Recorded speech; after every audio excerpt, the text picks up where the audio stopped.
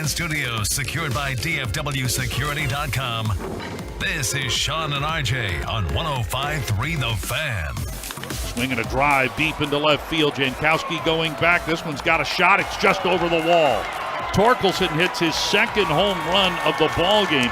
This one comes with a couple of men on board, and the Tigers now lead it 8-3. Good morning, Metroplex. We've made it to a Friday. Choppy's already dancing to this intro music somehow. Glad you're waking up with us on DFW Sports Station with Sean Sharif and Ralph James. We got Peyton and Ryan in the back.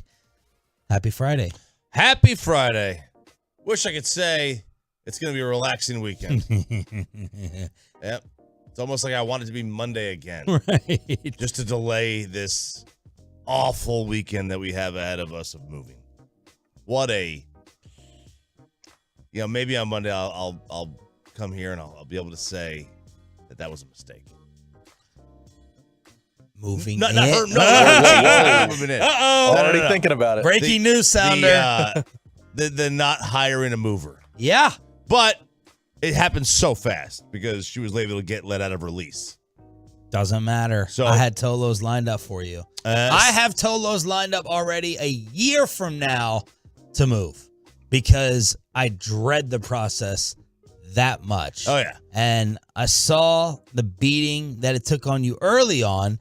I haven't seen it in the past few days. Maybe you see the light at the end of the tunnel, but there's and then it's 105 degrees. It's hot. And we're going to do it 7 a.m. tomorrow, so it'll be cool. It'll be in the 90s. Yeah. So the cold front's rolling in. But, I think if we had, let me ask a question before she wakes up. Oh, no, she's awake. She's on her way to Okay, well, I'm not petrified of asking anyway. Is she home? Is she working from home? No. Okay. Well, my question's gone then.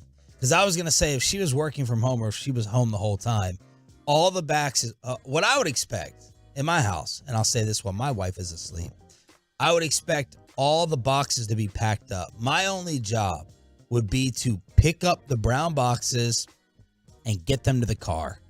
She's going to unpack all the stuff once it's in the new home, once it's in the location. But if you're home throughout the day, she's got to go ahead and pack up all the stuff while you're out being the Bobby Belt, bringing home the bacon. But that question is flushed because she's gone. She's out all day. Today is end of month, so she won't be home till about 9 or 10 o'clock today from work. Nice. Who knows what time. But no, it's Is she giving you any type of little break knowing that you're coming in here, waking up at 4 a.m. and then going home, or it's just like, oh yeah. Okay. Yeah, no, she's really good at that. She's like, she gets it. So she's doing a lot of the packing. She's doing a lot of the moving. We got a wagon. She's just carrying the stuff down to her car a lot. Nice. Yesterday she did that while I was trying to work, and then we brought some more stuff back to the house. Are you surprised by the amount of stuff? Oh my God, it never ends. Because you got one girl living in an apartment. It's a 700 square foot apartment, and I have never. It's 4,000 square feet of stuff. Seems like a lot of stuff. It's a lot of stuff, man, and it never ends. But we got just a few things to do the big stuff tomorrow. But if we had her original move out date was August something, we would have been able to schedule movers. This was 8 days in advance. We had 8 days to get this thing going. And we're ooh. Could have done it. I think you were just trying to bite the financial bullet. Maybe. If I told you what number, let's see if I can get to a number real quick before we get to the Rangers All-Stars and where you would go back and pull the trigger. If I told you it was $2,500 to move. Oh. I wouldn't even pay that to move. No. Okay. Oh, no. $1,500. Not a chance. Okay, well then I do it for $500. You got to suffer your fate then. Sold. I got it. I might have a deal now. Little late. Oh, but it's just me. At this point, yeah, just for this. So this is a $200 job. This is a $200 job here, just a couple of beds and What number would you have paid from the beginning? $400. Okay. $4. Well, that wasn't going to happen. All right, the Rangers lose to the Tigers. We'll talk about the series a little bit later on. I agree with Choppy. It just feels like overall a disappointing series that happened in Arlington. You're going to get the Astros starting tonight for the Silver Boot, and Jared Sandler will join us to preview at 8. But as soon as these names are being announced, one by one, Sandler texts me, tomorrow, what time? Just get me on, because the Texas Rangers are owning the All-Star game from the American League side with 4 starters in this game, the most starters in franchise history when it comes to the All-Star game. You got Jonah Heim, you got Simeon, you got Seager, and you got Josh Young, the first rookie in franchise history to start. What a night for the Rangers. Yeah, it was. I don't know what a turn of events this was. They were getting destroyed. Simeon was going to win. Seager was getting destroyed in the original round, in the first round. In the voting. And so was Heim. Now, Young and Chapman were relatively close, but those two guys were getting absolutely mollywopped. Ranger fans showed up. Showed out. And Bobby was talking about that there may have been some Reddit forum that was Rays and Ranger fans teaming together to knock the Blue Jays out, which would have been funny if that's true. Because it doesn't make any sense. Like, how do you go from a $500,000 or getting doubled up to all of a sudden winning by a 60-40 margin? Wild turn of events. What an amazing season. Pepe is looking brilliant with his preseason prediction in terms of the win total. What'd you go, 93? 93. 93 wins for the Rangers, and right now they're at 49.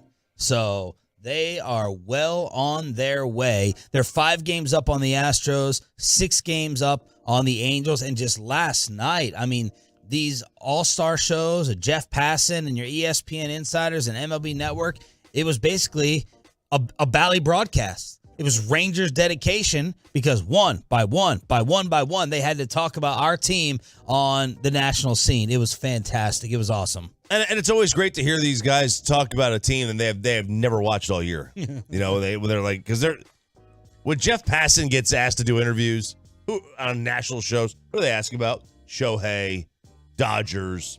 Why are the Mets not winning? When's Aaron Judge coming back? Yeah, hearing Passan talk about Zeke, he's like Ezekiel Duran. Yeah, here they're pronouncing names. They get asked about like 4 teams, maybe the Braves. Morosi the other day on with us from the MLB Network. Whose name was he saying? He was putting the Hispanic influence on it. Martin Perez. Perez, which may be the exact right way to say it, but it's just kind of funny. Yeah, it's just the way it is. It's funny that they're finally having to talk about this team, and they're like, "Who's this Jung guy?" Yeah, that's the first thing you always think of. Right. The first thing you can pick up on is the mispronunciation of names. Any other things jump out to you with the voting and the results of what happened? One of the things that stood out was just that fans don't care about injured players. They just want their guys. They just want the guys that they just vote for the biggest names. Yeah.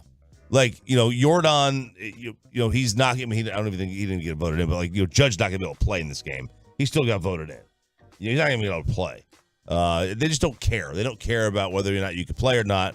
They just basically vote for the biggest names. But I do think that the fact that they voted in Hahn, they voted in Young, they were paying attention to. The rest of the starters.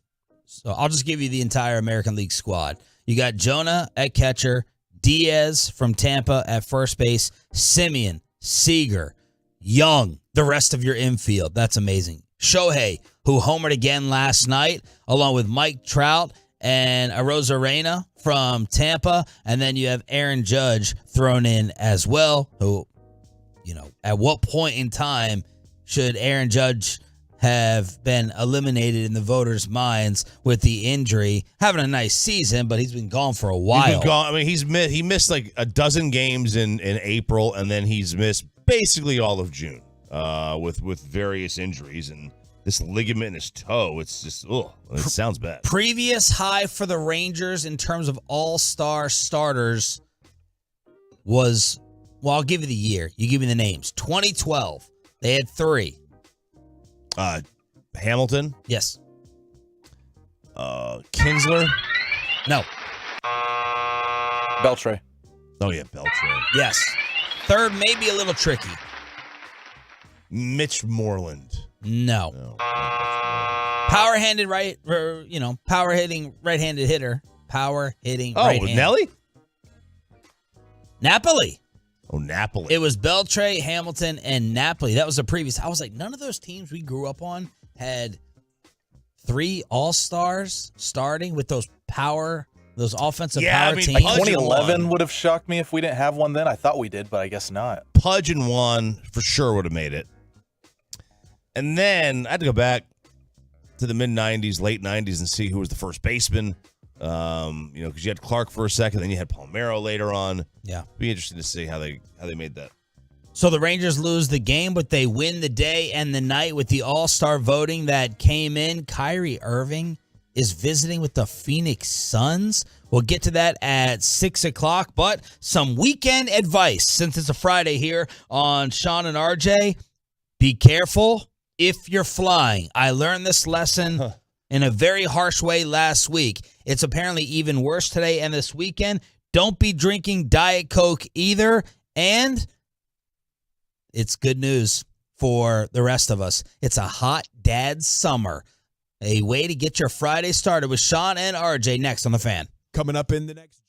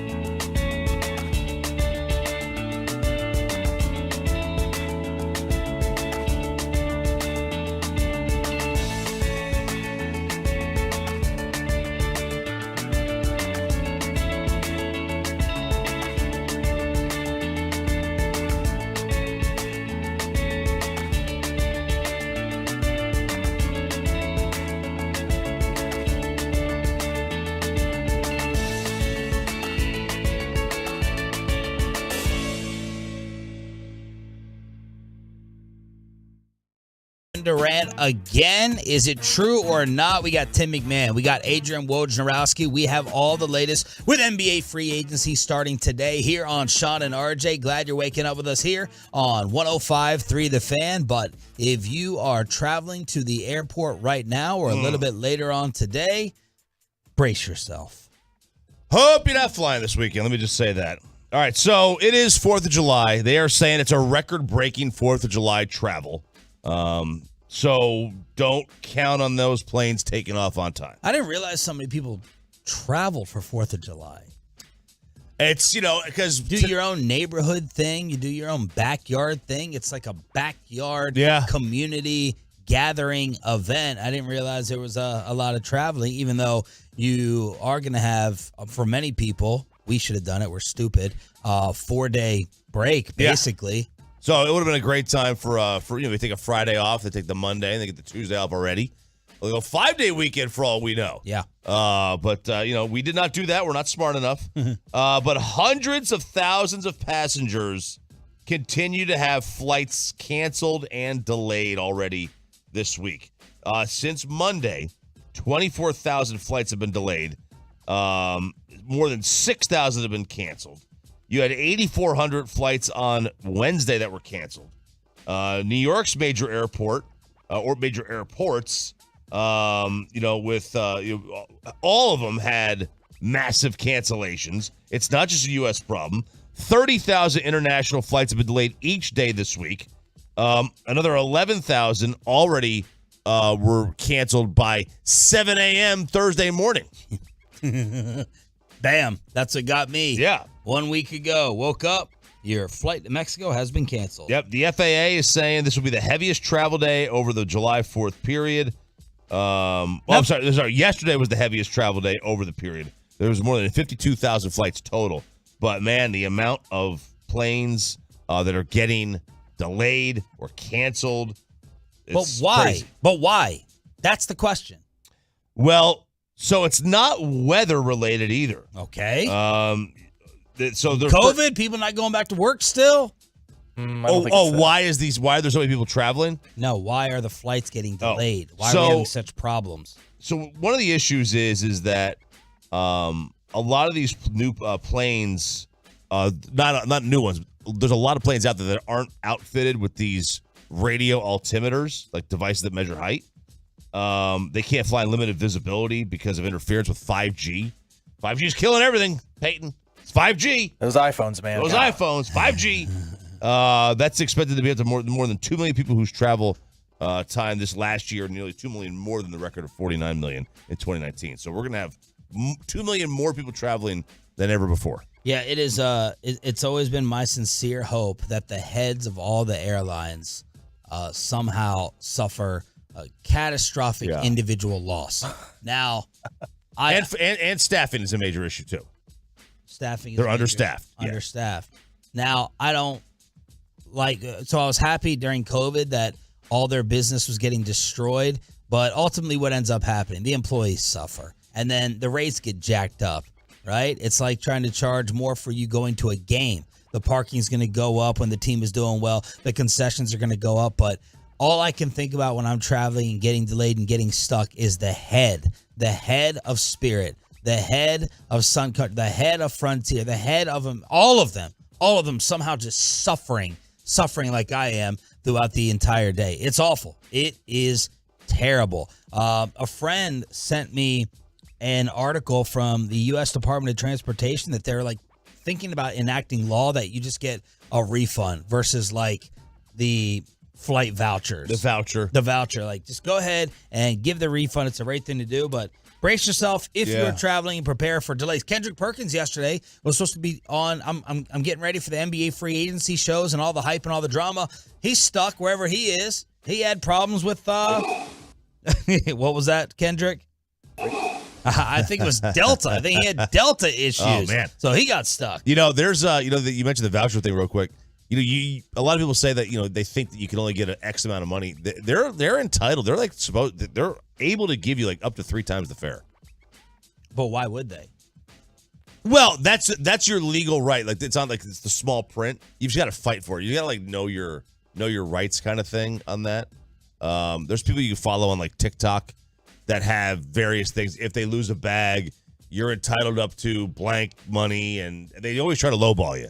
All right, you want Hot Dad Summer or Diet Coke? Oh, Diet Coke. All right, this was trending yesterday for this reason. So, are you a Diet Coke drinker or Coke Zero? Either one of them? Sometimes I'll have a Diet Coke here and there. I love that the companies have made like the little small ones, so you can go ahead and drink that versus like a full Diet Coke. But sometimes you get a sugar craving off a hangover. I love to have a Coke here and there. I've never really drank Coke Zero. Is Coke Zero better tasting than Diet Coke? I think it is.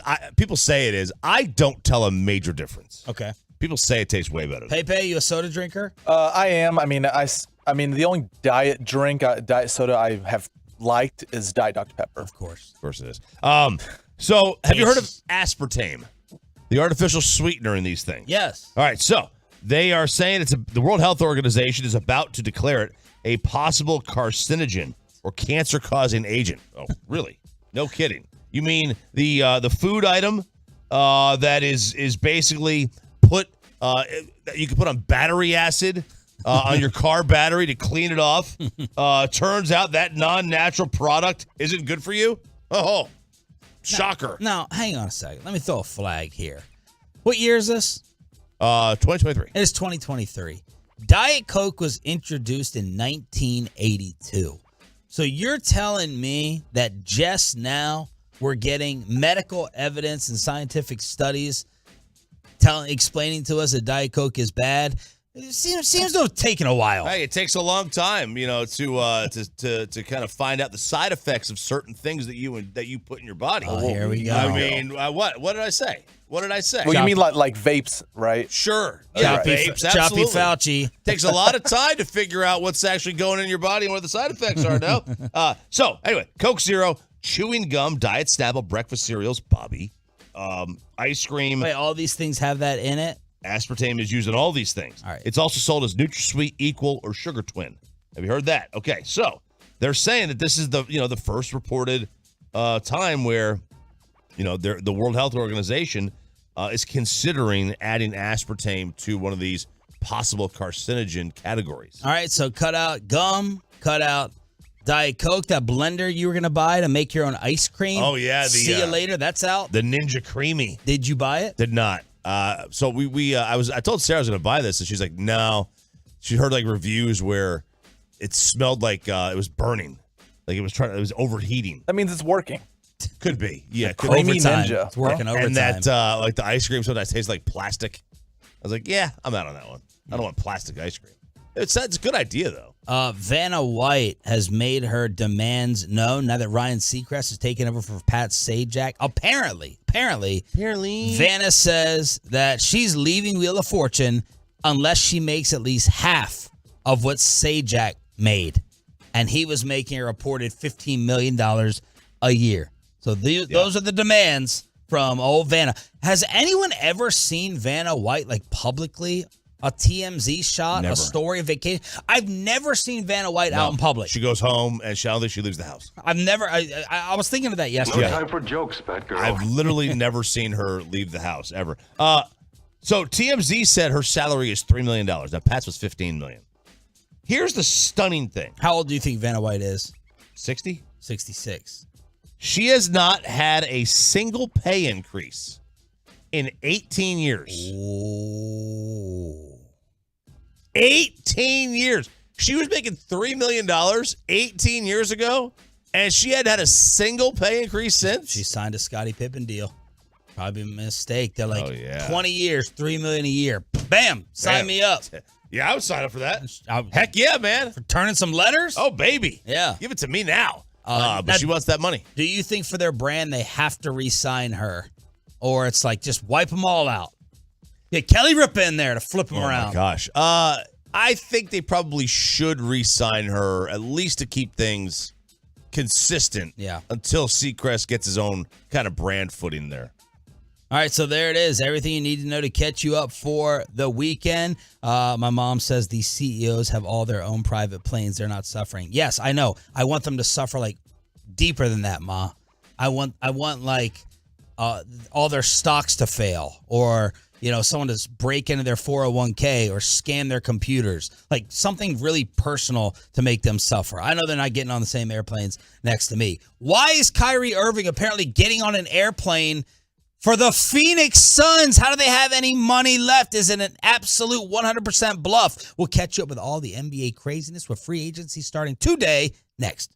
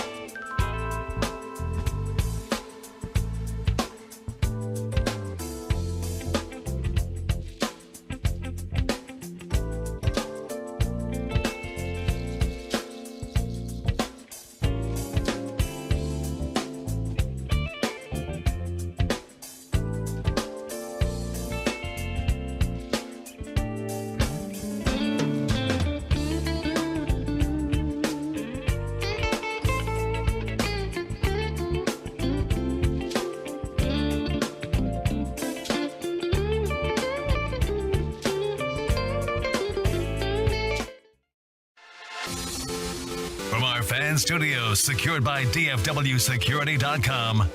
This is Sean and RJ on 105.3 The Fan. Oh, I've been waiting to talk about this. Good morning, Metroplex. Happy Friday. Shout out to the 6 a.m. club waking up with us here on Sean and RJ. It's DFW Sports Station 105.3 The Fan, where Choppy, yesterday, the NBA free agency rumors were getting out of control. Back and forth confusion over Kyrie Irving, the Dallas Mavericks, the Phoenix Suns, and it all kind of started with Chris Haynes, Bleacher Report TNT, saying that Kyrie intends to meet with the Phoenix Suns when the free agency period starts today. Phoenix? So what? How does Phoenix have any money? What are you talking about? Phoenix is out. No more big names. We already talked about an Ayton deal. That's not possible. That's not happening. And a lot of Tolos, I think, hit the nail on the head. You're going to hear some NBA insiders agreeing with Tolos, who said this has to be an absolute leverage play. That's all this is. It's desperation for Kyrie to try to scare the Mavericks into paying him now or paying him more than they want to. Now, there's a guy named John Gambo in Phoenix. Gambo. Yeah, Gambo. That's what they call him. That's his nickname. I think his last name is like Gambadoro. Yes. Been there for a very long time. He responds on social media, the Suns are not going to meet with Kyrie Irving. This is absurd. What does Phoenix have left to spend? I just went and did the homework just in case. They have a $3 million veteran minimum. So Kyrie Irving would have to give up over $40 million a year in order to go play in Arizona and team up with Bradley Beal, Kevin Durant, and Devin Booker. And then we'd have to go ahead. Bobby even did the homework. Bobby, by the way, is out today. He'll be back on Monday. He did the homework on what that sign and trade would look like. But we have Chris Haynes saying Kyrie's meeting, a Phoenix insider saying, no, it's not happening. What do you make of it? Well, it's probably a leverage play, but I also do think that Kyrie would, I'm saying he would prefer to play with KD than to be here. If all things were equal, if there was no salary cap, I think this would signify he is good as gone.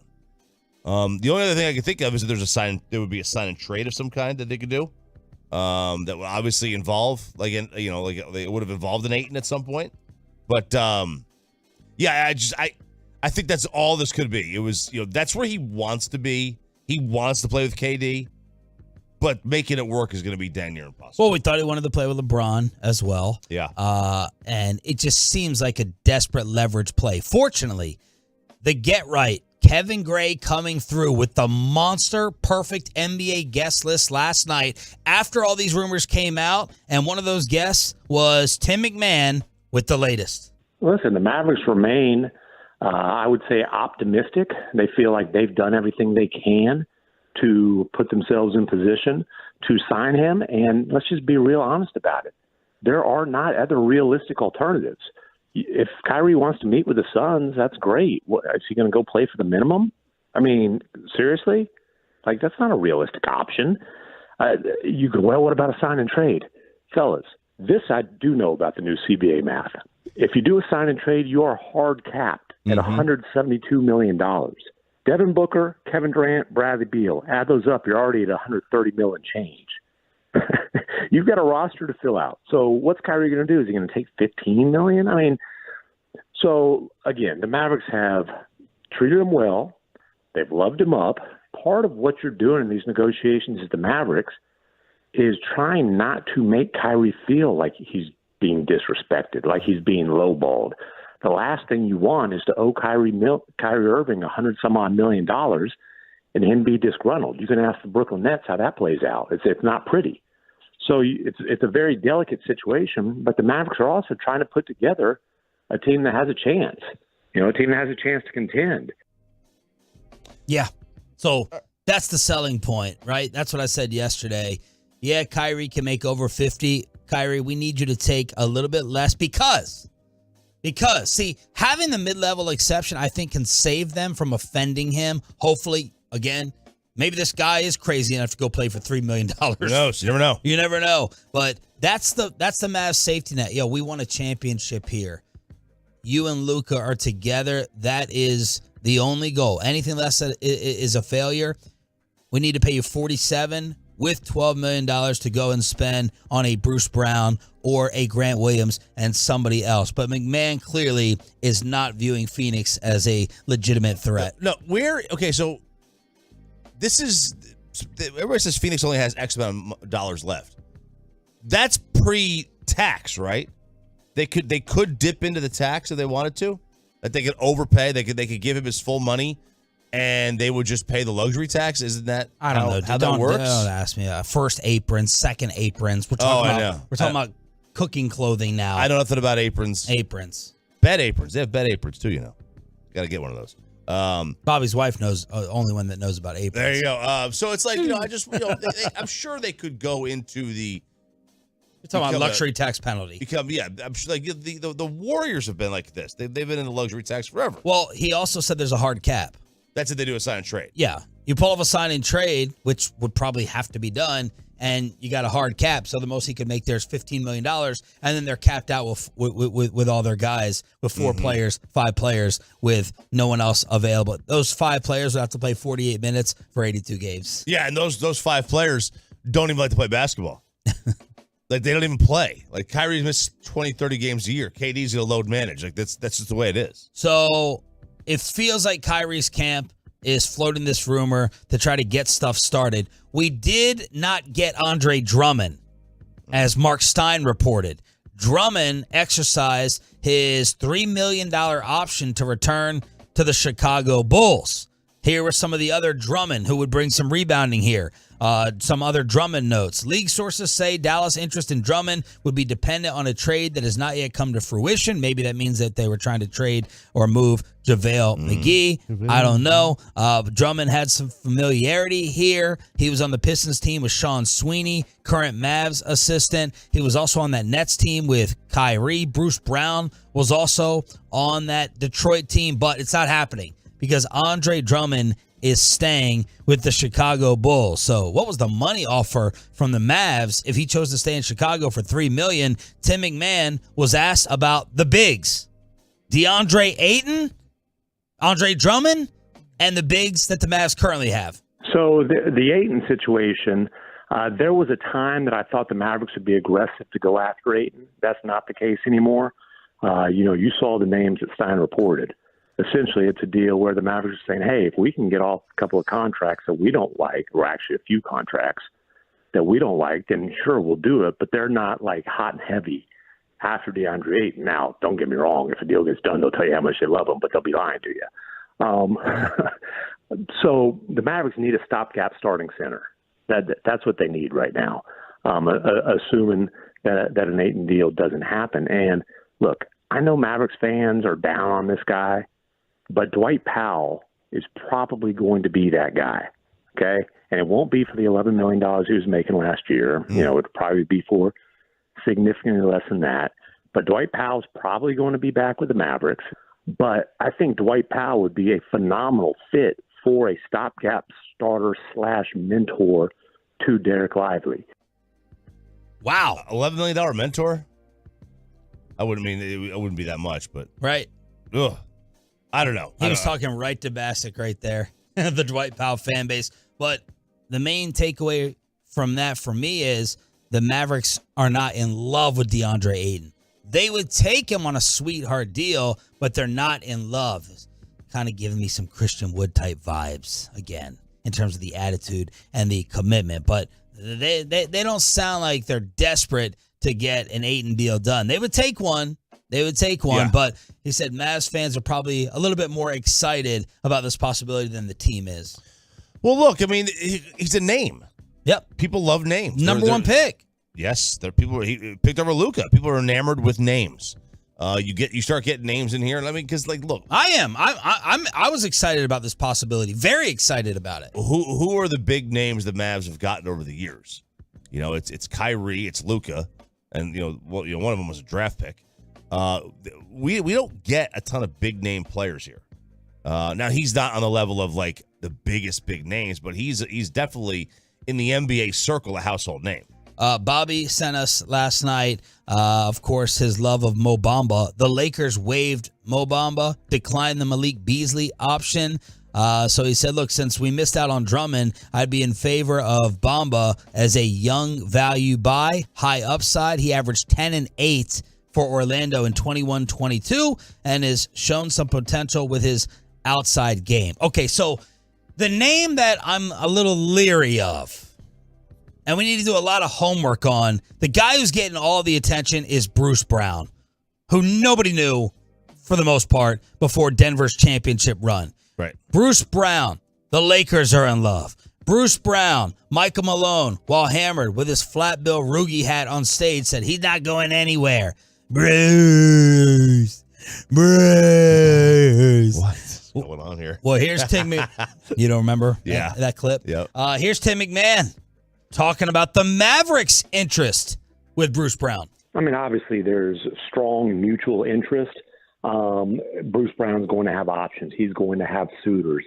I tell you what, though, I really think the toughest competition for Bruce Brown, and this is something that has changed recently, I think the toughest competition is, the pull of him to go back and defend a championship with the Denver Nuggets. And look, if it's just straight up about immediate dollars, then he's leaving Denver. I can tell you, you saw Michael Malone at the parade, right? That's right. That's right. You can't leave that whole – well, he made the same speech in the locker room soon after they won that championship. Nikola Jokic has been hitting him up. Jamal Murray's been hitting him up.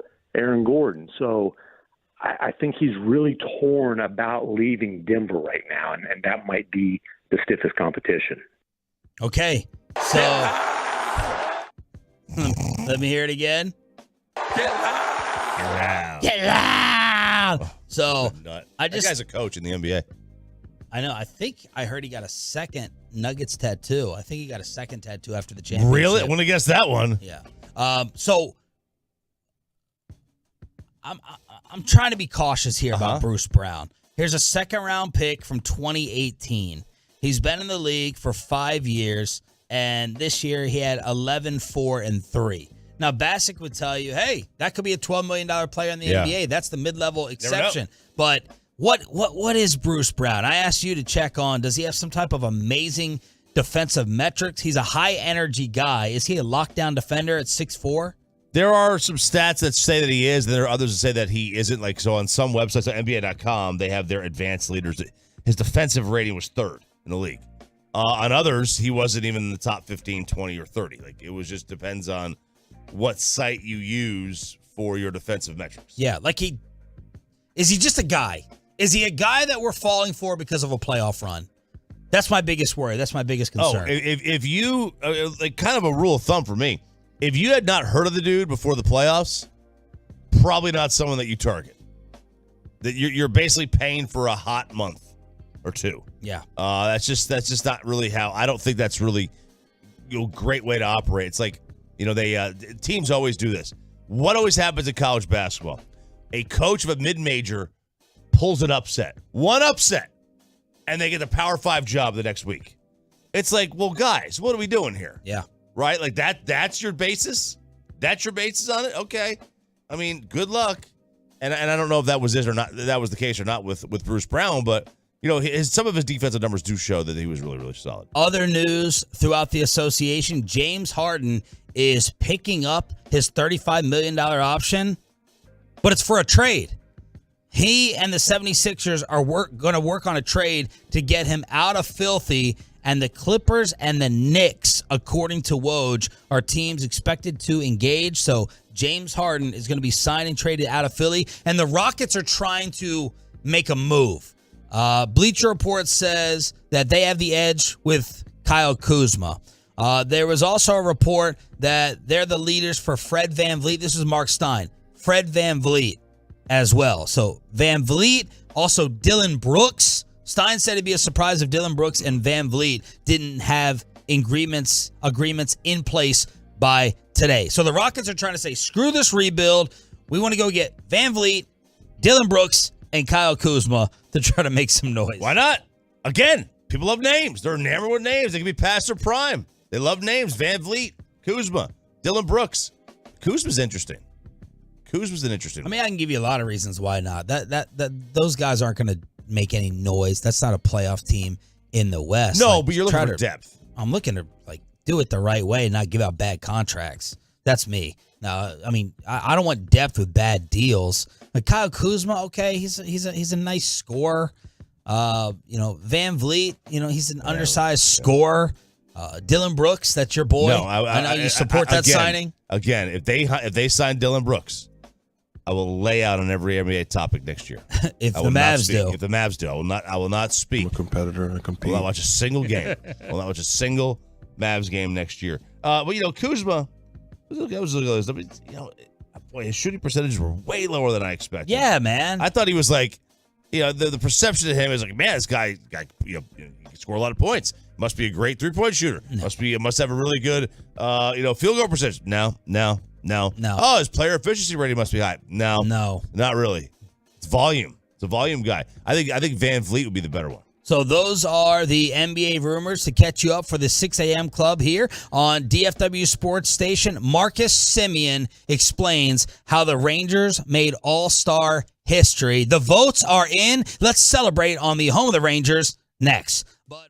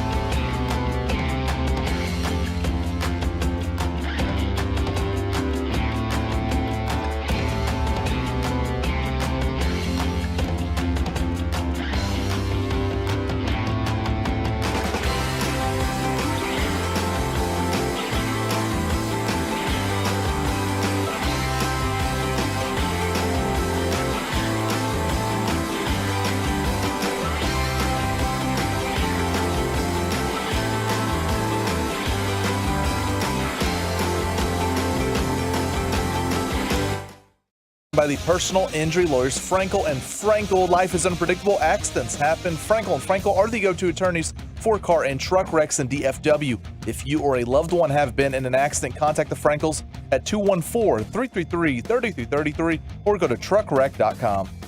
And Tavares drives one to left center. Veerling back at the track of the wall. Out of here! Into the Tigers bullpen. So Tavares has had a couple of hits taken away already today. Just takes it out of the Tigers' hands. His 9th home run of the season, 424 feet. And we're tied at 3. That tied it in the 6th. That was his 7th home run of the month. Holy smokes. That was after Zeke Duran struck again. Tied it at 2 with 2 strikes earlier, but Joe Barlow gave up the lead with 3 singles and a walk.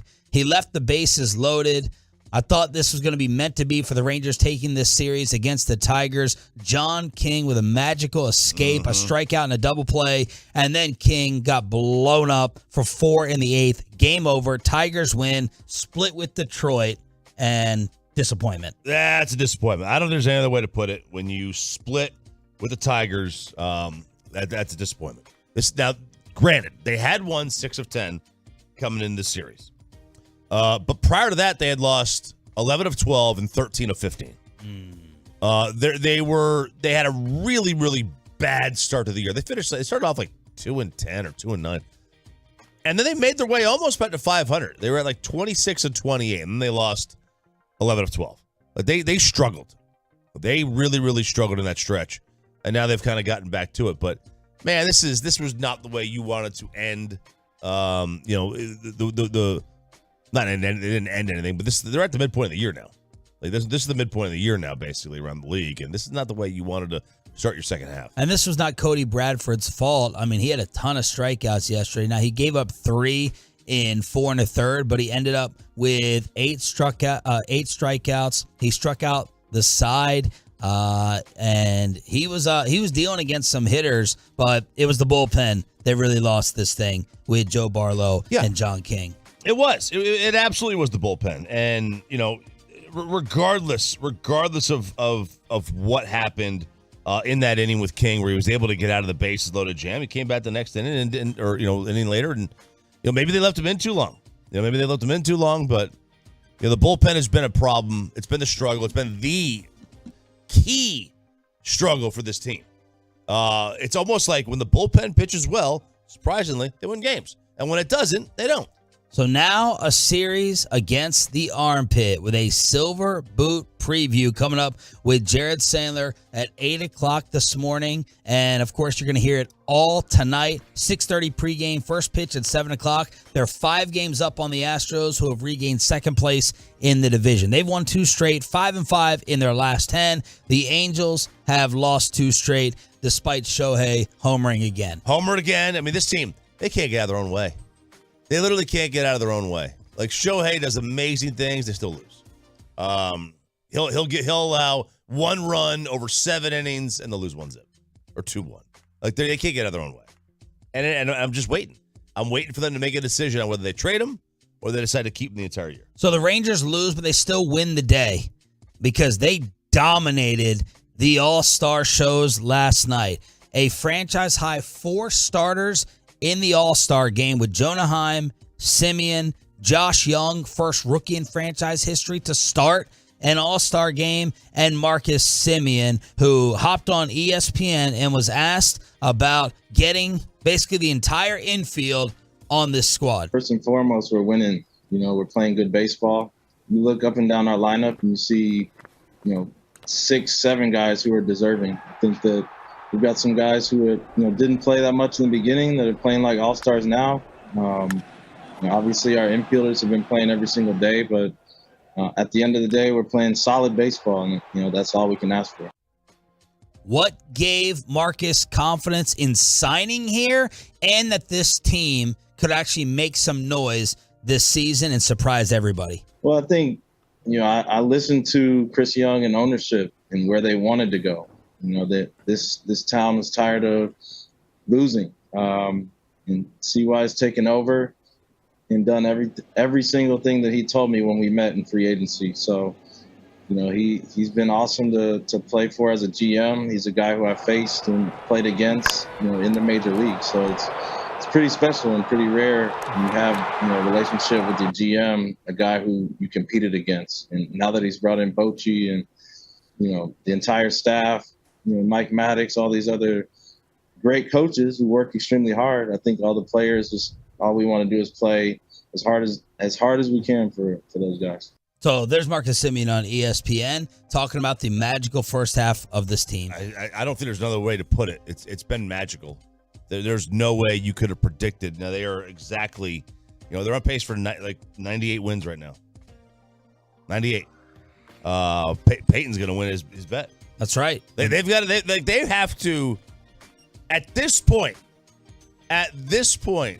it would be a collapse to win, anything less than 88 games. They got to make it through July. July's tough, though. You got the Dodgers, the Astros, the Rays. You got a tough stretch in Boston. But if they can make it through July, then, 90 wins should be the floor. The National Football League dropped the hammer on the gamblers, and you are going to spark an interesting debate here in the 6 a.m. club as the Indianapolis Colts got lit up. Isaiah Rodgers, Rashad Berry, and free agent Demetrius Taylor were suspended indefinitely through at least the 2023 season for betting on NFL games last year. And the biggest name of the people punished yesterday was this Titans tackle, who was a third-round pick and became a starter for them. He got suspended 6 games for betting on other sports at the workplace. So 4 suspensions coming out from the NFL. Yesterday, the Colts went and waived 2 of these guys as a consequence of their actions. Right, a consequence. And, I still don't like the workplace thing, like the betting on it. Again, Dak Prescott, if he's in the facility, there's no difference to me of just walking across the street to a restaurant and placing a wager, as opposed to being in the facility. To me, that makes absolutely no sense. All right, here's some details, because I like to get grimy with this. Yeah. Like how was it bet? Who made the bets? So ESPN reports that one of these players, Rodgers, had upwards of 100 bets placed, including at least one wager on a game involving his team, the Colts. Friends of him in Florida encouraged him to place many of the bets, and the majority of them were in the $25 to $50 range. Legal sports betting was not available in Florida this past football season, just as a side note. The largest wager was a $1,000 prop bet. We always do over-unders here on the show at BetQL. He put $1,000 on an over-under rushing yards prop bet from a Colts running back that ended up winning. Yeah. All right, so he ended up winning that bet. The NFL did not find evidence of any game manipulation. So those are some of the details. In terms of the tackle off the Titans, he said, the betting I engaged in was not NFL related and was legal under Tennessee law. It is only being sanctioned because it occurred at the Titans facility. I still want to apologize. Blah, blah, blah, blah, blah. Blah, blah, blah, blah, blah, blah. I love the prop bet. I love the prop bet.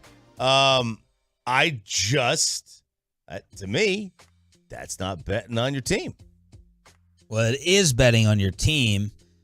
You're just betting on them to do something good. Well, but still betting on your team. It's not betting on the outcome of the game. It's technicality here. A prop bet. You have no argument. Oh, yes. You have no argument.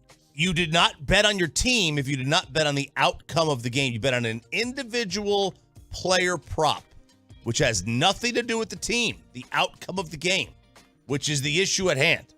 He did a prop bet, and he was on the other side of the ball. If we found out that a Colts running back made a prop bet on the under, yes, that's an issue. And well, then they're not going to pick this apart and allow certain No, they're things. not, but I am. Yeah. But I am. Yeah, they're not. Yeah. It also doesn't say here whether he bet the over. Bet the over or the under. He doesn't know. He didn't say. He won the bet. He won the bet. Yeah. Didn't say He's whether like, Jonathan Taylor, bust, overrated, overhyped, bet the under. Maybe he knew that, that guy wasn't even going to play this week. Right. So he bet the under. Like, even if it was an offensive lineman who bet the under, and like that's an issue. That offensive lineman had their worst PFF grade of the entire season. An offensive lineman is an issue. This guy is a corner. He played on the opposite side of the ball. He had no direct impact on how many rushing yards that guy got. Oh, baby. Put me in that courtroom, Raj, with the arbitrator. I will pick this thing apart.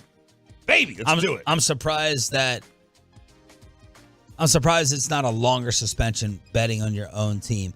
Although Calvin Ridley did too. So there's the precedent. Calvin Ridley got a year. Calvin Ridley was betting on the Falcons, right, I believe, for success. Yes. But you can't bet on your own team. You can't bet on your own team. But the NFL, man, y'all are in bed with these gambling companies. You're taking money. Go to the Super Bowl this year, Radio Row, Caesar Sportsbook, BetMGM, FanDuel, DraftKings. They were all there. They all had major parts and they paid good money to be in those primo spots at the Super Bowl at Radio Row. The NFL's in bed with these guys. You can't sit here and be in bed with these guys and be hypocritical about it. Again, just don't bet on your team. Why RJ Choppy could have won a major if only there was a place to go number 2. J.J. Watt is going to be on your television nonstop. And if you're a coach of any level who wants a lesson in the organization, wait till you hear from the coaching GOAT next on The Fan. Well, let's get you over to the all-new Platinum.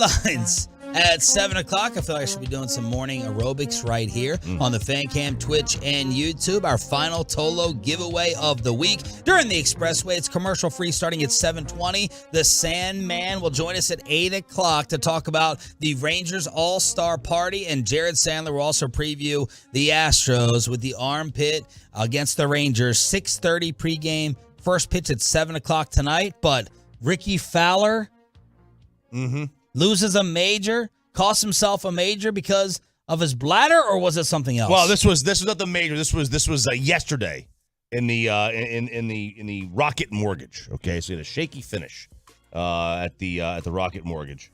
So what happened was he had to use the restroom. Okay, he had to use the restroom. Now he said, as they get kind of closer here, the end of the round, it wasn't available to me. I mean, to be perfectly honest, I had to go to the bathroom pretty badly. So luckily I just got drug tested, so I went straight in. There weren't many bathrooms the last 5 holes, so I was a little shaky coming in, and not to necessarily blame the finish on that, but it didn't help. Story time here. Okay, I've had issues like this. Okay, but how does this work during a PGA tournament? So let's just say you're at the Colonial. Yeah. There is several restroom areas. Okay. So there's like one around, like it's in an open spot between 18, end of 17, tee box at 18, 12, or I'm sorry, 14. And then you got other ones on the other side of the course. There's a handful around. So usually every 3 to 4 holes, there's a bathroom. So there are places to go. There are places to go, but at this course in Detroit, evidently there's not, over the last 5 holes, anywhere to go. And it could have really impacted his swing. I remember I was playing in a golf tournament. What's the story time, man? Back in 1992, I was 13 years old. Green Knoll Golf Course, never forget it. I dominated the league. We were in. Dominated. Come to tournament time, couldn't play.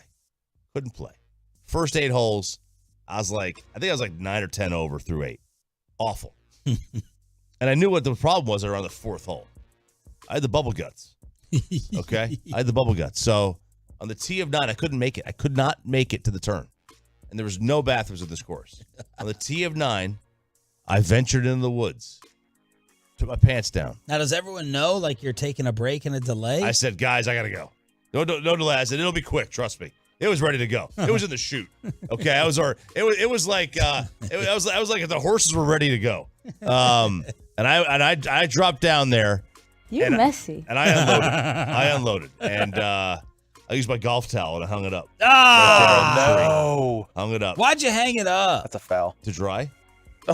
Dry from what? Do you think the sun's going to dry it up? Who knows? Who knows what's going to happen? Marcus territory. Mark my territory. Came back a week later. We're still there. But no, really? Yeah, after that, I was won over the rest of the round. It's great. Needed it.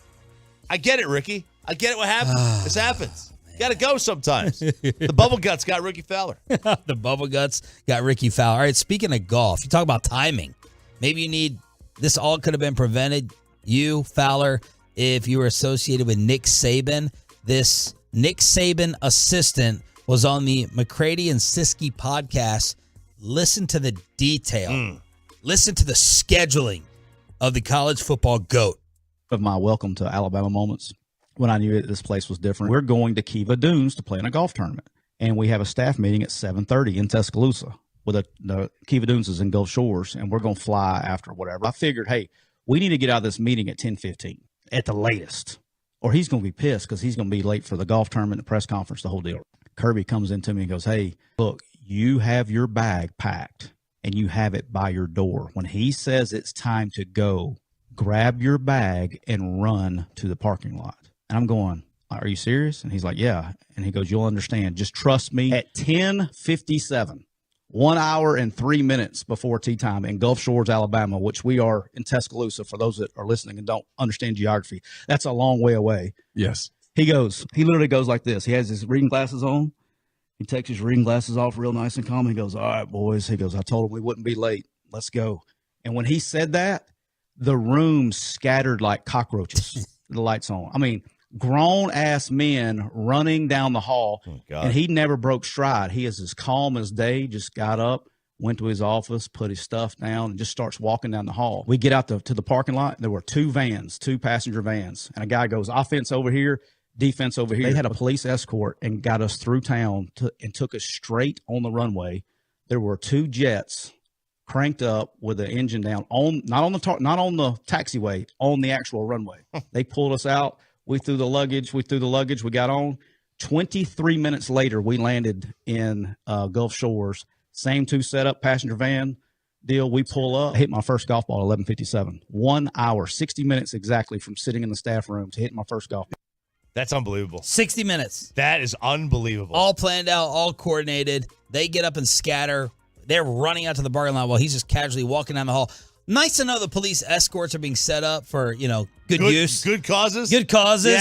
Yeah. We're out here on George Bush dealing with guys pulling guns on each other over fender benders. That was you, right? That was not That's me. you. That was not me. And in Tuscaloosa, they're getting Nick Saban to his tea time. Sometimes it's like having money. Not sometimes. All the time, having money helps. This is one of those cases like that. Being Nick Saban helps. All right. You just get the police. I'm not dealing with traffic today. We need a police escort here because we got to get to the Tuscaloosa airport. not on the gate, on the actual runway. Yeah. What kind of small town is that? Where, how small is nobody landed at this airport that you're just going to have a plane take up the runway? Well, should the Cowboys... Sounds about white. It does. It does. Should the Cowboys, I think they get a police escort to the stadium, yeah. But when they land at training camp. I would imagine they do, yeah. Why? For sure. That's a good question. They shouldn't. They shouldn't get one for games. They shouldn't get how many police, some of the fine DFW officers, y'all let us know in the fan text, 877-881-1053. How many officers does it take for an escort? Well, again, good question. How many people are you allocating? So, for my neighbor's a cop, and he was telling the story one time where it's like you have a couple of motorcycle guys that go ahead and they stop traffic, and then you got another. Then remember in high school where you would run in a line and the person from the back had to run to the front. Yes, and so they do that, and then the next couple go up, they stop traffic on the next one, and you've got cops all around the vehicle anyway. They do this for Secret Service, with dignitaries and stuff. They come to town. It's really kind of very detailed on how they do it. Yeah, I don't know how many it takes though. Maybe it's a dozen. Maybe it's public service so that people don't get crazy. You see the star, the Cowboys bus. Maybe it's for protection, and they're paying for it. The school pays for it. Okay. Yeah, it's not. It wouldn't be free. Now the president may not have to pay for it. Okay, they do pay for it. Oh yeah. So okay. Yeah, that's that would be overtime. Public service announcement: do not go fishing with Tyreek Hill. The details are out on him allegedly slapping this guy at a marina. So Tyreek was out and about. I think this was when he was out with Drew Rosenhaus, his agent, and Tyreek tries to get on this docked private boat. Mm-hmm. The captain of the boat said, "Get off. Get out of here." Tyreek allegedly said, quote, "I can buy you and the boat." The captain says Tyreek then spewed expletives, became enraged, attempted to enter the boat to cause him bodily harm, but was held back by other people. Tyreek did not identify himself. He only said, "I'm number 10 from the Miami Dolphins." Oh, well. An employee there on the scene walked over, and Tyreek allegedly slapped that employee on the back of the neck. And there's surveillance footage, according to NBC Sports. This backs up the versions of the boat captain and the employee who was hit. Tyreek was later identified in a photo lineup. So before leaving, Tyreek told one of his goons, "Go give him $200. Go give him $200. Make this go away." Yeah, really. $200. After you told him you were number 10 from the Miami Dolphins. The alleged victim did not accept the money, according to the police report. So now the National Football League is going to have to look into this with a personal conduct policy. And I'm just going to remind you of Tyreek Hill's history, that had kind of gone quiet for a number of years. And then Tua the other day, Tungavaloa, Tua Tua Tagovailoa. Tua tags. There you go. Tua was asked by the team website what teammate he would not want babysitting his children. Who on your team would you not let babysit your kids? Probably Tyreek. Oh, man, shots fired. You don't ever want to be, maybe you do. Do you want to be the person they name or do you not? Good question. Because if you're not the person, if you're the person that they name that you don't want to, then you never have to worry about being asked. Yeah. And there's nothing worse than other people's children. But do you want that stigma?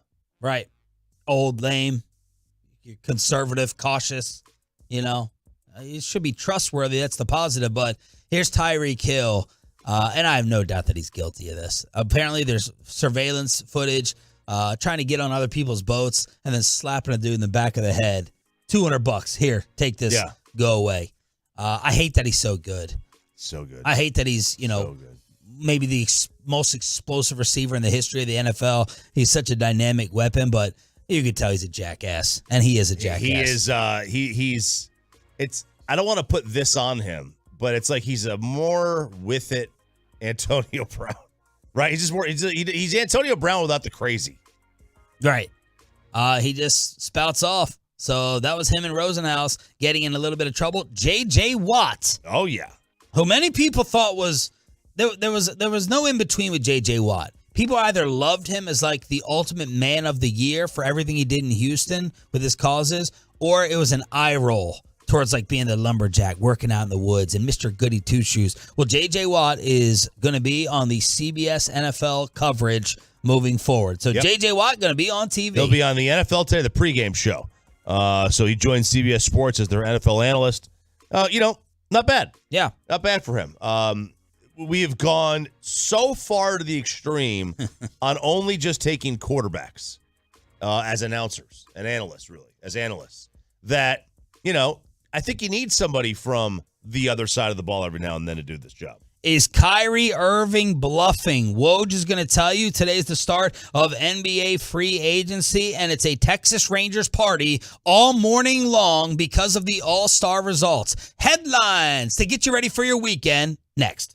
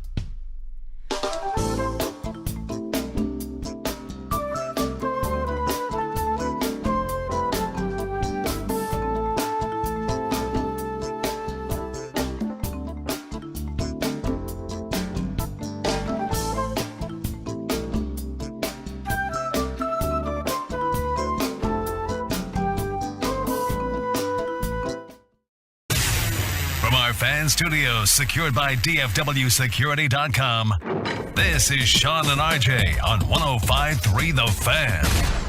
Swinging a drive deep into left field. Jankowski going back. This one's got a shot. It's just over the wall. Torkelson hits his second home run of the ball game. This one comes with a couple of men on board, and the Tigers now lead it 8-3.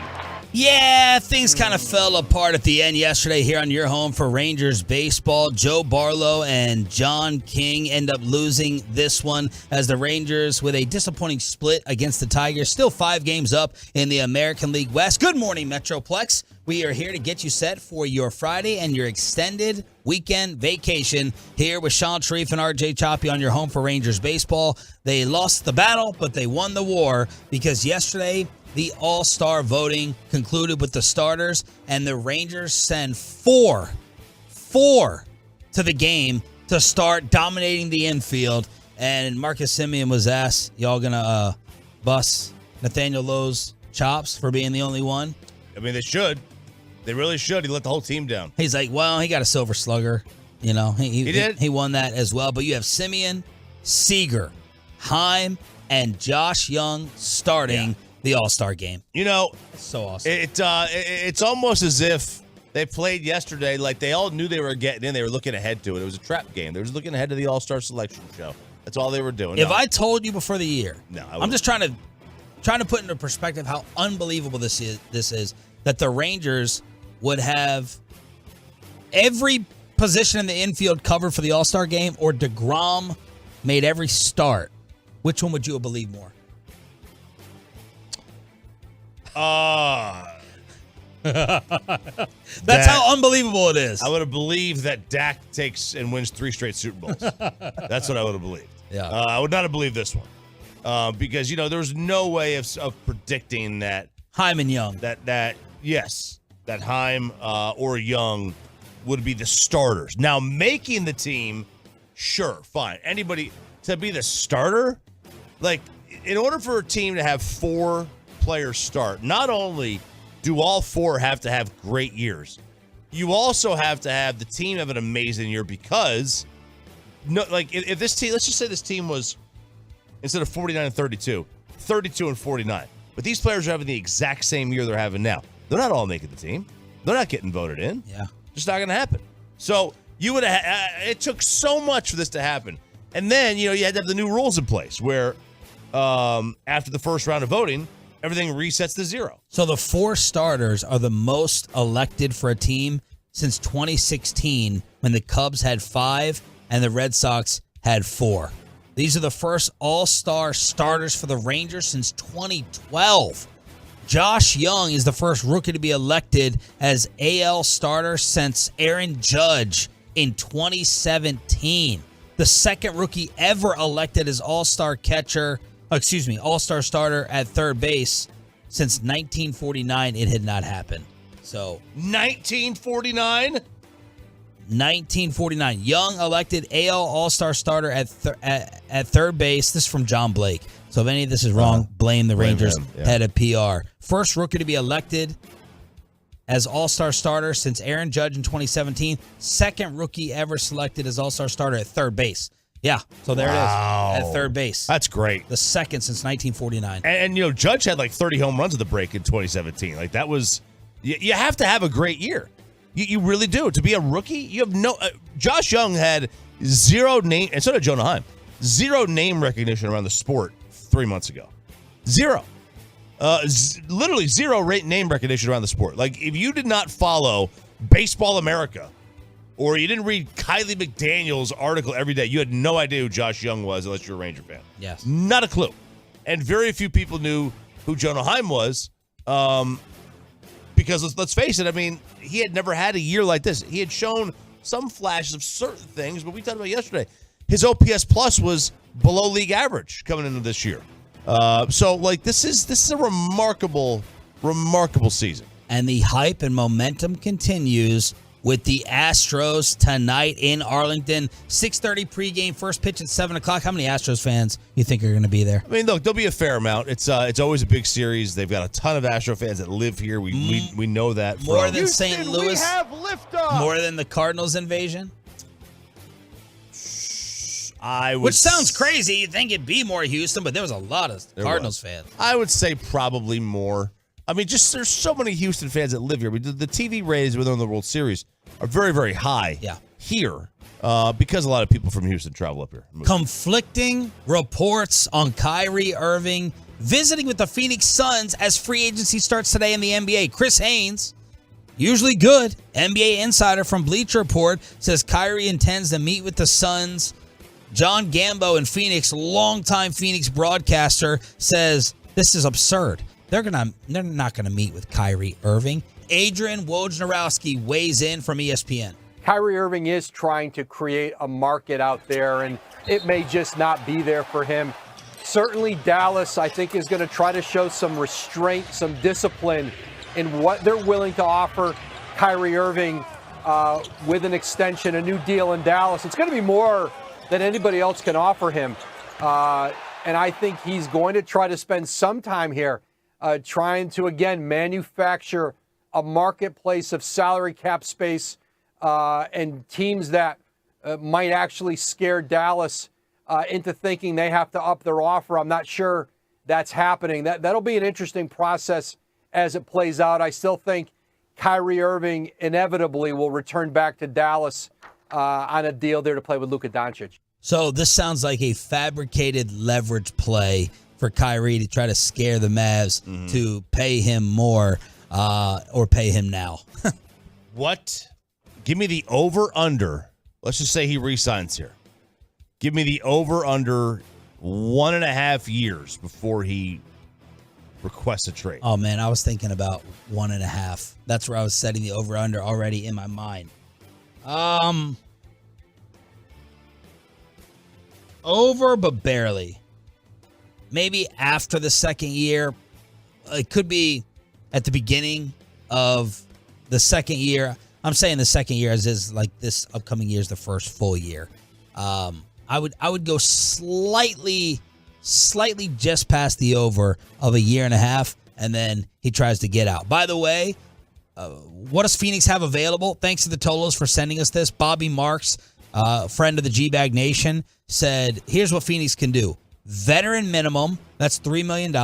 They can bring back their own free agents, sign and trade, not in play because of the $172 million hard cap. So we're not looking at a sign-in trade if Kyrie decides he wants to go to the Suns. No, we're not. He would have to take a massive pay cut. I mean, I'm sure he could get a sign-in trade somewhere else. Massive understatement. Yeah, I mean, it'd be like a $47 million pay cut or whatever. Yeah. So he's basically stuck. You know, he's basically stuck here, if you want to call it that. He's basically now he could probably go to Houston. You know, he could probably go to Houston. The Rockets are trying. I don't know what they're trying to do. They're trying to assemble something with Fred VanVleet, Dylan Brooks, and Kyle Kuzma rumors out there. Mark Stein says today they should have agreements in place with Brooks and Fred VanVleet. And then you have others saying they're the leaders in the clubhouse for Kyle Kuzma. And James Harden is going to leave Philadelphia. Harden has agreed to opt into his $35 million, but they're going to work on a sign and trade with the Clippers and the Knicks as leading candidates, according to Woj. So the Sixers are going to help with the Knicks. Okay, it doesn't make sense, but whatever. The idea that he would ever have gone back to Houston was always kind of an odd one at best, just because they're so non-competitive. Now, if they were able to get VanVleet and Kuzma and Harden, and then they find a way to get Kyrie if they can even afford that. All right, now you've got yourself a deeper team, but still, the guys at the top are not the true one. Like James Harden's not a one anymore. He's not. So, I think that's interesting, him on the Knicks, but... Yeah, do you think of the Knicks or Clippers moving up in terms of true championship contender if they get Harden? Well, let's ask you this. Do the Knicks beat Miami this year if they had James Harden? And I don't know they do. I don't know. Maybe they do, but I wouldn't know. I wouldn't put him there. I mean, Harden's good. I mean, look, he still averaged 21 points. He still had a good year. Yeah. It just wasn't like the kind of year that we had grown accustomed to seeing from him. Andre Drummond is not coming to the Mavericks. He's opting into his $3 million deal to stay with the Chicago Bulls. So that is not happening. And then The object of everybody's affection is Bruce Brown. Tim McMahon says there's strong mutual interest between the Mavs and Bruce Brown. There will be other suitors. Brown is still considering returning to Denver to defend their championship. The Athletic reports that the Lakers are increasingly confident that they can go ahead and get Bruce Brown with the mid-level exception deal. So that's what's going on around the association with free agency starting today. Man, does it feel like it isn't the same free agency as it has been? Like, does it feel like usually there's excitement for the NBA for the start of NBA free agency. NBA free agency is better than regular season. And it just doesn't feel this year like it's a very big one. And it's obviously not. There's not the great names out there. Right. But it just doesn't feel like it's the same. Plus, I don't remember being on a Friday. Yeah, it doesn't sound great in terms of getting the most media attention and hype. The NBA is really good at getting attention and hype, but so is the NFL. Baseball and hockey could learn a thing or two. Why would you put it on a Friday? That's a news dump day. Meanwhile, Bradley Beal talking about teaming up with Booker and KD in Phoenix. Understand that, this is Book Nation. Like, I understand that this is his stomping grounds. This is his arena. And I'm excited for that. I'm excited to be able to play with 2 Hall of Famers. Book Nation. Book Nation.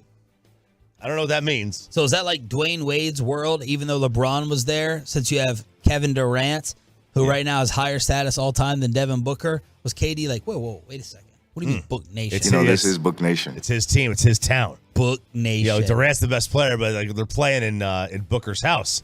It's like LeBron, and like you said with Wade, they play in Dade County, but they called it Wade County. Which Wade County is way better than Book Nation. Yeah, Book Nation doesn't mean anything. Why don't you just call it Book Club? I don't know. I don't know about that either. 877-881. I don't read, so what the hell do I know? 877-881-1053 is the truckwreck.com text line to hit us up here on DFW Sports Station. Thanks for being a Tolo. That stands for Turn It On, Leave It On. 105.3 The Fan, home of the Cowboys, where we cover the NFL nonstop. And 4 players were suspended by the league yesterday for gambling. The Indianapolis Colts getting lit up with 3, and a Tennessee Titans third-round pick, starting offensive tackle, starting lineman, he gets suspended as well. Yeah, and the headliner of all this is Isaiah Rodgers, a corner for the Colts, who they say bet several, over 100 bets, most of them in the $25 to $50 range, but he did have one bet where he won $1,000. He won $1,000. I'm sorry, he won a $1,000 bet on his own team last season. Now, it wasn't on the team to win. It was on a running back prop. It doesn't say if it was the over. Doesn't say if it was the under. But it was the one bet on a running back prop. So that's what he's getting pinched for. Everybody is also guilty of betting within the confines of their team facility, which is another no-no.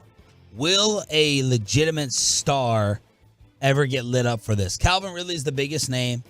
Like, if they had busted Aaron Rodgers, I wonder. I mean, now the punishments all have to be the same. I was just wondering how much they would bend it a little bit. Patrick Mahomes got caught. Oh, that's a great question. It's too late now. It's too late now, but that's a great question if he ever got caught. See, I think if you notice a lot of these guys, they're not the $200 million player, the $100 million player. They're not the $30, $40 million a year player. They're not just the hanger-on either, but they're trying to maximize their time in the league when they have insider trading knowledge. I get it. I get what they're doing. I also get why the NFL has to come down hard on people betting on their own team in the game. What a really, really unfortunate day for Bobby Belt to be out. He'll be back on Monday because me and Bobby have this New York Jets bet. And now the sports world is asking who has a better chance of winning a title. The Cowboys or Aaron Rodgers' squad, and a New York Giant take some shots. And it might be literal shots coming from this guy. Taking some literal shots at the Cowboys quarterback inside the Star. And our final Tolo giveaway of the week for Turning It On, Leaving It On. The Expressway, commercial free, starts right after this. Let's get you over to the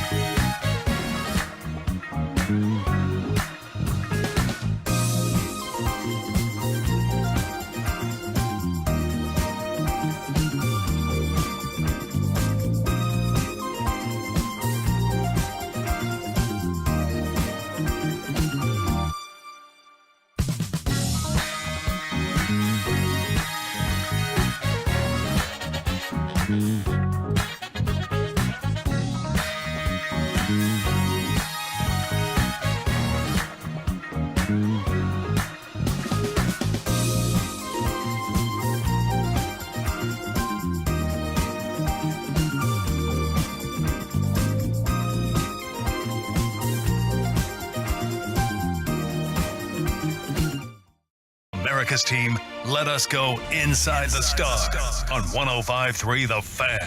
Our Cowboys insider Bobby Belt is off today, back Monday. This is Sean Sharif and RJ Choppy on your home of the Dallas Cowboys. 105.3 The Fan, where yesterday Damian Woody was talking about us versus teams in green. Yeah, so they had this on the Get Up First Take, asking questions like, who's got a better chance of making it further and into the Super Bowl, the Jets or the Cowboys? And they asked Damian Woody this question, and he kind of turned it into a Cowboys and Eagles comparison.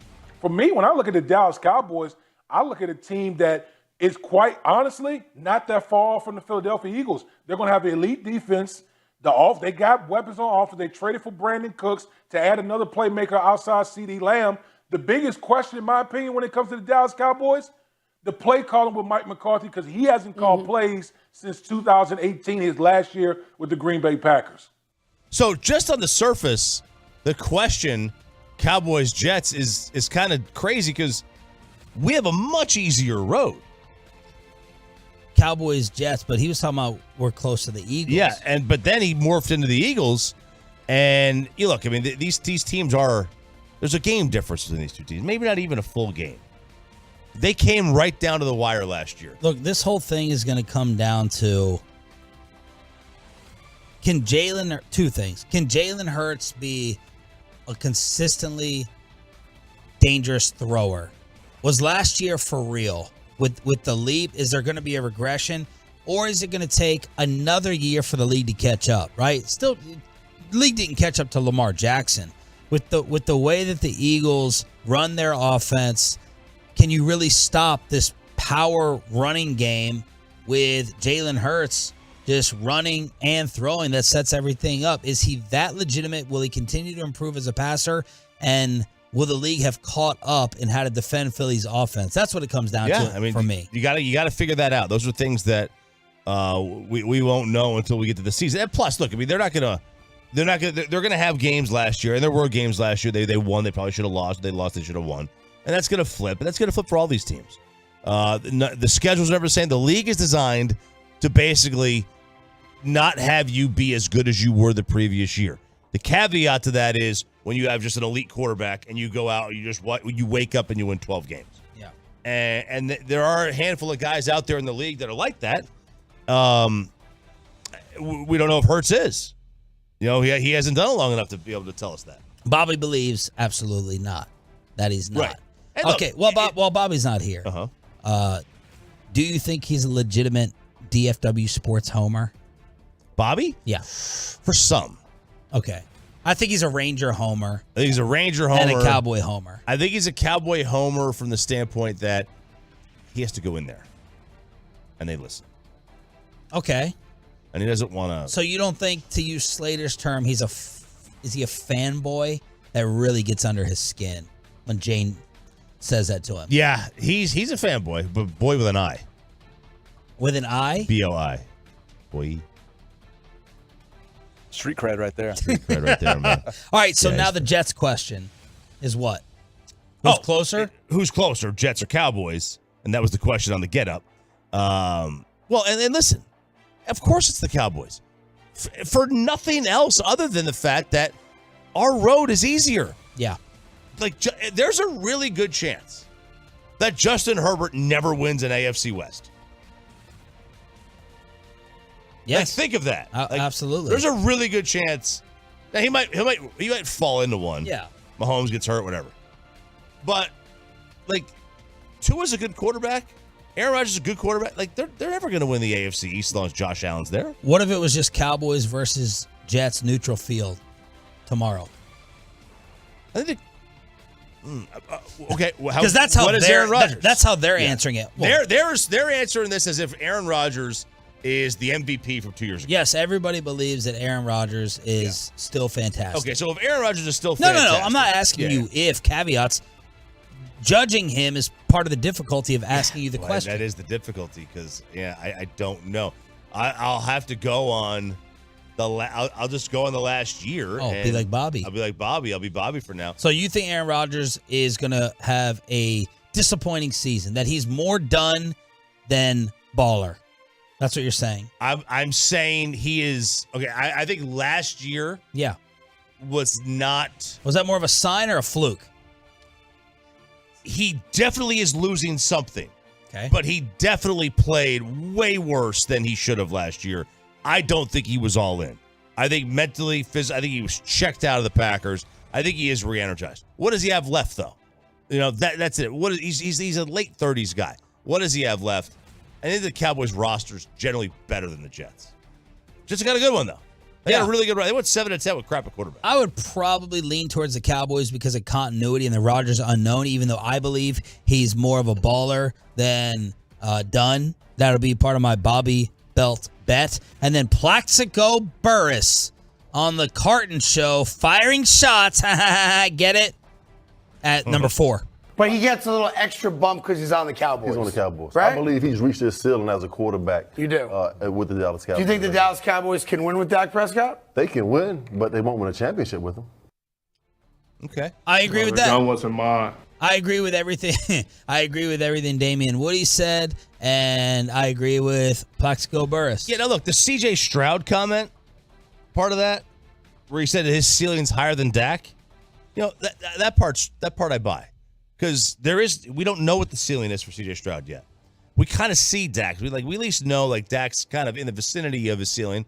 I think he's about to, kind of have, he's in that sweet spot of somebody's career where you know the answers to the test in the NFL as the quarterback.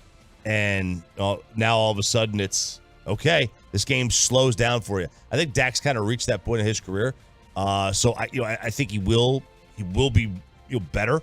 But C.J. Stroud, he could be. What did you think about him in college and coming out? I liked him. I liked Bryce Young better, though. I thought Bryce Young was a better player, but C.J. Stroud's a really good player. And he's a really good runner, too. So I like Stroud. I think Stroud's got a really high ceiling. So that from that standpoint, he is right on that one. I don't think there's any question about it. Is he right that Dak's going to won't win a title? I mean, that the fact that he won't win is definitely the favorite.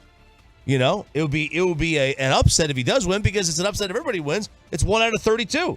But I think if you pin me right down, I think they get to a Super Bowl with Dak. I don't think they win one, but I would say they get to one. One more note, because this affects every single NFL Sunday of mine, and that is Andrew Siciliano is not going to be doing the Sunday ticket. It's going to be Scott Hansen. So not a big thing to talk about, but I'm going to miss him. I haven't listened to Scott Hansen do it, but Andrew Siciliano was part of my Sundays. Let's tune into Brian Windhorst live on Kyrie. Irving to investigate whether or not Philadelphia is interested, but that is a long shot in itself. So I suspect he's going to try to get the best deal out of Dallas in the next couple of days, but we'll see. He's trying. That's it. What? I love that his photo now is just his fingers up in the air. Yeah. That's his stock photo. This is the 1-year anniversary they said of that. Yeah. Now he said that. Did you read the interview? The GQ or whatever. I read a blurb. GQ. Or was it GQ? It was GQ. Well, I think GQ did Travis Kelce, or I was like, did GQ do a Brian Windhorst profile? I thought it was. It was some. What? Really? I thought it was GQ. Maybe I'm wrong. Is Windy GQ worthy? I don't think he's GQ worthy. Okay. He was talking about the chair. The chair. Stephen A.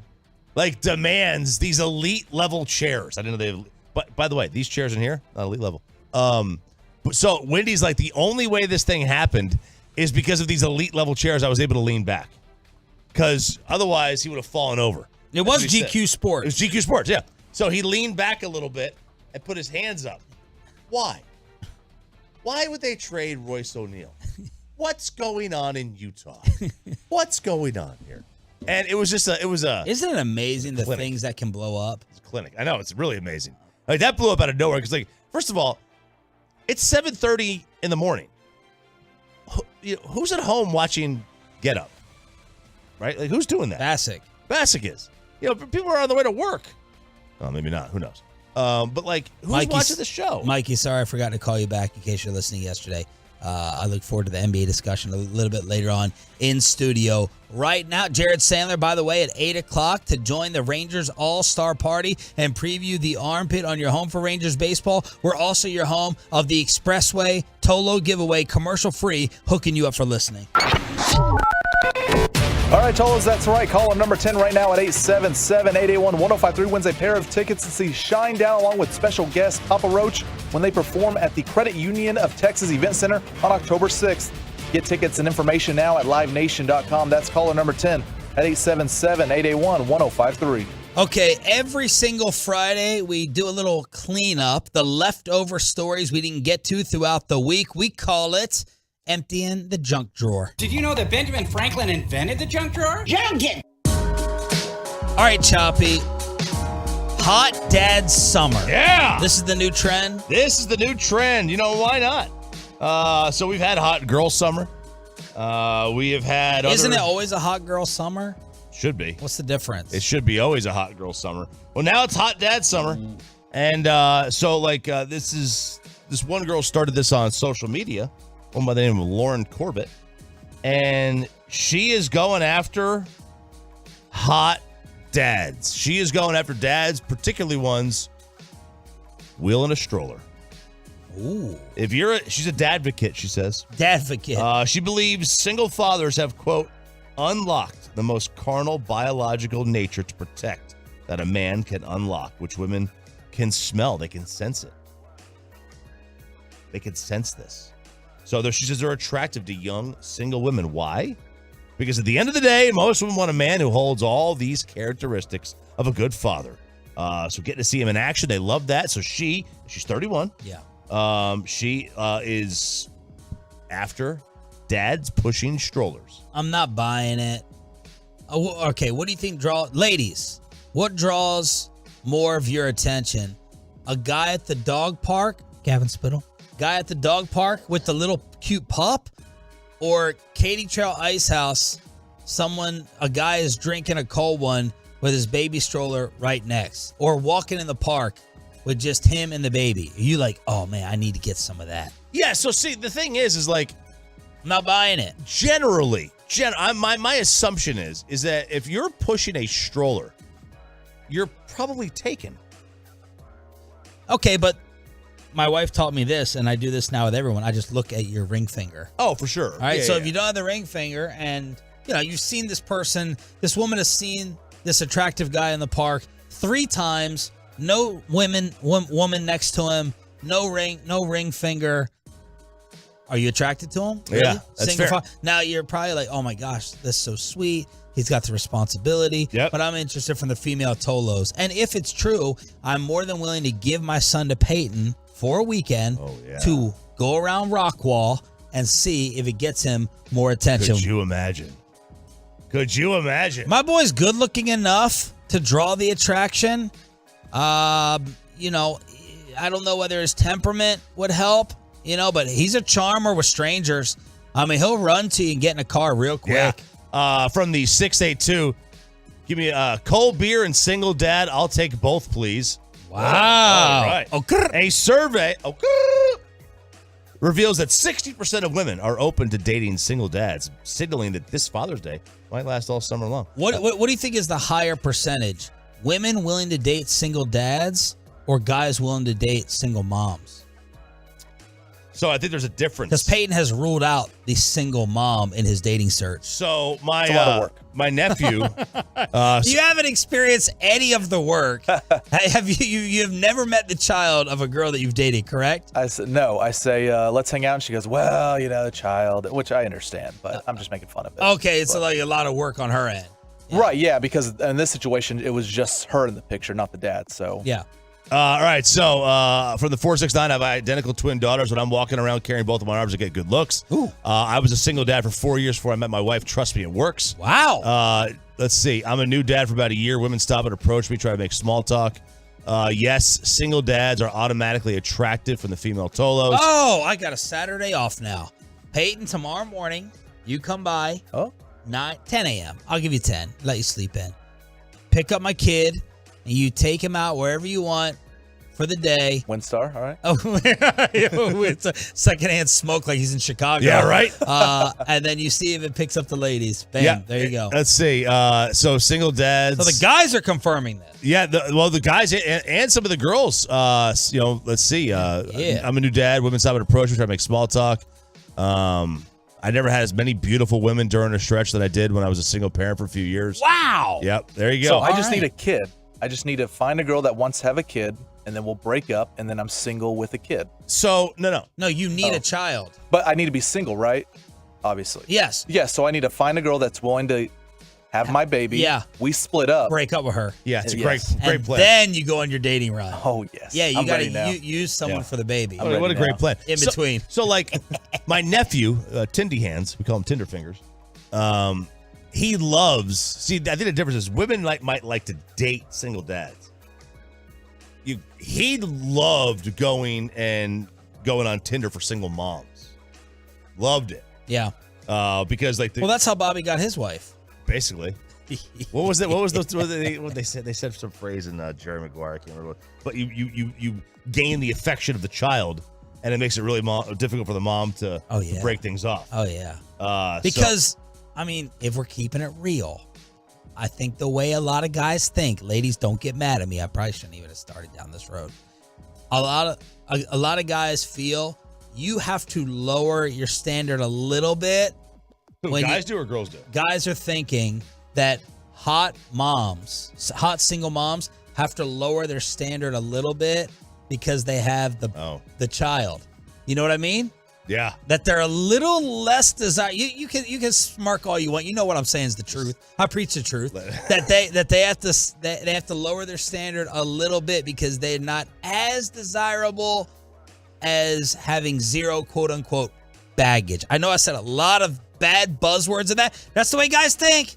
That's how Bobby got his wife. Yeah. Bobby's wife is way too attractive for him. But she had... Daddy does work and you just do housework. Yeah. So because she had some kids from the previous relationship, I think a son, that was where Vape came from, then she had to settle, and Bobby was the son. Kristen was the Kyrie Mavs analogy with Bobby. You know what I mean? Yes. Bobby's the Mavericks, and Kristen was Kyrie. Bobby knows that Kristen wanted probably to do better, could do better, but she lacked options because of the. So you're saying single moms are desperate, basically. That's what you're saying. You're saying they're desperate for anyone. I didn't say desperate. If you walk and talk and you're a guy, more attainable.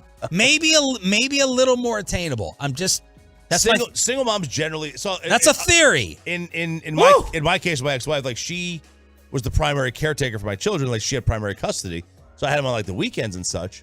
But it wasn't even every weekend. Oh man! So the chance for a single mom to go meet somebody, you've got to you're limited. You are very limited to 4 days a month. Yes, every other weekend. And it's different.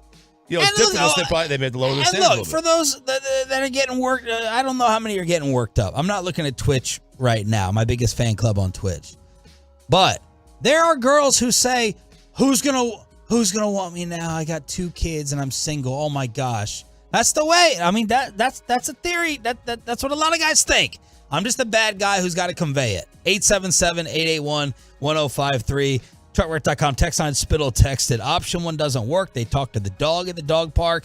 Even on the dating sites, they want to talk and meet my dog. So he must have the dog in the profile right there. Very smart. Oh, I think you have to. I think you got to. If you're a single guy, you got a dog. I think you have to have your dog somewhere in the profile. Sharif, that was a ruthless destruction of Bobby and his marriage. Yeah, it was. They know you didn't compare him to Kyrie having to settle on the Mavericks. Hey. Yeah. It is what it is. All right, let's continue. Junk drawer. What do you want? All right, so you want to go? Let's do. You were all excited for ADHD. Oh, yeah. What is that? Okay, so this is Dr. Thomas E. Brown. He is a doctor, and he had, I thought, the best explanation of exactly what ADD is. I have a sexual example for you for what it's like to have ADD. I said having ADD is like having erectile dysfunction of the mind. If the task you're trying to do is something that turns you on, you're up for it and you can perform. But if the task you're trying to do is not something that's intrinsically interesting, if it doesn't turn you on, you can't get it up. But if you can't get it up, you're not going to be able to perform. And in that situation, it does not matter how much you may say to yourself, I need to, I really ought to, I should. You can't make it happen because it is simply not a willpower kind of thing. And I think that is the most difficult problem that most people have in understanding this disorder, because it looks for all the world as though it is a problem with willpower. You can do it here, why the hell can't you do it there? When in fact, it's not. It's a problem with the chemistry of the brain. Blew my mind. Blew my mind. Because blew your head. It did. Because I was always told you got ADD, and my dad never let me get classified as that. Evaluated. Yeah. My dad was like, "You're not going on those pills." Oh yeah, old school, baby. You're not doing that. Yeah. It's going to stunt your growth. So I'm like, Dad, I'm Italian. We'll be fine. So they thought you had ADD. They thought I had ADD, but they never my mom was a teacher. She goes, she's Ralph, my dad's name. He has it. No, he does. He's fine. Really? He doesn't have it. I never knew this. He doesn't have it. There's no way he has it. You think you have it? Or had it? But I mean, who knows really? I don't know what it is. Yeah, so my dad was always like, he doesn't pay attention at school. He's a kid. Kids don't pay attention to school. Right. I do think as I don't have a problem getting motivated to do things. I'll sit there and daydream a lot like crazy, right, and not pay attention. And you probably could tell that on the radio. That sometimes I'm not paying attention. That's just my ADD. But I thought this was a fantastic explanation and a description on what it actually is if people have had to deal with that. So how to summarize what the guy just said? Basically, it's the same thing as ED, which, by the way, BlueChew.com, promo code RJ. Me. It's not that you don't want to do it. It's that there's something keeping you from doing it. You can't. It's the same thing with ADD. It's like, if you're really, really interested in the subject at hand, you're fine. But if it's boring to you, if you don't find history entertaining or enjoyable, which I do, but if you don't, you're screwed. And you're not going to be able to, take care of that. On the trucker.com text line 903. As someone who has ADHD, this doctor's spot on. That's very good. Another one, back to the single mom thing. She goes, as a single mom, I am more picky than less. Kids come first. Okay. Very good. Good for Very you. Good. 877-881-1053 to hit us up. Pillowcase. This is great. This bothered me because I think about this sometimes. Yeah. I'll wake up from a nap and I'm like, I feel like I need to wash my face. Yeah. But I just took a shower before laying down or going to sleep. Yeah. They say if you break out like an acne or whatever, it could be your pillowcase. How often do you wash the pillowcase? The sheets. I usually wash sheets and pillowcase once a month. Once a month? Yeah. That's a long time. Is it? I shower before bed though, so I'm already clean when I get in bed. Well, yeah, that's what this is for. This is for. Oh. And what do you once every week or 2 weeks? Week to 2 weeks, probably 2 weeks.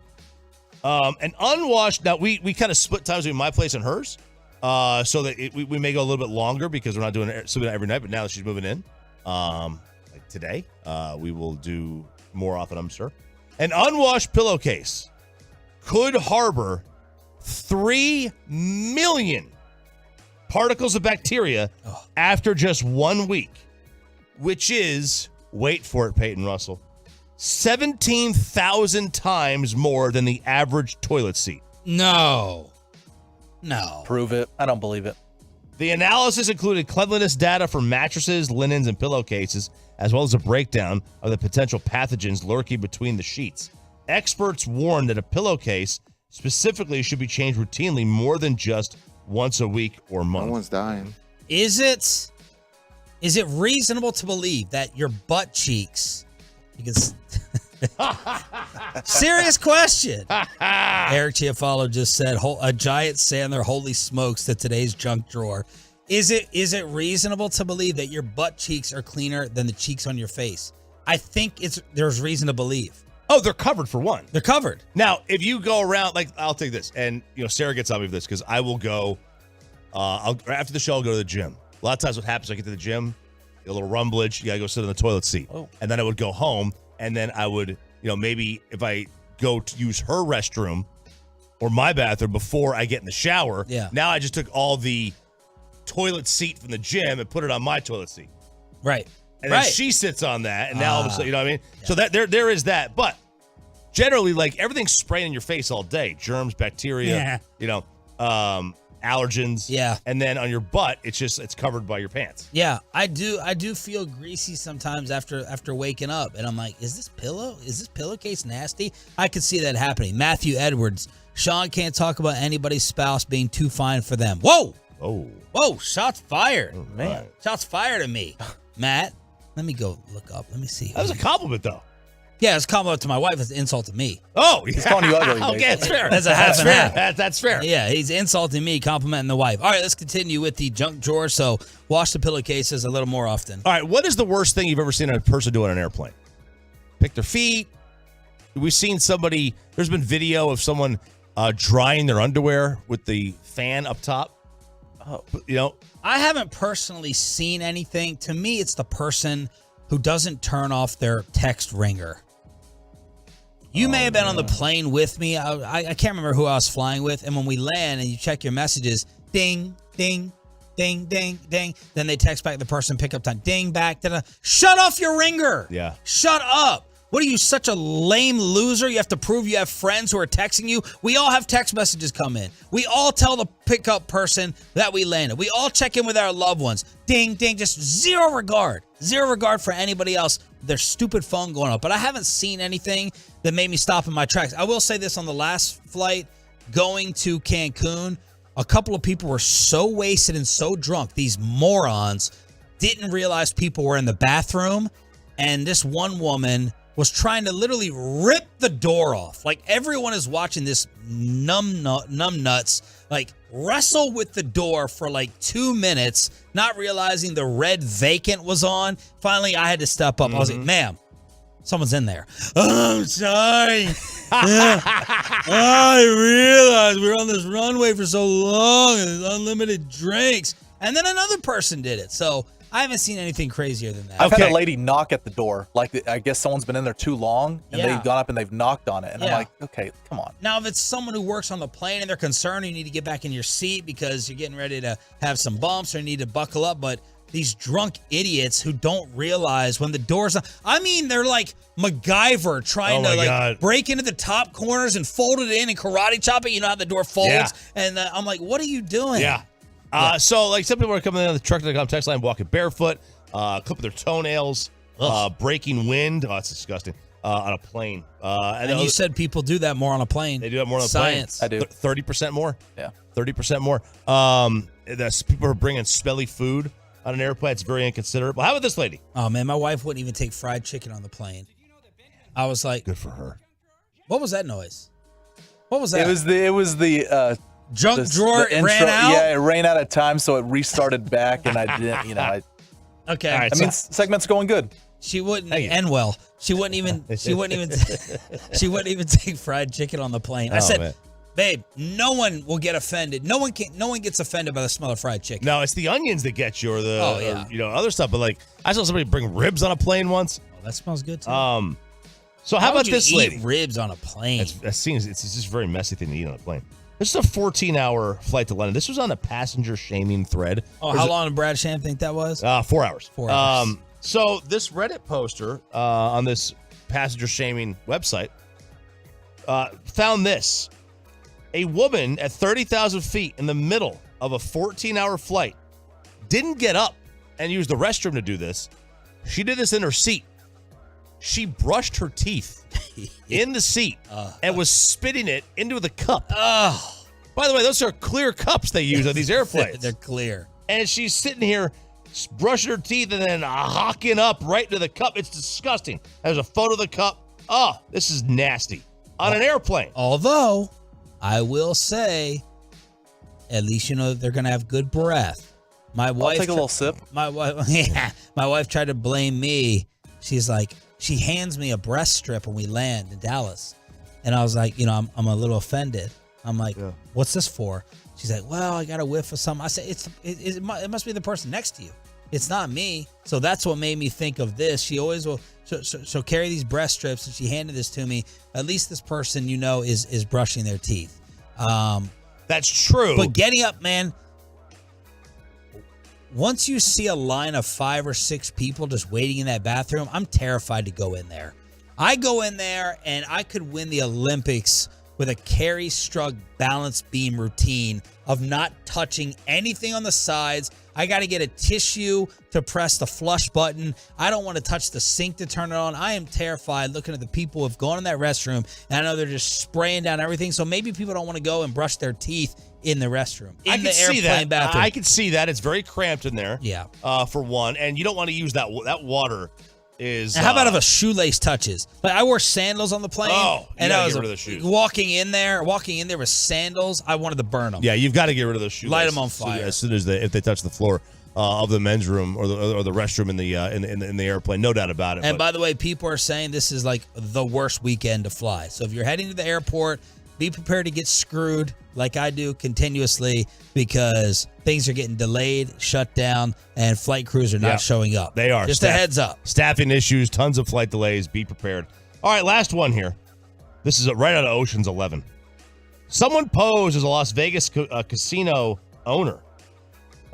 This is a Las Vegas man is accused of posing as a hotel and casino owner and convincing an employee to fork over more than $1 million in payments that she believed were going towards fire and safety equipment.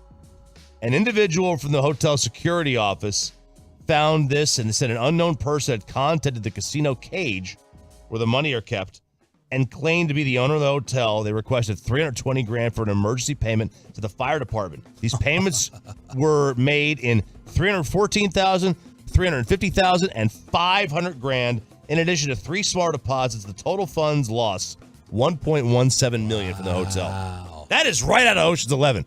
You are just conning the casino into giving you $1 million. Peyton, you've seen Ocean's 11. I have not seen it. It's so good.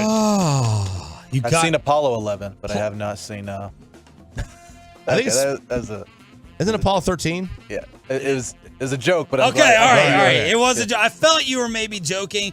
Good reaction, though. But this is the music from that, so you know the music. No, I told him to get it. I told him a few days ago, get Ocean's 11 music. Since you have a gambling problem and you're addicted to WinStar, watch it. You'll love it. Really? You'll love it. Yeah, Clooney, Brad Pitt, phenomenal cast. I've seen 21, that movie. Great movie. It's better than 21. 21? Really? That's Kevin 21 Spacey. Jump Street? No, they get caught. Card counting. Counting cards. It's a Texas Rangers all-star party, and we preview the Armpit in Town with Jared Sandler. Holy smoke! Holy smoke! Next on The Fan. But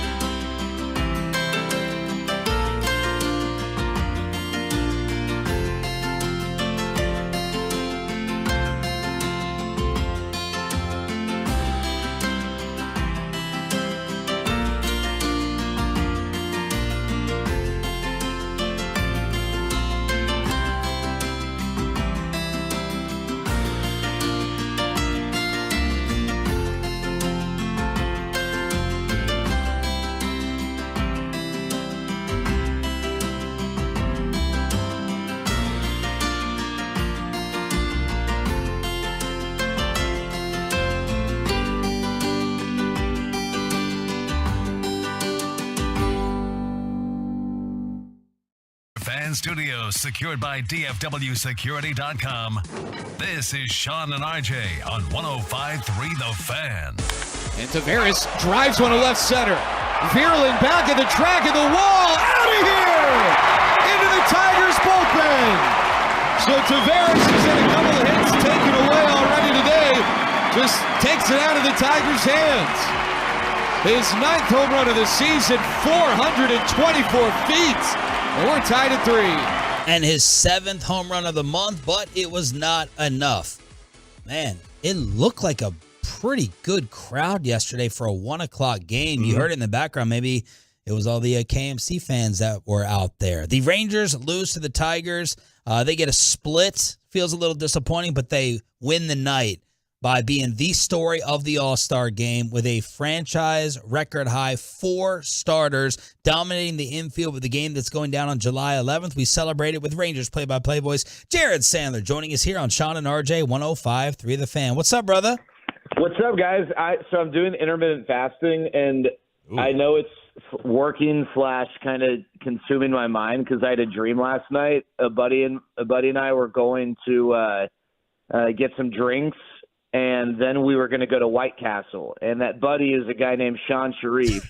And I was getting ridiculed by Sean because I kept trying to pressure him to get to White Castle because I was nearing the end of my eating window. Oh, you were pressuring me. I thought I was being the fat influence on you, making you try to break the fast. Or No. I was pressuring you to like hurry up so I could eat within my window. You were like, take your time. Like you ordered like a thing of whiskey or whatever, and you were kind of being a little baby about it, but whatever. Is White Castle that good? I don't like White Castle. I don't know why White Castle was in my dream. I've had White Castle once. It was in St. Louis. Don't really like that city to begin with, and did not like White Castle that time. Now, a lot of people like White Castle, so maybe it was just one bad experience. If I had it again, maybe I'd like it, but I've never had the desire to go back because I had like these soggy burgers from White Castle. Is the fasting working, and what does it entail?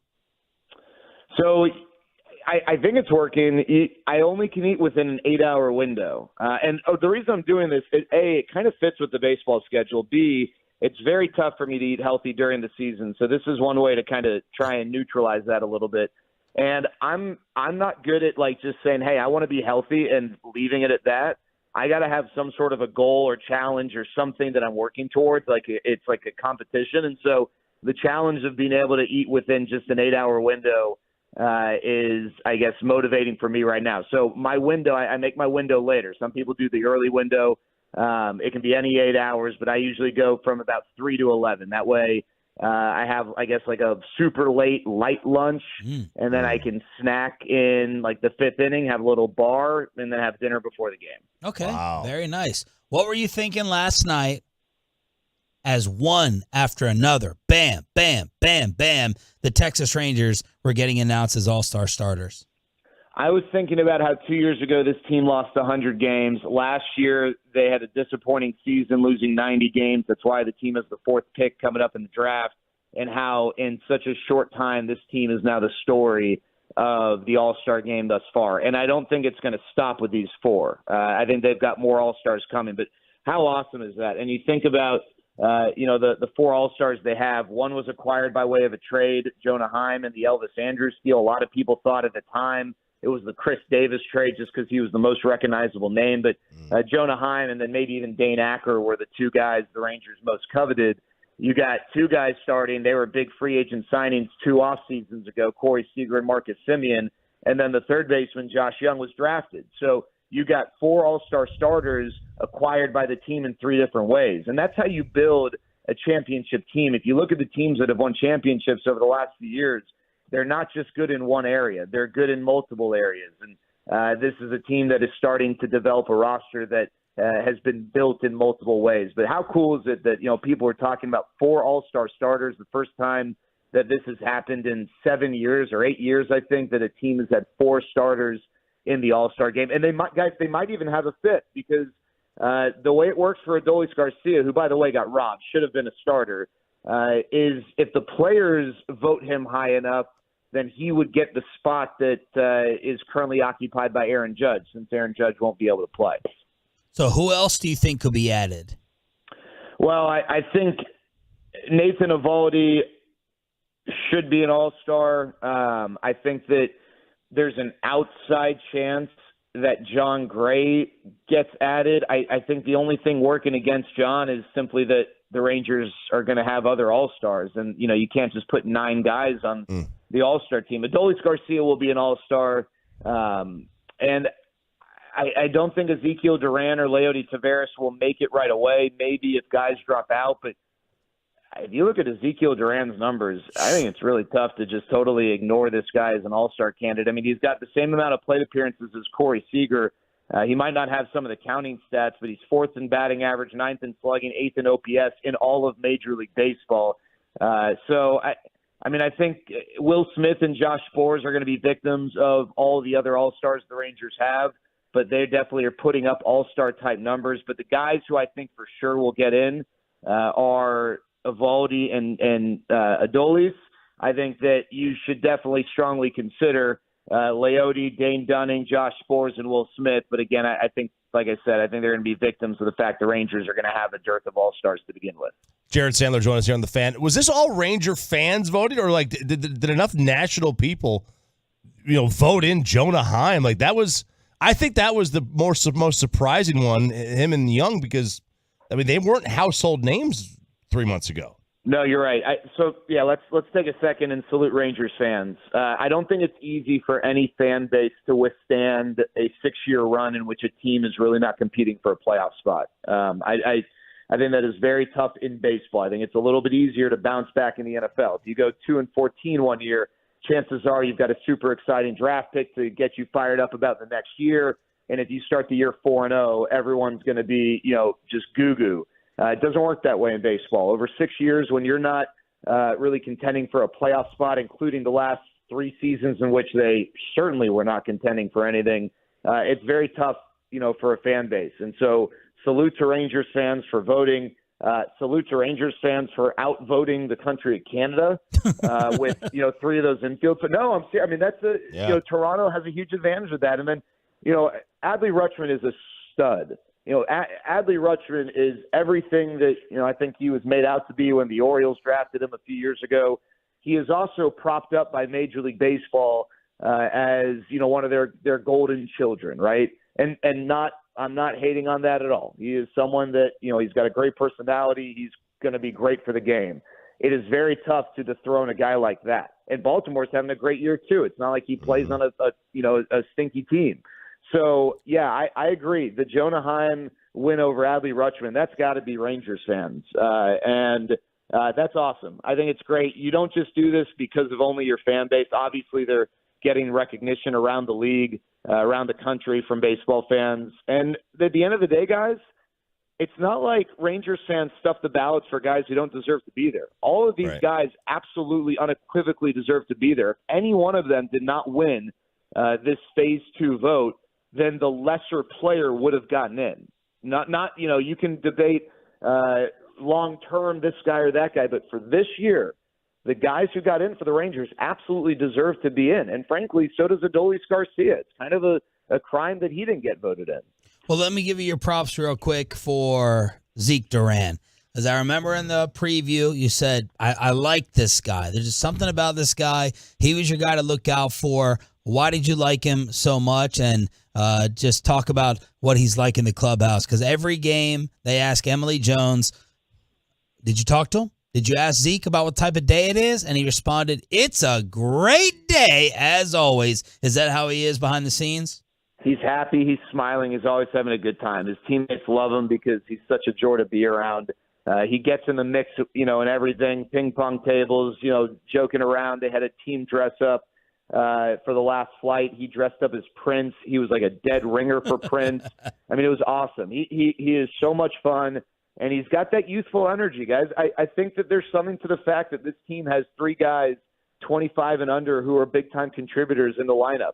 Zeke Duran, Josh Young, and Leote Taveras. That's not that the older guys don't have fun, but I think when you've got, that youthful energy, that makes a difference, and he brings that. And from a baseball standpoint, the stuff we heard when the Rangers acquired him in the Gallo deal, by the way, that deal might need to be renamed the Zeke deal. I think we need to consider that. But when the Rangers acquired him, the stuff we heard, it was interesting. Everyone said, this guy is going to hit. Like, this guy is going to be – he can be a special hitter. People were curious about his defense, though. I'll tell you what, when he played shortstop, when Corey Seager was out, he looked awesome. And he does a really nice job in the outfield. He's got an absolute cannon of an arm. This guy is going to be able to impact the game on both sides. But when he got called up last year, I was just so impressed with, he had ups and downs. If you look at his total numbers, it's not like they're going to be super electrifying. But he had some hits in some big moments late in games. And I remember a 3-run home run in extra innings in Chicago against the White Sox. He had a big home run. I think it was against Seattle. I want to say it might have been Andres Munoz, their dominant reliever late in the game. Unfortunately, the Rangers bullpen gave that lead away, but that was a monster moment for a young kid, and it just didn't seem like the moment was too big for him. And last year, you watched the way the ball came off his bat. He hit the ball hard. And I know people don't like exit velocity, or some people don't. Some people roll their eyes and say, well, what does it matter? You either get a hit or you don't. But the reality is, guys who hit the ball hard over longer stretches of time are going to have way more success than guys who don't. There are exceptions, but that is typically the way it goes. And Ezekiel Duran absolutely hits the daylights out of the ball. I mean, this home run 2 days ago was 115 miles an hour. That's unreal. And so just the way he hit the ball last year, you really like the way that looked. And then you watch him, Bruce Bochy just calls him a ball player. And, we make fun of people on football. They say, oh, he's just a football player. And what the heck does that mean? And I think with Zeke, I think the way Boch, uses that phrase, that you ask him to do something, he's going to do it. Like he's not that he's willing to do it. He's going to get it done. He's been moving around shortstop, left field. He can play second. He can play third. You ask him to bunt, he can do that. He's a good base runner. He's just a guy who does a lot of different things on the field, and he's been hitting at an elite level this year. We need to name names on who doesn't like exit velocity. I don't know why you wouldn't want to know how hard the guy hits the ball. Jared Sandler joined us here on The Fan. So the Houston series, considering all the losing the team's done over the last few years and all the winning Houston's done, despite the differences this year, do they look at this as we're judging ourselves against the Astros, or are they so far past that? I think this is a big series, the same way the Angels series, will be a big series when these two teams play again, and if the Mariners get back in the race. But I also, while I will go back to what I always say, these are 4 games. These 4 games are not going to define the season. The reality is this division has been owned by the Astros. And I hate saying it, but it's just the truth. And so, yeah, the Rangers are in first place, and they have been in first place pretty much the entirety of the season. And they've got a nice little lead over the Astros right now. But I think they would tell you, out of respect for the success the Astros have had, that you gotta win games against the Astros.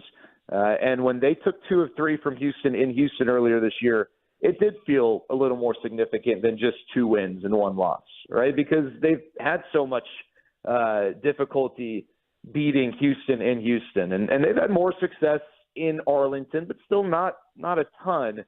And at the end of the day, guys, yes, you are rivals with all of your division mates, but this is the real rivalry. And it's kind of been dormant. It was maybe stoked a little bit with the Astros cheating scandal. And that's not to say that over the last 6 years, Rangers fans haven't despised Astros fans, but I think Astros fans kind of laugh and snicker at, Rangers fans because the Rangers haven't been competitive. And rivalries are great. Rivalries are what they are, but they are at their best when the two teams are playing for something. And this rivalry was at its best in 2015 and 2016, the only 2 years prior to this season in which these two teams have shared a division and they have both been competitive. And the rivalries in those 2 seasons, the games, the intensity level, I mean, that was top notch. And when these two teams played earlier this season, the Rangers obviously had gone off to a good start and there was hope and expectation, but now it's real, right? We're at the end of June into July. It is clear that these two teams are both playing for something. These are both playoff caliber teams. And so, I mean, this series, the Friday, Saturday, Sunday, and Monday games have been sold out now for multiple days. And the Friday through Sunday games have been sold out, I think, for almost 2 weeks. And that is, guys, I'm pretty fired up to go to the ballpark tonight. I think this is really exciting. I hate the Astros. I don't, make any bones about it. But I hope that Astros people hate the Rangers. I think that sports hate, sports emotion, sports passion, rivalries, that stuff is good for sports. We see it in college football. Pro sports, it's a little tougher because guys change teams. But this is, the Rangers-Astros matchup has the chance to be a really, really fun rivalry. And I hope there's a ton of passion and energy, responsibly, but a ton of passion and energy in the ballpark tonight. Excellent stuff. Thank you, brother. We appreciate it. See you guys. Rangers play-by-play voice Jared Sandler. What else outside of Kyrie could the Mavericks be up to today and this weekend? Tim McMahon answers it next. Let's get you over to QC Kinetics.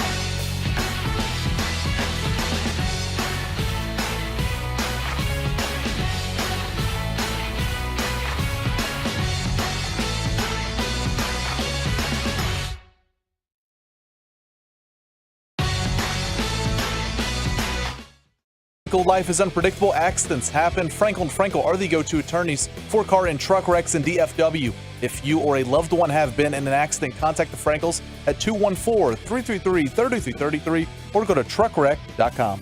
Top 3 hardest worker in the building. Kevin Gray going to join us at 9 o'clock. He's getting all the NBA guests. Last night, Tim Cato, Tim McMahon, his read on the Mavs free agency situation. Mavs free agency starts today, along with the rest of the NBA. Are we putting ourselves in the top 3 or? No. So we're just leaving ourselves out. We're leaving ourselves out. So RJ's the best prepper, I believe. Oh, thank you. His prep work is the best in the building. I would probably put Bobby and Sandler. I'll include Sandler because every time we talk about station topics, Jared's always texting, "What about me? You forgot me." And I'm like, 6A to 11P, full-time hosts. Yes. Not play-by-play guys, not insiders. Not insiders. But Bobby goes through so much audio. Hours and hours of audio. He goes, all right, Peyton was on with Chris Arnold over the weekend. I'll go through it to see if there's anything funny to play. And I was like, well, how are you going to go through it? He goes, I take walks.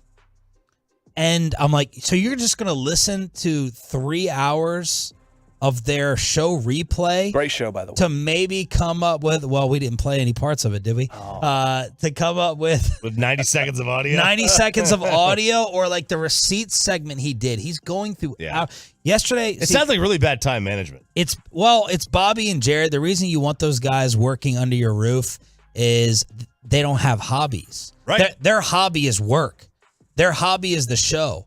Bobby lives and breathes to listen to G-Bag and mess with the nosebleeds and find content and come up with memes. I mean, those are the type of obsessed. I'm going to say all this nice stuff while Bobby's out today.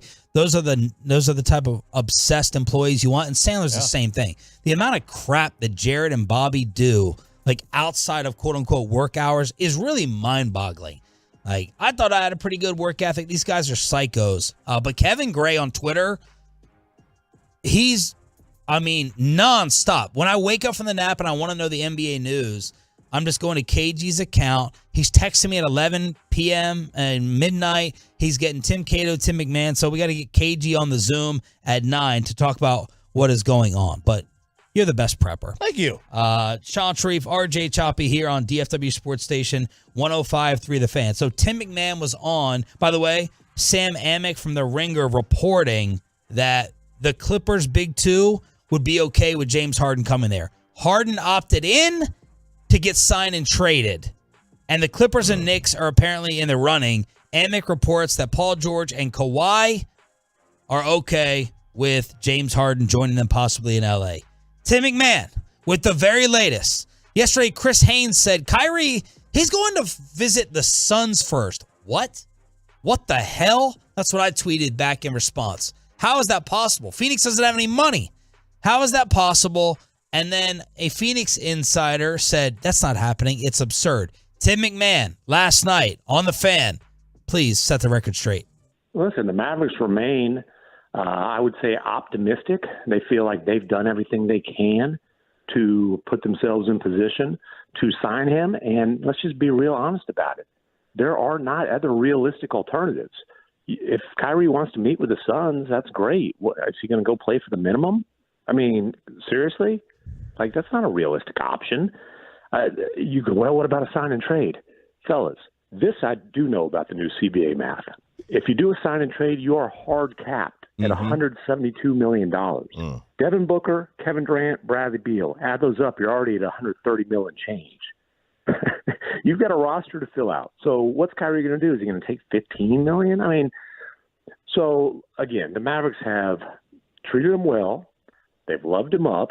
Part of what you're doing in these negotiations as the Mavericks is trying not to make Kyrie feel like he's being disrespected, like he's being lowballed. The last thing you want is to owe Kyrie Irving $100-some-odd million and then be disgruntled. You can ask the Brooklyn Nets how that plays out. It's not pretty. So it's a very delicate situation, but the Mavericks are also trying to put together a team that has a chance, a team that has a chance to contend. So it sounds like made-up leverage from Kyrie's camp, which some Mavs fans are upset about. Look, we all want leverage at our job. Okay? When your contract expires. I'm still looking to see what it is. Yeah, right. We can go just not talk sports. Yeah, there you go. You can go to live. But we all want leverage. You want someone else flirting with you so that your current employers know that you're valued or someone else could steal you away. Kyrie Irving, the only thing that bothers me about this a little bit, does this mean that Kyrie is against taking a little bit less so the Mavs can keep their mid-level exception? What did I say? 55 or 56 to 47, 48? It'd be about $7-8 million difference.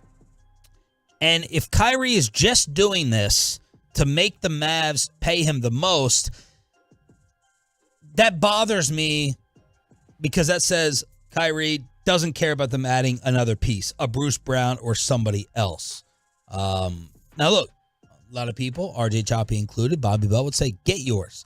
Get as much as you can. But this doesn't appear to be a real legitimate threat unless Kyrie wants to go play for $3 million. Would that change the perception of him that many have? He gave up 55 for 3. Oh, that stings. It stings to even thinking about. What would that do from a perception standpoint? It would be like $47 million pay cut. We would look at him in one of two ways. We would look at him. He's not yet at the Karl Malone take $1 million, go to the Lakers, try to win a title guy yet. Right. So, but that's kind of that kind of move. Yes, that would be that kind of move, Yeah. and it would be weird because this would be unprecedented in sports. A guy still in their prime, relatively speaking, taking a $50 million pay cut to go play for basically free. Right. You never seen that. Right. But very few are as crazy as he is. But then he'd also get criticized for teaming up. This would be This would be the worst team up of all, possibly. All right, so they're not going to get Andre Drummond either. Mark Stein said that was happening. That's not happening. Andre Drummond is staying with the Chicago Bulls. Bruce Brown rumors out there. And the Get Right last night asked Tim McMahon, what else is on the radar that all of us may not be thinking about for the Mavs? Well, obviously, if it's not Bruce Brown, they're going to have to get into, plan B, C, whatever it might be, as far as the mid-level. A guy who would be a great fit there and could be a possibility is Dante DiVincenzo. And maybe it's a deal where the Mavericks don't spend the full mid-level on one player. Maybe they spend a chunk of it and even save some of it for, whether it's a buyout guy or you can even use it in trades now.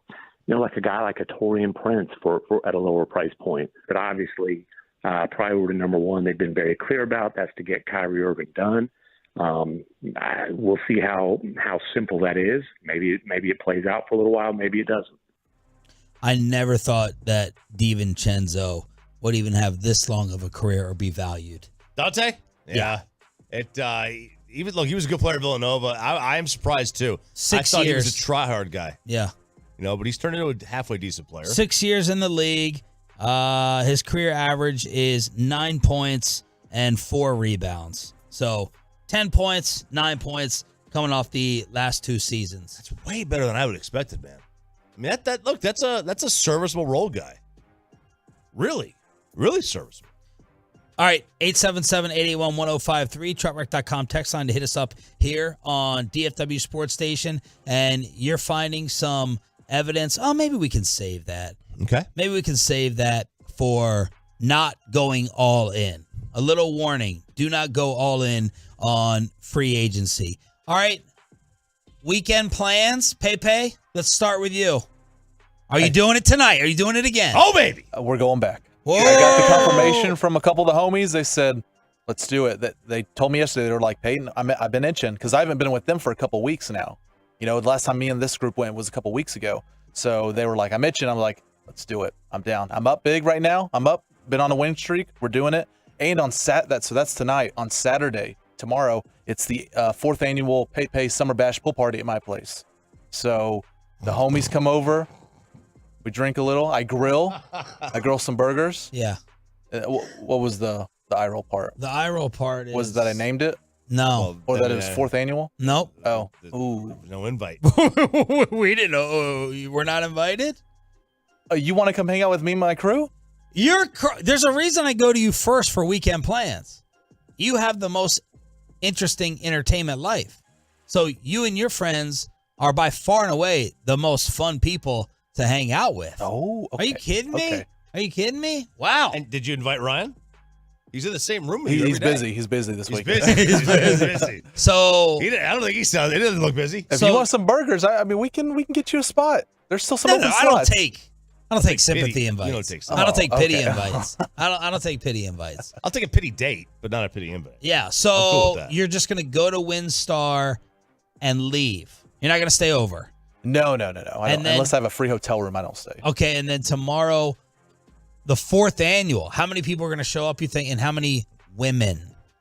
So this is usually about 7 or 8 people. Not a big thing. Just a handful. Because again, it's Rockwall. You know, most of my crew lives over in Fort Worth, Mansfield area. So if I invite 14, half of them show up. Okay. And so how many? Usually, you only hang out with couples. Yeah. So we got about 3, I think, right now, women. So it's about 4-to-3 ratio, guy to girl.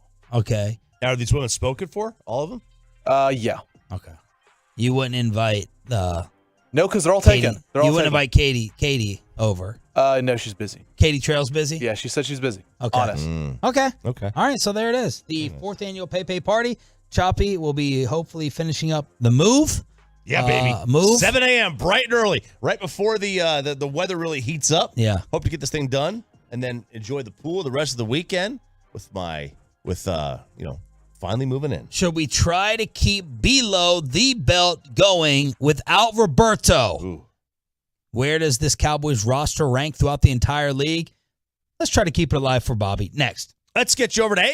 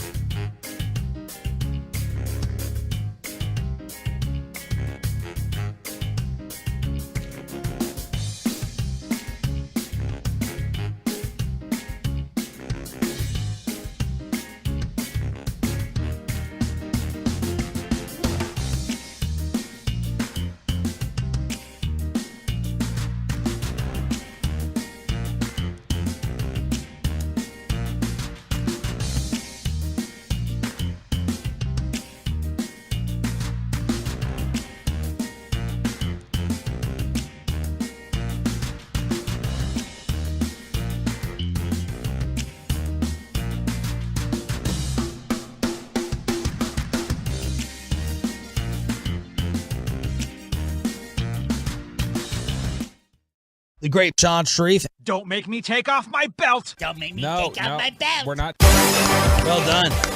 Well done, Pepe.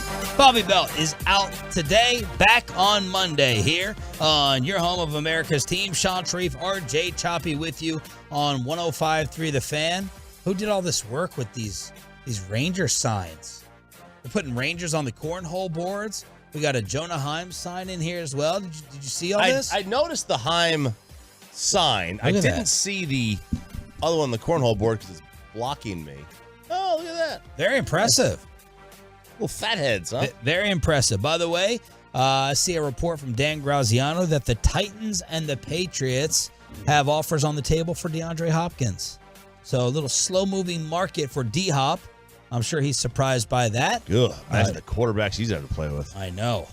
Titans and Patriots. Meanwhile, we keep below the belt alive without our Cowboys insider with some roster comparisons. Time to give credit to Jerry Stephen, or is it just going to be Will McClay? Well, who knows? Could be just Will McClay, but they ESPN ranked the rosters in the National Football League 1 through 53. And I was surprised right off the bat. Who do you think is the best roster in the NFL? Well, these lists keep having Kansas City up there, but I feel like Kansas City doesn't have the best overall roster. Right. Philadelphia or San Francisco? Yeah, that's what I'm guessing. Philadelphia's number 2. Okay. Kansas City's number 1. Kansas City's number 1. And look, if you're weighing this from the standpoint that if you're telling me they have the best roster and the best quarterback, then they should be, 16-1. They should never lose. Yeah. Mahomes is so good, it doesn't really matter. Are they the best 2 through 53? I don't think so. I think there's a slew of teams better. But they had them at number 1, and I assume they are heavily weighing Patrick Mahomes. Quarterback is their strongest unit. Safety is their weakest. The X factor is going to be left tackle Donovan Smith. The non-starter to know is Justin Ross. He led college football with an absurd 5.1 yards per route run. Injuries have derailed his career, but it's hard to forget those numbers. Number 2, Philadelphia. Their strongest unit, O-line, 4 starters returning. Their weakest is off-ball linebacker and safety. This is a perfect example here of Howie Roseman. 2 positions he doesn't value. He doesn't value them. He doesn't put any weight into them. And it doesn't matter that they're not any good. Safety and off-ball linebacker are very, very weak. And guess what? He still had a really good player at off-ball linebacker. T.J. Edwards and Kazir White were both there. And they both, T.J. Edwards got paid. So they wound up drafting to Kobe Dean. And, at safety, they've got, they let go of C.J. Gardner-Johnson and Marcus Epps. So Terrell Evans and Reed Blankenship are in there. They don't put a lot of stock into those positions. They don't. They put stock into O-line, into quarterback, into wide receiver. The X factor is Darius Slay and James Bradbury. The non-starter to know is a safety in Sidney Brown. Number 3. Good. San Fran or Cincinnati? Buffalo. Buffalo's 3. Safety is their strongest unit with Micah Hyde. The weakest unit, this is surprising, it's wide receiver depth. So after Diggs and Gabe Davis, what do you got? Much. So that's it's a bit of a weak unit. Safeties, Poyer and Micah Hyde are the X factor, and then the non-starter to know is a wide receiver, Deontay Hardy. Okay. All right, number 4. The Dallas Cowboys? No. Miami. Corner's a weak link. I'm sorry, corner's the strongest. Tight end is the weak link. They let Gesicki go. Got Ramsey. Yep, they have Ramsey. The X factor is the O-line because you got to protect Tua. So that's I think Miami's a really good roster. They really are. Yes. Next, number 5. They're very dangerous. Number 5. Well, I'm guessing all wrong on these. Cincinnati. Hey! Strongest unit is the wideouts. The weakest is the safety. These are all good teams. A lot of these teams have safety as a weak unit. X factor is right tackle Jonah Williams. The non-starter to know is running back Chase Brown, a 5th-round pick. Number 6. Detroit Lions.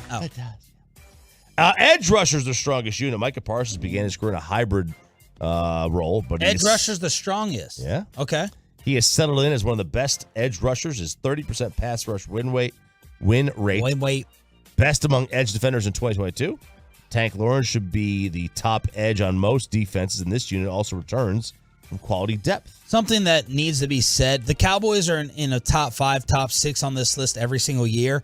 They get double-digit wins. That's something to really hang your hat on. It really is. I think that's what you were kind of pointing out yesterday when we were debating Mike McCarthy's job status.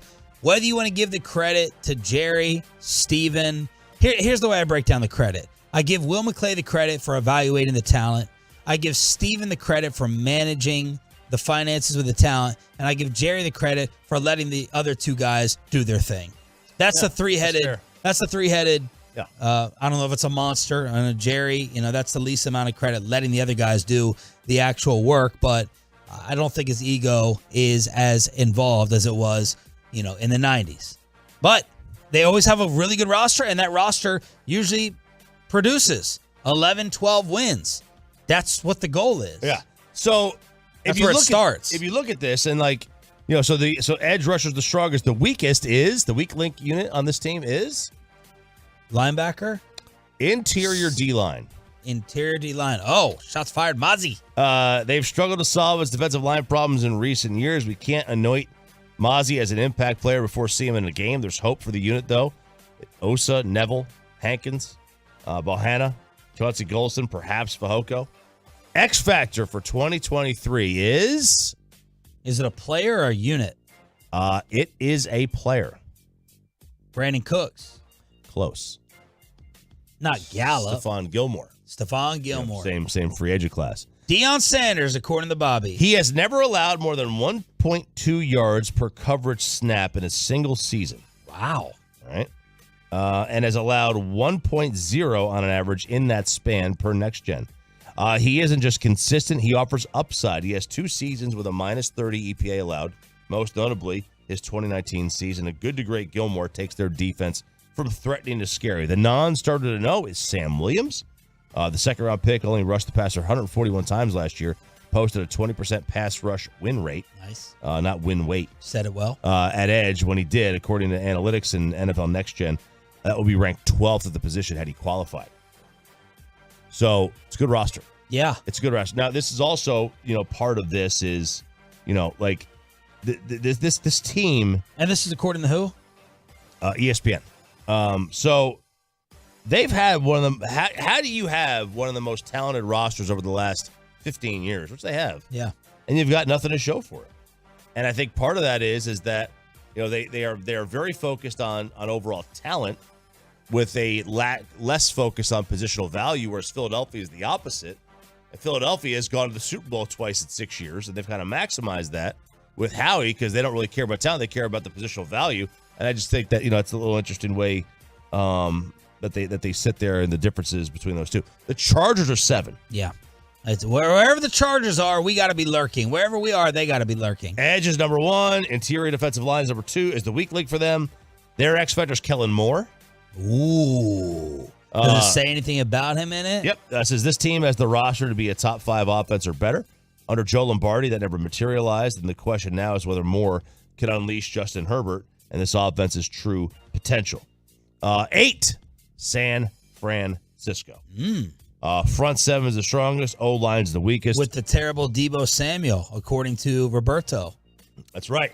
Brock Purdy is the X factor. Non-starter to know is Elijah Mitchell, the running back. Cleveland 9. The Jets 10. And there's your top 10. There it is. Now, real quick. Yeah. There is no New York Giants or Washington Commanders in the top 16. Really? No. Thank goodness. 16 is Minnesota, 17 is Detroit. I'm so tired of this freaking Giant hype. The Giants are 18th. Interior defensive line is number 1. Wide receiver is their weakest unit. Sterling Shepard is the non-starter to know. Wait, we all know Sterling Shepard. He's been around for a decade. Yeah. How does that happen? And then Washington is, let's see, not 20, not 21, not 22, or 23. They are 24th. Oh. Quarterback is their weakest unit. That ain't a good thing to have the weak unit on. Not a good thing. They want to draft one. Fine with Sam Howell. Yep. Wow, you could have had. They could have had Will Levis, right? Is he was available. Is he the X factor? Chase Young is the X factor, and the non-starter to know is Jacoby Brissett. Oh, okay. Yeah, he ranked 8th at QBR last year with the Browns. 8th? Before Watson came back and took over. Now, look, and Watson needed to play. You had to get rid of some of the cobwebs from not playing for a while. All right, there it is. Nice job. No drop-off whatsoever with Roberto out. The great John Sharif. Don't make me take off my belt. Below. The belt. Every day, 840 on your home of America's team. The guy who's been dominating all the NBA guests. He's our Mavs insider and co-host of the Get Right. Kevin Gray gets you set for Mavs free agency. He'll be on the Zoom link as well. Final hour, Friday edition. Next. But look.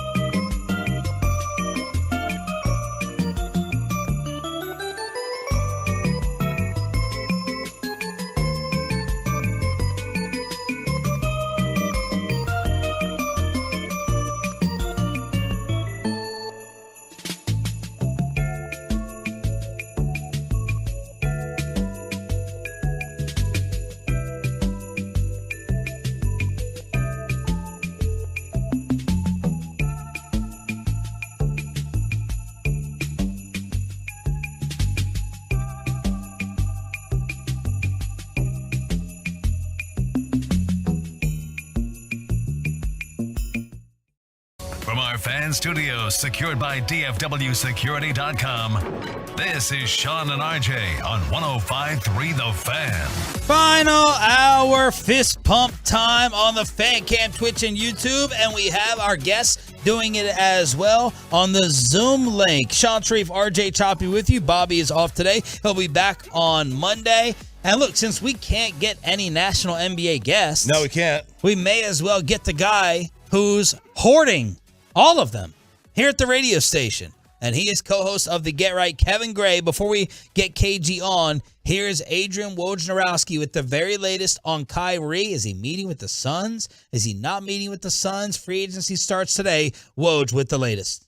Kyrie Irving is trying to create a market out there, and it may just not be there for him. Certainly Dallas, I think, is going to try to show some restraint, some discipline in what they're willing to offer Kyrie Irving with an extension, a new deal in Dallas. It's going to be more than anybody else can offer him. And I think he's going to try to spend some time here trying to, again, manufacture a marketplace of salary cap space and teams that might actually scare Dallas into thinking they have to up their offer. I'm not sure that's happening. That'll be an interesting process as it plays out. I still think Kyrie Irving inevitably will return back to Dallas on a deal there to play with Luka Doncic. All right, KG, based upon what you think, what you're hearing, what all the Tims told you last night on the Get Right, do you think that this is just kind of some made-up leverage here from Kyrie and his camp? Yeah, I think Kyrie's trying to find a market for himself and try to generate some buzz that really isn't there for him, because when you start thinking about the teams that have cap space available to them, the Indiana Pacers, the Orlando Magic, the Houston Rockets, who we've heard reported today from Kelly Iko of The Athletic that the Rockets intend to meet, with Kyrie Irving also, there's only a handful of teams that have the room to even bring in Kyrie and to do so at their ability and their max, at a 4-year max for Kyrie. So the Mavericks have the ability to give Kyrie more money than anybody, more years than anybody. And for him, it's about trying to extract as much as he can from the Mavericks before ultimately he comes back here, because that's where I am. That is the belief. That is their firm belief. The Mavs firm belief is that Kyrie is going to be coming back as a Dallas Maverick. It's just threading a delicate needle with not offending him during a negotiation, but also the Mavericks protecting themselves to ensure that they have all the available resources to them to help improve this team around Kyrie and Luka, presuming that Kyrie comes back this upcoming season and beyond. What would you offer Kyrie Irving if you were Nico? Man, if I'm Nico Harrison, I'm trying to do somewhere in the neighborhood of 3 years. I can protect myself in that case, but I can also give Kyrie, max money there as well. But for Kyrie, if he's in a situation where you're looking at 3 years, what? At $40 million. 40. So between $38 and $40 million is about the range for Kyrie based on the market and what's available to him. Now he's eligible for a full 5-year, $272 million, which gets him to about $47.5 million per season. But if you're the Mavericks, you're trying to get him to sign for a little bit less than that 47. So number one, if you're not going to move off JaVale McGee, that allows you to have your full mid-level exception to be able to go out and improve this team. Because if you sign Kyrie to that full $47 million per season, you're not going to have the access to that full mid-level exception that you need to improve the roster. So the Mavericks, I think, are trying to get him to take a little bit less while still respecting the fact that he is a max player on this market, which is a very thin market this year in terms of NBA free agency. But at the same time, I think a 3-year deal would be something that they would be comfortable doing to protect themselves, but also give themselves some financial flexibility moving forward as well. Now I'll be Kyrie, okay? I'm Kyrie on the Zoom. You're Nico, and you just offer me $40 a year. You ready? All right. Okay. Night. See you later. Close the Zoom. Shut it down. Because but if you're Kyrie, who else out there? So what could Houston offer? Yeah, what could Houston offer him? Let's use things. I think Houston's committed for maybe $9 million for their entire team right now.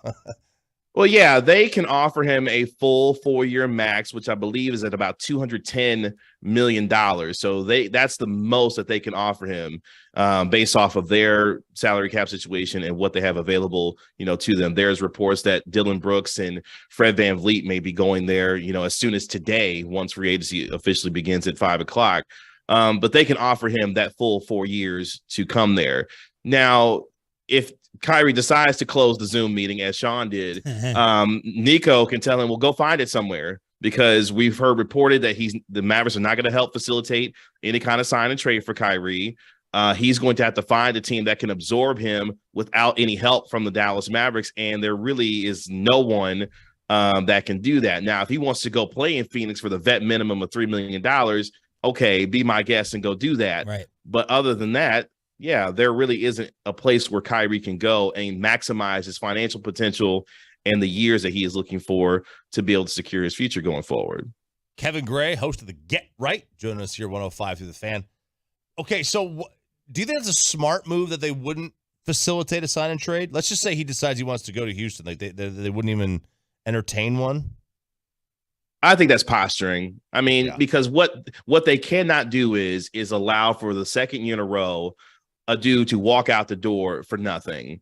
The people are still, crushing the Mavs for letting Jalen Brunson go for nothing. And for that to happen for a second year in a row would not be good business for the Mavericks. So they would have to try and work something, because would you in good faith think that the Mavericks would just let Kyrie walk out the door and not try to get something back for him, given all the needs that they've got to address? Right. I think that's just posturing on their part and something they've got to say publicly to save face. But no, they would need to get something for him, because they simply can't let him walk out the door for free. What were the other major takeaways that you took from Tim Cato and Tim McMahon last night on your show? Yeah, starting with McMahon, I mean, that Bruce Brown thing, he's going to be meeting with the Dallas Mavericks. I tend to think, and what I'm hearing is that, that thing with Los Angeles in terms of the Lakers has real legs. You saw what happened yesterday. They released Mo Bamba. They moved on from Malik Beasley as well. So they've got the room to bring in Bruce Brown if they want to. And the Nuggets can only offer him $7.8 million based off of the, salary cap rules that are in place as of this moment. So Bruce Brown would be a pipe dream for them, for the Mavericks, given what they are needing to address. He also mentioned guys like a Taurean Prince that could be available for the Mavericks as well.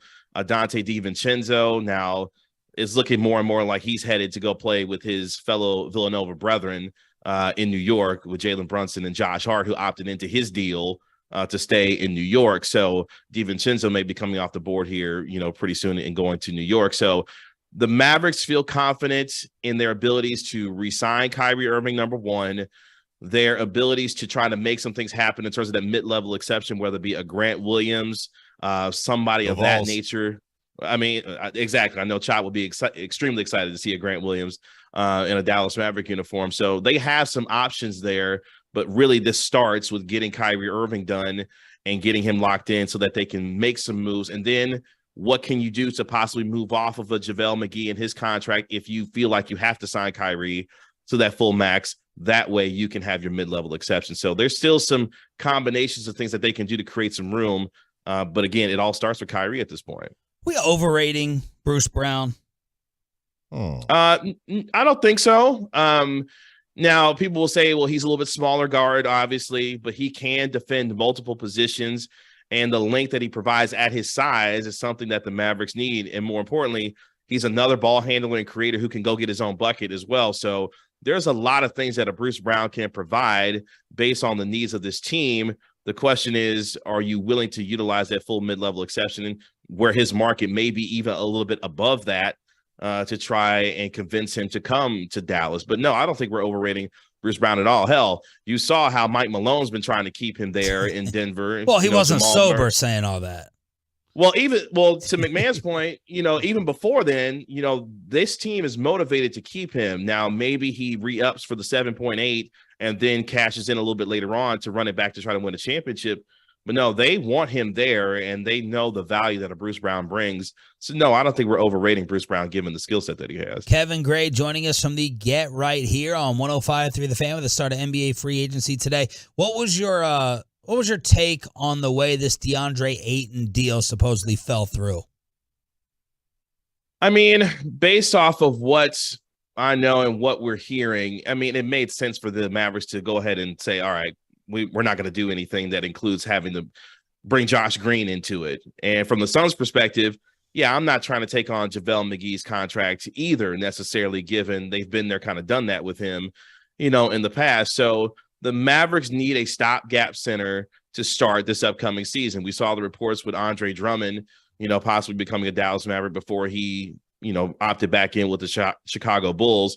They need someone in front of Derek Lively and Rashawn Holmes at this point. It doesn't feel like JaVale McGee is going to be a part of their plans. And the one thing that McMahon got Mavs fans charged up about last night is the idea that Dwight Powell could be back with this team, and not only be back with this team, but be your starting center this upcoming season, because he could be a mentor to Derek Lively, show him how to, obviously, the pick and roll stuff that he does, and how all the things that Dwight Powell could be a mentor for Derek Lively as he starts to work himself into the rotation, which obviously Mavs fans are over the idea of Dwight Powell in a Maverick uniform. But at the same time, he kind of fits exactly what the Mavericks need, at least in the short term, in the interim, based on what their Mavericks needs are. It's kind of like, you could appreciate the reference. Not that Dwight Powell's ever been on the level of Ezekiel Elliott as a player, but what do the Cowboys kind of need right now? They need a short yardage back who can kind of, relax, Chop, relax. But they need a short yardage back who can kind of do some of the things that Ezekiel Elliott kind of does. The Mavericks kind of need somebody like Dwight Powell, who, yes, in the interim, isn't a great rebounder, isn't a great rim protector, all those things. But what he does do is rim run and do all the things that Luka loves to do from an offensive standpoint. Maybe you have to go back to him for now based on what the market is offering in terms of centers, because it's not great for the center market this NBA offseason. So Josh Green and Tim Hardaway are not worth DeAndre Ayton. That should be my takeaway. I would move Tim Hardaway if it meant getting DeAndre Ayton. Now, I've been on record saying Josh Green would not preclude me from making a move. I like Josh Green as a player. Good energy guy, good passer, does a lot of good things well, improved as a three-point shooter last year, but he's not the guy that precludes me from making my team appreciably better. Now, whether or not you feel like DeAndre Ayton does that, and whether or not he shows up, in the most important moments that you need him to, that's another question. But Josh Green, let's use the example of Miles Turner, for example. If Miles Turner becomes available for the Indiana Pacers and they say, we want Josh Green in return for Miles Turner, I'm going to go pack his bags for him and send him to Indiana myself. So there has to be a situation where it makes sense. But Josh Green is not the guy that's going to deter me from making my team better if the situation makes sense based on what the Mavericks need. Other storylines around the league that you're interested in? Okay, what the hell's going on with the Philadelphia 76ers and James Harden? Because this whole thing with him and Embiid looks like it's over already. He reportedly apparently wants to go to the Clippers, to which I say, okay, cool, but you're going to go play with two guys, one who just turned 32 years old yesterday and Kawhi Leonard, who isn't nearly as available, like Bobby isn't available today. And then you got Paul George, whom may or may not be moved himself. So I don't know what the Clippers' plan is to try and get that thing fixed there. But really, that's kind of the main one. You'll see some, smaller storylines, guys with Chris Middleton, Brook Lopez, who look like they're going to be on their way back to Milwaukee. Obviously, we talked about some of the more mid-level guys, if you will, when it comes to Bruce Brown, Grant Williams, Dante DiVincenzo, some of those names. But to Chop's point a little bit earlier, the NBA free agency class this year isn't great. And you saw Harrison Barnes re-up with Sacramento for $18 million per season. Vucevic got $20 million per to stay in Chicago. The free agency class isn't great this year, but the trade market could be volatile, especially given the new CBA that's going to be coming in place that is extremely punitive for teams trying to keep multiple stars on their team. So, and the only other one for me is, will Damian Lillard finally get the gumption to be like, Portland, it's time for me to move on and request a trade, and whether or not Miami would be the team that decides to make that move on him. Keep up the fantastic work. Leave an NBA guest for the rest of us once in a while, and have a great weekend. Thank you, brother. You got it, man. Appreciate it. Kevin Gray crushing it as part of the Get Right weekday nights right here when the Rangers are not playing on DFW Sports Station. You can go listen to his interviews with Tim McMahon and Tim Cato on 105.3thefan.com. Okay, Ja Morant may be able to help you get a date this weekend. Peyton and RJ says, stop whining, stop crying, turn off your air conditioning this week. It'll be better for you. Next, then Crosstalk right here.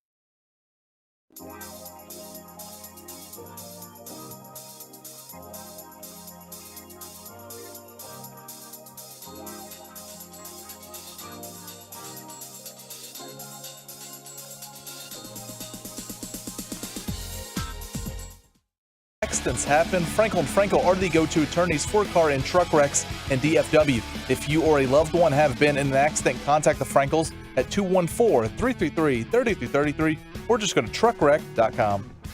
Wow. A bombshell in the broadcasting world. And this is from Andrew Marchand, who does not miss. He's the Woj, Adam Schefter, of sports media reporting. Jeff Van Gundy has been let go by ESPN, their number one NBA analyst. Bye-bye, see you later. 61 years old, has been with ESPN for 16 years. Wow. And ESPN is letting go of around 20 on-air personalities. This may be part of the budget cuts. I don't know whether his contract was expiring. I'm trying to read through this article right now. Thanks to the Tolos who sent it to me. But, man, Jeff Van Gundy let go. Somewhere Troy Hughes is celebrating because he could not stand Van Gundy. Very polarizing guy. I loved him. When we talk about not watching a game because of a personality, I apply that to Van Gundy. I would watch a random NBA game with two teams I didn't particularly care about if Van Gundy was on the call. He's interesting. He'd be a fascinating sports talk host. If I'm WFAN or heck, 105.3 The Fan, because I think he lives in Houston, you get Jeff Van Gundy on, or as Mike Bassick just said while talking to us in the commercial break, maybe the rumor's true and the Mavericks have a chance. Yeah, maybe they do. Jeff Van Gundy, Mavericks assistant coach, like some people were trying to throw out there. Wow, man, they are purging everyone. Look, you got to pay Pat McAfee, and Stephen A. Smith and Joe Buck and Troy Aikman and Scott Van Pelt. You got to pay those guys, and that's what they're doing. They're purging everybody else. ESPN has always, and I've always disagreed with their philosophy on this, but they've always said, like, the radio side, it wasn't about, which their radio side is a disaster. It's a boring mess. Yeah, and they always said it's about content, not the personality. We could replace the personality, which is like, wait a second. No, still, you got it backwards, man. No, look, ESPN can make you a star. No doubt about it. Oh, for sure. They can make you a star, but I mean, if it was about the content, then we would still know ESPN Radio's lineup and personalities, and we don't. They're non-existent. So they're also saying that Susie Colbert, Steve Young are in trouble. Whoa. In trouble or not out? Not out, just in trouble. So they don't know they don't know everybody who's going to be let go. They said there's no sacred cows. Nobody is necessarily safe except for Stephen A. Scott Van Pelt and Joe Buck and a couple of others like a Troy Aikman or a Pat McAfee. And the morning show, their radio morning show, Kellerman, Keyshawn, Jay Williams, they're getting rid of that show. Kellerman makes $5 million a year. Keyshawn is a year into a 5-year, $18 million deal. They're considered in jeopardy. Yeah. Williams Max Kellerman making $5 a year. That was off that First Take contract. Mm-hmm. I would imagine so. That's why he was getting them. Max Kellerman shouldn't be making $5 million a year. No, absolutely not. So you don't if he's out, he'll find work. He's a big name. Yeah. He'll find work somewhere. But it's a lot. This is a lot of people who are getting the axe here. And it's very sad. Very sad. Is this going to be worth it for McAfee show from a business standpoint? 5 for 85 McAfee got. Wait, is it from is it going to ESPN be worth it? standpoint? It's going to be worth it. Bringing McAfee in, is this going to end up being? I don't think they're going to make $85 million off of Pat McAfee's contract or show. I don't think. Maybe they are. I have no frame of reference. Yeah. None. But wow. So it's a lot. If you're TNT, you just call up Jeff Van Gundy, or does Van Gundy have an interest in returning to coaching to some degree? If you're TNT, you call him up. You do the same thing you do with Stan Van. You put him on some NBA games. You put the two together once a month. You have the brothers calling games. Yeah, and then you put him on the college games during the tournament, like Stan Van does. Because who is TNT's number one analyst right now? Reggie. Oh, it's Harlan and Reggie, right? Yeah, and Reggie's not great. Grant Hill, maybe he's boring. Yeah, you go get Jeff Van Gundy over at TNT. unless he wants to coach. And, they could pair them together. You don't have to get rid of Reggie Miller. You could put Jeff with Reggie or with Stan Van. They're going to they have double headers all the time. Who's the other? Who does the other game? Is it Brian Anderson? Yeah. He does the other games. All right. So that's the breaking news. Look, the big story for us today is a Texas Rangers all-star party.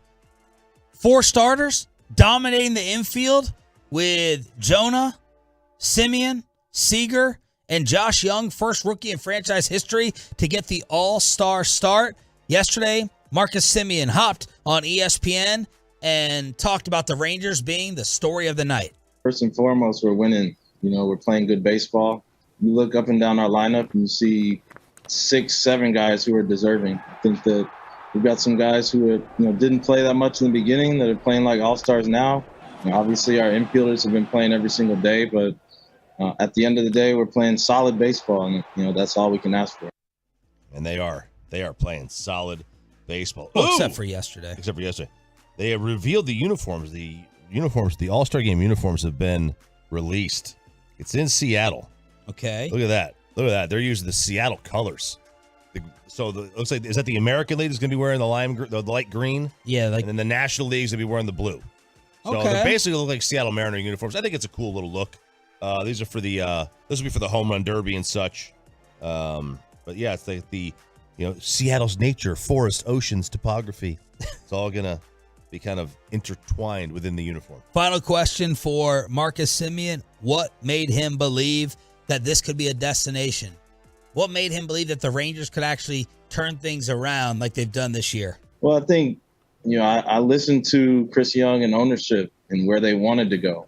That this town is tired of losing. And CY has taken over and done every single thing that he told me when we met in free agency. So, he's been awesome to play for as a GM. He's a guy who I faced and played against, in the major league. So it's pretty special and pretty rare. You have, a relationship with your GM, a guy who you competed against. And now that he's brought in Bochy and, the entire staff, Mike Maddox, all these other great coaches who work extremely hard. I think all the players all we want to do is play as hard as we can for those guys.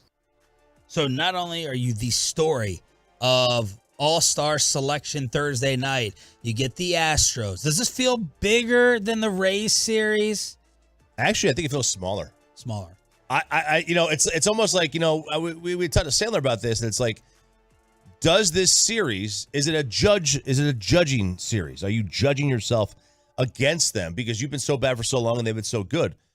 But I think Houston's been so inconsistent this year and the Rangers have been so dominant that it's almost like we've passed them and we like, you know what I mean? Like I judged them far more as the Rays series as a litmus test type thing than this one. I just think that, right now the way Houston is so injured, I can't see it. All right, Choppy, tell us why we should suck it up, stop being wusses, and turn off our air conditioning. The air con flu. Now, temperature doesn't necessarily make you sick. It's the germs. But, with the air con flu, this is from the Journal of Epidemiology.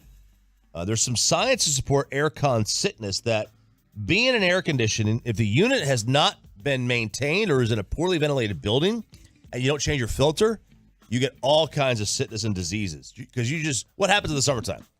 It's too hot, you sit in the house. You breathe that air conditioning in. Right. So if you live in a building or an apartment complex or your house where you have not changed out your filter very often, yep. Headaches, dry cough, dizziness, nausea, trouble concentrating, fatigue, odor sensitivity. You got to change out them air filters, man. I have a ton of air filters. Yeah? Ton of them. Every 3 months, I think you're supposed to change it? Yes. Now, my nephew changed it for the entire time he was living there.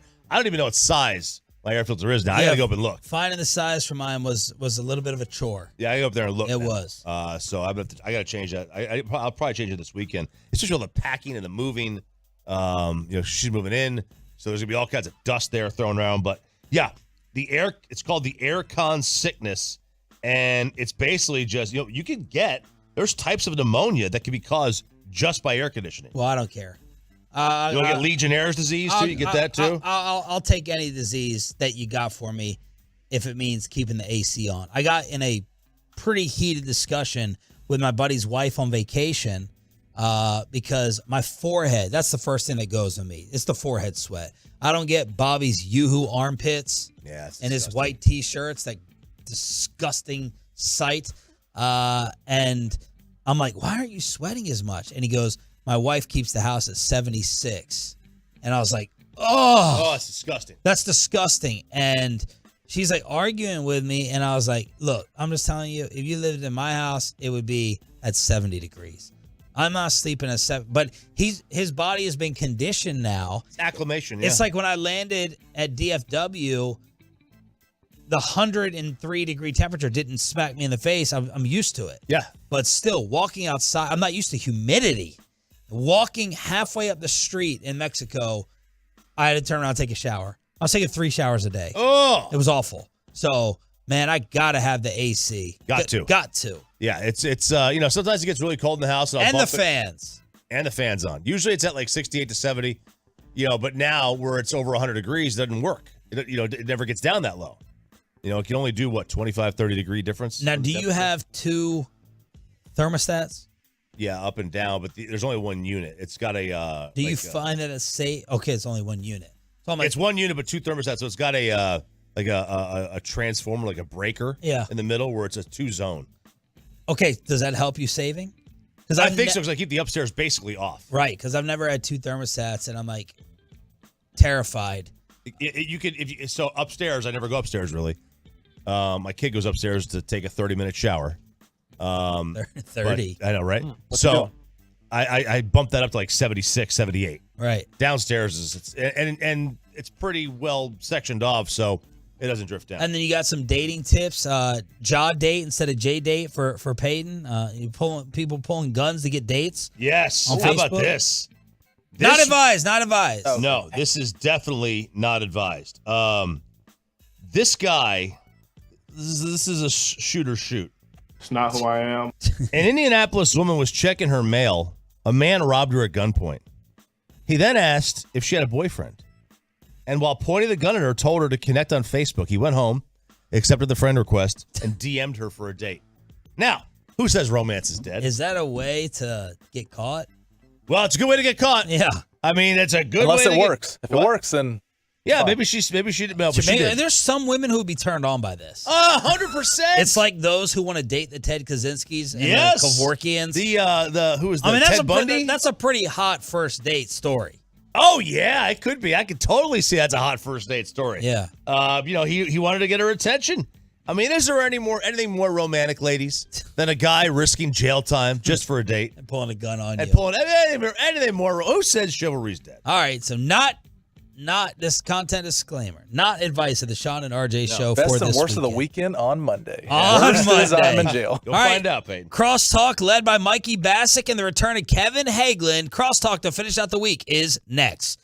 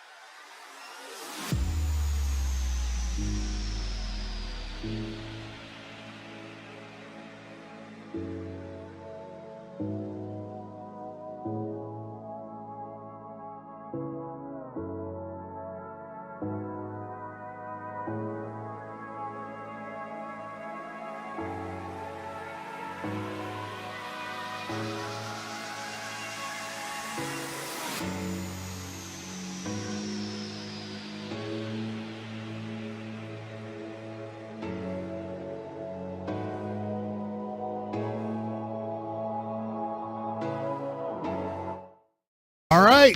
This is my first crosstalk in a while. Yes. So let's talk Kyrie Irving. Are we talking Kyrie Irving to start the show? No, that's second segment. Second segment. Okay.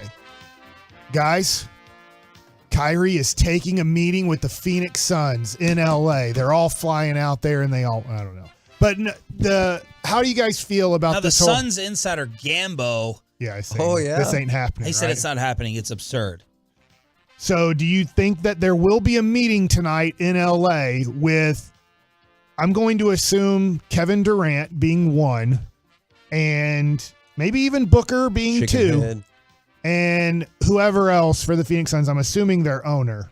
Do you think that meeting will happen this afternoon tonight in LA with Kyrie Irving? Or do you believe the Phoenix Suns guy that this is all fake, Kyrie's making this up just to try to get the Mavs to offer more money? So before I answer that, the way that this could happen is that Kyrie would have to play for $3 million, right? Yeah, approximately, yeah. Veteran That's the minimum. only way this could happen. If he just wants to sign straight out with Phoenix, yes, he would sign for somewhere between $1.5 and $3 million. Because they can't do a sign and trade. Phoenix can't because they would have a hard cap, right? Right. And also at the hard cap, listen to this.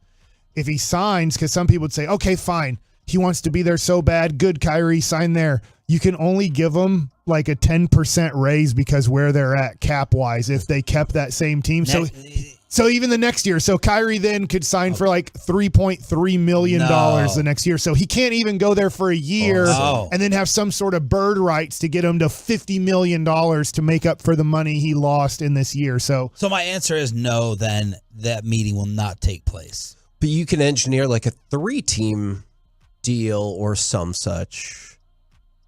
Ask Mike. I don't know. You could. And that's the only reason. Woj was saying something really interesting, like if the Mavs were going to do the max, whatever is 5 for 292, and he goes, yeah, if that was happening, then none of these meetings would be taking place. So I do think he's just trying to force their hand. He doesn't have any leverage. What I told RJ, what worries me the most is it's already like a signal that if this is a bluff, which I think everyone believes it is, this is already a signal that he's not interested in the Mavs adding a mid-level piece. That's what worries me, because the scenario that needs to happen is we're going to give you $47 million instead of $56, and that way we can sign Bruce Brown or a $12 million player. Brown would if be great here. If he's trying to bluff the Mavs into paying him $55, $56, then he's fine with taking the mid-level and lighting it on fire, and that doesn't help the Mavericks become more of a championship contender. Is anybody surprised that there's a player out there who's not a team guy who's willing to take less money? Like that's not surprising. No, not at all. I will say this in a weird way. A guy that's compared to him at times, James Harden, decided to somewhat take less money yesterday in opting into his 1 year, 35 and change, almost 36 million, I believe, contract. Because you'd assume if Kyrie thinks he's worth 50 million, and let's just say he is, which he isn't. That's why 29 other teams aren't having meetings with him. They don't think he's that valuable of a player in the league and can be a handful to deal with. If Harden is a 35-something million dollar player, then I think that kind of gives you a little bit of Kyrie's market, because I think they're very different personalities, but also similar in the traits that they have on a basketball team. There's a lot of positive. There's also quite a few negative things. Who doesn't on your show want Kyrie back? Okay. I hope that I'm wrong, because I do think Kyrie will come back to the Mavericks. At the end of the day, I'm both. I'm in between. Yeah, I think he's going to be on the Mavericks. I'm going to root for him, and I hope it works out. I don't think Luka and Kyrie's game mesh at all. Now, in a different way, I would rather have Steph Curry. I don't think Steph Curry and Luka's a good match either. And I think Curry's better than Kyrie Irving, better teammate, better player, better all these things, championships. I think if you had Luka and Curry on a team together, I'd go, I don't know how this is going to ultimately make sense to build around these two guys. Luka's going to have 28 assists a game, and Curry's going to bury threes quickly all the time. So, like, that's how that would work. So that being said, I would rather not have Kyrie on this team and use him for pieces that make more sense around Luka. And I think that is the concern that a lot of Mavericks fans have, right? Is like, what if you just let him go? Like, I know you wouldn't consciously do that, but if anyone would just leave and be like, fine, I'll sign for $3 million, feels like it would be him. Yeah, I think the other thing too is the if he's not here, you're void of talent again. That's the bigger fear is, well, who else do we have now? And so it's back to the drawing board for all that. Yeah, I would desperately want to sign and trade him, Sean. Yes. Like I'd Okay, well, let's say it's the Rockets. Yeah. They don't even have like enough salaries to add up to give you. No, that. I understand, but if that was the case, you would have just made a major mistake trading for him. It would be like, in a different way, it would be like if the Rangers took all top 10 prospects right now, all 10 of them, and said, we want Shohei Ohtani. Here's our top 10 prospects on our team. And then Shohei signed with the LA Dodgers. You'd be like, guys, you traded 10 prospects for Shohei Ohtani and you didn't know he was really wanting to be a Texas Ranger. You almost knew he didn't want to be a Texas Ranger. Right. And that would be the weird thing about this when you're like, Nico, you traded an unprotected first-round pick, Dorian Finney-Smith and Dinwiddie, and you knew that he didn't want to play with Luka? Well, two things. Number one, there are reports saying Kyrie told them, "No, I'll resign." Which, if you believe that, then fill in the blank. Number two is they were Luka scared and desperate. You know, like gotta do something. Gotta show him you can do something. Cuban's getting destroyed. He's getting killed. He's worried about murals getting taken down. He's focusing his attention on all that. So they were forced into a panic move. What type of sickness we dealing with over here? It's tonsillitis, just like it was last time. I don't have tonsils I don't anymore. have a fever or anything like that. Your voice is sounding. I know. I mean, you're wiping your nose. You probably have. I didn't wipe my nose. I was just scratching my nose. I think I have Legionnaire's disease. I think that's what it is. That's what I had. I want to be like clear here. I told him to stay home. I was like, dude, if you don't feel good, stay home. Yeah. But he texted me last night and said he'd be here, so he felt committed to it. And I was like, he showed up. I was like, all right, man, that's the way Kevin goes. Are you telling me that I should go home? Next Mavs. I know that's what Mike said. He's next like, you Mavs need to go topic. home. Yeah. If Bruce Brown has the choice between the Lakers and Dallas, aren't we screwed? Yes. Like, what player in the history of basketball hasn't chosen the Lakers if everything is even? It's kind of like, in a way, I guess the Yankees have a little bit of a worse reputation, as you hear, whether it's Griffey Jr., Vladimir Guerrero Jr. Like, there are players that are turned off by the Yankees through possibly their father, in a way. But in the history of basketball, has anybody ever said no to the Lakers when everything is even? And has anybody ever said yes to the Mavericks when everything is even? It's a good question. I would think, just at the top of my head, that if you get offered something by Lakers, Yankees, Cowboys, etc., that's, everything's even, you're probably going to gravitate to those teams just because they're the biggest teams in the sport. Yeah. My question is there, and I talked to Mike a lot about this in the break, are we overrating Bruce Brown? No, maybe so. He just fits really well with what this team is looking for, right? Like, I'm not saying he's the savior or anything, but for a mid-level exception that you're kind of strapped for assets, doesn't he do kind of what you're hoping? Like, are we overreacting? We just talked about overreacting to playoff runs. Nobody knew who the hell Bruce Brown was before Denver. I mean, generic, regular NBA fan, he's 11-4-3. Now, Mike, educated me. Defense. Yes, on all the little things and all the dirty work. It's one of those things you'd never want to build a team around him. You'd never really want him to maybe be your third best player that you're relying on. But people like Dorian Finney-Smith, people like Bruce Brown, they thrive without having the basketball. Yeah.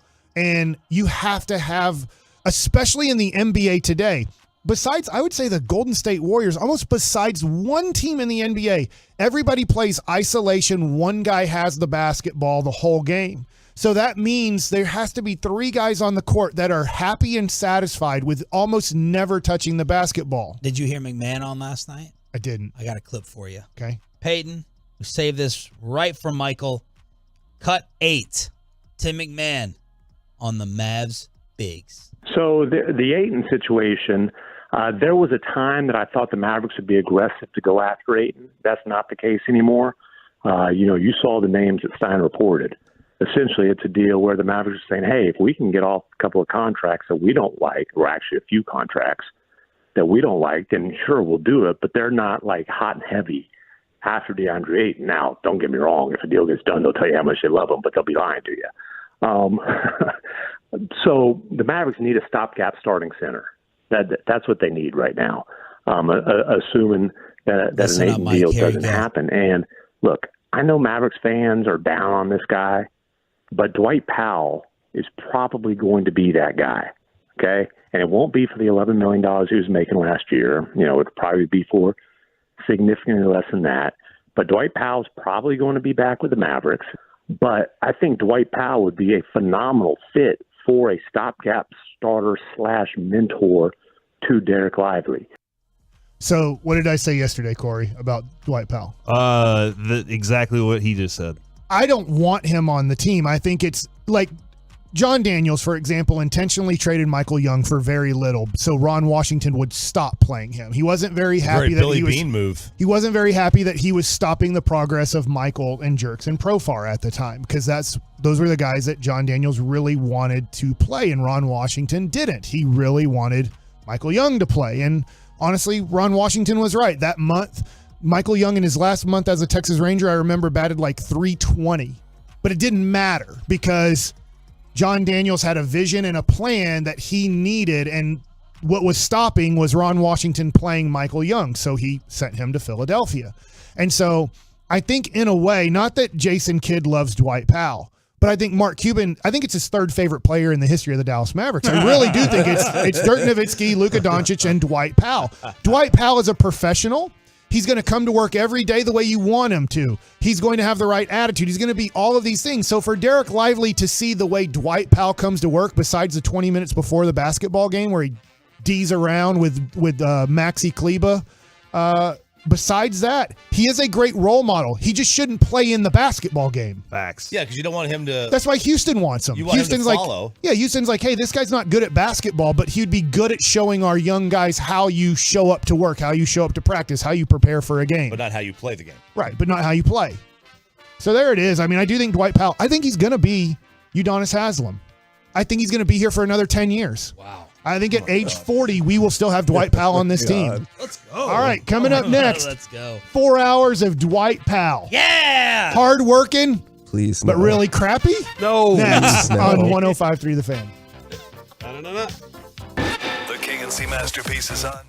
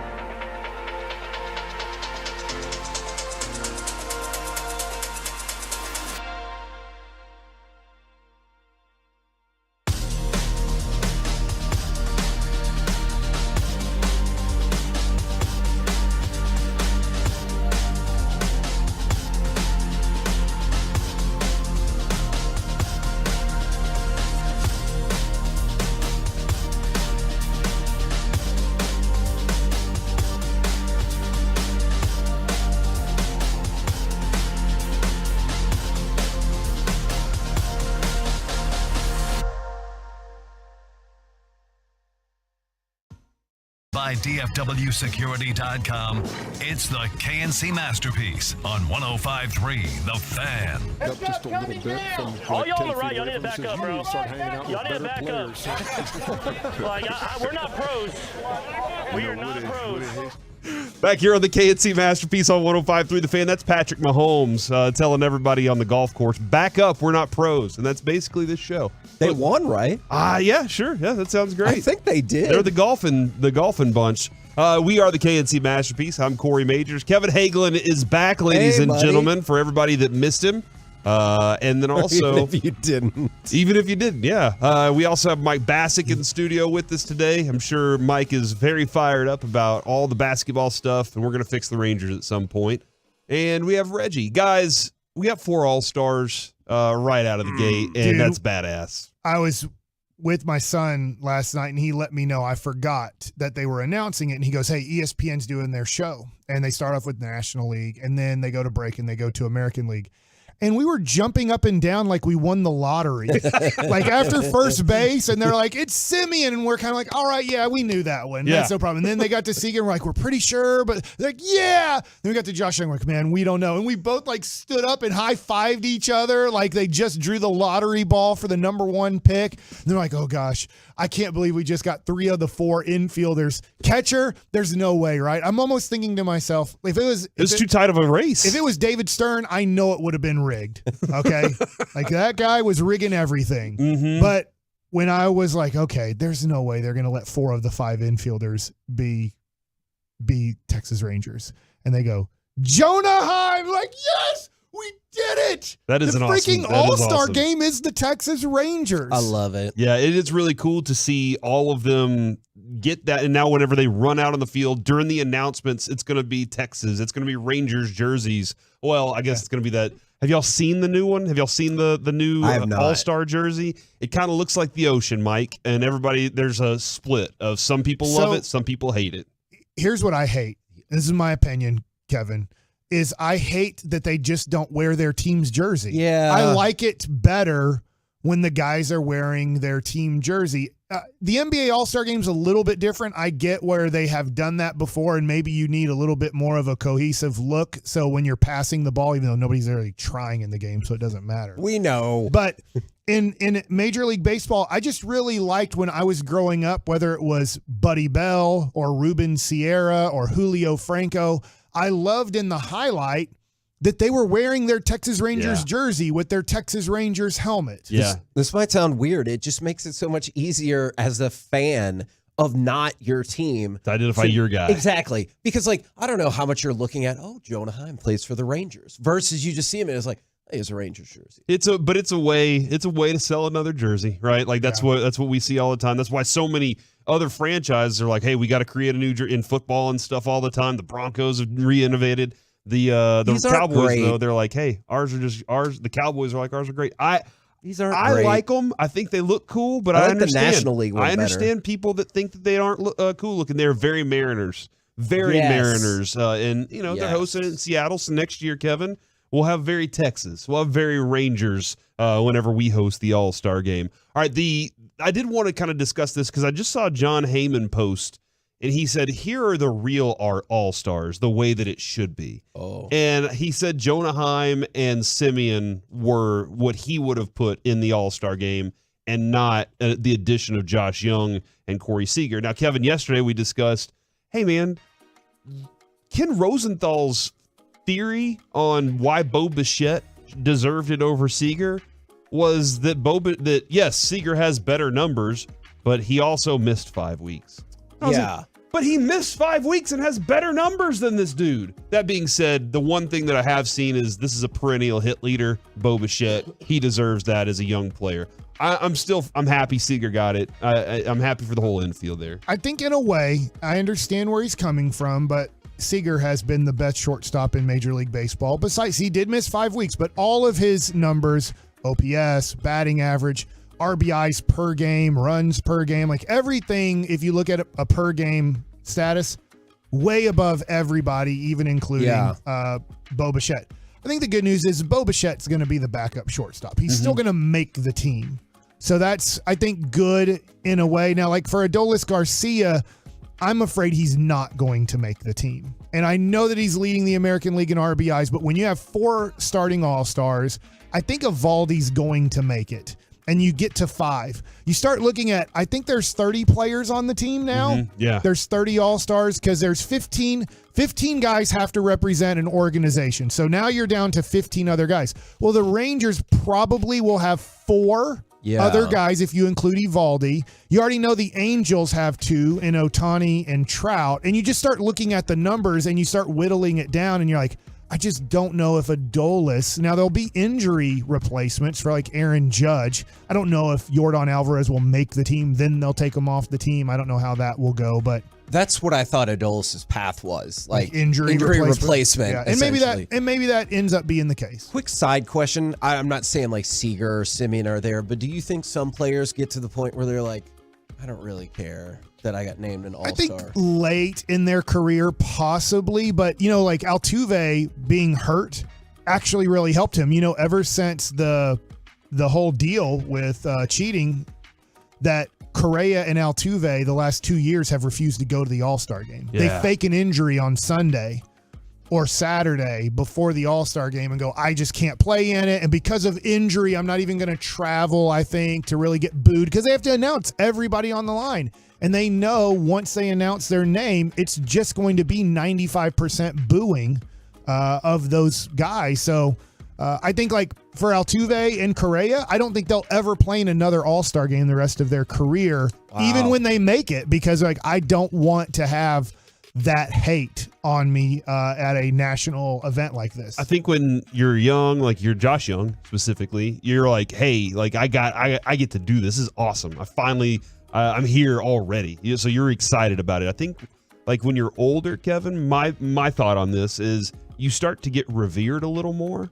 You start to get not Paul revered, but you start to get you get celebrated a little more as you're older. I mean, think about the Ripken A-Rod moment. Sure. Where he's running out there to shortstop, and he's like, "No, you go over to shortstop. You take that." And I think there's a little more of that in the game that I think the older players, they realize this might be my last opportunity to do it. Maybe in the middle of the spot, if you're like 14 straight All-Star games, there's somewhere in between where you're like, okay, I don't want to, but I think at the end of your career, you kind of want you're excited about being celebrated a little.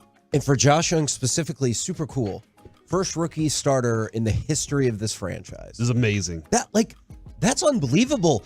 There are some people who kind of gave up on him, right? Yeah. And like even myself, my hopes diminished because of the injuries. Yeah, and he has just been tremendous. And I was trying to warn Ranger fans, and I was wrong.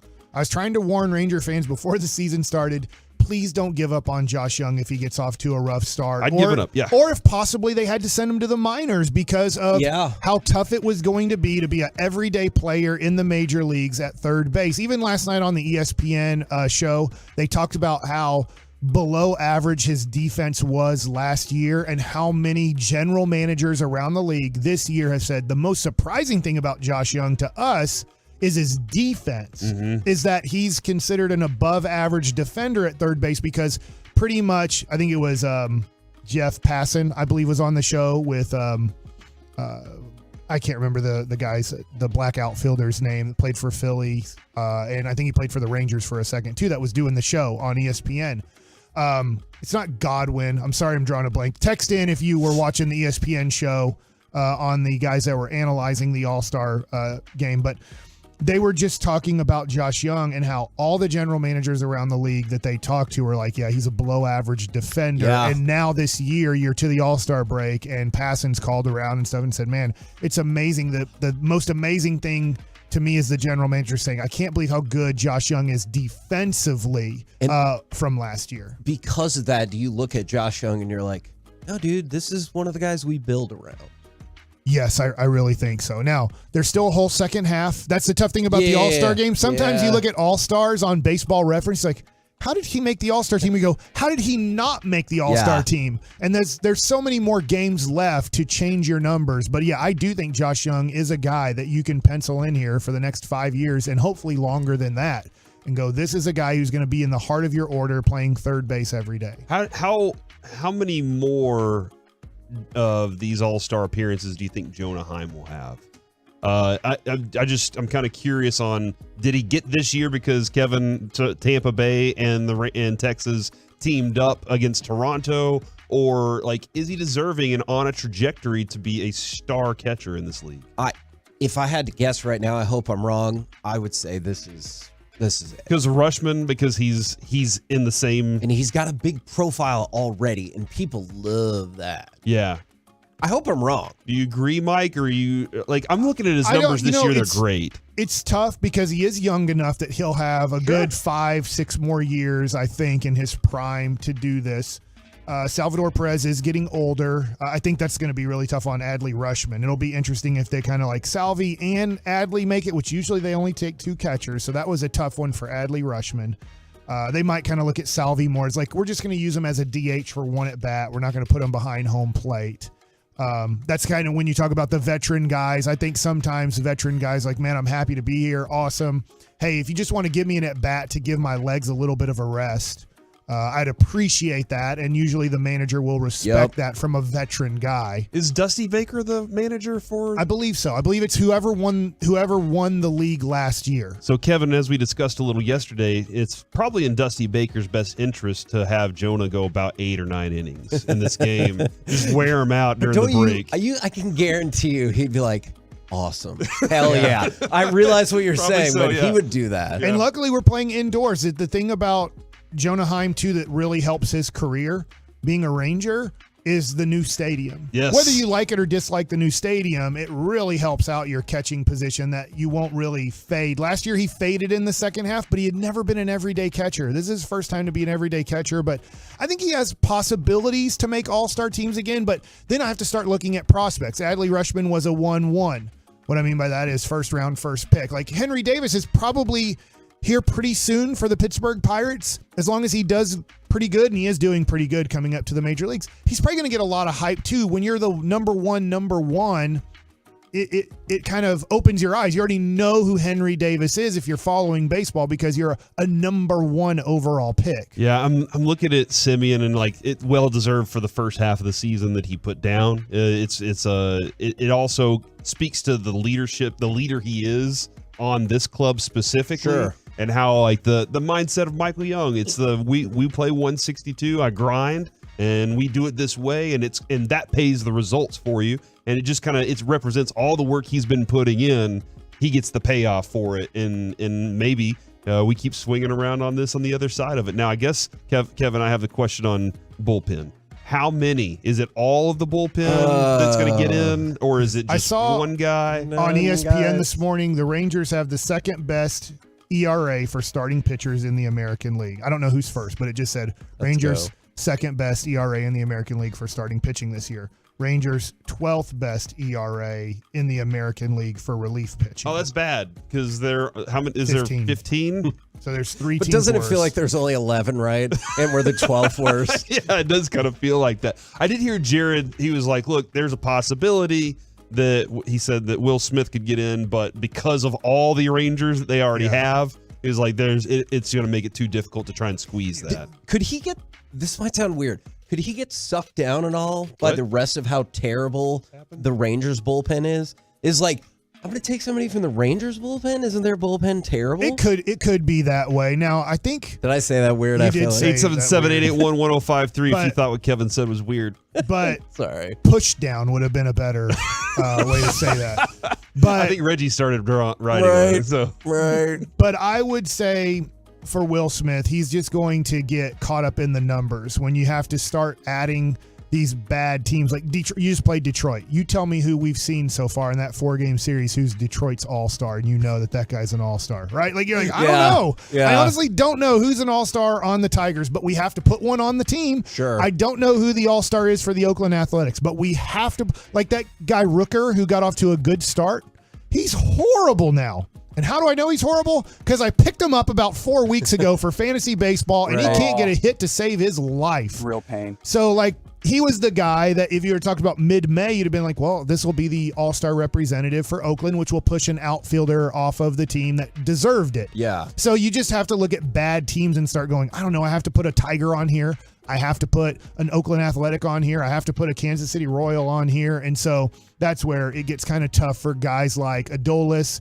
John Gray, I think, is deserving. I think Evaldi will be the one other guy who makes it for the Rangers. By the way, I think a lot of people are saying Doug Glanville. Is that the name that you were looking for, Mike? And then a lot of people now Don't texting read the in other ones. From the 254, it was weird, confirmed. From the 325, that was weird, Kevin. From the 682, par for Kevin, weirdo. And then who? Okay, I can't read that one. Wow. All right, coming up next here on the KNC Masterpiece with Weirdo Kevin, what the hell's happening with the Mavs? Are you scared for free agency? Also, is what Kyrie's doing wrong or just business? Next on The Fan. All right, let's talk about Men's Health Month. Yes.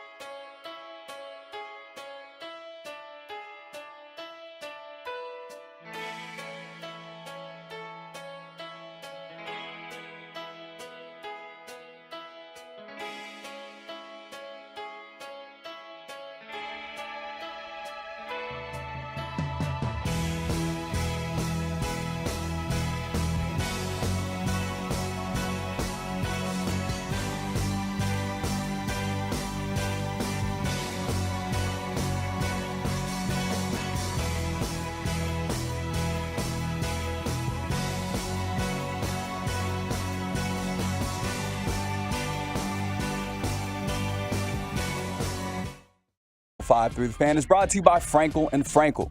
Life is unpredictable. Accidents happen, and Frankel and Frankel are the go-to attorneys for car and truck wrecks in DFW. If you or a loved one has been in an accident, contact Frankel and Frankel for a free consultation at truckwreck.com or call 214 or 817-333-3333. It is a shout out Friday, so text in your shout outs 877-881-1053, and Kevin will read them in his weird way to you. So that's the future of Kevin today. Is that a good idea? Reading off weird text, and then some from JLSS on the Twitch. He said, "Hey, send me your prayers. I'm going on a road trip where I have to drive 24 total hours." And how long? 24 total hours, Kevin. That's a full day there of driving. Okay, I get that, Mike. Yeah. No, Thank you, stop Mike. it, Mike. I Don't appreciate shake your that. head yes to that. No, my question was, is that 24 straight hours? Is that over the span of like 3 days? Yeah, that's a Nobody good can question. drive 24 straight hours. I drove Nobody? 18 hours, and that was the longest I've ever driven. Straight? Yeah, it was terrifying. What about 24 like curvy hours? That's like country road hours. Yeah, that's a country mile. I don't know if you know this or not, Kevin. A country mile is longer than a regular mile because the roads in the country are curvy. So they're instead of a straight line. Do you want to talk basketball? Let's talk some basketball or now. What? Student debt, student loan stuff with the Supreme Court. I haven't seen that yet, so I'll have to get to that in just a moment. That's relevant to people. The trade deadline's coming down, and as I see this, I saw somebody tweet last night that they thought what Kyrie was doing is disrespectful. And I was wondering from fans out there, because Dirk never, his biggest negotiation was, I'm going to Germany. Oh, I'll fly back and let you know that I will be on your team. Can I ask you a quick question about that? Do we, as sports fans, get ourselves into trouble by trying to compare people to Dirk? Absolutely. He is unique because nobody is like Dirk. And I think for a Mavs fan, you do have to understand this. Kyrie has no connection here. Sure. Josh Young, for example, does have a connection with the Texas Rangers. 5 years from now, if he becomes a free agent, I don't expect him to take less. I'd say get as much as you can get. So I can't be hypocritical here and then say, hey, I totally get it, man. Like, this is your life. This is your future. This is whatever you can do for your family financially and help out as many people as you possibly can. So I can't fault Kyrie for playing a game to try to get, and what I mean by playing the game, playing the financial game here, not basketball game, of trying to get every penny possible from the Dallas Mavericks. Dirk, there's a lot more connection there with him and Mark Cuban being somewhat best friends, and that was a very different situation when he started taking less money in year 12, 13 of his career, being a Maverick for life. Yeah. Kyrie's not a Maverick for life. Kyrie doesn't have any connection here. Him and Luka aren't like great buddies. They didn't come up together in AAU basketball. They never dreamed of playing with each other. Like, Kyrie's like, dude, if I'm going to be in Dallas, I want every penny possible. I don't care about your mid-level exception. I do think I do think there's a reality to him being at a point in his career where he's like, when I'm done with my career, I'm hoping I'm not on another team. And we've heard this. He wants to, whatever team that he ends up signing with, he wants to make sure that that's the final team he's on. Now, do I believe that? Hey, man, that dude could be very unhappy in like a month and a half. Nope. Sure. So I don't know, but I will believe that for what it's worth. So I understand also the process of saying, all right, I'm going to spend the next 4 to 5 years here and then retire and maybe be revered, maybe be one of those guys that's celebrated because I was able to win a title. Is what's the best place for me with the most money? Like, I think there are a lot of things that are going into it. You know, he did talk about how he liked being in this weather whenever instead of the snow a little bit. Sure. I don't know how much he's liking it right now with 105 or whatever, but I think there are some. Is that what? And I think that's one of the reasons that he's like, hey, I'll take any interviews. Is that the heat Windex? I want to see what, yeah, that is the heat Windex. I want to see what my options are. And every person out there who has options wants to see what their maximum options are before they make a decision. And that's exactly what I think is happening. I understand why it's fashionable to bash Kyrie for things, and some of them are warranted, some of them maybe not so much. I think this is simply a negotiation tactic, and I think it's fine. I really do. Just take us, for instance. When our contracts are up, are we sitting there going, oh, man, this is Do we want to see if there's other options out there? No, because we love 105.3 The Fan. Always have. That's the way it's always going to be. You know what? What? I wasn't actually out with tonsillitis the last 2 days. Oh, you're being wined and dined? Yeah. I like it. And you didn't take me? You don't even want to know what happened after that. Oh, Lord. And Did it have something to do with the first segment where you said that about Will Smith? All right. I will say this. This does hurt the Mavs a little bit in that they have to wait. Let's just say Bruce Brown tonight is going to make a decision on his team. He's going to sign tonight, which, look, I'm going to tell you, it's 50-50. He does. At 6 p.m., we know who he's signing with. Like, that's the way the NBA works. It's actually 5. Okay, it's 5. 6 Eastern, yeah. So, I mean, there's a good chance that we know tonight when you're going to bed what team Bruce Brown has chosen. And if the Mavericks are like, we really can't offer you the mid-level until we sign Kyrie back to whatever deal he wants, that could really hurt the Mavs. If I'm the Mavs, I move forward and go, we're signing you to the mid-level, and Kyrie, if you don't want to sign for this, see you later, alligator. Okay, that was going to be my question. Do you think that is a feasible? I understand that you're saying you would do it. Right. Do you think that's feasible for the Mavericks to be like, so either you can sign here for 35 to 40, or we can facilitate a trade for you elsewhere because we're giving the MLE to Brown? That's the way I would do it. I Okay. don't think Cuban's going to do it that way. Okay. I think he's going to wait on Kyrie because I think he sees that he believes he needs Kyrie to be successful, and maybe not Kyrie. He needs another superstar on the team to be successful. And I am coming from the standpoint of, I think Kyrie at best, he reaches his peak of 2023-24. At best, he's like the 10th best player in the NBA, which is really good. That's unbelievable. But I don't think he's going to reach that peak at all. So I would look at it more like, look, I have to assemble a team going, if you sign with Houston, fine, go play with Houston. I'll use that $20 million that now just opened up. Obviously, it doesn't open up $40 million, but I'll use that $20 million in another way to try to make my team better. You want to go to Phoenix. I totally get it. Right now, he wants to go to Phoenix. It looks like there could be a small possibility of that happening. LA Lakers are totally out. And he wants to play with Kevin Durant. He wants to play with Devin Booker. He has a much better relationship with those guys than he does with Luka because they have grown up somewhat together in USA basketball. How much work do you think the Mavericks and Suns have done together about that over the last few days? I know technically you're not supposed to. So we know this. Correct me if I'm wrong here, through rumors that I believe, is that the Phoenix Suns, before making a deal for Bradley Beal, offered the Mavericks a deal for Kyrie Irving. The Mavericks said no. Do you remember that rumor? Yes. So there's that rumor that there had to be a discussion there a little bit on, hey, we look like we're about to sign and trade or trade for somebody. We want Kyrie. What can you do here? This is what we're willing to do for Kyrie. And the Mavericks said no. And then there was the report, I don't know, about a week ago after the whole Bradley Beal thing went down, that the Mavericks then called up the Phoenix Suns and said, here's our deal for DeAndre Ayton. And the Phoenix Suns said no. So they've had multiple conversations. Has it been Ayton for Kyrie? We don't know the first conversation. But we know that then Kyrie for whatever, and then we know the Mavericks offered to try to get Ayton, and it didn't include Kyrie. And they said no. You end the day in principle with Ayton and Brown. That's a victory. Yeah, okay. My God. A+. Okay. Grand slam home run. Okay. Yeah, absolutely. I think that's a huge win for the Mavericks. With Kyrie going out the door. That's fine. I assumed you knew. Well, and For and me, Mike's, that's a grand slam. Mike just doesn't think it meshes. He doesn't think Luka and Sure. Kyrie work together as a product. And so I'm on the Tim Legler bandwagon. Yeah, and I'm one of those we discussed yesterday. Hopeful, but I understand where you're coming from completely with that. But with DeAndre Ayton, has he been a success with this team so far? Has he been a success with the Suns? I think there's a little bit of questioning on what's going on there. Jared Sandler right now on the television. He's on MLB Network. On high heat with I think it's Alana Rizzo. And he's got his Rangers Friday home jersey on right now. So good job for Jared Sandler out there. I do have some other questions about what's going on. The James Harden news. How does that affect Philly now?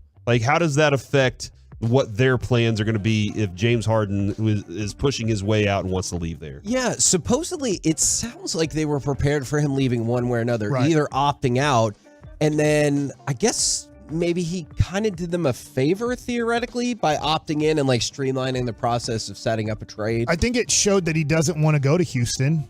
Well, Houston decided that they don't want him. Okay. They kind of, I think there was a piece that was written, and I have to figure out who wrote it again. I apologize for not having that offhand. But Houston examined it, and, with Ime Udoka coming in, they figured that they didn't want to go that route a few weeks ago. It feels like James Harden has lost the leverage that he had, and he became unhappy with the Sixers' inability or unwillingness to, go ahead and do the free agency discussions with him, or at least let him know where they're going. And then so he decided, let me opt out and or not opt out, but let me get out of here. And the problem is he doesn't have a lot of leverage. He doesn't have a lot of options in free agency. So the idea is opt in, make sure that you have this money. And this actually ends up being the most palatable way for any other team to try and acquire him. Because what would you rather have? A rental of James Harden, knowing what he is right now, or signing up for 3 years of big money for James Harden, not knowing what he is on the backside? For sure, the first. And there's only one team in the whole NBA that's good at basketball that has money. That's the Sacramento Kings. And they kind of took away some of their money by re-signing Harrison Barnes. Although, nothing in that new deal prohibits Harrison Barnes from being traded. Okay. But they did have up to 35 after the Rashawn Holmes trade to the Dallas Mavericks. They got over $35 million, right, in cap space, and now they don't have that much anymore. So the tough thing is for James Harden or Kyrie Irving, in different ways now, they can't go to a good team without a sign and trade. And I think James Harden looked at it and goes, all right, well, if I want to go to another good team and I don't want to go play for when he was with the Houston Rockets, he sat out intentionally because he's like, I'm not playing for a rebuilding team. Yeah. And so, remember, or was that real fat? These guys, whether it's Kyrie or James Harden, they're looking to go to a great team while still making a lot of money. And they're going to do it different ways. Harden knew there was no way I was going to make over $30 million and be on a good team without opting in.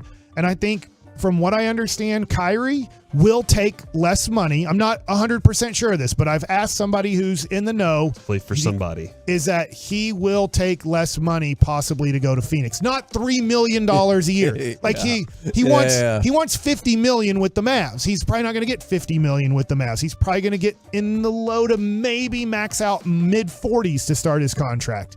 But he will possibly take in the mid-30s to go to Phoenix in a sign-and-trade situation. Because if it happens, it doesn't mean Ayton's coming to Dallas, but Ayton has to be traded for Kyrie to go to the Phoenix Suns. Kevin, I might need you to step over there where we have a push-out window that can go out. Okay. Per Mark Stein, the Mavericks fully intend to re-sign Dwight Powell. Do you need to rush over there to save Mike? I already know that. He's going to be here till 2030, and I'm not exaggerating. At which point he'll jump into the front office? Is that yes, what you're saying? 100%. He's going to be a Maverick for life, and that's fine with me. He's a great person. He's a smart person.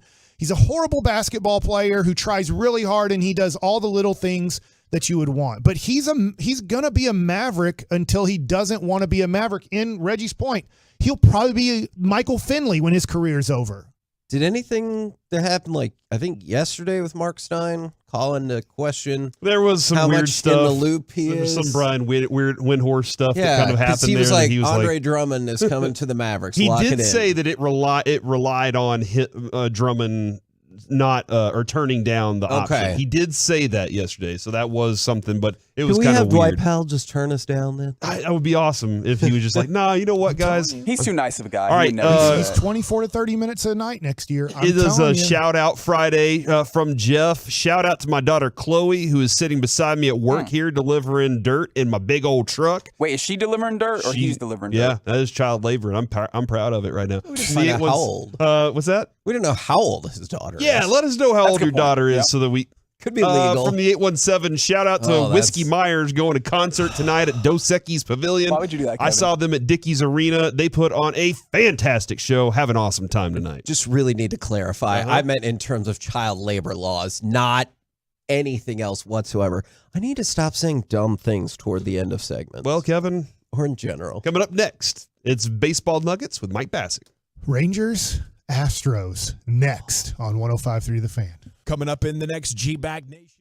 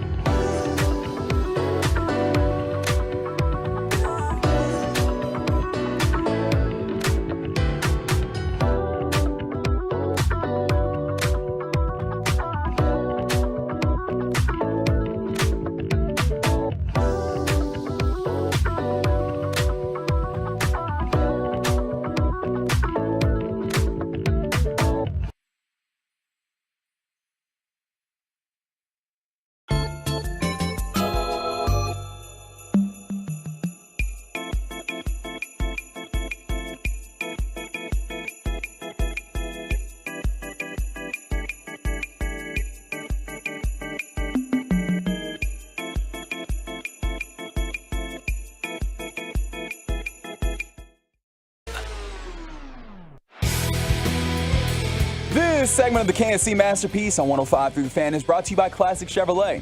It's time to get back in the saddle and back on the road with Classic Chevrolet. Enjoy one-time offers on new Silverado, Trax, Equinox, Malibu, and more.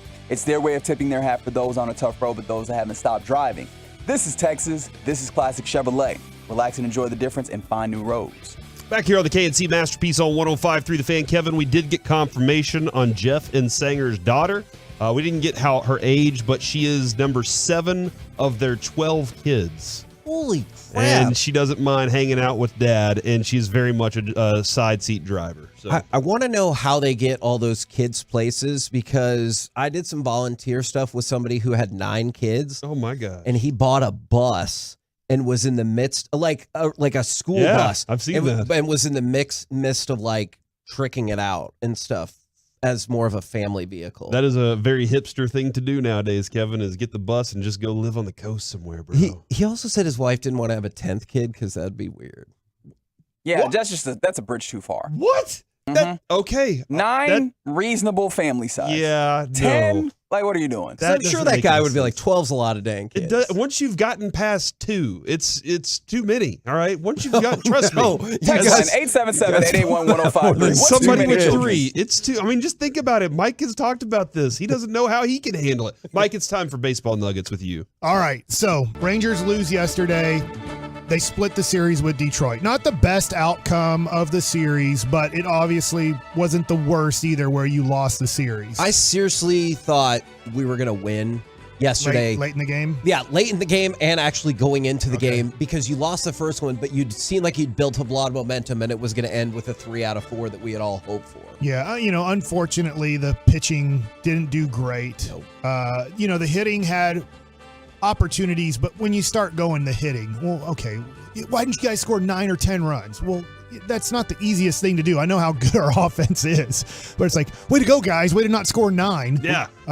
When I posted on our Facebook page about having 4 starting all-stars, the most in franchise history, somebody commented, you should probably worry about winning games and not the all-star. That person got destroyed in the comments. It happens. The Rangers didn't have their best game yesterday overall as a team. They split the series with Detroit, and now they go into another 4-game series. It's rare that you have a 4-game series and then another 4-game series back-to-back, because usually most of your series are 3 games. Yeah. You'll run into a 4-game series every once in a while, and you run into a 2-game series every once in a while. But it's like 4-3 Yeah. or 4-3-2. 16 straight? Say that again. Are they in before All-Star break? Is it 16 straight days without a break? I think it's 17. It might be 16, but for some reason I thought it was 17. But it's right. It's either 16 or 17. Yeah, I recall it's 16 games, 16 days. Will that cool off on the other side then? It feels like the Rangers have been kind of run ragged a little bit. Google it. Okay. That's not. I don't know their schedule after the All-Star break. I'm going to ask Jeeves. I know that next week they're in Washington for the weekend, because I will be there with CJ Nikowski calling the game on television. Deal with it. Do we need to reflect a little bit more on how amazing that is? It is. It's the most amazing thing. You started on the internet and you kind of crapped on that a little bit, or Jared crapped on you for that, and then you got to spring do the training. Then you got to do the radio call. Hixie got sick, so I got to do the Garrett Cole game. And now you're going to do TV. That Garrett Cole game lasted about 36 seconds. It felt like, from my perspective. What's the next step? Is he just going to be the manager for a game or something? He's like little big league style, or he's going to end up on MLB Network. Real quick, I know we heard the Van Gundy news a little bit ago. Okay. Jalen Rose was also let go, and now Max Kellerman is getting let go as well. I had heard the possibility of we that. knew that radio show was going away. Yeah, we did know that. Yeah, but I didn't know he was getting let go completely. So Sucks, how many people are they going to have working at ES? I mean, it's still a big company, 4. but all new, God. all cheap. It makes me wonder this, as obviously we've documented throughout the year or so, even more, that Bally's is having major issues around the country with all their teams. They're barely making the payments just in time to keep a team for another 2 to 4 weeks, and we'll see where that goes as the season continues. And then now ESPN for years now is having to cut people after people after people. And it makes me wonder, there's so much money in sports, but it seems like the people who cover the sports, the television, they paid way too much for the product? Yeah. I'm not 100% sure about that. Help me out with that. Okay. I know I'm supposed to be doing baseball nuggets, but this is interesting to me since you brought it up on So obviously Bally's way overpaid because they don't have enough money kind of to. But what's funny about that is, you're about to make the same thing. Yeah. I was like, I don't think that is the case either. I think stubborn. And I think their business model and the way they release that content has been problematic. But this goes back to something, Corey, at the newspaper is I have learned that like media companies in general sometimes do not run by the industry standard of profit margins. Okay. All right. So what I mean by that is ESPN is surely still profitable. Quite frankly, Bally's, I think, in certain areas is still profitable. Not even I think it is. The reason why they are in this issue is because of the way that they financed their debt, or as opposed to like they're making money just on the rights. They are making all the money. They finance this in such a way that they're not making enough money to pay back the debt in the way that they structured it. So the issue is twofold: is making bad deals in terms of financing, and also you want a 5%, profit rate as opposed to 2%. Like I just made those numbers up. Okay. But my point is, you're like, no, I want to hire overhead, and if I can get somebody besides Jay, Will, Keyshawn, and Max to do the show, maybe I'll take a 20% hit in ratings, but I can take a 50% drop in pay. Yep. Okay, so ESPN cutting more people. It sucks. Yeah, but obviously they're paying college football a lot of money. They're paying, the NHL, MLB, NBA. Like they're paying every sport. They're paying a lot of money to carry their product on their station, and you would just think, gosh, would you stop paying that much money if you can't have the talent needed to cover it? I would think that there's always something to be said too, is I haven't looked at their staff across the board, is if a place is overstaffed, because the good times were never going to end. So now going to this Houston series, what a huge series here right before the All-Star break. And pretty much all sold out, right? Yeah, for the most part. I don't know Monday's day game ticket. Okay. But I do know Friday, Saturday, Sunday, tonight, tomorrow, and the next day. Maybe you can get singles, as in what I mean is one ticket, but like two tickets together. I don't think they're available, so you'd have to go on the secondary market if you want to go to this at least through the weekend. Monday, I'm sorry, I don't know the information on Monday's ticket situation. Is it, quick side question, is this the first time in a long time you can remember that it's a sellout and it doesn't make you worried? Like, didn't you used to think, like, the Dodgers were going to be here? It's a sellout, and you're like, oh, crap. There'll be quite a few Astro fans there. We know that. But like, you're selling games out now, not just on the backs of because I guarantee if there weren't Astros fans there, do you have any doubt that every single seat would be filled by a Rangers fan who wanted to buy a ticket? Right, yes. So now we go to the starting pitching matchup. As I said, the Rangers are second in starting pitching this year in the American League, ERA-wise. Now, it hasn't been perfect lately. It hasn't been as dominant as it was in the month of May, but it's still been good. And here's the somewhat great news, is the Houston Astros are not great at starting pitching because of injuries. So tonight, you have a guy named Blanco, who I barely know at all. I have to look him up to figure him out.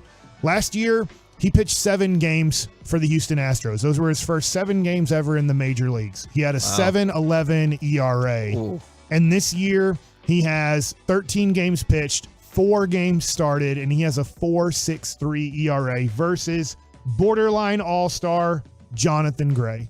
Let's go. So you have a major advantage there. Now, I will tell you, I'm not a gambler at all, and I think gambling on baseball can be very tough because you can even see the Oakland Athletics win 50 games this year, and it looks like they shouldn't win a game. They won 7 games in a row, Mike. That happened. I can't believe it. I still can't believe that. But I was looking on the bottom line. It's an even game in Vegas. Okay. Whatever team you bet on is going to be the same odds. And I'd say major advantage to the Rangers, at least pitching front, when it comes to tonight's game. Tomorrow, the Rangers have a little bit of an advantage. Now, Hunter Brown is a very good rookie pitcher, but he's a rookie pitcher for the Houston Astros versus your ace, Nate Eovaldi.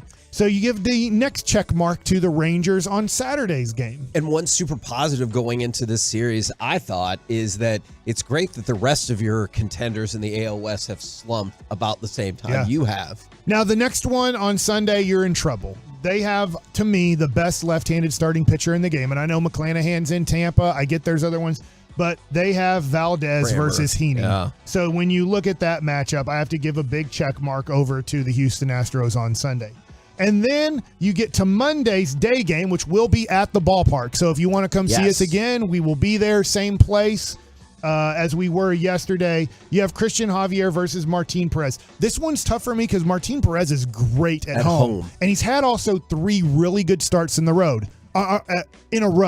He's had a home start, a road start, and a home start, and he's been good in all 3. So is Martin Perez turning a corner and finding himself again? That 2022 Martin Perez, is he finding himself? Monday will be a big test. The Houston Astros just won 14-0 yesterday, and I believe they won 10-7 the day before. So their offense is hot coming into Texas. I will put a small check mark next to Christian Javier, but a very small. It's a very even matchup. That's the most even matchup of this series. I think I would give my small check mark to Perez because of the home brilliance. He's been excellent at home this year. Okay, so I'm wrong. Kevin's right. No. That's not what I said. But and I know that we're out of time here. But you have a major advantage tonight. You have an advantage on Saturday. You don't have the advantage on Sunday. They have a major advantage. Sure. And then Monday we'll say coin flip. Okay, that's fair. That's good. And you're at home. So hopefully all of these all-stars for the Rangers hit better than the Astros, who are coming in hot, hitting the baseball in their last 2 games against the Cardinals, and the Rangers can take 3 of 4. Or they're satisfied with being all-stars and they're done for the rest of the season. No. We will find out. That's why you just got to keep toeing. Is that what's on the line in this series? That's why you got to keep toeing. Coming up next here on the KNC Masterpiece, I didn't plan this, but we're going to go ahead and throw it in there anyway. We're going to do some top 10 position groups, but also some Forgiveness Friday. Text in what you need forgiveness for next on The Fan.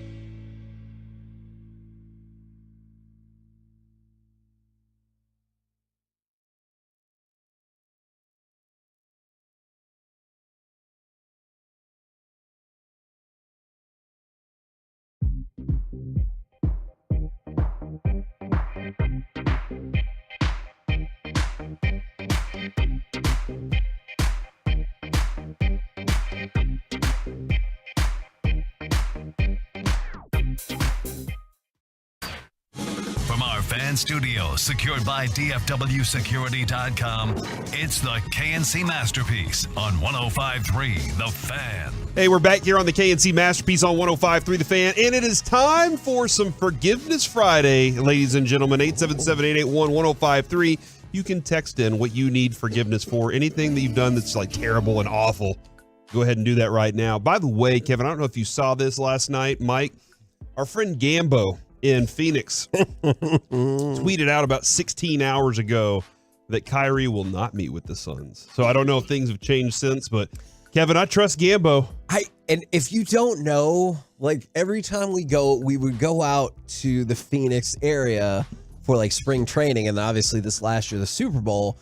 It's a very noteworthy name, is Gambo. Gambo. It feels like that's like the clown you hired for your kid's birthday party. But evidently that dude's been holding down the afternoon slot for years. Yeah. And so like we took note of the name and then found out, more about like how well he's held in regard in terms of listenership and everything like that. So that is interesting. From the 972, and I don't know if this is in regards to like Forgiveness Friday or just in general, people are downplaying the seriousness of this series, but anytime you're in a race this close, you have to defeat your division teams, or at the very least win the series. And I think we all can agree with that. So I don't think there's any forgiveness necessary in that one. Yeah, no, and I think everybody realizes that. I think you're also mixing it with how long has it been since you had a series against the Astros that mattered?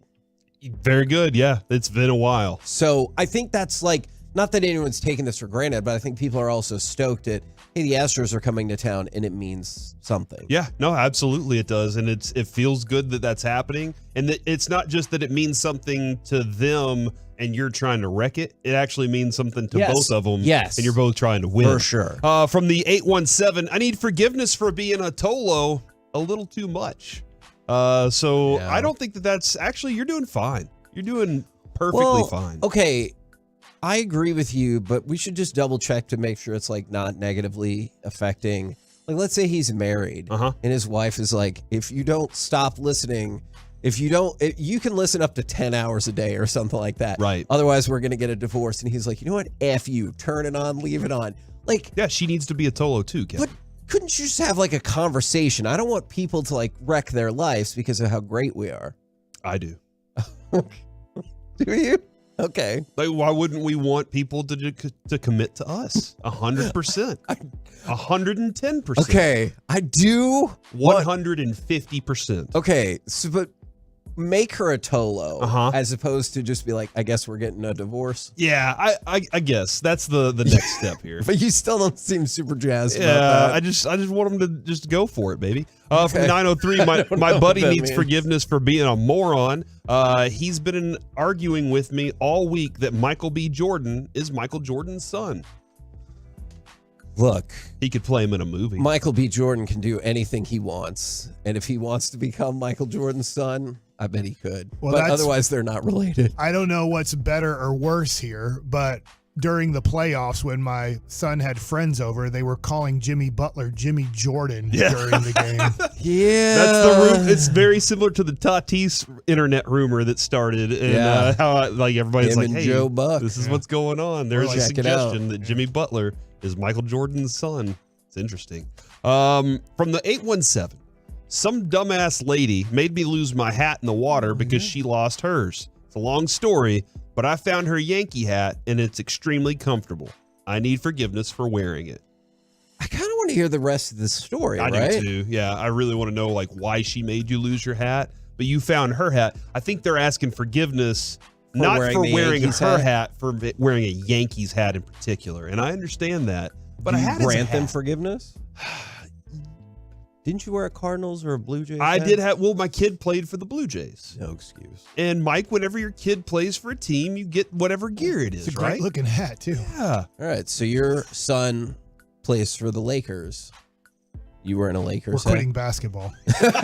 Hey, did they win last night? The PSA game? Yeah, they did. Me and Avery were actually getting in the car to go, and then We I went was to like, PSA 2. I didn't know there were multiple PSAs. Yeah, that's awesome. PSA's doing great, by the way. They're a lot. Yeah, it's a big old they have place. Good complexes. Yeah, it's cool. It's really cool. So by the like there were a lot, but my son's learning how to drive, and the other day we're driving, And guess who he drives by right next to my house? I mean, 30 yards away from my house. Dwight Powell.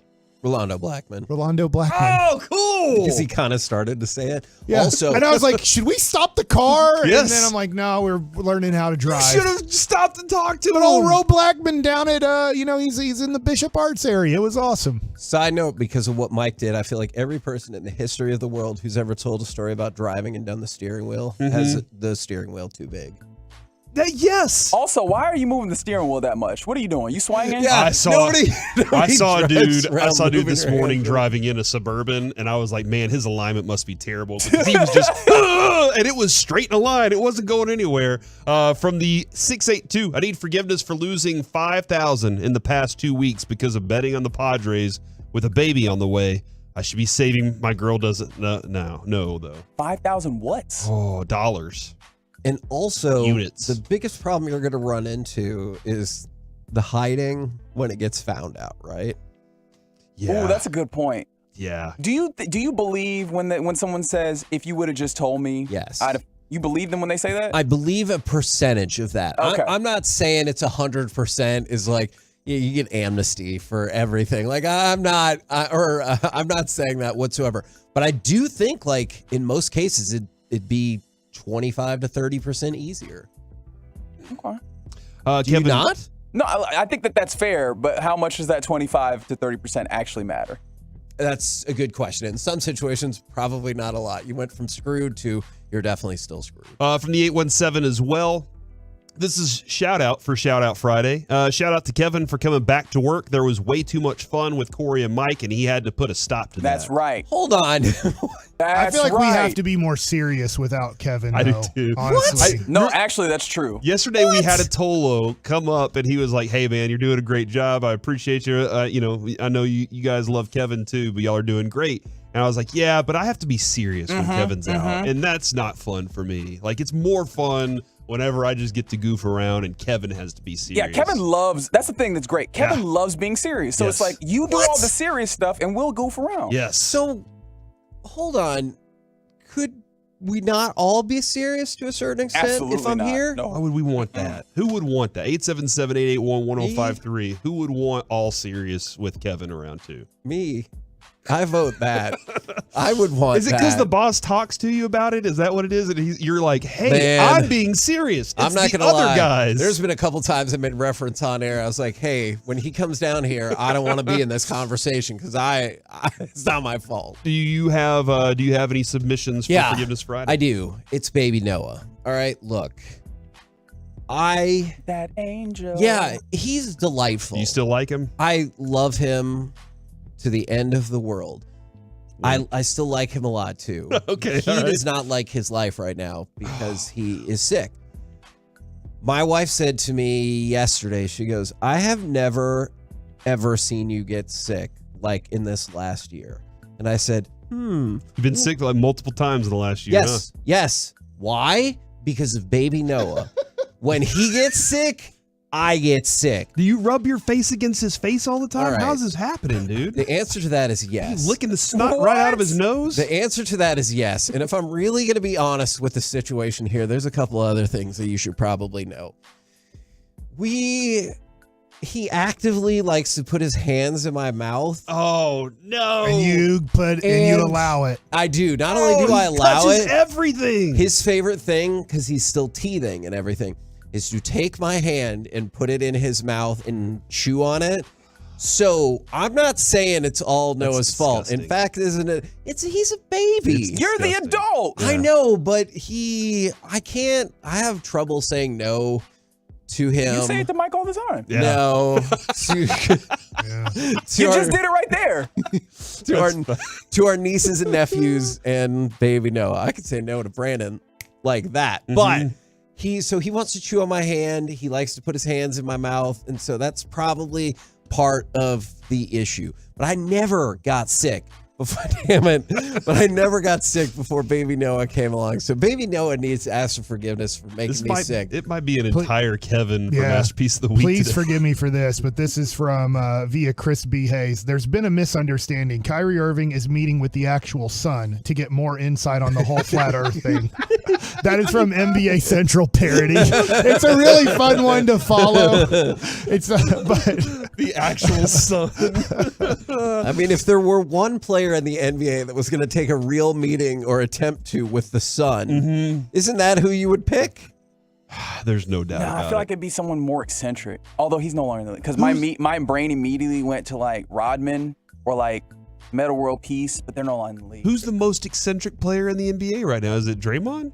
Is he the? Nah, he's not. It's Kyrie. It is. It might be someone like Robin Lopez. Am I just trying too hard to I think not you're say trying. I think Kyrie? you just got to go with think the right you are. answer here. Yeah, man. I think you found like a great movie that everyone likes, and you're like, yeah, but like, what about these parts? And you're like, you know what? Just like the movie. All right, for I asked God's for sake. forgiveness. Can I have forgiveness for being contrarian and not just saying the right answer? Yes. What are you, me? From 214, my apartment managers need forgiveness. They're kicking everyone out in order to make new renovations to make the rent higher, giving us all a month's notice to leave. That's awful. No dude. forgiveness. Yeah. No, I'm not forgiving them. What's the That's proper? awful. Is it like 3? I mean, I know ideally not force you out of your place. Yes. But if it was going to happen, is it 3 months, 6 months? Like, Yeah, you need some time to be able to find a new place. That being said, I guess a month might be right because you can find a place and then all of a sudden you found it and you're out of that place and into a new one quickly. So maybe about that much. But if they're just pushing you out, that's just miserable. From the 432, please forgive me. My cute neighbor and her husband are moving out because he found out. hold on. What? Say that again? Please forgive me. My cute neighbor and her husband are moving because he found out. That you were stealing Wi-Fi? I get it. Oh, man. Is that what you take from that? Absolutely. What would you think? Carter I tried. think you changed that I to an E, and that's what was happening. Carter has recently got an Oculus, the congrats, virtual headset. He's not our Carter, my Carter. Okay. He saved up the money to do it. It was his money. He What spent the job? money. Is it from cooking steaks? It was babysitting and not cooking steaks. Boy, did I call him out on that one, and he's like, yeah, I might have not been there cooking steaks. We were Because you said where's the steak? Yeah, I was like, yeah. He's like, it was just about making fire. But so he got this and he's like, hey, Dad, by the way, you can't ground me from this because it's mine. I bought it. And I was like, not how it works, by the way. And then he goes, all right. I said, fine. If that's the way you're going to act about it, you can't use my Wi-Fi that I pay for to play your stupid Oculus. I didn't say that. And he goes, fine. that's fine. I'll just ask our neighbor Doug if I can use his Wi-Fi. And I'm like, God, this kid. Oh, Is it that he frustrating, said dude. Doug and not just I'll ask our neighbor? He goes, that's fine. I'll ask our neighbor. I'll just use Doug. Doug's Wi-Fi. Wait, which Doug? Aren't there like 3 of them? What's that? No, we have 3 Davids and 1 Doug. Yeah, 3 Davids, 1 Doug. And he still hasn't taken my advice. He has not told his mom that she looks sexy today. No, he has not done that. As Are far you still as I pushing know. for that? Yeah, I think it'll be great. From the 214, forgive me for telling my ex-wife's new husband that he's number 4 and not going to last long. That's terrible. What number was he? Yeah, what number Because were if you were 3, I don't know if you should like totally feel that superior, but What if that's just like the welcome to the club, you know? oh yeah. Like Man. once you get to number 5, everyone gets a jacket and everything like Saturday Night Live. From the 972, this is a long time one that they're asking forgiveness for. I need forgiveness because when I was a kid, I earned a merit badge for pulling a kid out of the lake that couldn't swim. Wow. But I was the one that tripped him. Okay. I'm glad that you brought this up. I've had this What? conversation with Jess multiple times. You have a direct response to that. Yes, I do. It's not about this scenario specifically, but it is a general question. Can you claim to save someone's life if you're also the person that put their life at risk?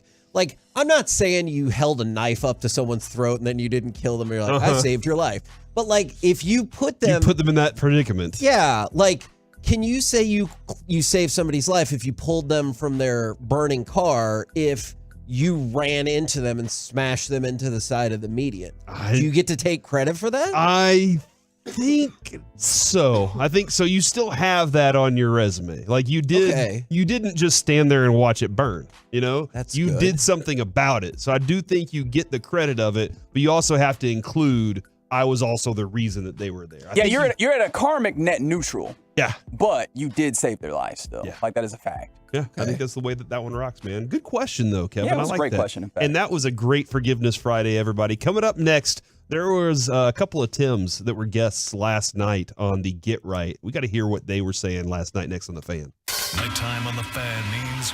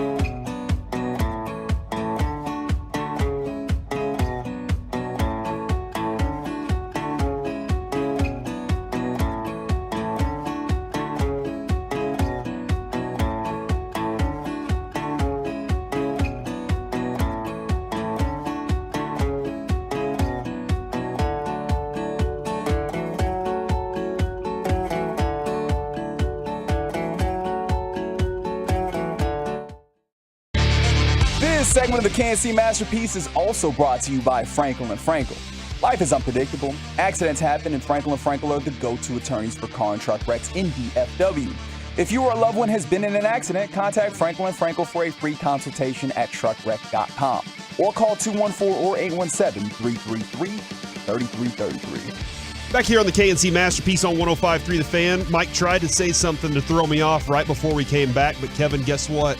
You're a pro. I didn't hear it. So Unflappable. Yeah. Oh, that too. Cannot be flapped. Thank you, Reggie. I really appreciate that. You know, the Get Right is a fantastic evening show, and I liked how the torch has been passed around on that because I think it started, Kevin, with G-Bag. I think Gavin Dawson was like he made primetime, nighttime cool, and then he passed us the torch, and we carried that for 17 years. It felt like. And then to be the number one nighttime show in DFW. Then the Nosebleeds took over, did phenomenal work, and now KG and Reggie are doing fantastic work as well. So I really appreciate that. That's what you get right here at The Fan, live and local, all the way into the nighttime as well. But they had some great guests on. What? You mean you don't just quit? Yeah. When like the sun might go down? Yeah, when the sun goes down, wow. it's difficult for radio to exist some places, but not here at The Fan, man. We thrive here. And Tim McMahon was on last night and Tim Cato. These dudes are connected when it comes to the NBA and connected when it comes to the Mavericks. And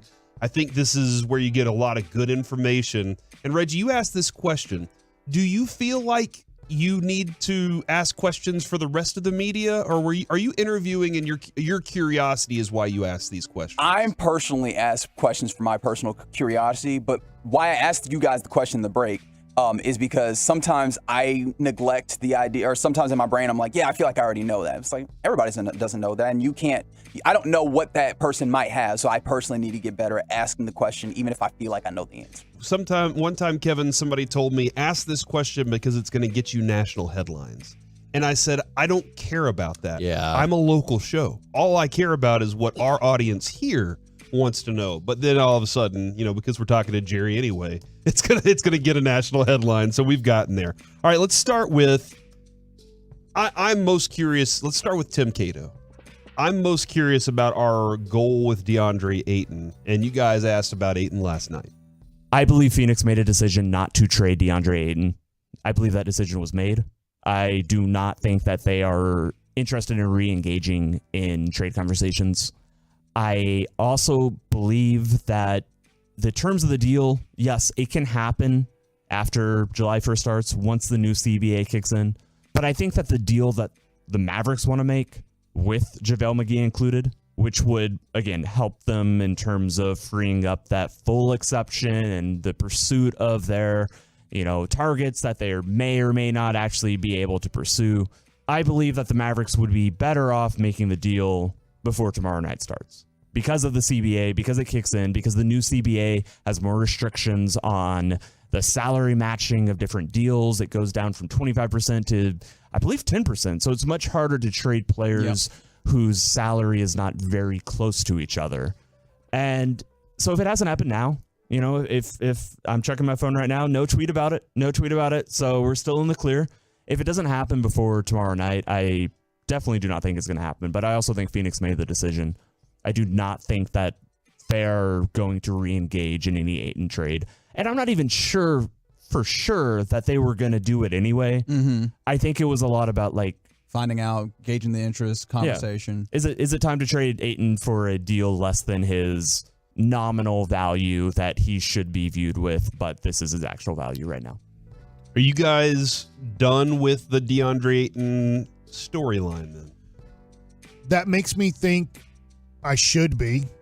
And can I say this real quick? Because he was saying in preface to that he wasn't reporting. That was just kind of his feel. Yeah. And I was curious y'all's feel. Did I hear him correctly? Now, starting at 5 p.m. tonight, it goes to matching has to be within 10% of salaries and not 25%. Did I hear? That does seem to be what he was pointing to, yeah. So that changes it a lot because DeAndre Ayton's contract starting tonight, his next year's salary is $32 million and change. I need to look up the exact number. So to get within 10%, that does limit a Kyrie and DeAndre Ayton trade. Are you, Kevin, I know the player himself is a player that you're like, man, I would like to add that to it, but does it seem like that's pretty much dead in the water? I mean, it sounds like it. I wondered about it from the perspective of what the trade was before versus now we know Kyrie is interested in Phoenix, and does that change the math? Not the literal math of the collective bargaining agreement, everything. I just mean, does that change the interest level? Is Phoenix wasn't going to trade DeAndre Ayton, but they're like, oh, Kyrie wants to be here? Yeah, maybe then. Maybe we'll see how that thing. So if you were to make a trade, it would pretty much have to be Kyrie signing. It's at $32.4 million, if I'm understanding Tim Cato right. The max that you could give Kyrie starting off, 35.6. Yeah, so 35.6. Now I have heard that I think he would take less to go to Phoenix. If Phoenix, first of all, we're not even 100% sure if they're even interested in Kyrie Irving, but if they are, and it would have to be a DeAndre Ayton for Kyrie Irving trade. It can get bigger, but if it's just those two guys, the most that Kyrie can get, it sounds like, is 35.5, 35.6 starting off. Which I think if that's where he wants to be, he would consider a reasonable salary. And the last thing you want, and then because there's audio here that's awesome, the last thing you want is to play hardball with Kyrie and have Kyrie be disappointed with you, because we've seen a disappointed Kyrie in Boston and Brooklyn, and it is miserable. All right, let's go to cut 5 here. How prepared are the Mavs to deal with the human element of free agency? This is a different Tim, this is Tim McMahon this time.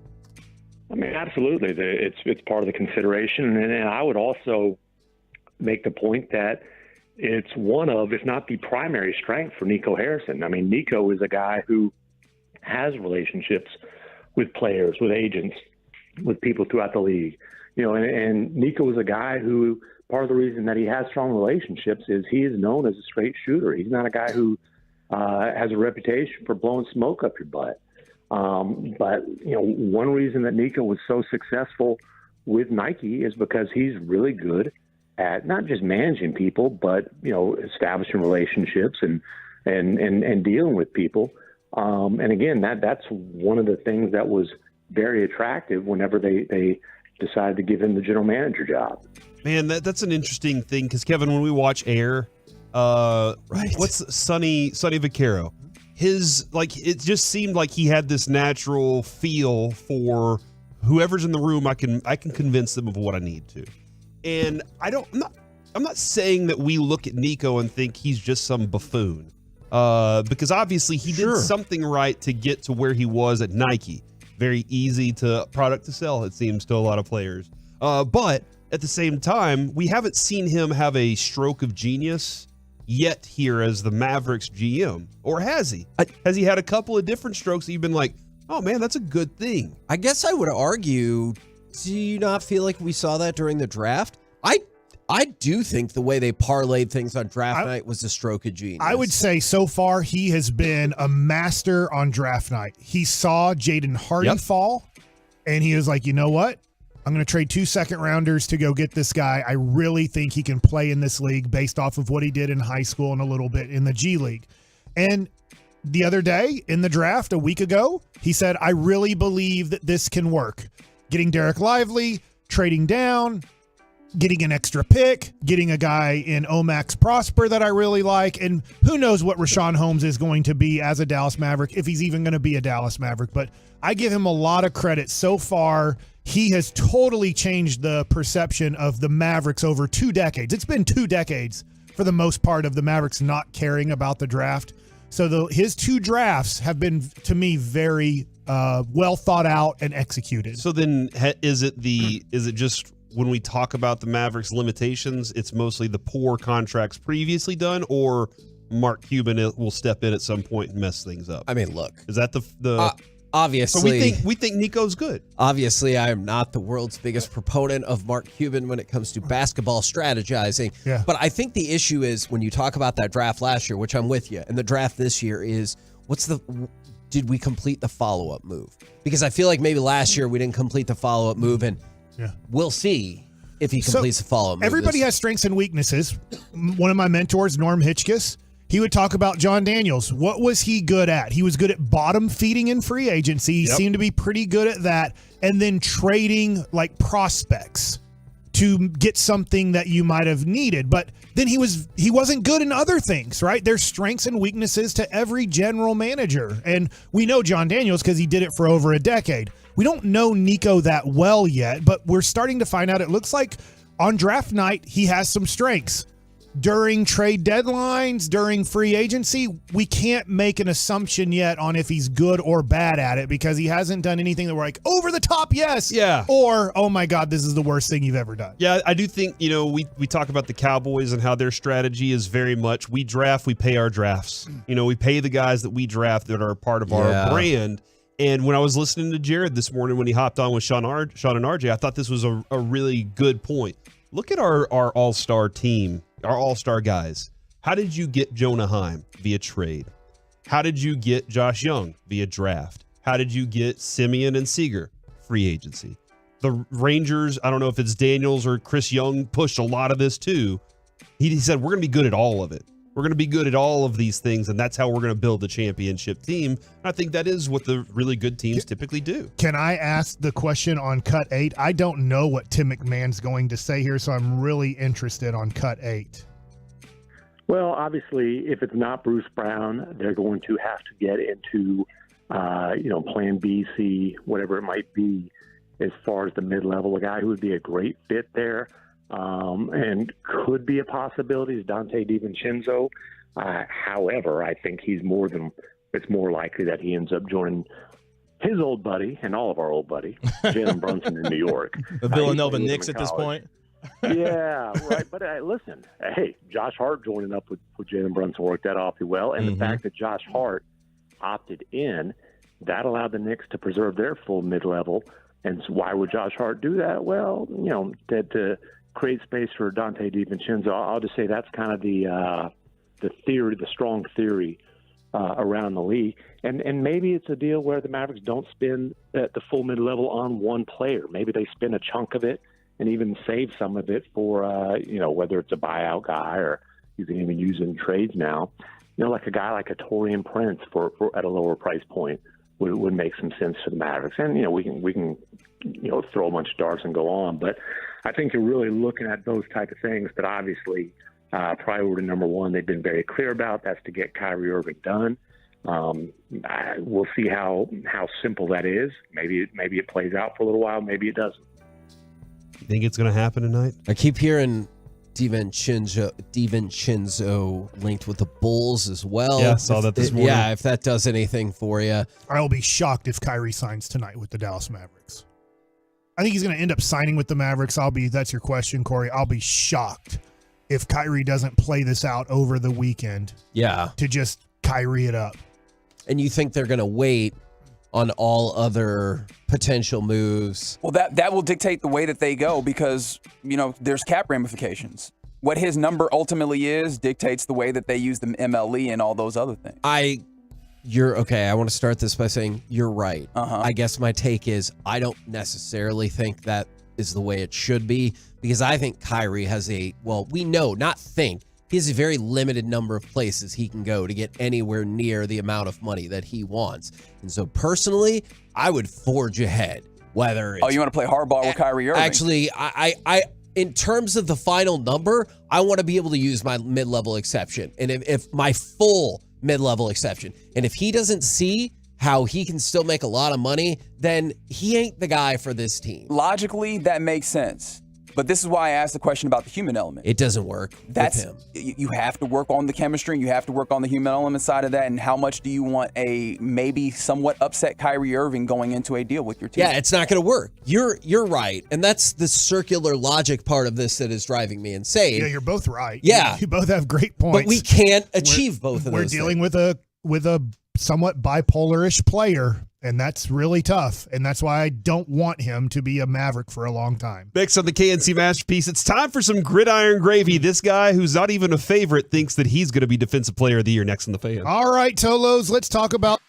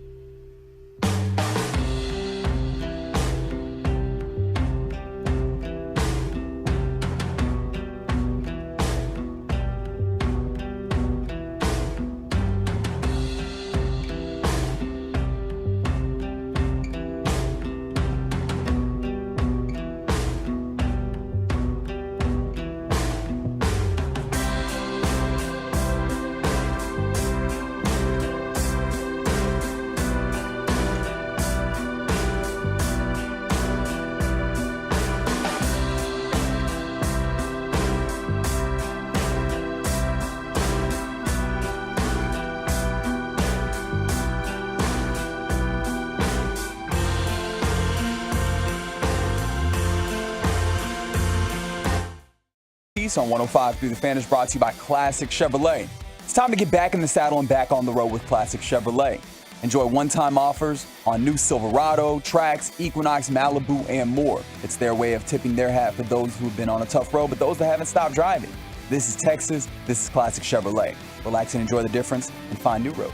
Back here on the KNC Masterpiece on 105.3 The Fan. Don't forget the Expressway. The lunch rush is coming up at 12:20. Thank you for making the sound effect, Kevin. That is 35 uninterrupted minutes of sports content in your ear holes. But right now, it's time to go around the entire NFL and dip into some gridiron gravy. Biscuits. And I guess cheddar biscuits, now that they're back. Did you hear about this, Kevin? What? With jalapeno. Cheddar the jalapeno cheddar biscuits came back. I yesterday. heard about that because of you guys, I believe. You were listening to the show? Yeah, yes. Look at you.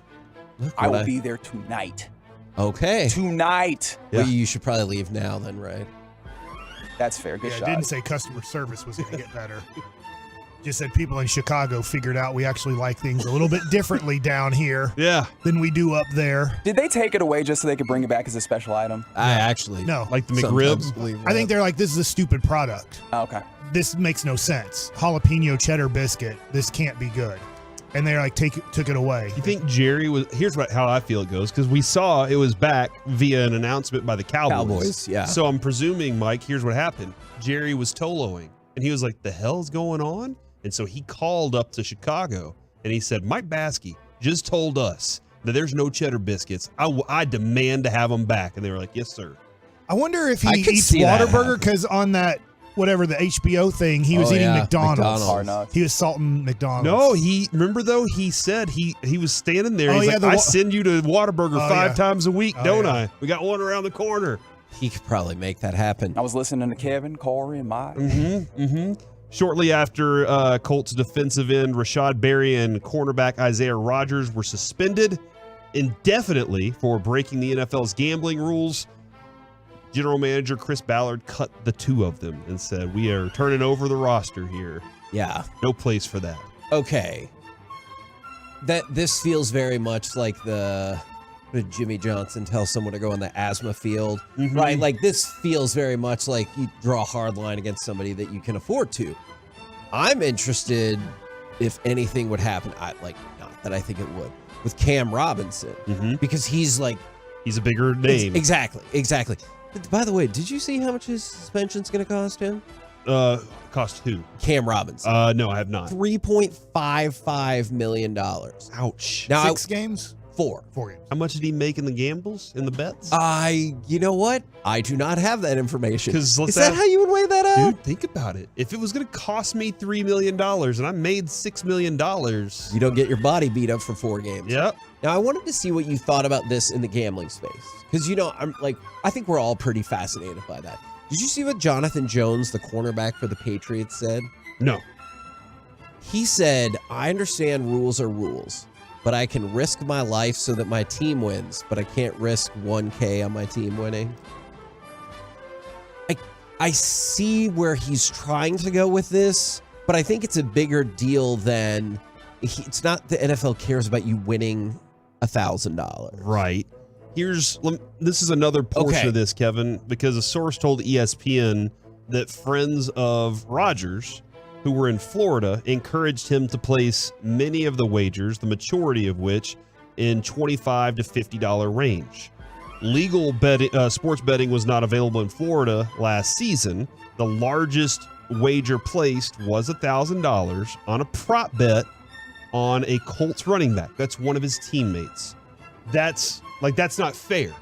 And I think that's where the process of this comes to play is you know something about the game plan that's going into it. This is insider trading, and I'm not saying it's not fair to Vegas, but I guess it's not fair to all the rest of us gamblers out there, is if that's being done by a player. So I think that's one of the grounds that the NFL is trying to stand on is you are betting on information you have from behind the closed door. Yeah, absolutely. And I will say, smart by the NFL, they seem to have kind of saw this ahead of time when they put in their rules. No one can make bets on your behalf.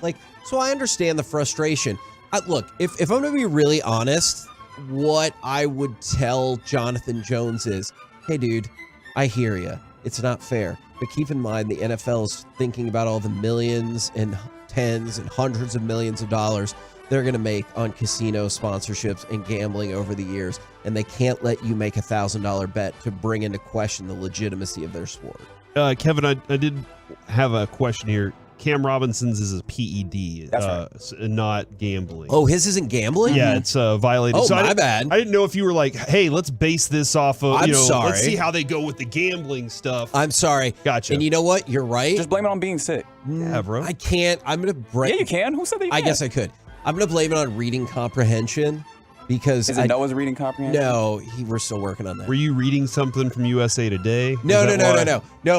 The thing He's that not I taking any of the excuses. the thing that I read was from Adam Schefter and Field Yates, and in my brain it was like, now it's gambling, even though it clearly says for PED. I got caught up in the money part of it. Yes, my apologies. Thank you very much. Chiefs Chris Jones has tweeted this out. I'll win DPOY this year. The current AP NFL Defensive Player of the Year candidates, the odds are Sauce Gardner plus 1,300. That is, Kevin. Yes. Nick Bosa plus 1,100. TJ Watt plus 800. And Myles Garrett plus 700. And Micah Parsons at plus 650. And I think, Kevin, we kind of discussed this a little bit, is the way that he's talking about what he's doing to his body this offseason. I think Micah Parsons is, obviously something could happen, but I think this dude is ramped up to get into this. I don't think injury is going to be a problem. I think that Micah Parsons is going to be so awesome this year. So you have an issue with this because he ain't one of the dudes up at the top. He is. Is that plus 650? Is that good? No. Chris Jones. Yeah, Chris Jones. Yeah. Saying, hey, I'm winning Defensive Player of the Year. I like that he's doing it, though. I think he's a good player. I think he's a really good player. But I like that he's throwing that out there because I want to see Micah respond now and be like, well, sorry, the lions in the jungle, baby, or wherever, the safari. Andy Dalton still thinks that he's a starting quarterback. Mike. And this is always so. This is always that moment where it's really weird. It kind of feels. I don't know how to say this. Cam Newton said, look, there's not 32 guys better than me. Right. Andy Dalton said in the Star Telegram, I view myself as a starter in this league. I don't think there are 32 guys better than me. But this is the situation I am in, and I understand that. As soon as I don't think I'm one of the best 32 or a little lower, I'll be watching football on TV. I don't think he's one of the best 32 anymore. Do you think he's better than Kenny Pickett? No. Mac Jones? No. And my reasoning there, Kevin, is Tannehill? They have more promise. All right, he's even with Tannehill. I don't think Tannehill. He's one of those guys like my poster boy for under mediocrity. Yeah, like that's what Ryan Tannehill. He was like, yeah, I have a good offensive scheme around me. Garoppolo. I think Garoppolo is a little bit better than Andy Dalton. Okay. At this point, I was just trying to think of viable. Oh, Jordan Love. I don't know. Baker Mayfield. But I think, again, hold on, we'll get to Baker in just a moment. But again, that question right there with Jordan Love goes back to Pickett and Mac Jones. I still think there's more upside and promise for a future for those guys. We know what Andy Dalton is. That's fair. That's why I think Baker Mayfield's probably the better option because, like you said, with those younger players, you're like, well, you could still get a lot better and you can build around them. What about Baker Mayfield? Baker Mayfield, Kevin, said that the Rams stint hit a reset button on his career, and now he's back in the game. He said, I'm a firm believer that everything happens for a reason. It was the first time I had fun playing football in a few years. It brought that feeling of having that success, really remembering what it's all about. Kind of hit the reset button for me. Was there a follow-up question? So if you're not having fun, you can't be good at football? Yeah. So when are you going to are you only good when you're having fun? And once you aren't very good or having fun, you take your ball and go home? He was playing in Cleveland, though. At a bad time in Cleveland, too. But I will stick by this. I didn't like him coming into the draft. and I'm an OU fan. I don't even know if I really liked him the whole time he was an OU quarterback. Wow, that's ridiculous. He's a dude. Listen, man. One of the greatest quarterbacks in college football. If you have to go grab your crotch at Kansas, then you got a problem, all right? It's Kansas. Get with it.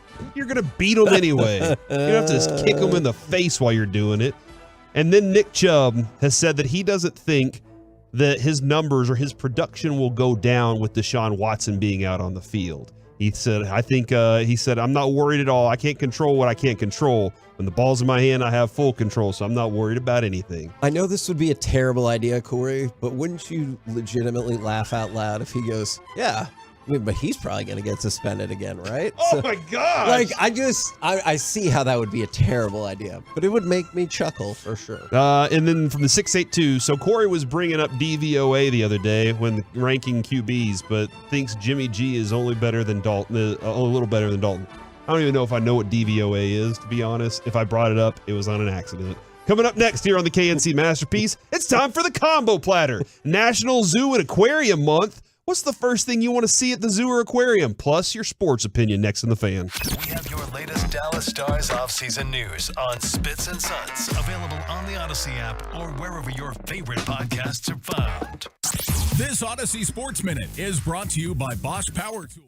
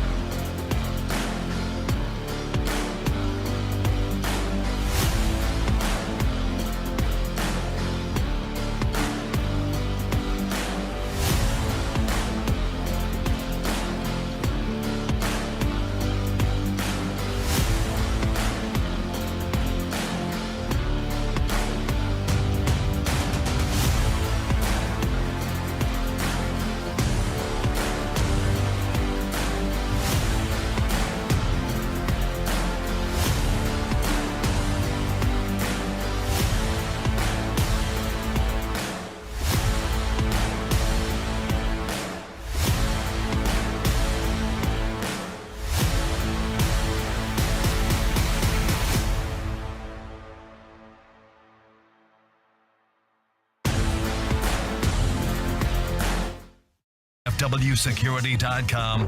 It's the KNC Masterpiece on 105.3 The Fan.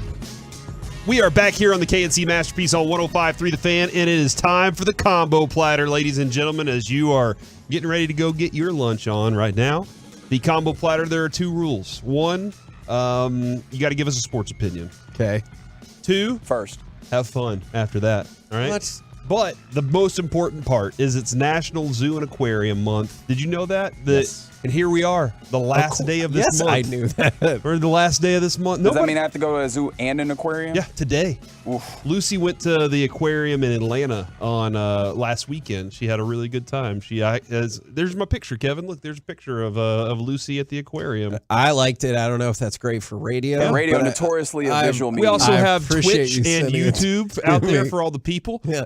Sign on to Twitch so you can look through the camera at something on Corey's phone. From It's gonna be great. From the 903 Sports Opinion, Adolis Garcia gets the All-Star MVP award for his game-winning homer to give the AL the victory. And favorite thing to see at the zoo is the gorillas. The gorillas give you the best option of like entertainment back at you. I've seen multiple times where gorillas will be standing looking at you and they'll do things with you as you're doing stuff. And that's always been fun to watch. They might cop an attitude with you too, that's right? Absolutely true. I was with my friend and his family, and his dad was making all these gestures, and the gorilla was mimicking him back and forth. And we were laughing so hard, and then out of nowhere, the gorilla just looked at him and flipped him the bird. Oh my God. And I was like, that is hilarious. I cannot tell you how excited I would be if a gorilla flipped me off. It was great. I just think it would be amazing. All right, Kevin, you're first. Sports opinion, and then your favorite thing to see at the zoo or aquarium. My sports opinion, the Texas Rangers will pick up ground over the Astros this weekend. Pick up ground over them, so we're going to extend our lead? Right. How many games? We're going to sweep them? No, I know you want me to say 4. So would that put us 10 games out in front of them? Are we 6 right now? I think 9. I think we're 6 ahead of the Angels. Okay. Wow. That is correct. So we will pick up ground on with a sweep. I'm not calling for a sweep, although that obviously would be amazing. And my favorite thing to see at the zoo or aquarium, I'm going to go aquarium and go the penguins, because I just am never going to see a penguin in regular life. Because you don't live in the Arctic. Yeah, I know penguins aren't. They're more warm weather, I think. What? Yeah, I think there obviously are penguins that are cold, and that's the ones we concentrate on. But I think most penguins are more warm weather penguins. Huh. I am somewhat taken aback by this information. Yeah, along the coast of Patagonia in Chile, temperatures can reach up to 90 degrees Fahrenheit, Kevin. Wow. That's why we have those penguins at the Dallas Zoo, and then on the movie Madagascar, there's penguins. Penguins in the Galapagos? Yeah. The turtles. Yeah. We think of penguins as cold weather birds or creatures, but they're both. Obviously, there's different species of them. Look at Mike with that big old baseball brain, also knowing penguins, too. Noted zoologist. Yeah, Mike Bassick. And Kevin, that being trying said, to be a hotelologist here. you do live in Texas, so I don't see a lot of Texas penguins, so I get you. Although I guess part of that statement doesn't totally make sense either, because I'm not just walking down the street and I see a giraffe. Yeah. Or like a hippo or anything. So I guess most of these. You ever fed the giraffe? Yes. That is the coolest, weirdest thing ever. Because it's got a big old tongue and you get those big pellets and stuff like that. Or a big old piece of lettuce and his tongue just wraps around the lettuce or carrot and it is gone. Do you think if you fed a giraffe a BLT, it would like that because it likes lettuce so much, or no? The bacon part too? I don't know that they are meat eaters. I bet it would upset their stomach. You'd have a lot of diarrhea at the zoo. And I don't want that. Oh, how terrible would vomiting be for a giraffe? Oh, it's going to fall double helix style. Yeah. All the way down. It's going to just... Yeah. You ever thrown up off of a balcony before? That's what happens. You just turn your head a little bit. It's double helix. How much experience do you have throwing off a balcony? I lived on a 3rd floor in Mesquite. And again, I ask, how much experience do you have a bathroom in my early 20s? That's the weirdest brag I've ever heard in my life. Can we you live say on that the as third a floor. Even the coolest part Mesquite. in Mesquite, Texas, right on Like, the highway. Believe it or not, guys, I was well enough off to be in Mesquite on a third floor. Like, that's what I want, is at the end of the season, Adolis Garcia wins a Gold Glove, and you're like, oh, yeah, big deal, and Corey swoops in with his Mesquite apartment information. The coolest part about it, Mike, was there a fourth floor in Mesquite? No, for one. Yep. Living on the third floor got us cheaper rent, and nobody else lived in the entire building that we lived in. So it was basically like we could be as loud as we wanted. Don't worry about it. Yeah, we could be as loud as we wanted, and it was a lot of fun. Sports opinion. 105.3 The Fan needs a softball team that's coached by Mike Bassick. And then would love to see Kevin swim with the Dolphins from the 817. Man, Dolphins are predators. Don't ever forget that. Yeah, they will attack you, Mike, if they think that you're what you told Carter to say to my wife. Somebody told me, sexy, by the way, to YouTube giraffe fights. Have you never done this before? Awesome. I think I did do this once before because I remember how incredible it was. I just want to know what the lead up. Oh yeah, that giraffe's being kind of aggressive and like bumping it, and that other one just let its neck fly. So like, I get it. The giraffe on the right side was being a jerk. You have like this whole, I don't know where they are, this big open plain of land, and the one giraffe on the right just keeps like, oh, sorry, am I in your way? And like just keeps bumping into it. And so then the other one just whipped its neck and threw it. But the other giraffe knew that was going to happen and ducked out of the way. It was impressive. My sports opinion is the Cowboys will have the best pass rush in all of the NFL this year. Your face, Eagles. Yeah, Eagles are going to have to deal with it because I think the work that Mike is putting in is going to be, he's going to be going from anywhere. The growth of Sam Williams allows them to do some very unique things with DeMarcus Lawrence on the line still, and that allows Micah Parsons to attack from any point on the other side of the ball. So that's where he could be lined up on edge next to DeMarcus Lawrence. He could be coming right up the middle. And so I think there's plenty of opportunities to get great pass rush out of Micah this year. Slamming Sammy Williams. That's what I'm talking. Oh, I like that, Mike. The first place we have to go to at the zoo every time is the flamingos. And let me explain why. That's where they are. You have to. You can't. You have to go around the flamingos at the Dallas Zoo. That's a fact. They're like the I guess you can go to the zoo. Africa side, right? You can. So, yes. but if you're going to the main side, at least when we were kids, it was the only place that they had. You had to go past the flamingos, but now you can go to the left, and you can go to, I believe that's what it's called, and that's where they have your giraffes that you can feed and stuff like that. When we went to Mexico last year, Lucy has a flamingo stuffed animal, and her name is Gilda. And I don't know why exactly it's her name's Gilda, but that's what Lucy named her. When we went to Mexico, on the resort, there was flamingos and alligators and stuff. So we went, and Lucy took Gilda to see the flamingos.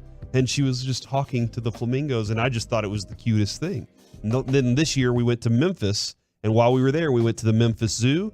And I'm sorry, this was San Antonio. We were down there, and Lucy was like, I can't believe that I'm going to be able to tell Gilda that we saw all of her family. And I was like, so it's become, that's my intrigue is mostly for Lucy. Otherwise, it's the lions. Like, the lions are awesome. They're so majestic. Are they? Yeah, they are, dude. What are Always the percentage laying of there. times that you go to the lions and they're actually doing anything? They're just laying. You need it to be a little bit colder. They just hang out in the shade.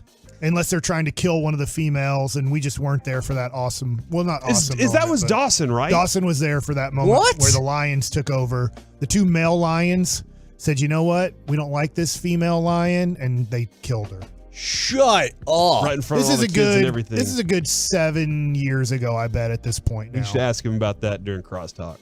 I don't think I want to know. He didn't get to see it happen, but word started spreading because they had to close off that restaurant that you can see the lions from there. And then if you walk by to go see the other parts, they had to close off that area because maybe I have heard him tell a version of the story then. Because when you said about the restaurant, I was like, that sounds familiar.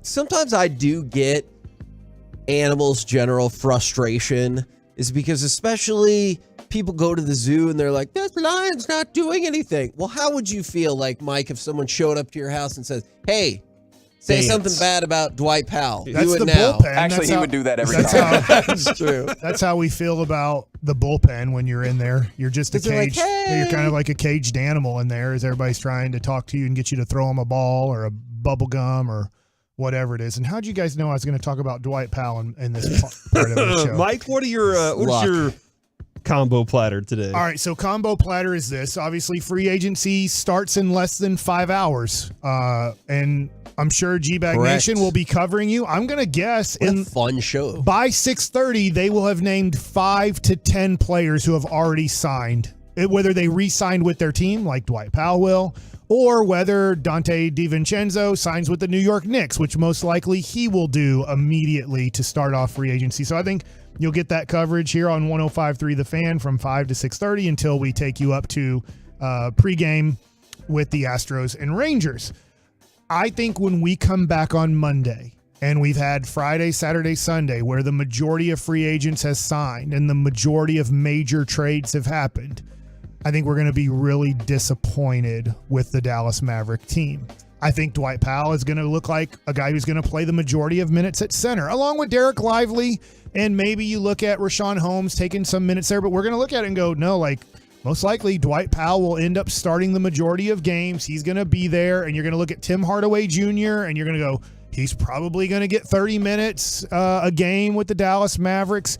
Kyrie might have not signed yet, but all indications are like he will. He's just trying to play this game of trying to get the most money possible. You're not going to get Bruce Brown. You're not going to get Grant Williams. You're not going to get like certain players that we're kind of excited about. There's not going to be any big trades for the Mavs, and we're going to go, all right, so we're bringing back the same team for the most part with Derek Lively and Omax Prosper and Rashawn Holmes. Here we go. What is the level of optimism that I guess the rest of y'all have that Rashawn Holmes has got something left? 50%, 50-50 that he can give this team. I think with the look, I hate saying this, Dwight Powell's not an NBA player in this. He's a 10th to 12th man. He's your third center. So when a center gets in foul trouble, when a center has to sit out a game because of load management, when a center gets hurt, Dwight Powell is great to have on your team to fill in for those 10 to 20 minutes during injury situations on your team. But the Mavs play him as much as freaking Denver plays Jokic. So, like, that's where it becomes a major issue. But I think that we're getting right back to that place. And the hope, I think, is more that Derek Lively improves as quickly as Jaden Hardy did, where Hardy, by the time you got to the second half of the season, you're like, dude, we can play him 20 minutes if we need to, if you want to, and the Mavericks decide at times not to. But I'm hoping that Lively, being the 12th overall pick, develops at a very fast pace. Because if not, I do think Dwight Powell and Maxi Kleber, we're going to be relying a whole bunch on them. And we've seen how bad that is. And then for the wings, I just don't think we're going to get the wings that we hope. It does say here Bruce Brown is expected to meet at 5 o'clock Central Time with the Knicks, Rockets, Pacers, and Mavericks. Those are the 4 teams he's meeting with this afternoon. So that does put you in the first 4. We've also heard the Lakers are very in on him. I think that would be great if the Mavs got him. I just don't think it will happen. I couldn't go with like that, and that's the only thing that happens. That would be a letdown for me, for sure. If they were like, oh, this is the piece we added, and that's it. Like, this team's still not good. And we'll get sold that, hey, they got Dwight Powell in free agency because he was a free agent. We were able to hold him. And then look, I mean, he's a starter in the NBA, and he plays 25 minutes a night. Yeah. And we got him for this much money, $4 million a year. I mean, he's a starter. He's one of the 30 best centers in the NBA because he does start. I think the Mavericks outperformed at the draft. So I will give them benefit of the doubt and hold out some optimism that they will outperform here as well. I like the Gorillas. You do? Yeah. They're fun. What's your favorite thing to see them do? Swinging? When they get, for some reason, they'll just randomly get excited and start moving very quickly, which is very scary how big they are and how fast they can move. Yeah. They're powerful, dude. They absolutely are. By the way, I am seeing, Kevin, looks like Susie Colbert and Steve Young also on this list of see you laters from the ESPN. And we mentioned Keyshawn. Yeah, there's a lot of people Colbert's been there for almost 30 years, dude. 30. I think Steve Young, they're saying Steve Young was there for 22 years. Is that real? Wow. I guess he left. He was done with his career in before 2000, around 2000. Yeah. Holy smokes. Wow, I did not realize. Susie Colbert, I got that more. Like, she feels like she's been there for a while. I did not realize that Steve Young had been there that long. Well, there you go, everybody. Thank you for being part of the combo platter. What? Dude, What I was do you watching want? one of these giraffe fights, and the one giraffe ducked its head, and then it looks like it swept the other giraffe's legs with one of its feet because that giraffe like tumbled over, and then the other giraffe just kind of like strutted away like that's what's up. It was pretty cool. Did you take any medicine for that? Is that what's happening right No, now? I Are you was on watching drugs the again? video. Are you on drugs again, Kevin? Are you on your hydrocodone drinks? We need to be careful. We need to be careful about that. All right, coming up next here on the KNC Masterpiece, the Expressway, the Lunch Rush. We'll get some Mike Likes It and NFL players who could wreck their team season. Next on the Fan.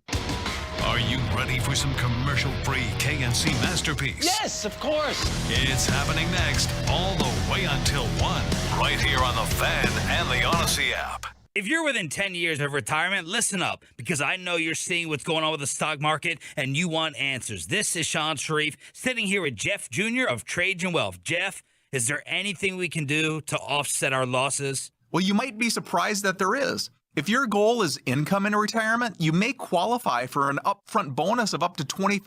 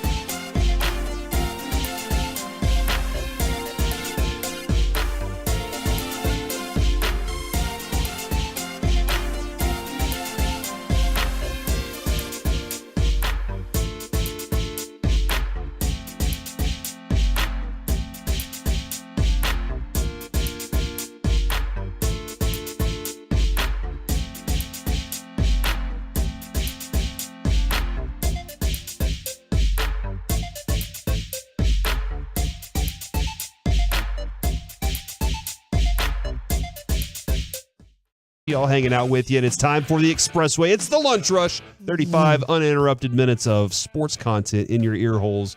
Kevin, before we get to this list of star players who could wreck their team's season, is who do you think the Cowboys version of that is? But Kevin, I saw this on Twitter, and I wanted to get your thoughts.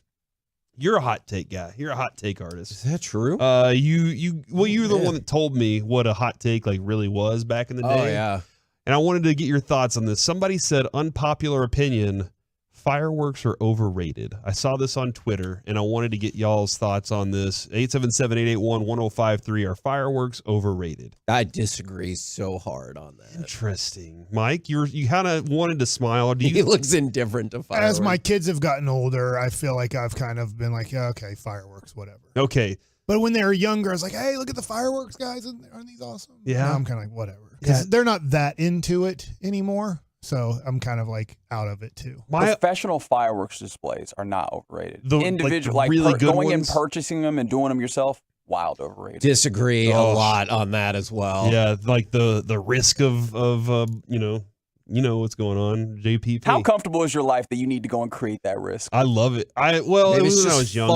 fun. Yeah, when I was younger. Reggie. I will say this. I don't love the prospect of having to go, where are fireworks? Where can I go see them? And then having to travel and get into traffic and then sit out in the heat and get attacked by bugs just to watch something blow up in the air. Can I tell you an amazing development on my life that might counteract that? What's that? Over the last couple of years? Get on a boat? Yes. Okay. Now I'm a boat person, man. I'm not a fancy boat or lake house person. Yeah. But my in-laws are fancy lake house boat having people. Is that why you married into that family? He married up. That's Because you were crazy. like, oh, they have a boathouse. The fanciest thing I've ever seen, or I guess the fanciest thing I've ever done, is we went to somebody's house for dinner and we just got on the boat and rowed down the lake and then got to their dock and just went up to the house. Blew my freaking mind. That's a true story. That's what we used to do before roads. That's right. And I don't understand that. So at the lake that they have their lake house is they do their own fireworks display.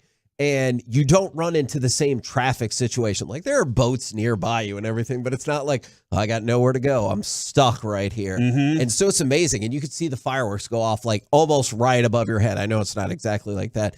I think it's super cool. Okay. All right. Well, the people are speaking right now. Lots of people have different opinions on fireworks. And from the 682, what's the risk with rolling out a bunch of black cats? Actually, that's the 817.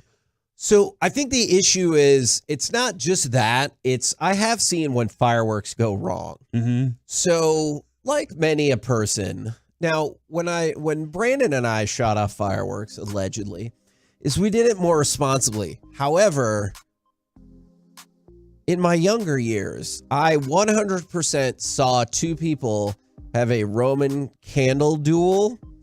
One of the people got clipped, partially caught on fire, and then once they stopped, dropped, and rolled, There we go. they jumped back up and were like, whoa, we should do that again. And at that point, I was like, whatever happens next is on you. Yeah. You got caught on fire. We did our Roman candle wars where everybody would go stand in a corner of the backyard and we'd turn around and shoot them across the backyard at each other.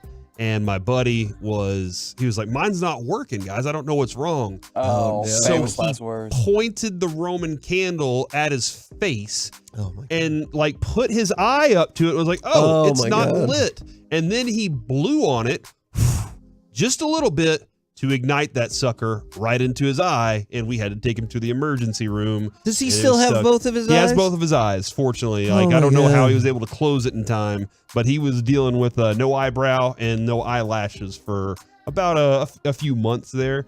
And then there was the time, Kevin, when my dad said, hey, it's New Year's Eve. Let's go sit on the roof and let's look at fireworks. So we're sitting on the roof, and I reach over and I said, Dad, what's this? And he said, that's a bullet, son. And it was sitting above my bed on the roof. So somebody had shot a gun up into the sky, and the bullet landed on our roof. Fortunately, Didn't get me. And somebody said, yeah, we're city boys. And I'll never apologize for it. And that's one of the issues that you run into is you are not supposed to be shooting off fireworks in incorporated city limits.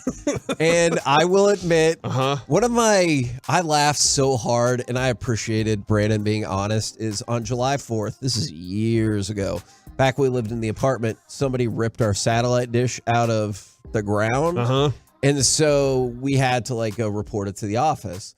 And so we were in there. The lady was talking to Brandon when he was little. I was like, what have you been doing today? Oh, no. And he goes, we've been shooting off fireworks in the parking lot. And I was like, dang it, Brandon. And the lady. Did you tell him that he wasn't supposed to say nothing about it? I did later. I was like, I appreciate how honest you are. That lady laughed so hard, we didn't even get into trouble. She was like, that is adorable. Man.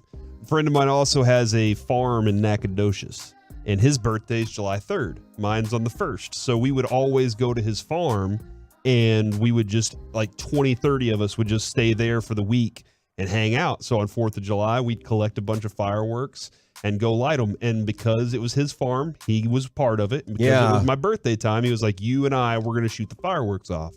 And there was the moment with the artillery shells that you set in the ground and everything. And you light that sucker up, and we took off running. And then when we turned around, we watched it fall over and point directly at us. And we both sprinted to it and pushed it back up.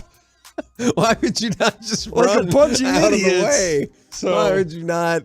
See, I'm not trying to be at that level of firework where I'm actually concerned about my safety. I just like the ones that spin on the ground and go, whee! Yes, and then they go up there. Those are cool. The Roman candles. I'm not trying to impress anybody. Be like, man, that dude's a badass with his fireworks. I always kind of wanted to do the awesome fireworks show, though. Carlsbad, New Mexico has a really, I don't know why, they have an awesome fireworks show. Whole city's there. The fire department's there. One time we were a little too close, and I looked down, and the fireman was standing right there with his gas mask on, telling us to back up and everything. But whenever there's a city that has a really good one, it is a lot of fun to go check them out. Have you ever seen that one video where they accidentally set off all of the fireworks at one time? It's incredible. It was in San Diego. It looks like a giant explosion because they set off all the fireworks at once. All right, Kevin, let's dive into this. TotalProSports.com has put out a list of stars that could wreck their team's NFL season this year.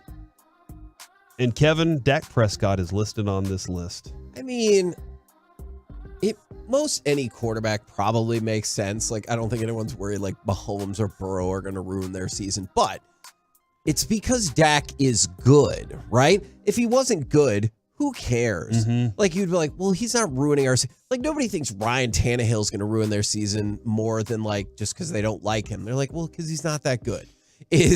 Dak Prescott is good enough that if he turns the ball over as much as he did last year, don't you feel like that could potentially ruin the season? Yes, I do give a lot of credit. Have you watched Kurt Warner's path on this, where he went through all of Dak Prescott's interceptions and why they happened? Sure. It's pretty good content. I think this is one of the reasons I've been trying to get Kurt Warner on our show for ages, because I think that dude's really good at what he does.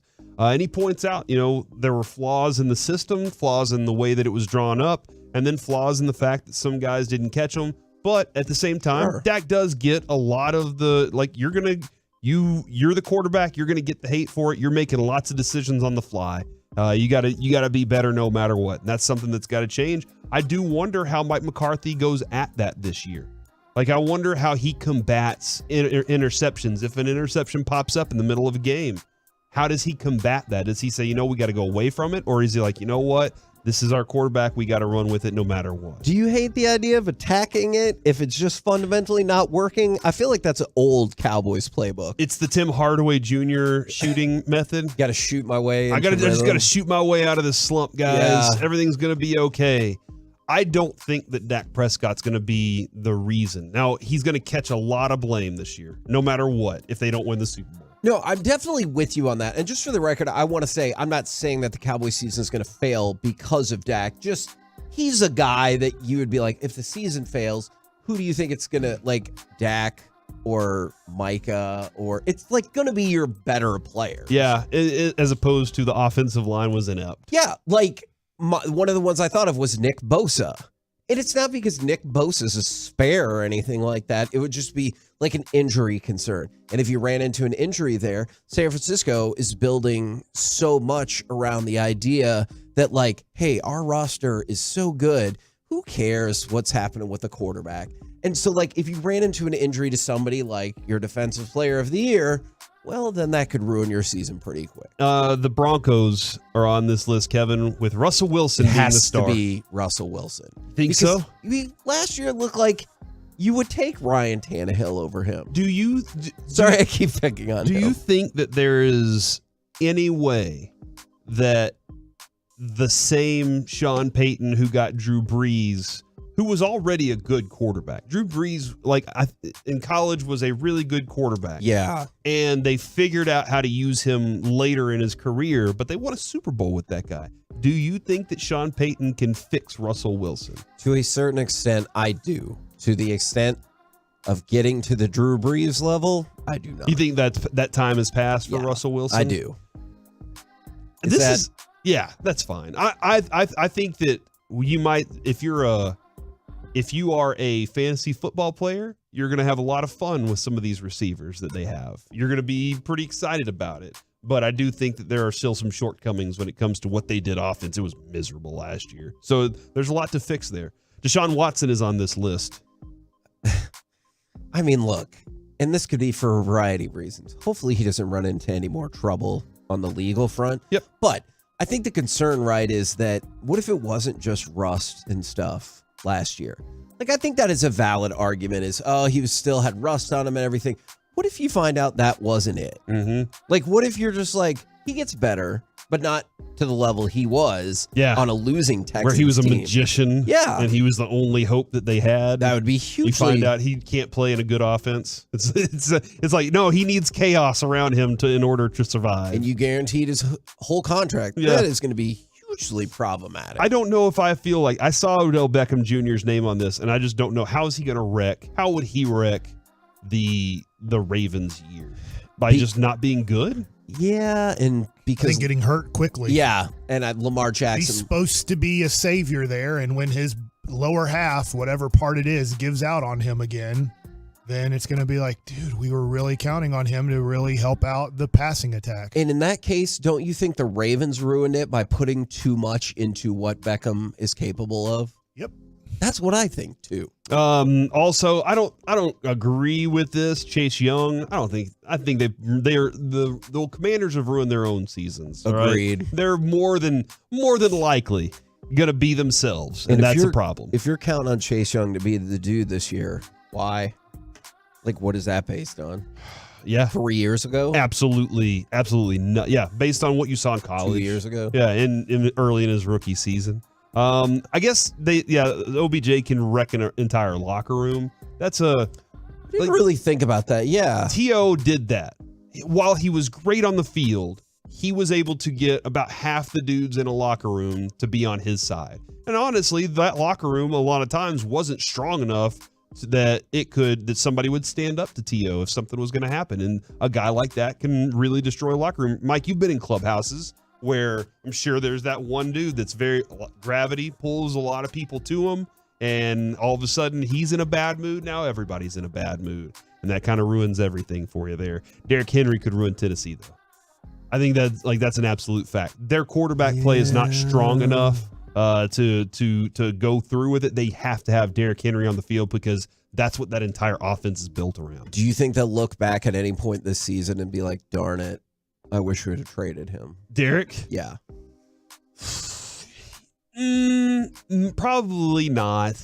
Okay. Because I think that they still believe that he's the truck that keeps that thing going. And so I think that I don't know. They also, Kevin, the way running backs are valued right now, I don't think they would have gotten anything that would have made that unless they went into a complete rebuild. And then lastly, Aaron Rodgers could completely ruin. But wouldn't that be a Jetsy thing? Wouldn't that be a Jetsy thing? That should be number one on this list, on every list. people have projected that you're getting the best of Aaron Rodgers with the Jets, and that means you're a Super Bowl. I just don't buy it. All right, it is time now. Mike, are you ready to do this thing? Or would you want me to throw another story in here? I can do this. I'm ready. All right, let's get some I Mike think you likes guys it. might really like this story. Okay. I don't know how possible this is, but ESPN has just written an article. It's on the Insider, and luckily, Kevin, I have your insider information now. It is, as I scroll back up to the top, one player for all 30 MLB teams that they should trade for or away this July. So they have the team and the player here. Okay. And it matches up with the Rangers. In a dream scenario, I want you to name for me right now the top 5, what you consider maybe 5 of the best starting pitchers in baseball today. Shohei All right. is in that group. Who else would you consider like a great starting pitcher in the game of this? Garrett Cole, that's a great one. Garrett Cole is a very good one there. I'm gonna have to look real quick. Well, I mean, Framber Valdez. I know that's not happening. Over the last 10 years, Verlander, Scherzer, and probably Kershaw, right, are the 3 best pitchers. I think that's fair. In this article, it says the New York Mets should keep Max Scherzer, but the Texas Rangers should acquire Max Scherzer. Now, in this article on ESPN Insider, it says we have to discuss the Mets, who are flailing. Owner Steve Cohen met with the media on Wednesday, saying, "I'm preparing my management team for all possibilities. If they don't get better, we have decisions to make at the trade deadline. That's not my preferred end result. We're preparing all contingencies." So it sounds like Steve Cohen here is maybe giving into the spending a little bit and going, if we're going to be this bad, then maybe we have to get something back for these huge contracts that we've laid out here. Everything we've gotten from New York has fallen apart, though, Kevin. So we get Kristaps, and it falls apart. We send them Brunson, it turns out good for them. We get DeGrom, he falls apart. We should have known that. And so I am a little curious as to if I want to do this with New York. It's wild to me if that happened. This would be his 6th team. And then I think about like Arizona, Kershaw. Detroit, Nationals, Dodgers, Mets. Yeah, that is crazy. That great of a pitcher shouldn't be traveling that much. Yeah, he wasn't great to start off. He wasn't bad. He's a first-round pick. I was there with Arizona when they drafted him. And with Detroit, because you think of Verlander and Max Scherzer, but Max Scherzer was good. He just wasn't great yet. It was like right at the end of his Detroit career is when he started becoming super great. Now he's 7-2 this year with a 3.87 ERA, a 1.2 WHIP. So it's very good. It might not be as dominant as you're used to. He's 38 years old. Now, I'm not 100% sure on this. I need to look up his contract. But how many years did he sign? Was it a 3-year deal? Look up Max Scherzer's contract, because I do think this is possibly doable where the Rangers are. I just don't know how much it would take to trade for Max Scherzer. What I mean by that is, how many prospects are you giving up? Who are the prospects? As much as I love Max Scherzer's name and how great he could possibly because over the top, if you think about it, if you got Max Scherzer and you only traded prospects. He's got one more year and it's a player option. At 43? Yeah. Okay, so I was right about that. A 3-year contract. This could make a lot of sense for where the Rangers are at. This could make a lot of sense for where the Mets are at right now. I don't know what you have to give up, because that is a lot of money to take on. Remember, this year and next year, you're paying Jacob DeGrom $37 million approximately not to pitch, because he just physically can't pitch. Mm-hmm. But if you added Max Scherzer to this and you had to trade, let's say you take Evan Carter off the table. And you're like, we're not trading Evan Carter. It doesn't matter unless it's Framber Valdez or somebody super in their prime. We're not trading Evan Carter. By the way, he got 2 hits again yesterday. So since he's come back to the Frisco Rough Riders, every night he seems to be getting 2 or more hits. If it was Luis Angel Acuna, if it was Jack Leiter, and I'm wondering how interested the Mets would be in Jack Leiter. This is a little bit weird. You have to go with your scouts. You can't go with the nostalgia of Al Leiter pitched for the Mets. Al Leiter just went into the Mets Hall of Fame last year, or maybe it might have been this year.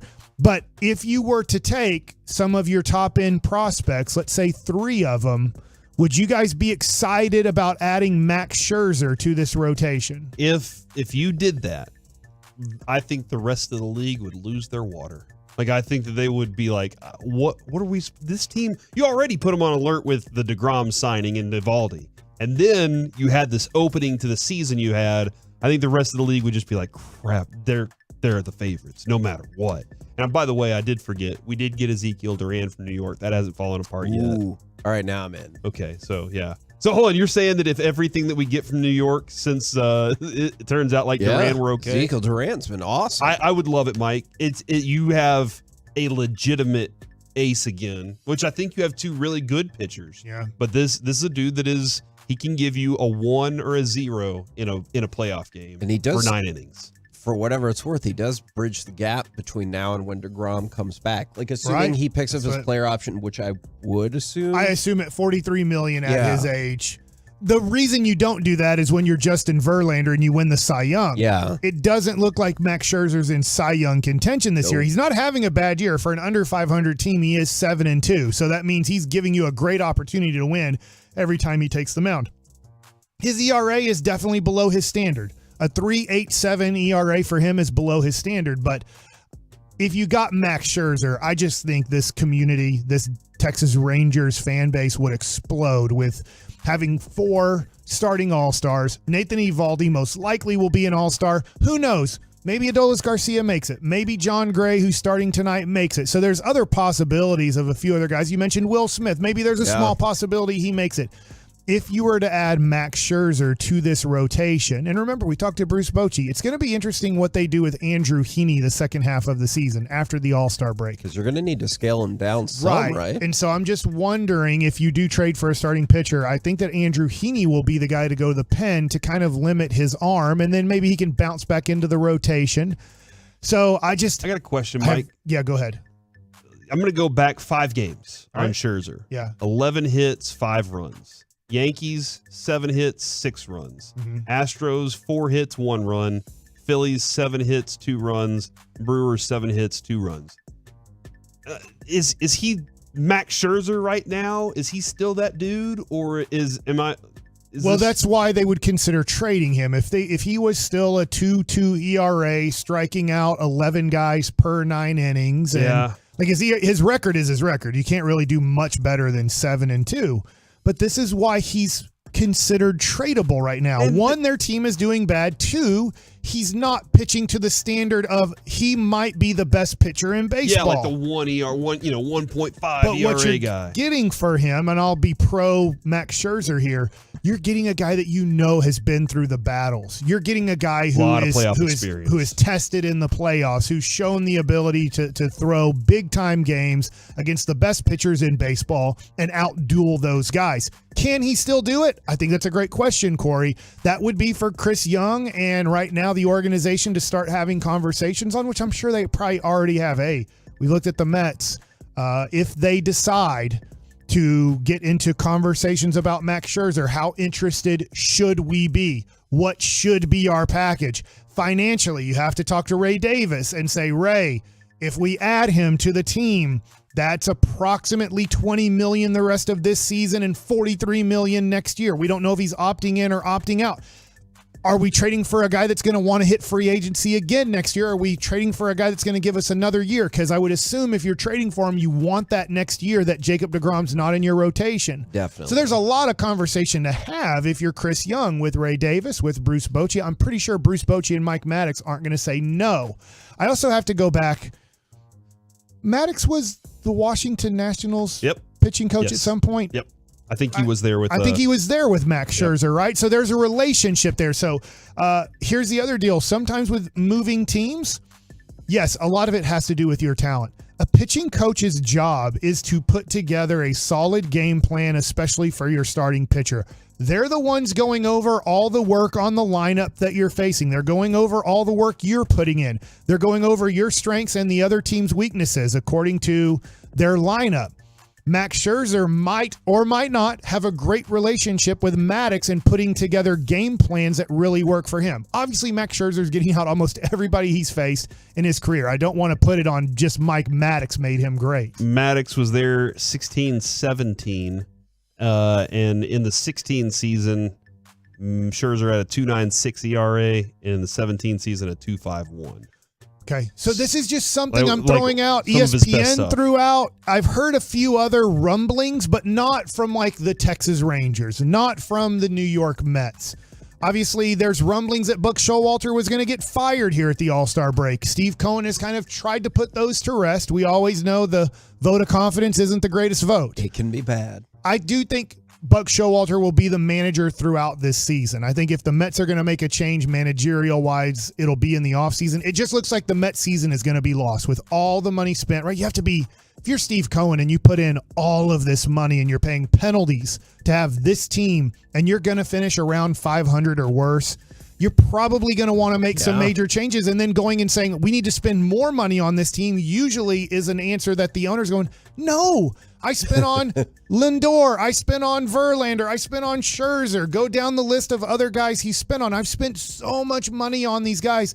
Maybe we should do it another way. And I think new owners that come in, Phoenix Suns, say, if I spend the right amount of money, I will win a championship.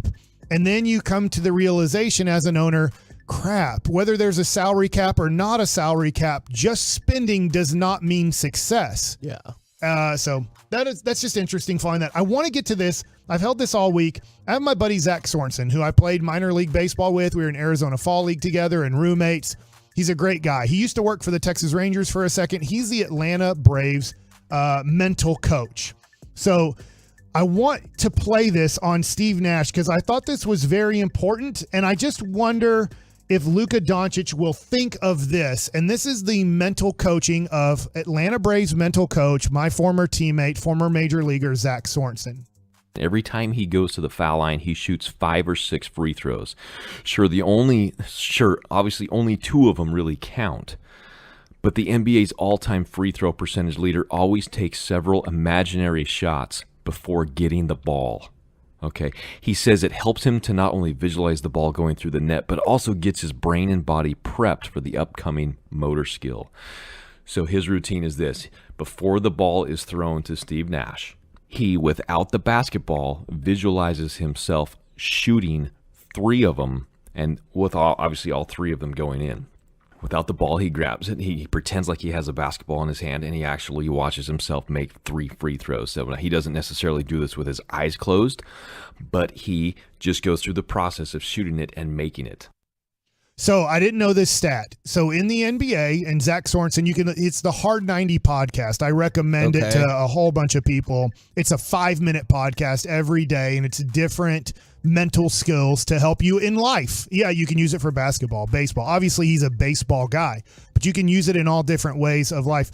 But what he gave the percentage during this podcast that an NBA basketball player shoots 5 percentage points less on his first free throw to a second free throw. That's the NBA average. So whatever you shoot, most likely on average, if you're an 80% free throw shooter, you're going to shoot 5% less on that first one than the second one. And he talks about the long-term memory that you have to use on your first free throw versus the short-term memory that you have to use on your second free throw, because literally just 5 seconds or 10 seconds before, you just got to shoot a free throw. So now you are using more of your short-term memory in that second free throw than the first.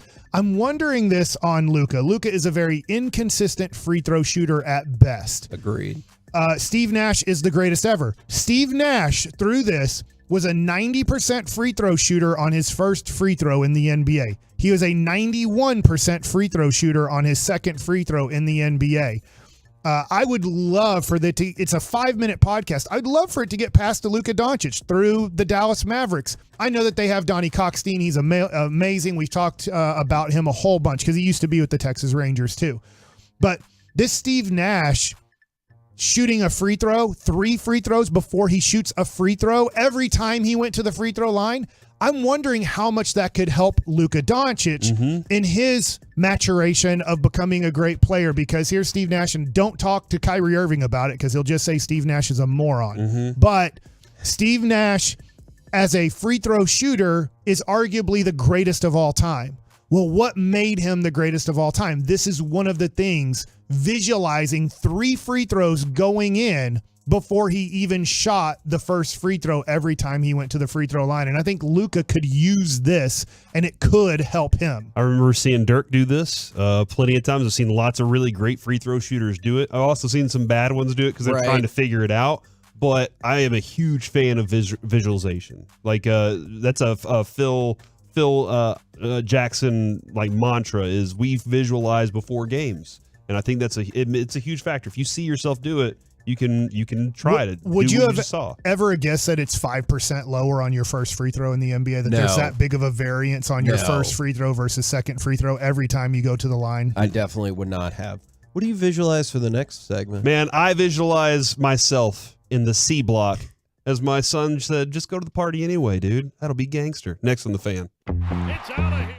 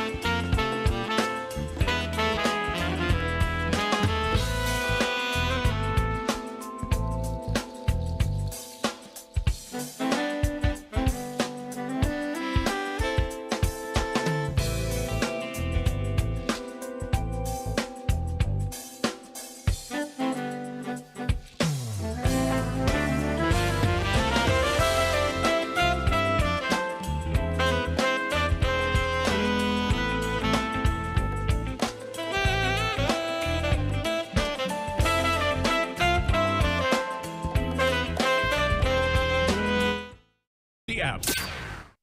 From our fan studio, secured by DFWsecurity.com, it's the KNC Masterpiece on 105.3 The Fan. Back here on the KNC Masterpiece on 105.3 The Fan, Corey Majors, Mike Bassick, and Reggie Adatula all hanging out with you. We got Carter on the Twitch and the YouTube. And it looks like Kevin is making his way back into the studio. We didn't know if Kevin was going to make it today. I'll be quite honest. Everybody that's listening right now, give a shout out to Hagee for making his way back to the office today when he didn't have to. Voice is kind of gone. Baby Noah's put him through the ringer. So true. But we also learned that it's mostly his fault for letting that kid put his dirty fingers in his mouth. So that is kind of. He's crawling. Has he walking yet?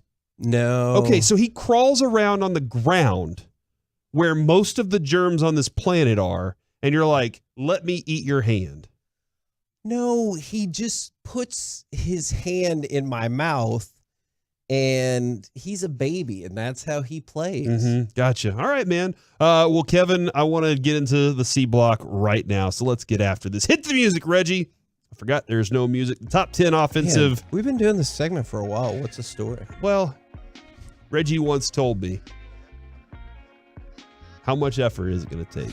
And I said, probably a lot. And he said, I pass.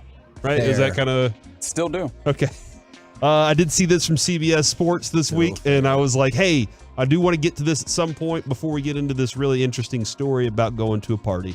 Ranking the top 10 offensive position groups for 2023. Kevin, what would you say the greatest offensive position group is out there in the NFL right now? So, group of position players. So does this go like Kansas City Chiefs quarterback, or is it just quarterback in general? Hey, real quick, did you say this already? That ESPN cut Todd McShay today? I did not. No, that happened more recently. Yeah, no, the ESPN is going wild with these layoffs. They just released Todd McShay. Dang. Or fired him, whatever you want to say. Yeah, is he on the waiver wire? But Todd McShay seems like a pretty big... I understand like Steve Young, like you can replace players with now other former players for less money, or just ask another player. It sounds like Kendrick Perkins is going to get more responsibilities at ESPN for NBA stuff. But like Todd McShay... Hasselbeck's also gone, if you care.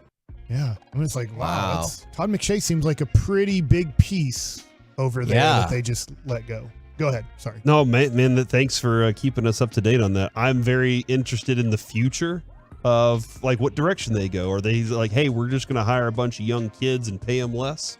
And that's the approach we're going to take, because ESPN is a brand that we feel like we can survive it no matter what. We just got to pay the cheaper versions. Are you surprised at all that... I mean, I know how much he's like aligned with ESPN, but are you surprised they didn't move on from maybe like Kuiper? I am. But maybe they feel like the controversy of Kuiper is more important, because the dude, it's like you either hate Kuiper, but you kind of ascribe to everything he says. That's my feeling on Kuiper is, man, you're like, come on, dude, that dude's interesting. fascinating. I have to admit, I'm pretty darn surprised by that. I'm assuming if you're NFL Network, that could be a pretty good pickup to get. I don't know. Probably so, or maybe he goes into the podcast realm, or maybe everybody goes to the Athletic after this. Maybe he becomes an assistant coach with the Dallas Mavericks. What everybody probably gets is some level of this gambling money that's out here for like one of these, because they're all getting into content, these gambling sites. Yeah. No way. What happened? For sure. They didn't let go of Van Pelt also, right? Somebody just texted that in. I haven't seen that from Andrew Marchand, who's usually really good about these things. So all right. I'll hold out hope that they did not make that big of a mistake. All right, I'll scale back on that one. Kevin, no, this does not include quarterback at all. This is the offensive position groups everywhere but quarterback for the entire NFL. Okay. We'll start at number 10 if you would like.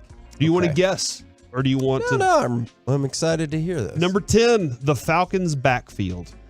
Okay, gotcha. Bijan Robinson being in this mix, as well as Cordero Patterson and Tyler Algier. They think that's a top 10 group right there. I feel like the Bengals wide receivers would be in the mix somewhere here, though. Okay, all right, interesting. I get it better now. Number 9, the Lions' offensive line. which I don't know that I've ever paid attention to the Lions' offensive line. It's your team, though. It's probably the second best offensive line in the league. Okay, Yeah. I've never And the have, Cowboys. but I will be. And I guess because they were getting lots of close rushing touchdowns last year. Also, one thing to consider with the offensive line is like a group, they have a legitimate backup to every single position on their offensive line. Yeah, and you remember Penei Sewell is Yes. part of the anchor of that. So that's and Frank Ragnow is one of their their top centers in the NFL. Number 8, the Eagles wide receivers. Number 7, the Dolphins wide receivers. Number 6, the Cowboys wide receivers. Really? Yes, they think the Cowboys that the combination of Brandon Cooks and CeeDee Lamb is over Tyreek Hill and Jalen Waddle and A.J. Brown and Devontae Smith. That's a lot of heavy lifting that Brandon Cooks is doing in that sentence. Kevin, I will add, did you hear about the Tyreek Hill neck slap yesterday? So, No. Yeah, evidently he did walk up to somebody and tell them. Oh, is this at the marina? I can buy you and the boat. So he was like, and then he was like, hey, I'll give you $200 for this to go away. And they were like, nope, not going to work. Number 5, the Seahawks wide receivers, as DK Metcalf obviously highlights that, but you never forget about Tyler Lockett. That's right. A dude can catch everything, man. He's helping make Geno Smith look usable. And they got Jackson Smith watch and your Jigba mouth. to do his thing. Number 4, Don't look at Geno Smith second half. the 49ers backfield. 49ers backfield Ooh, yeah. consists of McCaffrey, Elijah Mitchell, and They put Ayuk in there? he's not a back. He's a receiver. He can run the ball. I think Debo is more running back than Okay. Ayuk is in my mind. So yeah, Okay. anytime you throw Debo back there, the Packers backfield is number 3. Now that it's going to be an Aaron Jones, AJ Dillon combination, because dude, they can't rely That's a on solid combination. they can't rely on Jordan Love to go out there and beat Aaron Rodgers again. We'll see. Number 2, the Eagles offensive line, and number 1, Kevin, the Bengals wide receivers, Jamar Chase, T. Higgins, and Tyler Boyd. So that's the top 10 offensive position groups in the NFL, according to CBSSports.com. Cowboys wide receivers right there at number 6. Are you surprised they're in the top 10? No, I think CeeDee Lamb's good, man. And I think Brandon Cooks is extremely productive. And I think he's going to be extremely productive again this year. And I think that's going to help CeeDee Lamb a little bit. I think it's as long as Dak Prescott calls the right play and executes that, I think this is going to be a very fun offense to watch. And no qualms with number 1? Nah, dude, you know how I feel about T. yeah. Higgins. I think T. Higgins is a number 1. Yeah. And then, and that's being teamed up with Jamar Chase. That sounded funny. Okay. Yeah. Oh, that's her. Oh, yeah. All right, let's get into this quick story. Mike, my wife went out of town last weekend, and Avery was like, hey, I got a soccer game at 10 in the morning. I got a baseball game at 3, and I want to go to this party. I want to go to this birthday party at 6 o'clock. It goes from 6 until 11 o'clock. I was like, that's a long-ass birthday party. Nobody should have a birthday party that long. Birthday party. Right? But I guess it turned into more of an event than anything. Okay. So we get done with the baseball game, and he goes into his room and disappears for a while. He never told me what time he wanted to be at this birthday party. He just said, I want to go to this birthday party later. All right. So around 8:45, Carter and I are in the pool because he's asleep in his bedroom. Avery is just out in his bedroom. And you know what?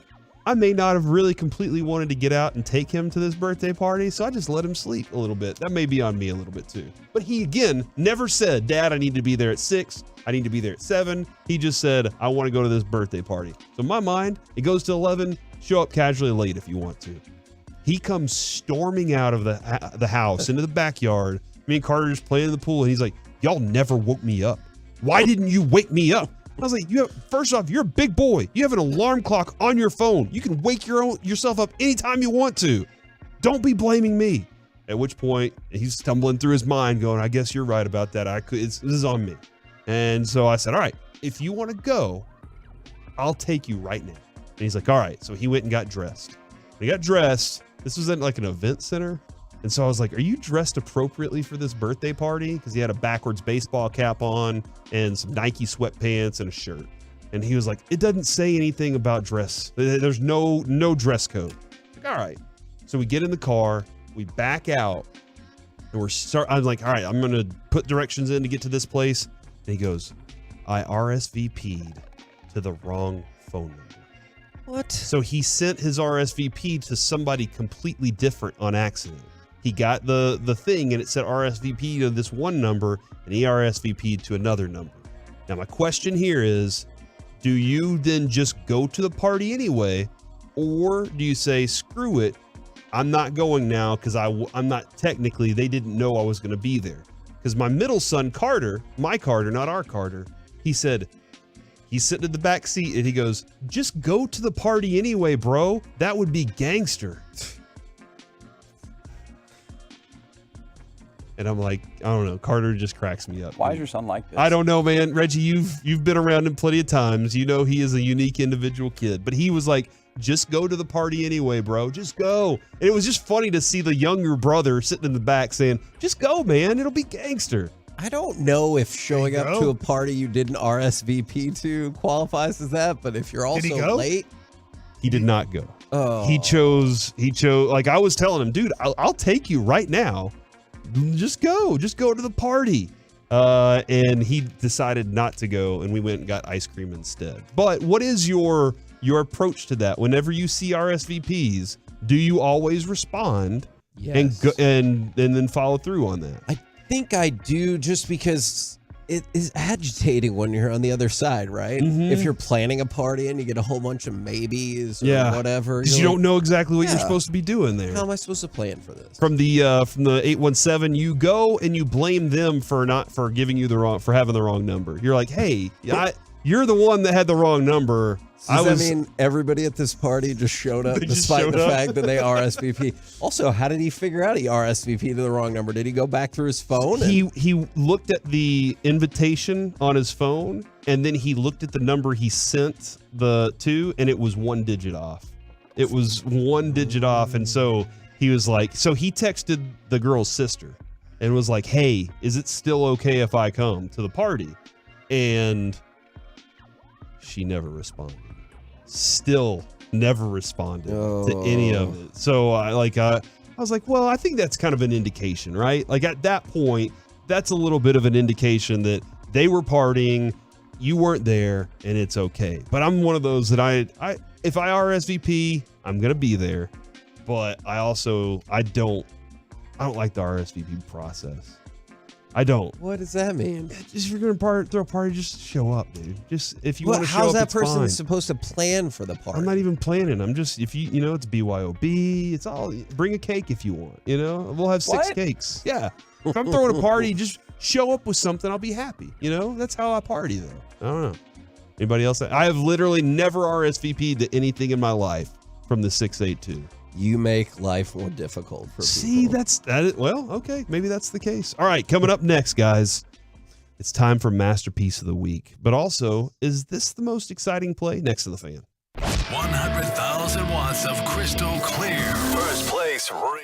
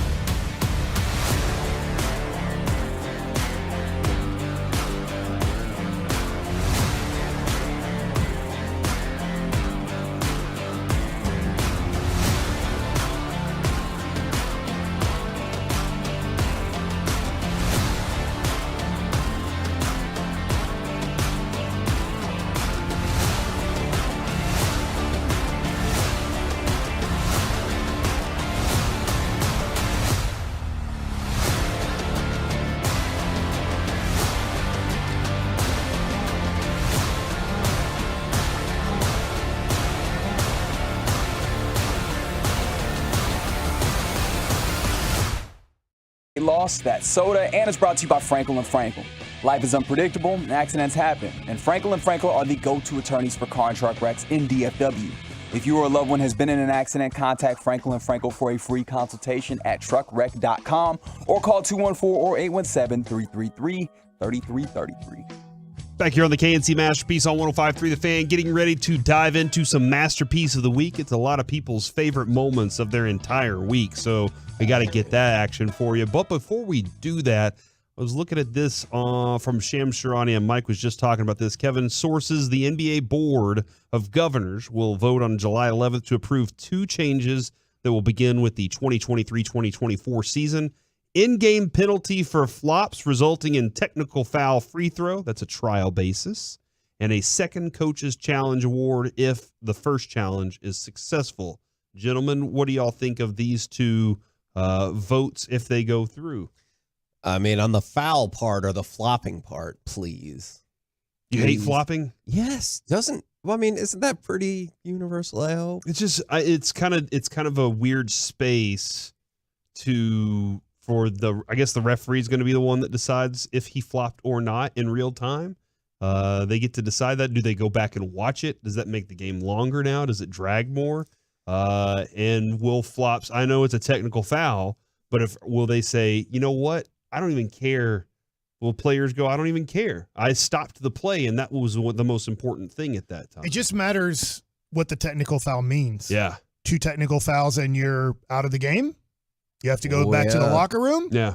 Because all of a sudden you put that on flopping, that a technical foul is a technical foul. Yeah. Hey, technical foul, flopping. You argue with the ref, technical foul, that's 2 technical fouls. You are now ejected from the game. I don't think they'll make it that technical foul. It'll be like illegal defense, 3 seconds in the lane, where, yes, it's a technical foul, but if you spend 3 seconds in the lane, they don't go technical foul, 1 more and you're out of here. It's just a technical foul free throw. So I would think that would count as a regular tech then. You think flopping will be like a real technical foul? If that's the case, because they're isolating specifically you and on review, I would think that would maybe count. I really do like the second coach's challenge if he gets the first one right. Like, I mean, dude, if this guy's seeing the game better than the referees are and he's on fire, let him keep doing it. I also understand that, again, does bring into, is it slowing and dragging the game down? Will coaches use that as an opportunity as like another timeout? Hey, you know, I'm using these things. Now that you give me the tools, I can use them and I can find loopholes and ways to use them. All right, this is something that is this the most exciting play in baseball is my question, because I don't see this happen a lot. The Guardians and the Twins are kind of like, they're going back and forth here right now. And whenever you're in this kind of situation, you need a kind of gutsy plays to pay off. And Jose Ramirez, I know they eventually lost in this game, but Jose Ramirez stole home. And I don't think I have ever seen live at a game somebody steal a base or steal home plate. I've seen somebody steal a base, steal home I've been to plate. 72 baseball games. Mike, have you ever seen? When you are going to some really like slow baseball players playing baseball. Mike, did you ever see people or know that the call was about to happen? Like, did you know we're about to steal home? Have you ever seen that live, like while you were playing? No, you won't know that. There's no way to know. There's no sign to the guy at third base you're stealing home. The third base coach is right next to him, so he's whispering in his ear if he thinks there's a possibility. We had a guy who I played a second in the major leagues named Essex Snead, super fast outfielder. And I saw him steal home twice in one season when the catcher would throw the ball back to the pitcher. So he would throw the ball back a little bit soft, and he had noticed it. And because he was so fast, he would just take a false step back to third base. So when the catcher peeked, it looked like he was going back to third base. No big deal. Let me toss the ball back. And then he would sprint home and was able to twice beat the throw back from the pitcher to the catcher. So it is a very exciting, dangerous play. Obviously here, a right-handed hitter, you don't like doing it very much. Why? Okay? He's in the way. Well, no, he's not. In the way is not that big of a deal. I can slide around him pretty easy. He's usually in the back of the box. If he doesn't see me stealing home and he swings the bat, I literally have a possibility of dying. Yeah, you hit the face. He can swing the bat, hit me in the head, and I could literally, it's a small percentage, I could die from trying to steal home. You usually like doing it with left-handed batters because they are going to see you from where they're at in the batter's box. They will see you sprinting home. They will then know, I cannot swing the bat.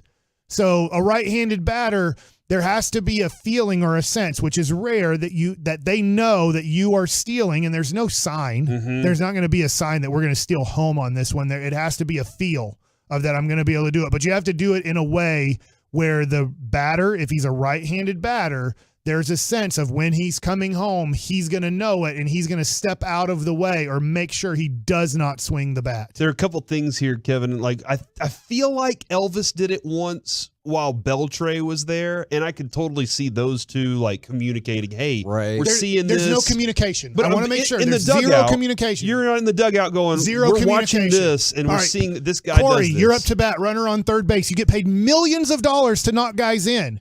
And I'm going to tell you, please don't swing the bat on the first two pitches. I might steal home plate if maybe they give me the opportunity, because all it takes is me to slide step. All it takes for me is to be a little bit quicker in whatever I'm doing, and I can't go. Okay. So I'm not, there's zero communication no matter who you are. It's kind of the thing of like, you just have to have a feel and a sense and a baseball IQ, and a high one, to know if I'm a right-handed batter that I can feel and sense that he's coming home, and I see him maybe out of the corner of my eye, and I might even hold my position to make it tougher for the catcher to get out of his position, because I can't move. If I intentionally interfere with the catcher, then it's interference on me, but you just hold your position. But no, it doesn't matter who they are, Simeon, Seager, Utley, Rollins, no matter how good of a communication they have with each other on the field, on turning double plays, on all these things, when you're stealing home, there's really not any communication at all with the hitter, because you've done it on your own. Okay. You have to do it on your own, because even if the third base coach says, go, that's too late. Yeah. And you screamed go, even if you just go. Yeah. Like, it's going to be too late on the way Major League Baseball runs is 1,000 times faster than like high school baseball. I've never seen it live, and I imagine like a lot of people aren't expecting it, so they don't even realize it's happening until it's almost happening. But that's one of those things too. Whenever you're watching on TV, you don't see it until the last second. Like, you're like, what just happened? Right. But it feels like it should be one of the most exciting plays to see when you're in a stadium. You're like, what's going on? Yeah, because there's now Why is chaos. he doing this? Why is he running? I've never seen it at the major league level. I've seen high school steals of home, and the crowd does freak out. Like, even if it's against your team, you're like, oh my gosh, what just happened? Mm-hmm. Yeah, so it seems like it should be the most exciting play because it's unexpected, but a lot of times you don't even realize it's happening until it's over. And from high school, look, you're dealing with, and I don't mean this, you're dealing with low IQ baseball guys, because they're only 15 to 18 years old. There's not going to be a lot of high baseball IQ going on in high school. You might, in that case, tell a team before the game or in between innings, there's a possibility we're stealing home. If we do not swing the bat. What you can't do is swing the bat. By the way, it looks like Mookie Betts is loading up for the home run derby. So Mookie Betts. Now, are we supposed? Kevin. You've been keeping track of this. Do we know? Is it that just the first one we found out about, or is it? Thought there was another one or two, but I'm not. I mean, I'm sure Pete Alonso is going to want to do it. Like, that's true. He loves the home run derby. Love it. All right, it is now time for Masterpiece of the Week. She said, list this. What's happening, gentlemen? Hey, buddy. Hello, Reginald. Masterpiece of the Week is a segment that we do every week in which we revisit some of the funny, stupid, or odd things that have been said over the last week or two on this very program. And there's some stuff here, gentlemen. There's some stuff. We got a lot of stuff this time. There's some stuff. All right. Anybody want to volunteer to go first? I volunteer as tribute. Oh, wow. I'll volunteer, Kevin. Kevin, you actually don't really have anything in here, oddly enough. You just said there's some stuff. Hell yeah. Yeah, but it's you and Mike, really. He said something about S-ing down today, which Yeah. is really weird. That's for next week. Is that? that pushes Yeah, that's going gonna have to go on next week. You think I'm turning that around that quickly? That was a weird moment this morning, Kevin. I think Vlad and Julio Rodriguez are in the home run derby is my attempt to divert. I don't know if that will work or not. Thanks for giving us facts. Corey said this. Special talent. I'm walking around with a shovel in my pants. It's on the. Whoa. For the 806. How'd that get there? A whole shovel. I wasn't here that day. What were you talking about? I don't really remember. Yes, you do. It was exactly what you think. Were we talking about a certain player's shovel? Digger? Ooh, I don't remember. What? I don't remember that, but I'm pretty sure whatever you think he's talking about is what he's talking about. Was there a specific person we were referencing here? I don't know. You tell me. It just showed up. Okay. That's right. But yeah, no, that's y'all never said that before? No, not once. Nope. Just you. How's that make you feel? You're a pioneer.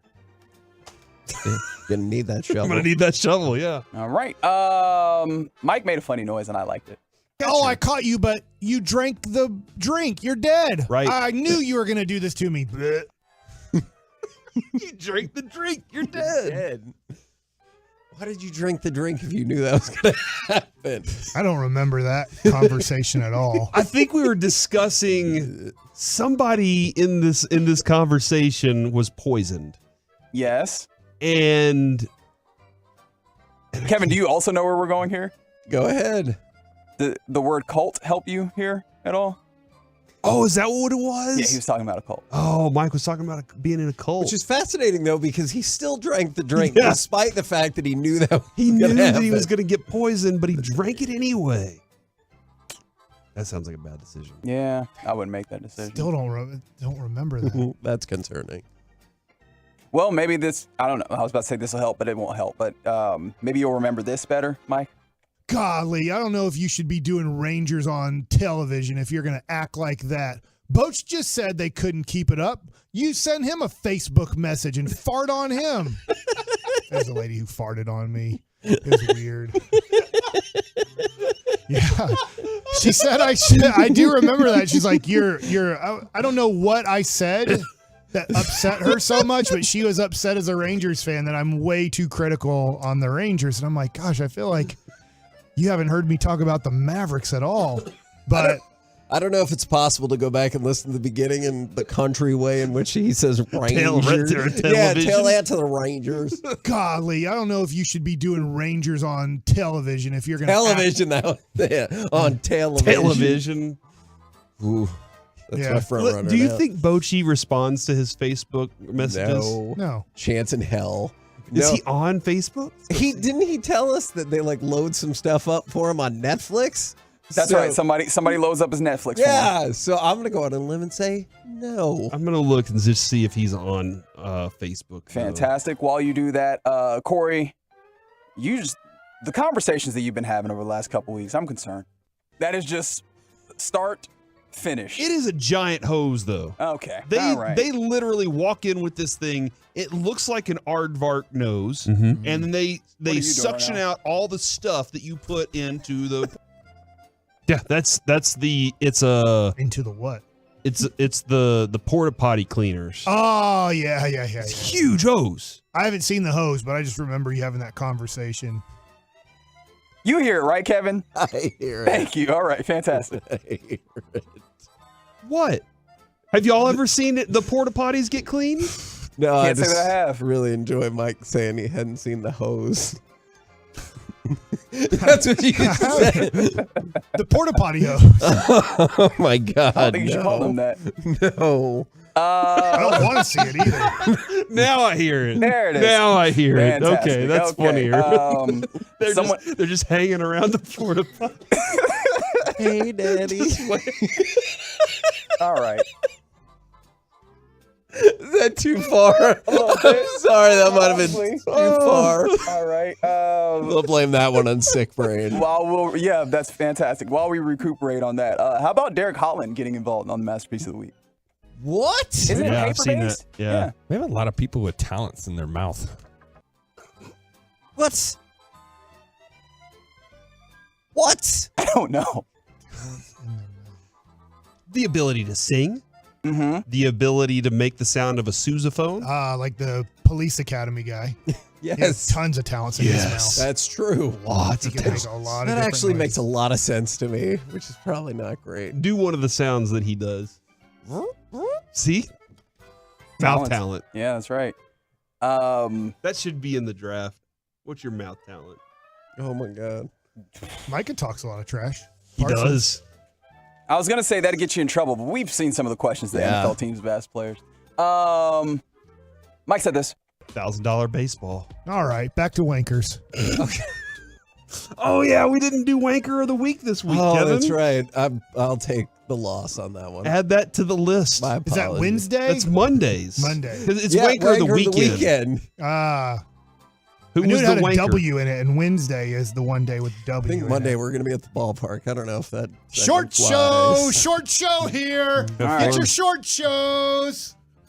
Ladies and gentlemen, clear out. This is the one. This is not Corey. This is not Kevin. This is not Mike. It's all of them. What if you don't know it's going to happen and somebody sneaks up behind you like Carter and he cupcakes you? I don't like the way that Look, sounds. he cupcaked you From behind. First off, it's an HR violation, 1,000,000%. Because you can't see it coming. There's two things about this. There's two things about this. One, By the way, we have another wanker, but keep going. What? Dang it. You still haven't got cupcaked, have you? we have a plan in place. I cannot announce it yet, all right? I cannot announce it yet, but I will announce it after next week. For anybody that wants to, because I'm out next week, Kevin. I will. You are not. So are you for some of it, I'm told. So, yeah. That's regular 4th of July. What? I'm out Friday. He's going. Mike's doing the TV Yeah, broadcast. I'll be in Washington, D.C. What do you want me to do? I want you to deal with it and do the show. Do the show from D.C.? Nope. Will you call in? Maybe. Matters if I have time or not. When are you on the broadcast? Friday, Saturday. That's it. Apple TV has Sunday. The 8th and 9th? I guess. Yeah. I thought you were the week after. Nope. Okay. Deal with it. Thanks a lot, Mike. All right, gentlemen. And what are 4th we of July, voting for? we're off. We don't have to work. That's right. What about the 5th of July? It'll be me, you, and I believe Derek Holland. I'm not sure. I'm guessing. On the 5th of July? Yeah. It's a short show. Nope. You wish. All right. Is that it? I'm voting for the lady farting on me. Me too. That's my vote, dude. That's a Golly, I don't know if you should be doing Rangers on television if you're going to act like that. Boach just said they couldn't keep it up. You send him a Facebook message and fart on him. There's a lady who farted on me. It was weird.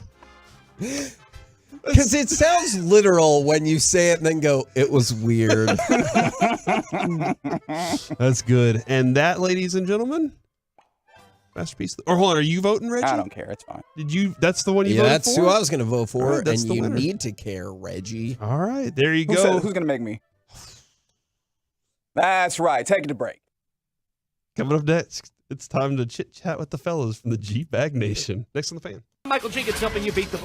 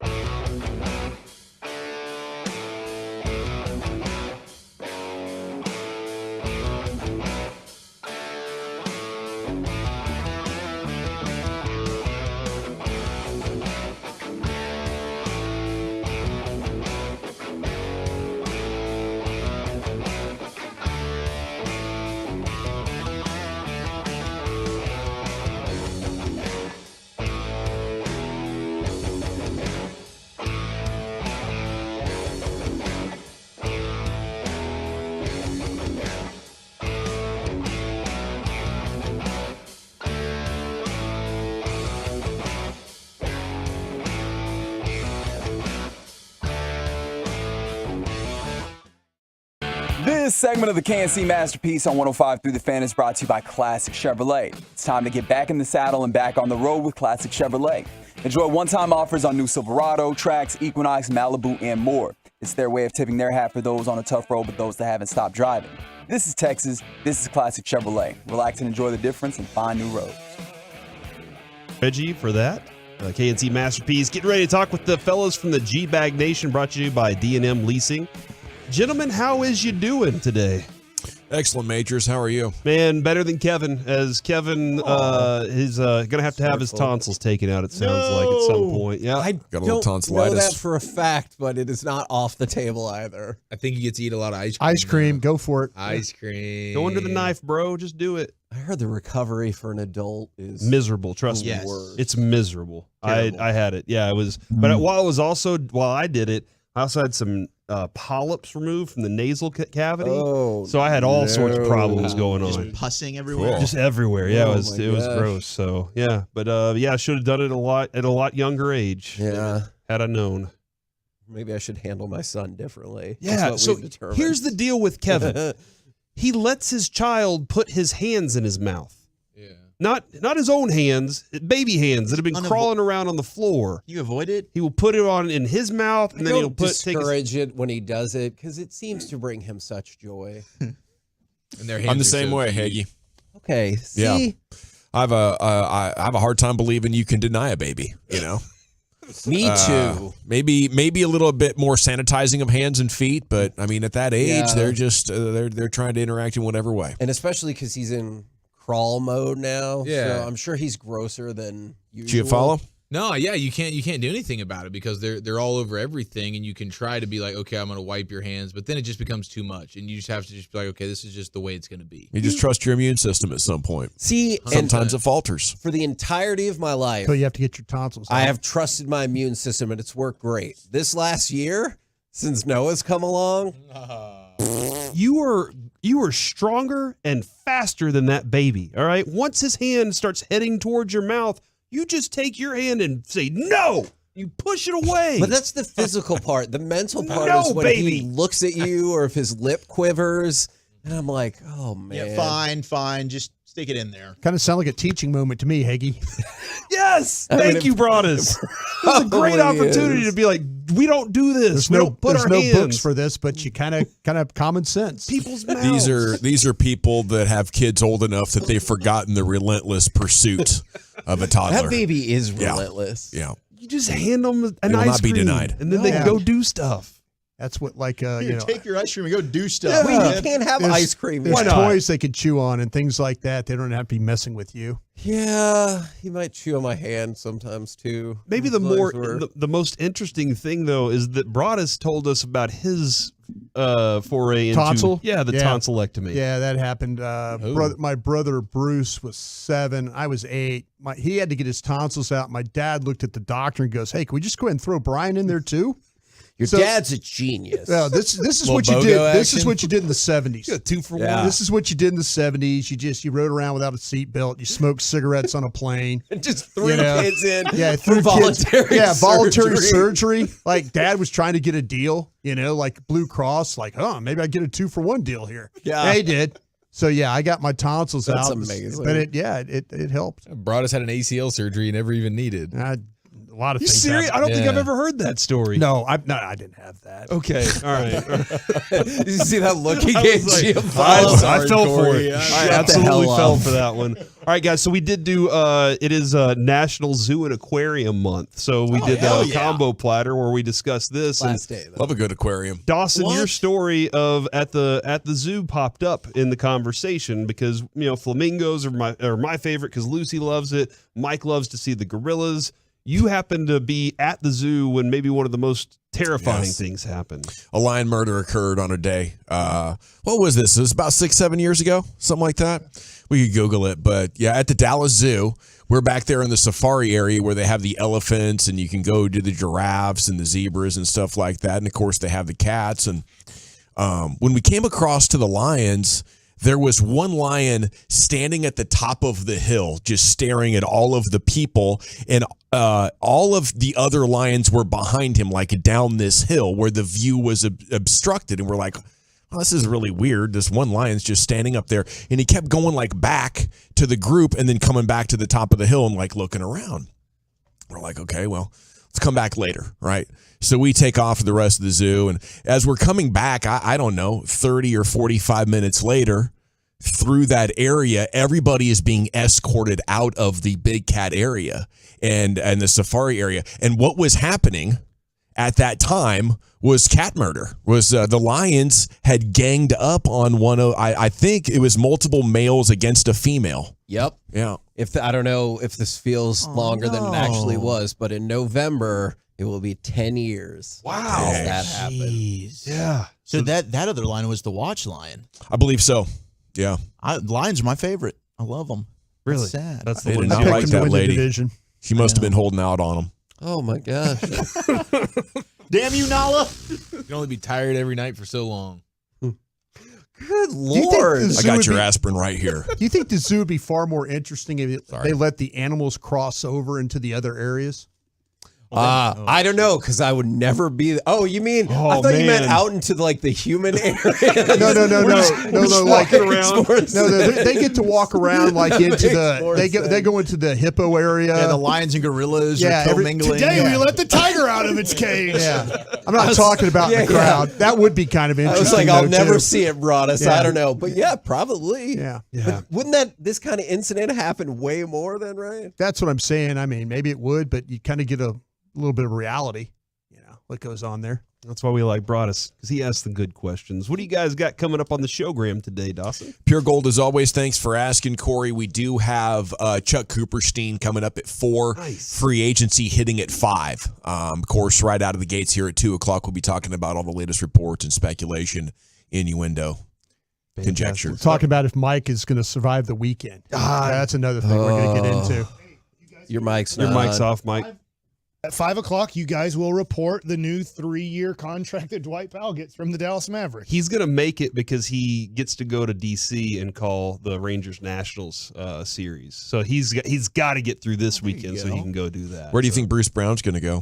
Dallas. You think the Lakers always get their man? I feel if it's everything the same, it'll be the Lakers. I get it. Like if I had one day to play in the major leagues, I'd choose the Yankees. As much as growing up as a Texas Ranger and all those things, if somebody said you have one chance to play on one team in the major leagues, I think most people would say, gosh, I want to be a Yankee. Like that, I want to be a Laker. I totally get it. And the Mavericks have never won a battle of Lakers versus Mavericks when it comes to like a free agent. I think he's going to get more than mid-level. I think somebody's going to come in and give Bruce Brown a deal that is over the mid-level exception. Roll home with the G-Bag Nation. We'll be back next week. Until then, you've been Masterpiece. Good night, Kevin. There's a lady who farted on me. It was weird. Sports with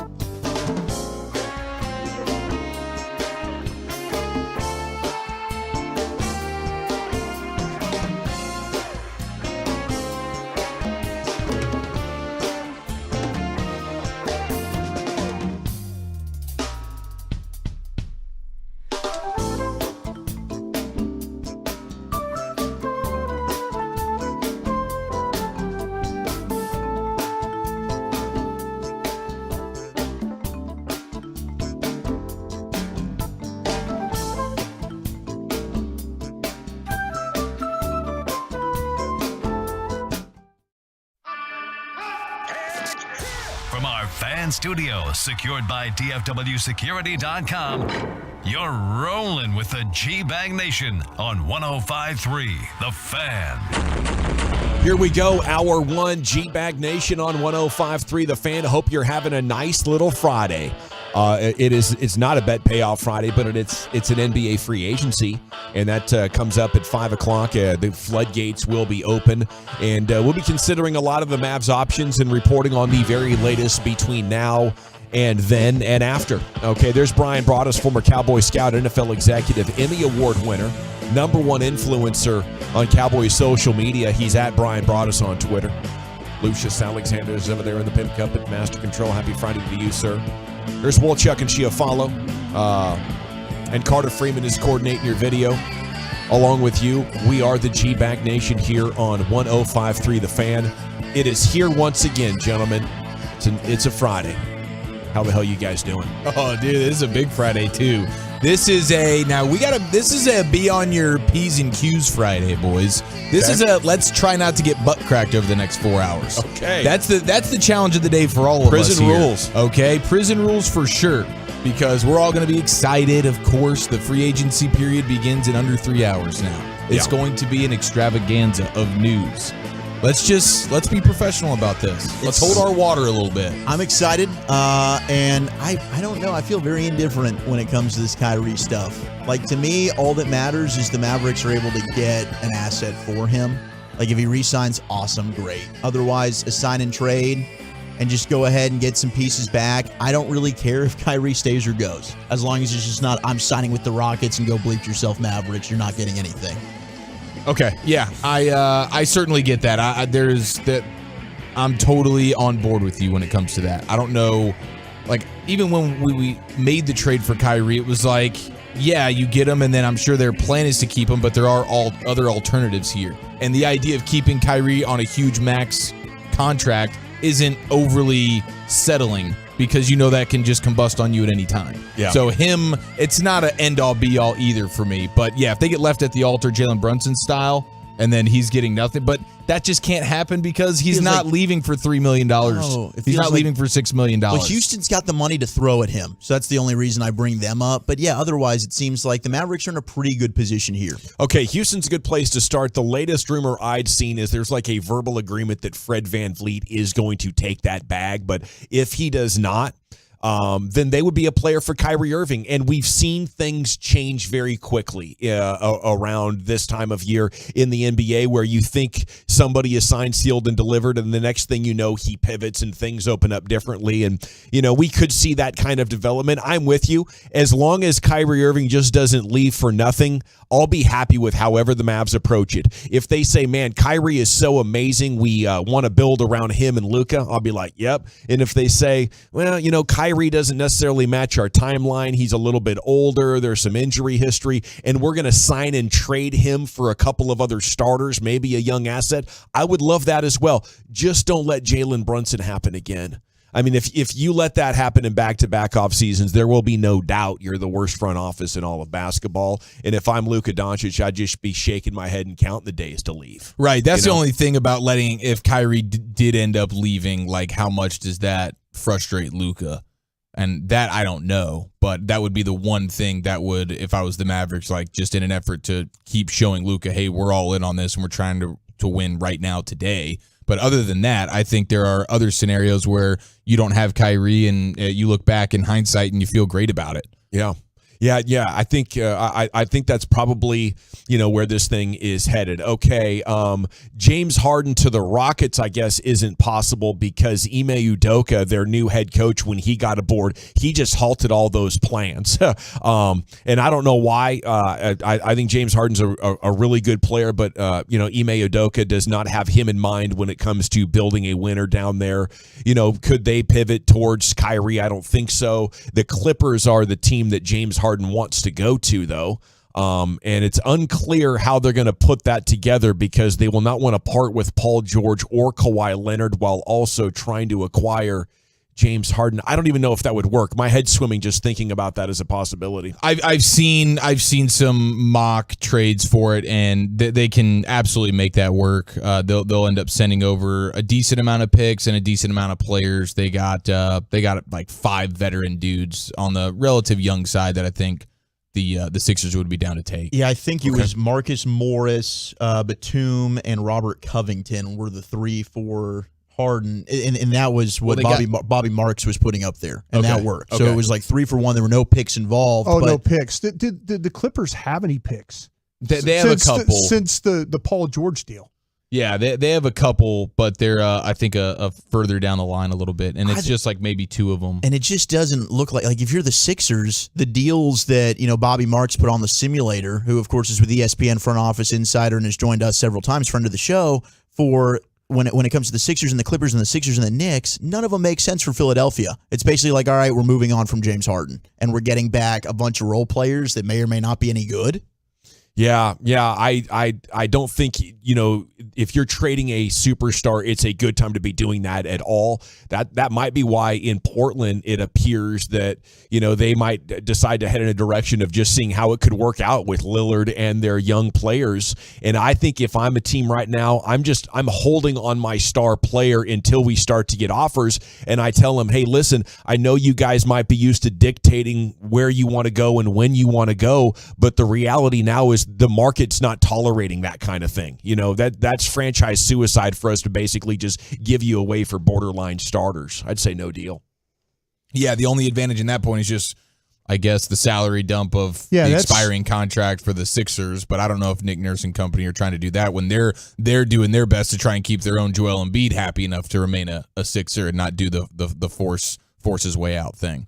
So just kind of feel like, though, that maybe they would take less just to move him away. Just so, again, a fresh start, That's what it comes down to. A new coach, new opportunity. Maybe sometimes you have to sell pennies on the dollar just because you just want to move on. I think you're right, and I think the 3-team deals is what these teams are going to start looking more towards. I mean, there's been a lot of fans that are putting deals together. The dream scenario for the Mavericks that I've seen would be you get a 3-team deal going with the Sixers and the Suns.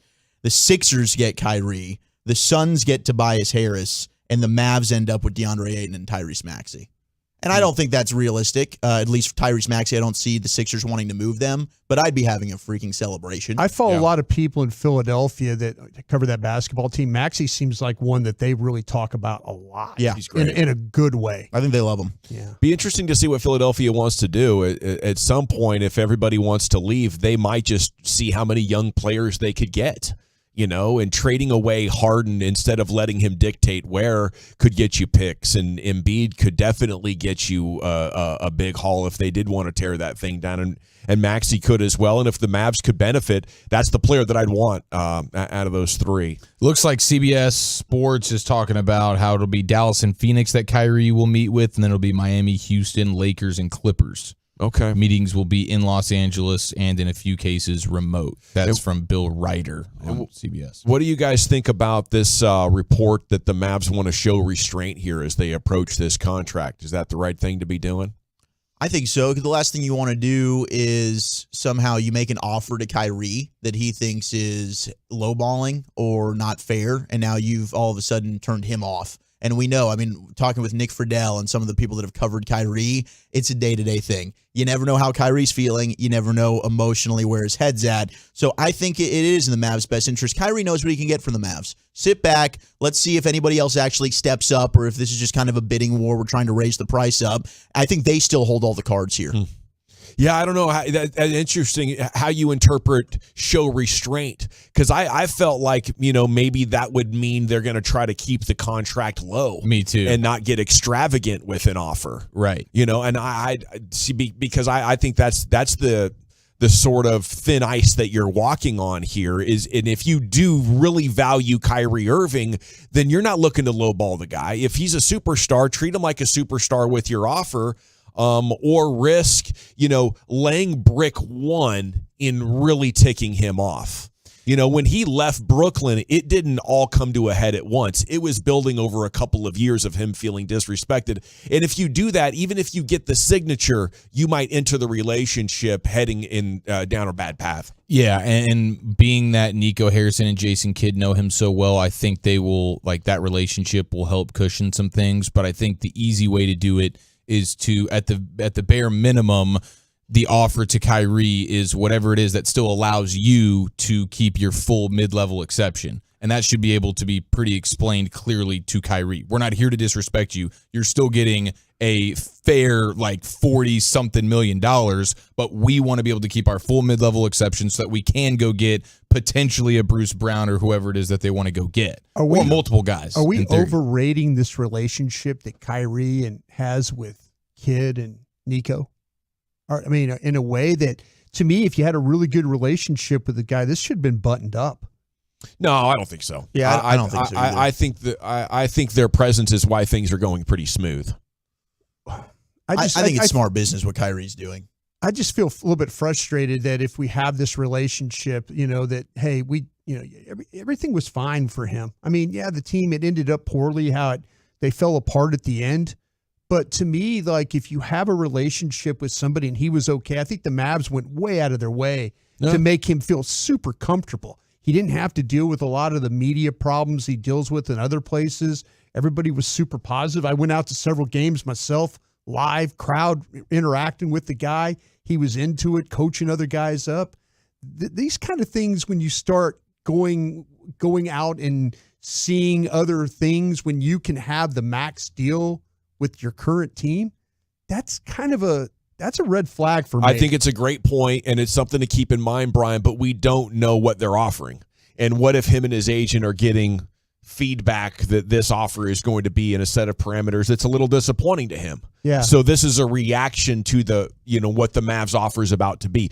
We have not heard they're going to offer the max. The max would be $5 and $275, I think. They're not going to go that close to that. Well, I think it's obvious they're not offering the max because then he wouldn't be taking the median. And if they offer as much as they want to, they lose that mid-level exception. If they give him 50, the Mavericks don't have that anymore. They're probably giving less than what the Suns gave Chris Paul 2 years ago.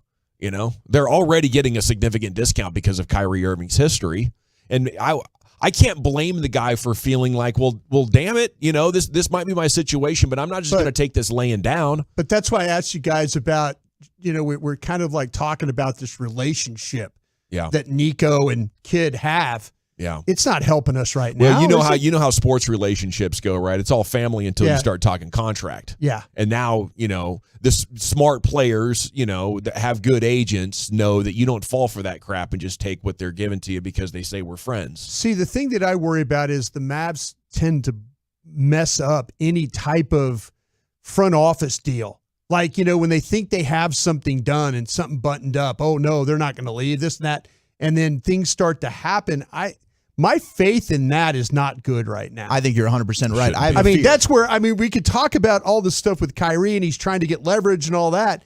And then all of a sudden he walks and then the Mavs are sitting there with egg on their face because they didn't react or they didn't do something in order to make it happen. Yeah, but I think also they're making the decision on the front end that they're comfortable with that. Because if they were really scared, if they're offering him every dollar that they could and they're still not getting him, you have big problems. They drew a line in the sand potentially in whatever under the max they want to give him, and they're comfortable with him being disrespected and leaving. And then they say, okay, we were fine with that. We didn't get caught with egg on our face. Well, we made the decision. We didn't want to go past a certain point. He made his decision, and when we made ours, he might make his, and it's not with me. Okay, so be it. They might be comfortable with that.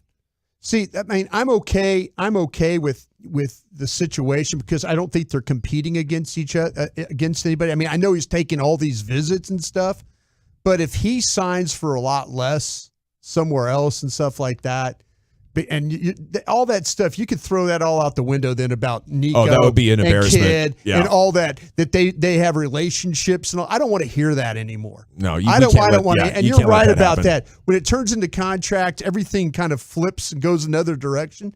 Yeah. But man, the more that everybody's now getting involved with these other teams, the more I worry about the Mavs botching it. I think there's Which a lot is exactly what Kyrie's camp wants you and the Mavs to do. Exactly. I think fair. there's so much fluff when it comes. I think BS meter is on high alert when it comes to all these other teams. I don't think a lot of them can really do a damn thing. And at the end of the day, if Kyrie says, hey, I really want to go to Phoenix, the Mavericks are benefiting. They have to do a sign and trade to make it happen. We're now 2 hours and 44 minutes away from the start of free agency. The Mavs are expected to re-sign Dwight Powell. Harrison Barnes has re-signed with Sacramento already, so you can throw that one out. Rangers and Astros going to renew the Silver Boot coming up at 6:30. A huge Sports Friday here in the G-Bag Nation. G-Bag the day is coming up at 2:30. Little sports hodgepodge next, though, Chief. Where are you taking us? I'm not here to shame. I'm just asking, is this a common behavior? Quality sports takes with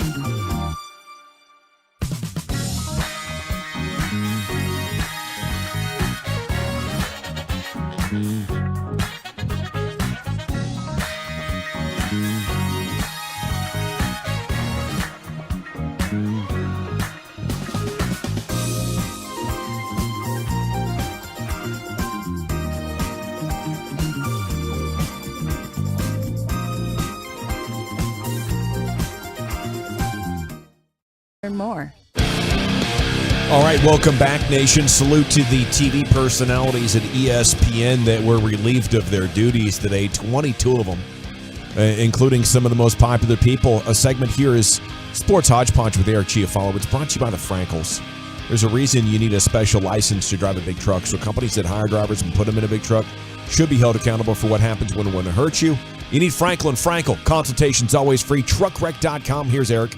Pretty amazing last year. The Rangers 68-94, 38 games back in the AL West, and today they're 49-32. They lead the AL West by 5.5 games and 4 players starting in the All-Star game. Unbelievable turnaround. Thank you to Rangers fan 0717 for pointing all that out on the Twitters today, and it just jumped out at me. Like last night when we were doing all this in real time, getting the All-Star starters, and it's Ranger after Ranger after Ranger. It's just amazing, dude. And Jared broke it down pretty nicely today with Sean and RJ, just the different avenues that the Rangers have gone about acquiring these guys, and now it's like majority of their infield is starting in the All-Star game. Pretty special stuff. And Jared also apparently had a moment on the broadcast yesterday that had a texter feeling like they needed to send us some information to deliberate. And so this text came in yesterday before the show from the 972. And it says, Jared, noted whipped cream lover, by the way, says, Jared said he only eats pancakes with whipped cream. Sometimes he'll dip the pancake in a bowl of whipped cream. Please address this. So this is just me asking you guys. Like, I don't think he has any other toppings. I don't believe he's doing syrup. I think he's going whipped cream as the syrup and everything on his pancake. Pancake and whipped cream, and that's it.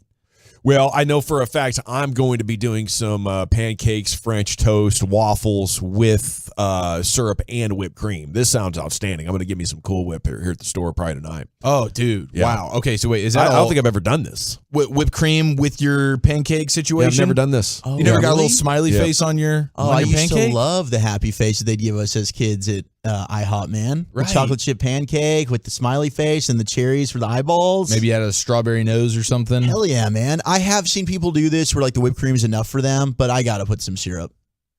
I feel like syrup is, I'm borderline ready to, I'm like licking the syrup off the plate when the pancake's gone. Yeah, but you're a big maple syrup guy. That's true. That's how you make your hair so thick. A real good sweet and salty butter is key as well. Oh, yeah. The butter's huge here. Brought us a culinary man who made some French dips today. French dip Friday. Yeah. That was amazing, by the way. Thank you very much. I appreciate that. That was a fun recipe to try and recreate. I'm a weirdo that does not eat syrup on my pancakes. Okay, so how do you go about doing the pancake? Jelly. Okay. Put jelly on my I'm pancake. a jelly guy. I'm like, if we go to a place like IHOP or whatever and have the side of the pancakes, those little packets of jelly. Yeah. I'll take like 4 or 5 of those, and I might even mix the strawberry and the grape together, but I put them in between the pancakes. When did you come up with that? You eat it like a sandwich? Do you eat it like a sandwich? There's something. Sounds so good. It's like a PB&J without the peanut butter. It kind of like when it. Did your mom teach you that? No, it's just something I've done. You just started doing it? I don't like butter on my pancakes, and I don't like the syrup mixture on my pancakes. I love it. So, that's crazy. But that's what I do. I take the jelly packets and go in between, so you still have that kind of a little bit of a binder. One of the things I remember from my youth is that when we were like 3 and 4 and 5, we would take our blankets, right? We'd have our blankets. I don't know if kids have blankets anymore, right? But you had a blanket as a kid, was yours for, I don't know, a number of those young years. Anyway, comfort blanket. We take a corner of it and we dip it in our syrup after we've eaten our Eggo waffles for the day. Ooh. And then you would let that dry. Flavor saver. You would let that dry and it would almost like get crusty on your blanket and you just be hanging out like smelling that while you were watching cartoons. It was called our favorite part. We're just huffing the favorite part. Dude, and my mom would get so mad and she would wash the blanket and then we'd have to re-favorite part it. We got to re-favorite part it? That's adorable. I love that. That's hilarious. When you're putting man. syrup on your waffle, were you always like trying to fill all the little crevices with syrup? Yeah. Like, on the waffle. There's where I see the whipped cream being part of like a crepe or the waffle. I don't see the whipped cream as part of the pancake. More popular. I mean, on the agree waffle, to disagree there, but I've seen it on the pancake. Yeah, I just gotta have the syrup. I gotta have the butter. Have you ever put your scrambled eggs between the pancakes with bacon or sausage in between? Dude, have I had to make griddle before? I mean, not the fried. Not make fried. griddle. You're missing out if you don't open up a fried egg and let it just ooze all over your pancakes. I told you guys that acts as a syrup a little bit. Amen, for sir. sure. Amen. I'll bite. With some bacon pieces in there. Yeah, bacon, sausage. I love the sausage syrup pancake combo, where like every bite is a mixture of that. Like the sausage to me pairs so well with the syrup and the pancake. I just can't even. This is another time we need to shout out. Yes. And why are they offering? Hey, do you want bacon or sausage? It should always be. I want both bacon and sausage. It Do you shouldn't go for be the an patty option. or for the link? I won't discriminate at all. I love a good sausage patty. I like the links though, I'm a preferably. link too. I think you could do more with the link. Lucius, link or patty on the sausage? Patty, I guess. Respect, baby. Yeah, okay, me and Lucius are going There was patties some on it. kind of a little bit of indecision, which is very surprising. Because we have respect for the sausage link as well. It's a tough question. He didn't feel like you're trying to dunk on the link. I don't know. I'm not trying to dunk on the link at all. Not at all. I'm glad that somebody had had No, my they're both patty back delicious. there. I also have a question for Lucius. Have these Hoochie Daddies, these shorts, gone a little too far? Have you seen the latest evolution? No, but have you been outside? It's hot as hell, man. No, that's a good point. But we're doing Daisy Dudes now. Daisy Dudes. Oh, that's been a thing. Daisy Dudes? Yeah, I thought about ordering some. Cut off it's like almost like a Speedo, but it's denim jeans. Yeah, I'm trying to show these cakes. On the girls. Like Lieutenant Dangle's pants? Like, yes, dude. It has like the frillies at the end? Yes. Okay, yeah. Hey, you're getting your bag, man. It's your month, man. And then you start new boot goofing, and next thing you know, man, good things are happening. Sure thing, man. This is crazy, dude. Yeah, I just saw this, and I'm like, this is Daisy wild. Dudes. Yeah, Shout Daisy out to the Dudes. Ellen's pancake pot pie from the 214. I had that thing once a couple years ago. It's delicious. Ellen DeGeneres? pot pie? Yeah, at Ellen's in downtown. Okay. It's right up the street from here. I've talked about it before. It's a delicious breakfast spot. And they serve dinner as well. But they do a pancake pot pie. So they put the pancakes at the top. Yeah, right? and then it's got like everything sausage, underneath. egg, Okay. of course, syrup. Hash browns are in there. It's divine. It is divine indeed. Just as the Rangers having 4 players starting in the All-Star game, it is going to be one of the greatest days in Rangers history. You know, considering they didn't win the World Series, unfortunately, I think you put the clinch against the Yankees in the ALCS. Yep. That's huge. This thing goes top 5 though, with freaking 4 infielders starting the All-Star game. It's huge, and salute to the Rangers and salute to the fans for making it happen. It's time now for the G-Bag of the Day. Here's Lucius. Yes. Hey, y'all be safe out there. If you're outside working in this heat, be safe. Because I almost had a medical emergency trying to run my heels today. Oh, no. Yeah. For getting some of that nausea? It got, yep. Headache? The sweat disappeared, but I was still hot. Oh, that's bad. Type of vibe started getting nauseated. And, you know, when I work out, I'm like, okay, when the body starts telling me no, that's where I want to keep going because that's where my workout actually is. Yeah. You But don't want to push through that kind of exhaustion. I was pushing, bro. I wanted to get 12 runs up the hill. I got to about 8. And I tapped out. How long did you lay on that ground? I laid on the ground for a long time. I just had shorts on. I took off the shirt. I took off my shoes. so I can touch grass. You know what I'm saying? 100%. Get some shade. Yeah, I was under the shade. The dogs would look at my face when I get up. Yeah, I was going through it, bro. So y'all be safe out there, man. Take you some water, some Pedialyte, Celtic sea salt, something like that with you, man, so you can stay hydrated, bro. And I seen some people walking to the pool today when I was leaving. They had just bathing suits on and cowboy hats, bro. Look like they're about to have a great time. Oh, dude. It's a hell of a look. That's probably a Bluetooth speaker. Yeah, they're about to have a great time. They're probably sitting like a .09 right now. Yeah, I was kind of jealous when I seen them leave. Kind of jealous. Yeah. Today's G-Bag of the Day is brought to you by our travel agent, Tolo, William Campbell at Travelmation. Salute. Book your next getaway with him at williamcampbell.org. And our winner is a Little League announcer that has some rips for the kids coming up to bat. First for the Athletics, he bats leadoff, and he plays short because he's the coach's kid, but really he sucks. Let's give it up for number 8, Wesley Martin. Not bad. He has a $400 bat, but he can't hit anything. Number 6, Clay Westman. Up third for the Athletics, he doesn't just suck at baseball, he sucks at football, basketball, and soccer too. Number 7, Lane Imhoff. He's here for one thing and one thing only, and it's the snow cone after the game. Let's hear for number 3, Logan Pride. Here comes another ground ball, right back to the pitcher. It's number 1, Ethan Cummins. Attention, attention, if you need to get a hot dog or nachos, now would be the time because there won't be much to miss with number 12, Nathan Peterson. Yeah, the growling after the low-key burn is just exceptional. The price man. Everybody needs a guy like that to lighten the mood, give a little levity there to youth sport. All right, let's see what I got for you boys. Let's go to the goalie of the Montreal Canadiens. His name is Carey Price. Carey Price. And he forgot the name of the guy that his squad picked up. Bonsoir. The Canadiens de Montreal are proud to select David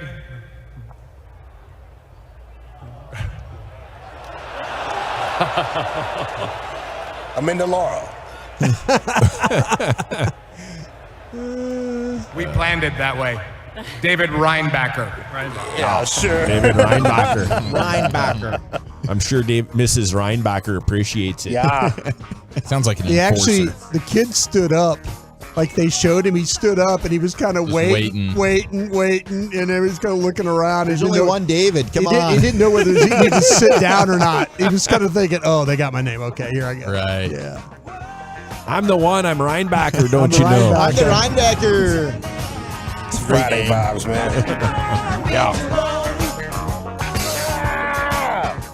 People say they love that, but they don't know what he's talking about. Go figure out what he's talking about. He loves Stevie so much. He wants you to see what he's saying. Let's go to Capital One's The Match on TNT. You know, you see all your NBA players out there, and I seen some football players. Isn't Patrick Mahomes out there playing golf as well, Mahomes too? and Kelsey. Okay, and Kelsey's out there. Okay, yeah, because he said he just learned how to block lately. That son got him talking loose. He was out there. He was interviewed on the green. Yeah, I just learned how to block this last year. It showed up. Yeah. So, okay. Charles Barkley taking shots at Draymond Green. Now, you can hear Draymond Green taking shots at Charles, and Charles basically shoots back. Coming this way a good amount. Hey, y'all keep you want Chuck this on way, your so you team, got it right. rubber Just with like it. inside Trey, what you see right. right here. Inside right. It's gonna go that way. Did you hear that? If you want No. Chuck on your team, you'll never win. It's what Draymond was saying. The camera was, picking up. Oh, no. All right. Coming this way a good amount. Hey, y'all keep you want Chuck this on way, your so team, you got it right. rubber Just with like it. inside Trey, what you right. see right here. Inside right. It's gonna go that way. You know, Draymond talk a lot for a guy that ain't got no job. All day. The eve of free agency, and he ain't got no job. He should be nice to me. But you gotta leave it there.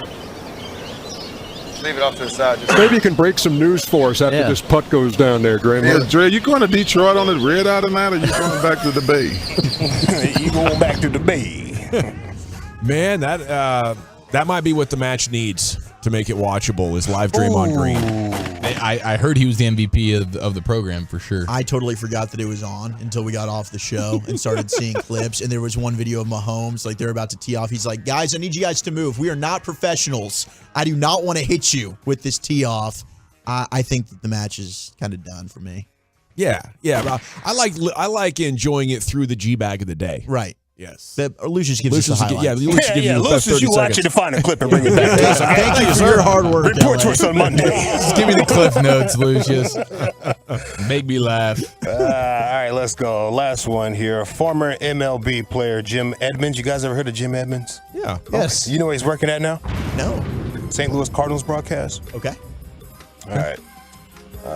He's living in a pastime paradise. And I'm pretty sure the broadcasters over there in Oakland would probably agree with his point, though. Actually got quite a few messages on social media about some of the teams. And then, it's really funny is when people reach out to you and say, hey, I'm from this area, and we really love our baseball here. And somebody else will say, yeah, I wish they had the old names that they used to have. And it's just funny to hear everyone's opinion. What were some of the ones that you've got inquiries on? The Spokane one. I got a couple of people reach out and said they're from Spokane with the Indians. And I thought it was cool. I was like, I'm still shocked that, that we've changed so much as a whole that we're not allowed to have the Cleveland Indians anymore, the Guardians. And I'm saying that too because my wife is partial Native American Indian. And, I always thought it was a kind of a cool thing, not a bad thing, to have a team named after, the Indians or vice versa, whatever, the Washington Redskins, all that stuff. On the ground, second. DuPont. On the ground, a second. We'll be right back. That would be, Thanks, Jimmy. That'd be Chip Carey. Chip Carey on the way out there. No matter what just happened or was said, we got to get to the first base hit. Yeah. That's only 2 out, sir. No, that's 3 out. We gotta go. We gotta go. After these words. Okay, is it the Little League announcer burning the kids? Is it the goalie of the Canadians, Carey Price, couldn't remember the name David Reinbacher? Come on, dude. Capital One's the match. You want Chuck on your team, you'll never win, said Draymond Green. Or the former MLB outfielder Jim Edmonds takes the booth by storm. Chief, I'm voting for Draymond Green. I'll go with the champ. Lucius? Yeah, Little League announcer. It's 2-1, Wolchuk. I'm going the Little Leaguers. It's 3-1, Brian. Yeah, Little Leaguers. He's looking for a snow cone. It's Jim Edmonds. By a score of 4-1, still your G-Bag of the Day champion. It's the Little League PA announcer. Crustaceans Corner's coming up next. Where are we going with that, sir? Yes, ESPN had something I thought was interesting, ranking the 50 biggest NFL draft steals of the past decade. We'll talk about that next. Coming up Monday morning on Sean.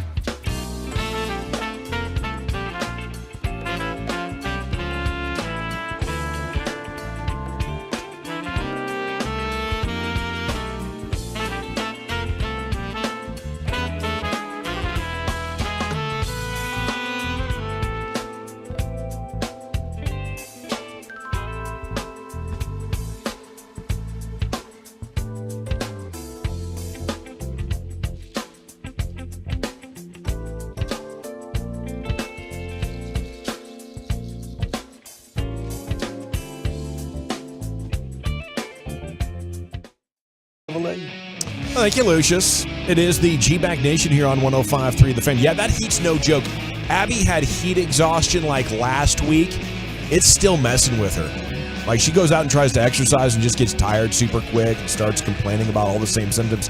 Anyway, here's Brian, king of the Krusties himself. It's time now for Krusty's Corner. Broadus. Thank you very much, General. Appreciate that.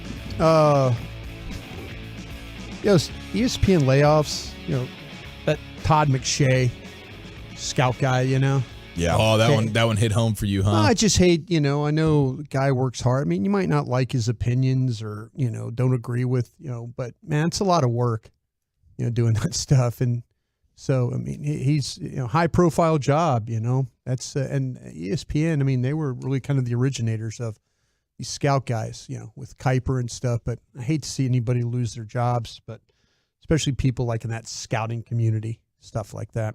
Kind of a bummer. It's a tough time for these cable networks, man. Yeah. I'm sure Todd will. He'll get picked up. CBS Sports, Fox Sports, maybe Bet MGM.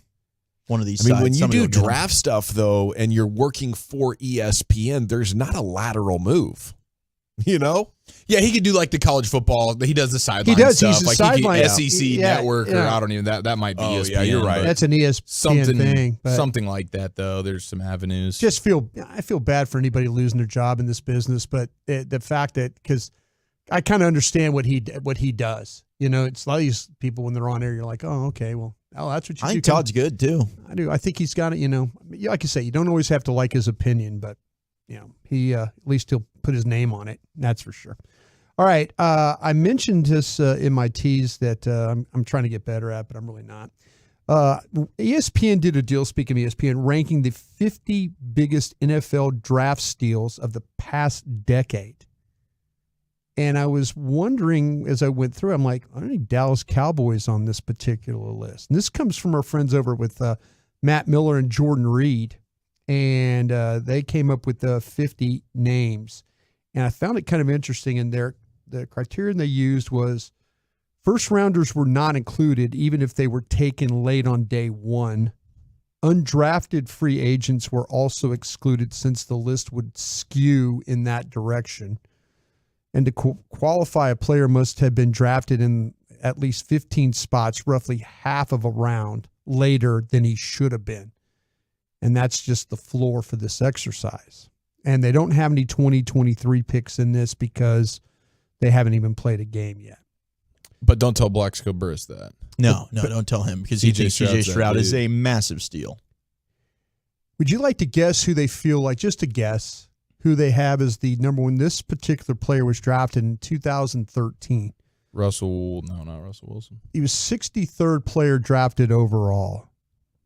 This player has 814 receptions for 10,344 yards and 69 touchdowns in 10 seasons. Hopkins? Travis Kelce? Travis Kelce.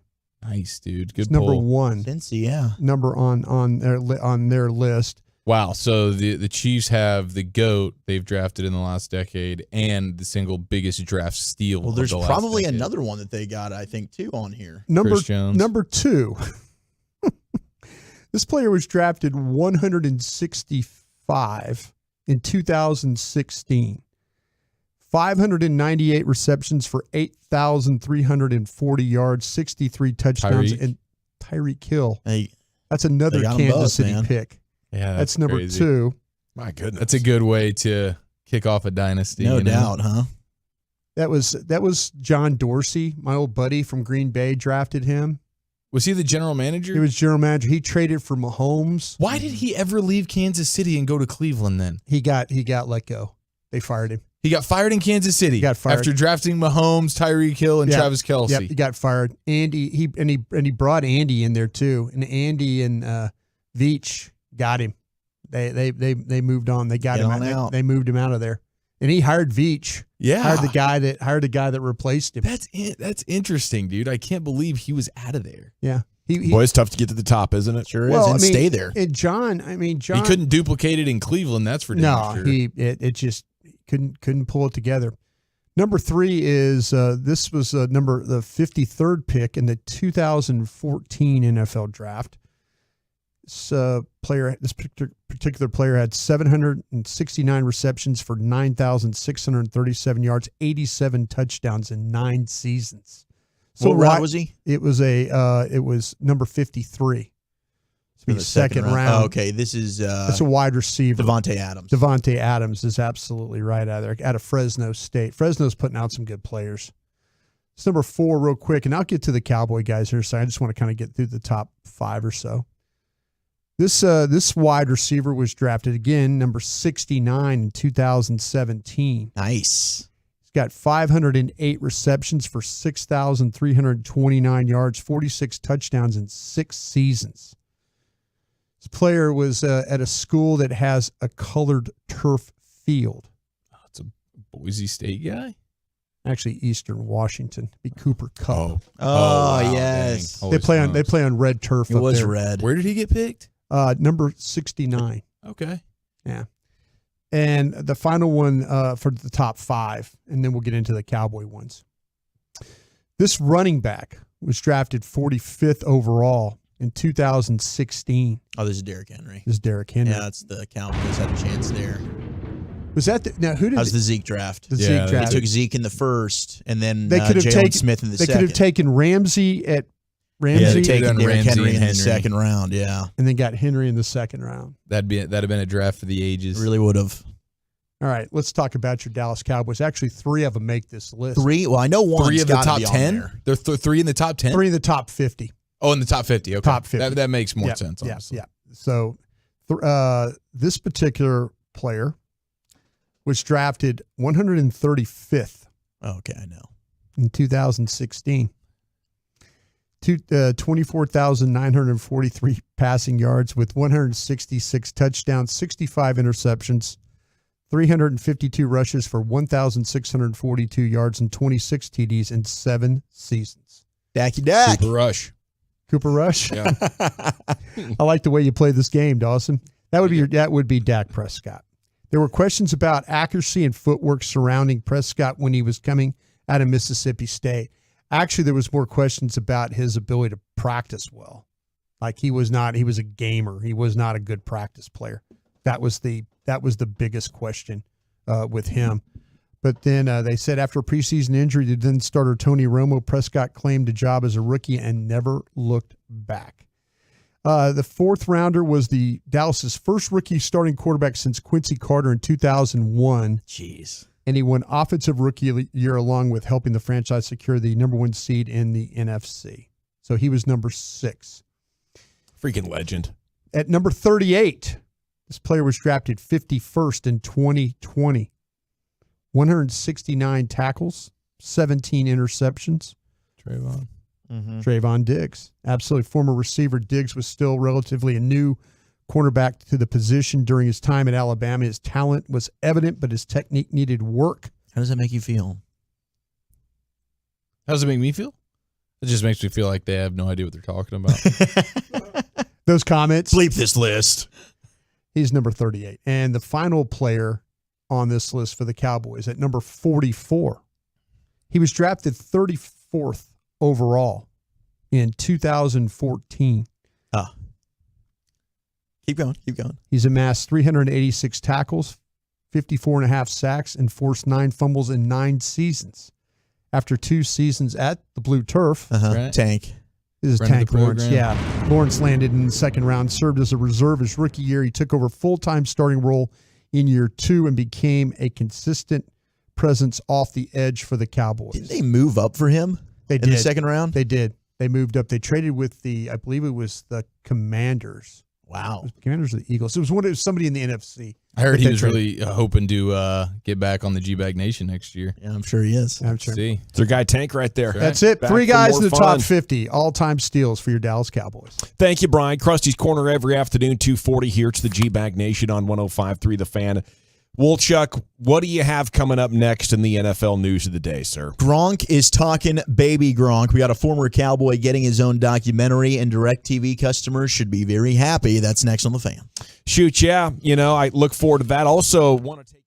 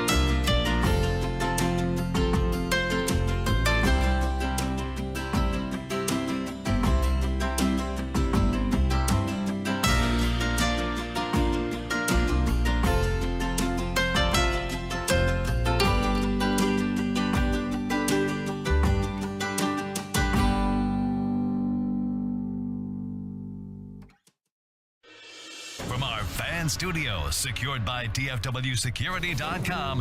You're rolling with the G-Bag Nation on 105.3 The Fan. Welcome to the Nation. It's hour 2 of the G-Bag Nation on 105.3 The Fan. Hope you're having an outstanding day. As we open up the second hour, we are now 2 hours from the start of NBA free agency. The latest reports are the Mavs are going to talk with Dylan Brooks, the villain of the Memphis Grizzlies, who's also reportedly going to meet with the LA Lakers. So anything could happen. Yeah, man. Poke that bear, LeBron. Yeah, LeBron, you want to leave? Fine, we'll go get your mortal enemy. No, Dylan Brooks going to get that bag from Houston. Houston does these things. They'll throw all the bag at Van Vliet, and they'll rock and roll that way. It'll make a lot of sense. Make a lot of sense here with Dylan Brooks. The dominoes will start to fall here coming up at 5 o'clock, Chuck. All right, you guys fond of Dat Nguyen? Yeah, very much. Former Dallas Cowboy. Dat dude. Parcells was really wrong about him. Absolutely. One of the most underrated linebackers. Him and Coakley both. Oh, man, I loved watching him and Dexter Coakley. When they were the number one defense in the NFL. Yeah. Undersized, but flew around, made plays. They were incredible. Bill wanted nothing to do with either one of those kids. Yeah, because he needed his inside linebackers to be 6'4", 255 pounds. Absolutely. Taking on guards. He showed, those two showed Bill that you could play a 3-4 defense with smaller inside guys. And also Jay Ratliff playing the nose. Mm-hmm. Yeah. And also Glover playing the nose. Yeah, Roy Glover. You know. No doubt. I mean, undersized, but speed. Yeah. And Mike Zimmer had speed working with him. But Dat Nguyen, the all-time leading tackler in Texas A&M Aggie history. Yeah. And we're going to get a documentary about Dat. So, by the way, he also owns a Chick-fil-A here locally as well. Yeah, his family was in the shrimping business, I believe. Yes, they were Vietnamese refugees. Yes. So it's going to be titled All-American, the Dat Nguyen story. It's produced by Texas A&M Athletics and 12th Man Films, and it's going to detail Nguyen's story from birth in Arkansas's refugee camp to his collegiate and professional football career. And his family settled in Rockport, Texas, after his family fled Vietnam while his mother was still pregnant with him. I'm excited for this. We know, of course, his incredible career with the Cowboys from 99 to 05, had 515 tackles, 402 solos, 7 picks. But you'll be able to watch. It's going to come out on July 4th, and you can go to 12thman.com, the Texas A&M Athletics website, to be able to watch that. But, I mean, it sounds kind of reminiscent of like the Deep Blue series that DallasCowboys.com does. They win a lot of awards doing those They're things. fantastic. Yeah. And I think this will also be fantastic, regardless of if you're an A&M Aggie fan or not. I'd encourage you to go check this out. All-American, the Dat Nguyen story, July 4th. It'll be out. It will also be on the 12th Man TV OTT app on Apple TV, but you can find it on 12thman.com. I'm excited. Yeah, heck of a guy. He used to work for a sports radio station in San Antonio, and we'd see him at training camp and at different events, and he'd always jump on with us and be awesome. And I do believe he'd appreciate Wolchuk if you'd pronounce his last name correctly. Dat Nguyen? There's no N. It is Dat Nguyen. It's not. Yeah. It's just Nguyen. Dat Nguyen. You're going with Dat Nguyen? Yeah. I think you're the only person I've heard say it like that, though. I don't know. I don't think you say the N. Brian? Win. Win? Yeah, Dat Nguyen. You got to eat the N. The N is silent? Silent, yeah. Dat Nguyen. No. I'm sticking with it. Yeah, there you go, Walchuk. Stick to your guns. I mean, man. Don't worry about the new information. I grew up watching him, and that's how I heard it pronounced. That's right. It's all about your ears. It's your truth. But, hey, maybe it is Win. Maybe the N is silent. I always said Dat Nguyen. Could be very right. And I was like, he You was do on, it very subtly. It's tasteful. He was on with Ari, I thought. I think he did. I think Ari he still is doing a show in San Antonio. I just don't know if they go to training camp anymore. But that'd be awesome. Now, you do pronounce the N in Temkin. Yeah, Ari Temkin. That's right. Yeah, you do. You do. All right. People are saying the N is silent on the text as well. Thank you to all the Vietnamese audience out there. So Dat Nguyen. Win. Dat victory. I usually just go with Dat anyway, but for this purpose, maybe there's some listeners that don't even know who he is, which is a shame because he was so damn awesome. And now they're confused. And now, there's not much confusion there. I mean, the second N's not silent. No, the second one can't be silent, right? I mean, that'd be weird. Okay, we had some suspensions yesterday in the National Football League. It is interesting to me as long as you're translating over, like, it's not the same letters of the alphabet, you know? Some words are silent. Yeah. Some aren't. I don't understand it. I don't know how to keep up with it. I'd have to talk with like a Words are like linguist expert. explain how some are silent and deadly. Don't worry, some we're are on the loud radio. It's okay. And rambunctious. All right, the NFL suspended 4 players that violated the gambling policy yesterday. We talked about Isaiah Rodgers, Rashad Berry. Those are 2 Colts. Demetrius Taylor's another one, and Nicholas Petit-Frere of the Tennessee Titans. Now, the Colts immediately said, we're getting rid of these 2 guys. Bye-bye Isaiah Rodgers. They were a gamble. Bye-bye Rashad Berry. They said, we made the roster moves as a consequence of the determination that these players violated the league's gambling policy. The integrity of the game is of the utmost importance as an organization. There you go. We will continue to educate our players, coaches, and staff on the policies in place and the significant consequences that may occur with violations. As our owner runs amok. Yeah, as our owners in the middle of a crossfade right now, and in some country that we're not even totally sure. Him and Bob Kraft or somewhere. I did see that the Isaiah Rodgers guy did actually win that over/under rushing yards bet. For the good Colts for him. player. He needs that money. I don't know if it was the over or the under that he bet, but I do know he nailed that thing. Let me ask you this: would you just go ahead if you knew you were kicked out for a year or whatever? Would you just double down and become a professional gambler?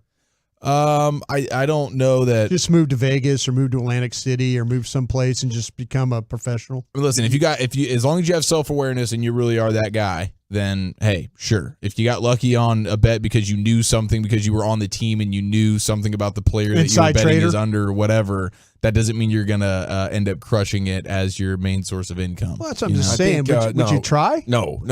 It's a horrible idea. No, that's a good way to lose whatever money you have saved up to get you through to the next year. You know, these aren't household name guys. These are league minimum rookie deal guys. You know, they're just in the league and looking forward to game checks to sustain their young man lifestyle, Brian. That's a horrible idea. The only people that make money, it's good to get in the gambling industry. Yeah. Let's set lines. Let's have a sports book. That's what Bennett wants If you're 24 years old and going to Vegas to be a pro gambler, this story is not going to end well.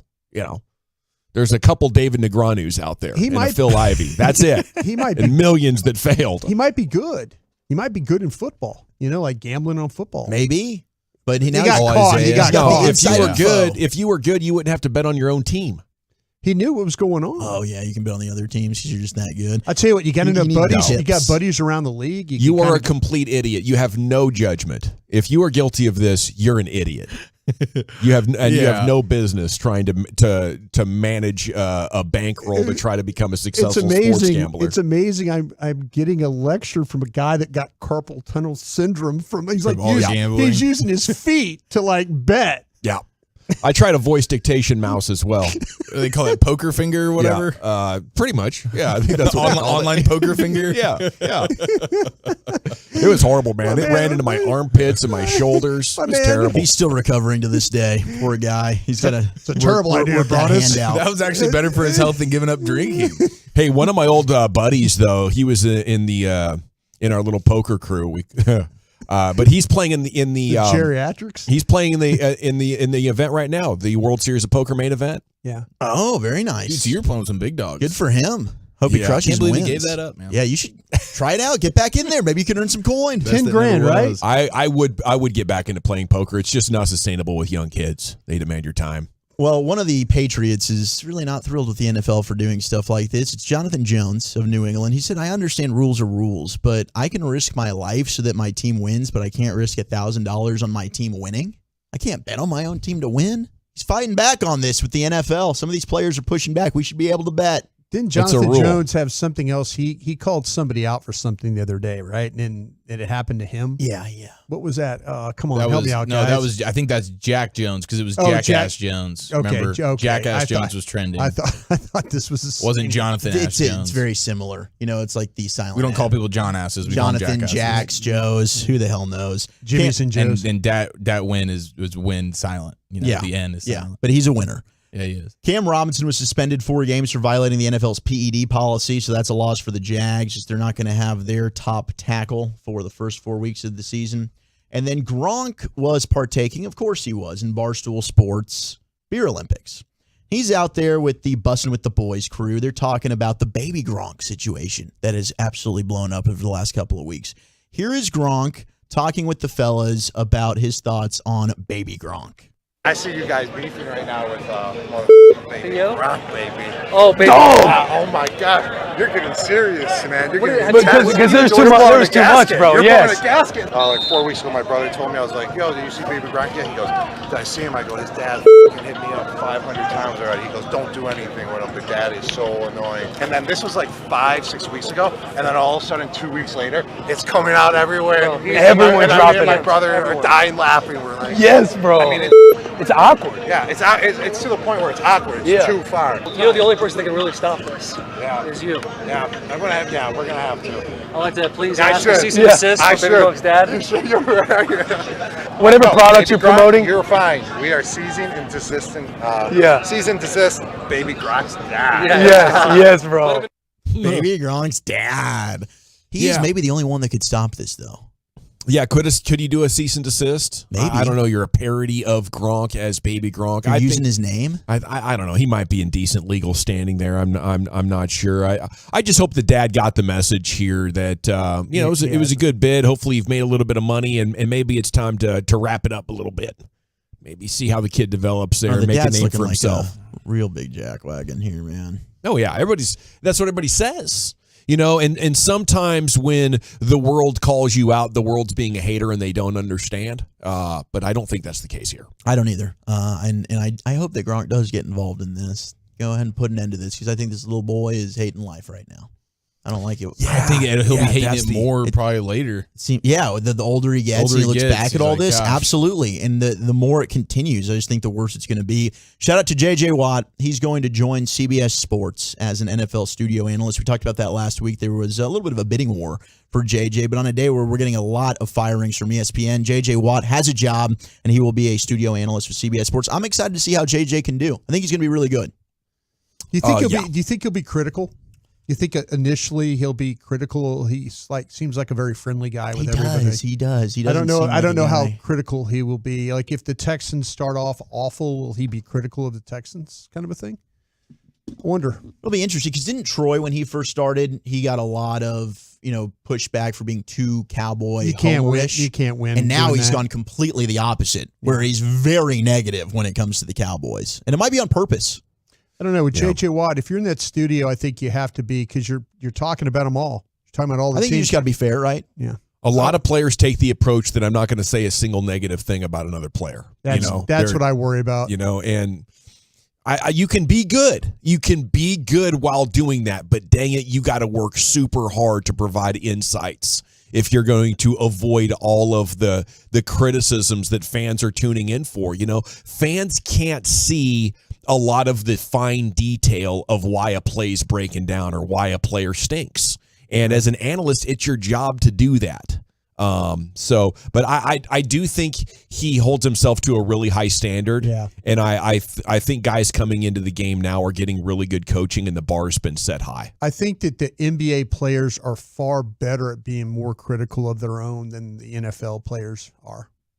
I enjoy listening to the NBA players podcasts and things like that far more than the NFL guys, just because I feel like that they're not afraid to call guys out. You can't be afraid if you take that. If you're going to have that kind of platform, you got to just say it how it is, man.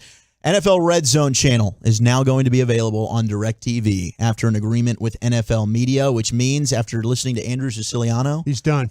He's out. And now you're going to get Scott Hansen, who's much better. All right, so I've watched both over the last couple of years. You've had Sunday dates with both of these guys. Yes, and Scott Siciliano, those ears, no, they're real. Oh, they're real. We saw them at camp. I checked in. I always see him at camp. Yeah, I checked in behind him one time at the media event. They're real. Oh, they're real. You can. Yep, he can fly away with those. And sweet man, but very nice. You man. wouldn't fake those. He's not as good as Scott Hansen. Scott Hansen does a great job of kind of just segueing, right? And you have broadcasters that are already calling the games that you're going to. You don't need to call the game. That's the problem with Andrew Siciliano. He wants to be the play-by-play guy for everything. So he's like talking over all the games that they're cutting into. Meanwhile, Scott Hansen's like, all right, let's pick things up in Cleveland. Here's a 3rd and 3 inside the Bills' red zone. Boom, they pick it up. There's the broadcast. That's the way to do it. Let it breathe. Siciliano overtalks. Well, see, the thing about it is, though, Hansen's smart because he's got that long show. Just let somebody else talk for a couple of minutes.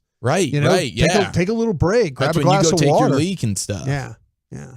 I'm not sure which one I'm going to get with my new cable package that I'm really happy with. Got Bally's, got the Sunday ticket, got the Red Zone, but I'm sure I'm going to love it.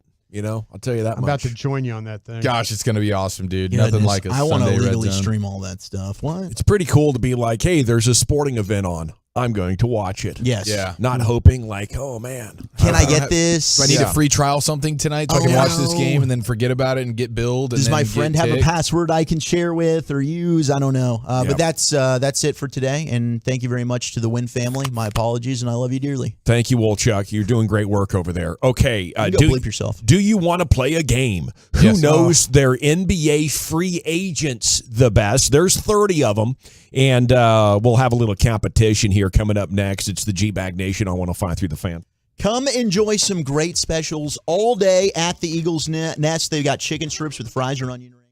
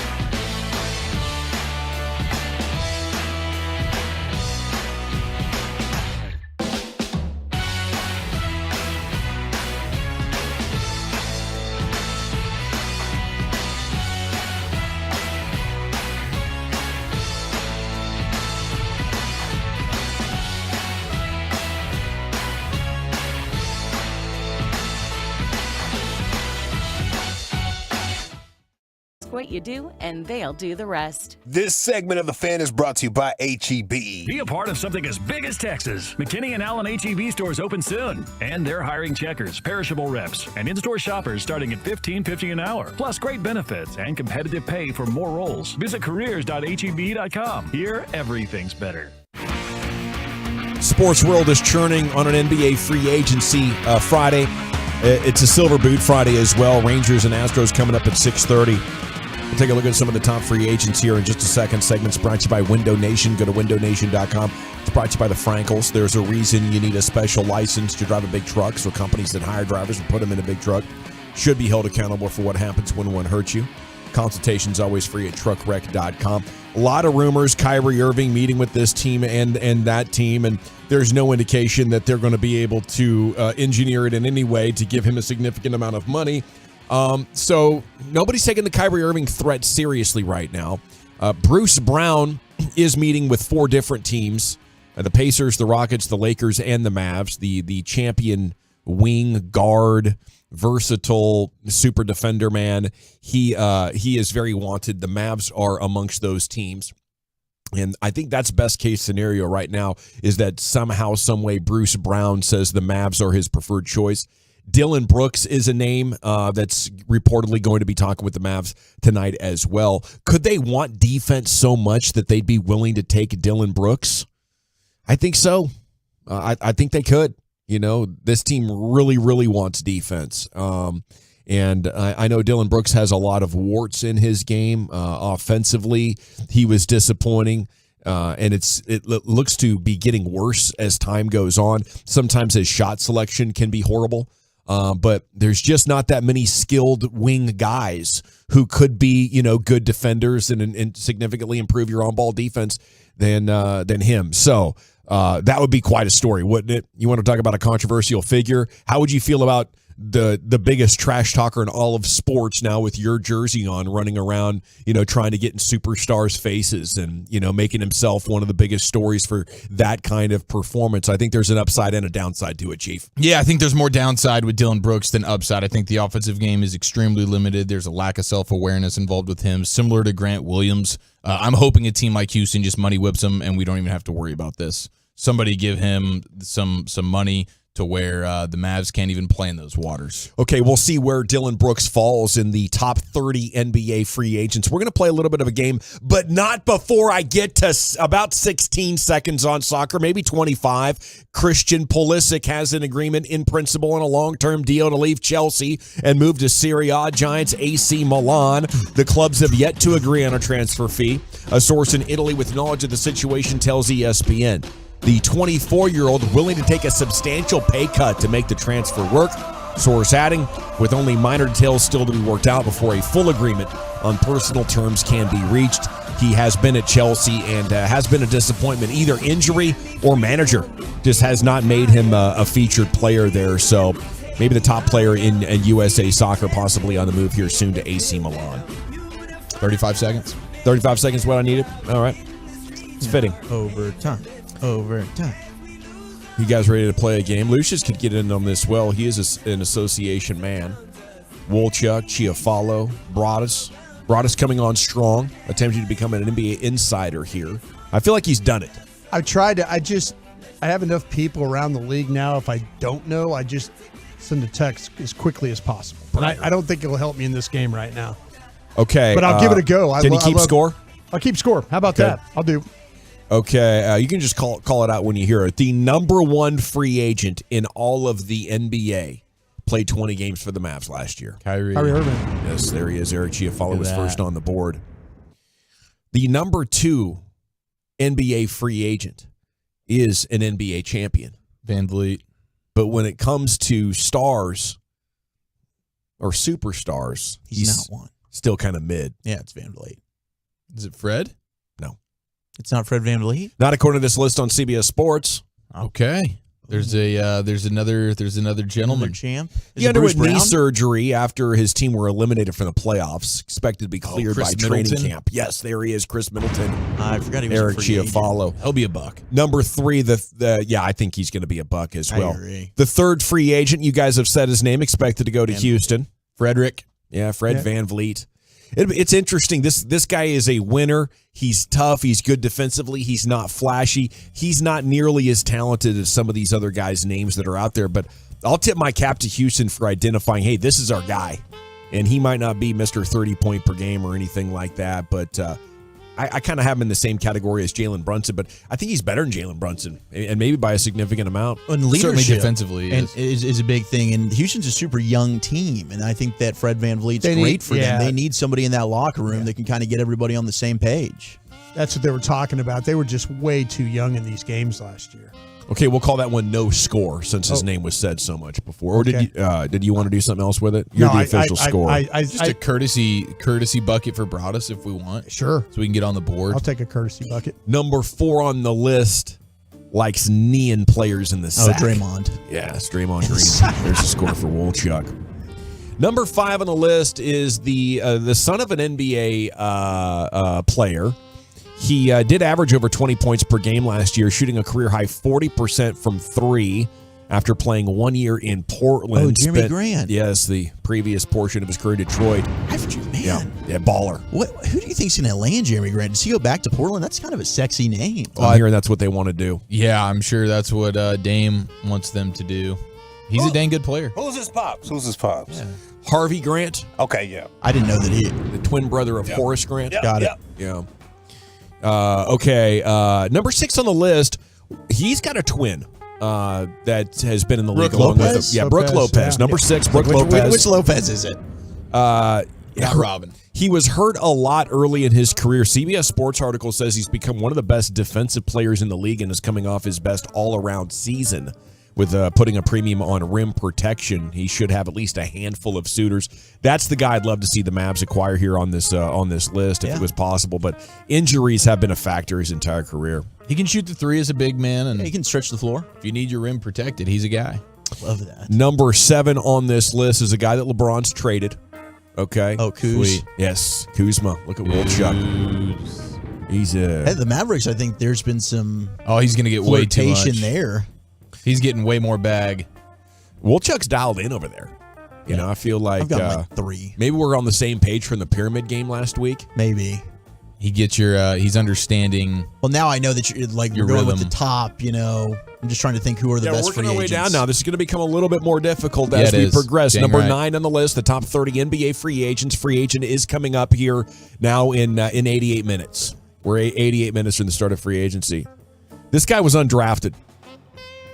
And he was Max Strus. a key player in the Lakers' run to the conference finals. The Lakers. Austin Reeves. Austin Reeves. Is he? I thought I saw. Is he?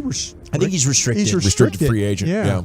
Yeah, so they got a match if a team wants to super money whip him, but I think he'll probably remain a I Laker. didn't say it with a but- whole hell of a lot of confidence, but I thought I saw he was restricted. Yeah, he's restricted. I don't even know what his market's going to look like. I think teams want to give him like $20 million. He's super young. Shoots the 3 well. And this is kind of one of those situations where you can't trust it. Yeah, it might have just been a flash in the pan. I think he needs to stay in LA. I think that's a good fit for him.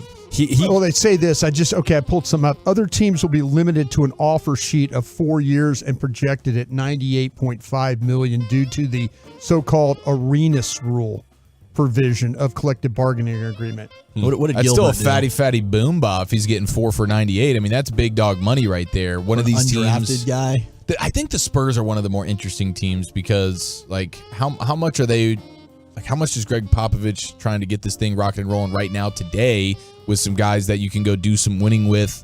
At least in the playoffs. You got Wemby. Do you get a Brook Lopez to compliment him as a big? Well, they do you had get an a Austin former Reeves? big that I think is also a free agent that they traded right at the deadline. Maybe what's Who's his that? name? Something with a P. I don't know. Poeltl? Something like that. Yeah, I struggle with his name. Number 10 he was the number 8 free agent. I skipped him actually. Yoakum? Oh, nice. Is it Yoakum? No. Yeah, it's Jakob or Jacob or something. Jakob. Yeah, that's his first name. Is it Jakob? Yeah, his I got last that. name Nailed is- that one. Okay. Let's go. Number 10 on the list was a Phoenix Sun. He went to Brooklyn. Okay. He Cam Johnson. Yeah, Cam you go, Johnson. Brian. Sharpshooting wing with size who can run the floor. I think hot he's commodity. restricted as well. Yeah, he is. It's a big reason that Phoenix wasn't quite the same team. I think they underrated how important he and Bridges were to making that whole thing be balanced. He's an underrated defender. Yeah, he is a legit commodity for sure. Yeah, it's players like that I think can really be the deciding factors here. Number 11 on this list is an NBA free agent who will be meeting with the Mavs tonight. Champion Bruce Brown proved himself to be an essential part of the Nuggets' run. Now Denver finds himself in a precarious spot. It can only offer him 7.8 on a new deal. He's clearly worth much more, so the question is whether Brown wants to take a major discount to keep things rolling with the Nugs. I mean, it's 12.5 with the mid-level exception or 7.5 with Denver. That's not a difficult deal. No, that's not hard to, $5 million difference. Yeah. Especially for Bruce Brown. Our chances at the championship in Denver are nice, but this roster has had a very difficult time staying healthy. I don't think we're that much better than the other teams in the West.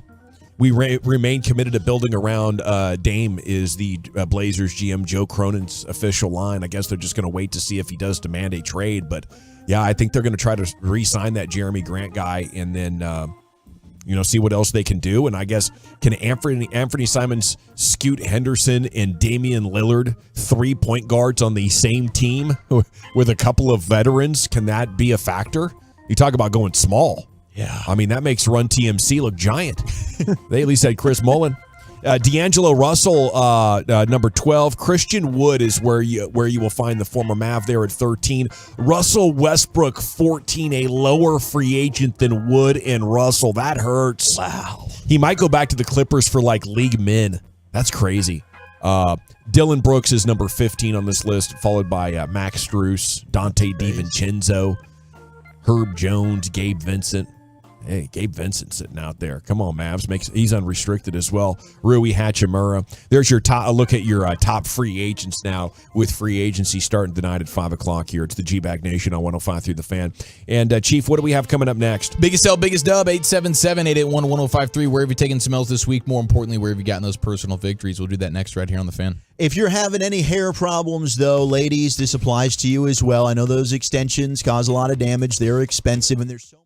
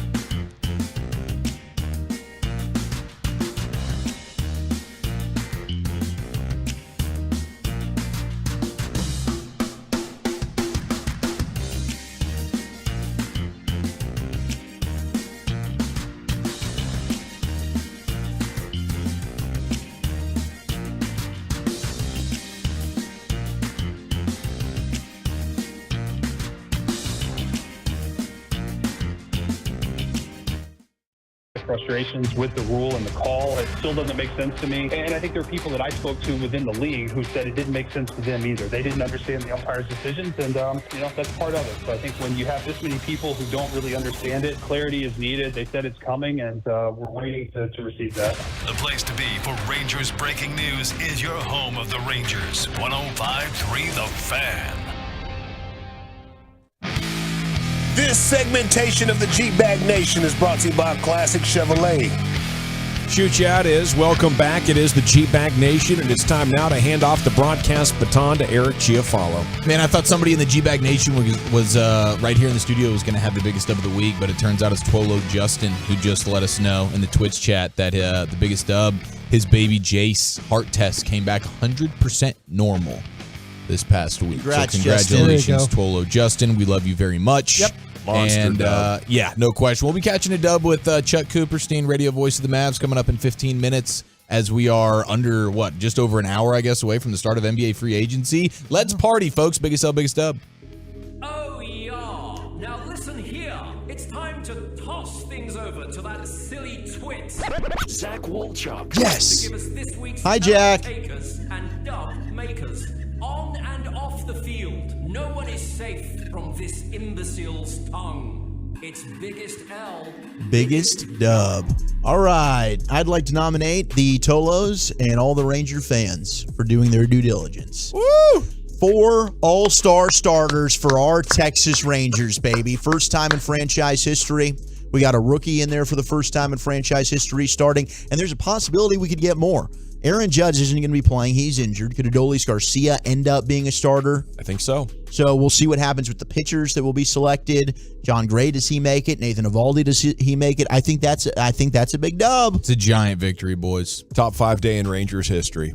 Agreed. Yeah, that's gonna be legendary. And then this weekend's gonna be legendary. Speaking of dubs, I mean the Silver Boot. Yes, boys. This is a rivalry that is now back in full force.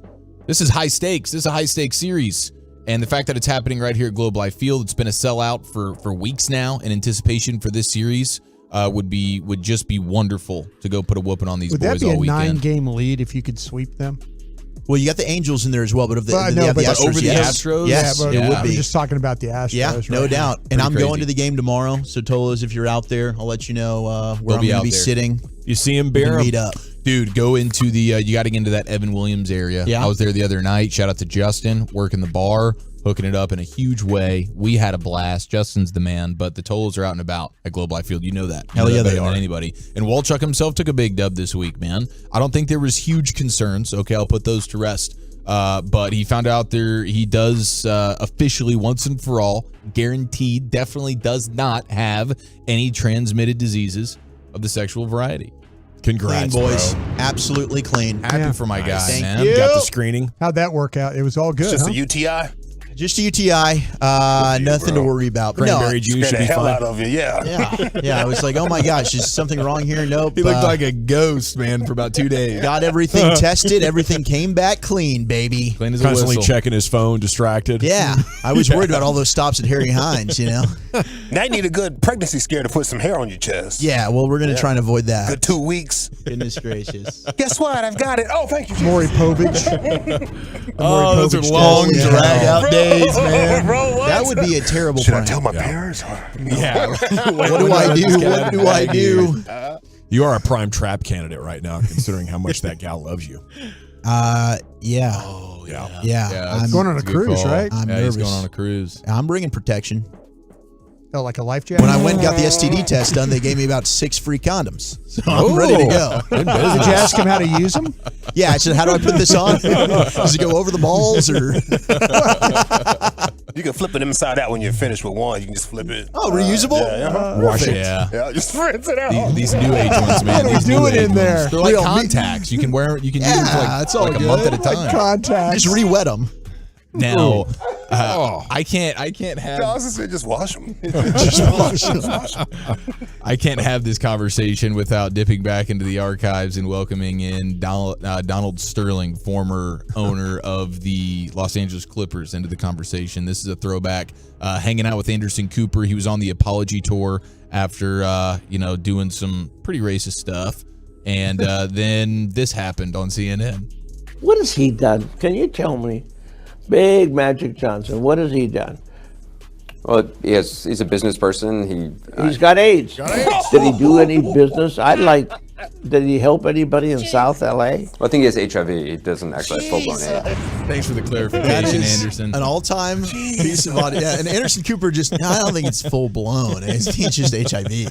What's he ever done? This is when he's on the apology tour. This is when he's trying to save his reputation and his franchise. Hey, I'm not a racist. And Big Magic Johnson. What's he ever done? He's got AIDS. Got AIDS. It's truly some of the most legendary sound. What a schmuck, man. Oh, I absolutely love it. All right, 877-881-1053. Sounds just like a Clippers owner, though. You know what I mean, right? Yeah, He said his absolutely. shots at Lakers great. Yeah, that's true. That is pretty on brand. Yeah. 469, biggest dub, 5 days off in a row. Yeah, that's doing it right. You planned ahead on this one. You took Friday off. You took Monday off. And you get back to work on Wednesday. You did it in a big way. So congratulations to you. 469. Not to one up you, 469. I'm looking at 9 myself. Oh, it's 9 days. 9 days. Heading off to visit my parents. Sun beautiful. River, Oregon. Nice, dude. You be jumping off some cliffs, getting into some agua? I don't think there's going to be any cliff diving or jumping. There will probably be some mountain exploring, maybe some ATVing, and a lot of bike trails, and trying to teach Abby how to play golf.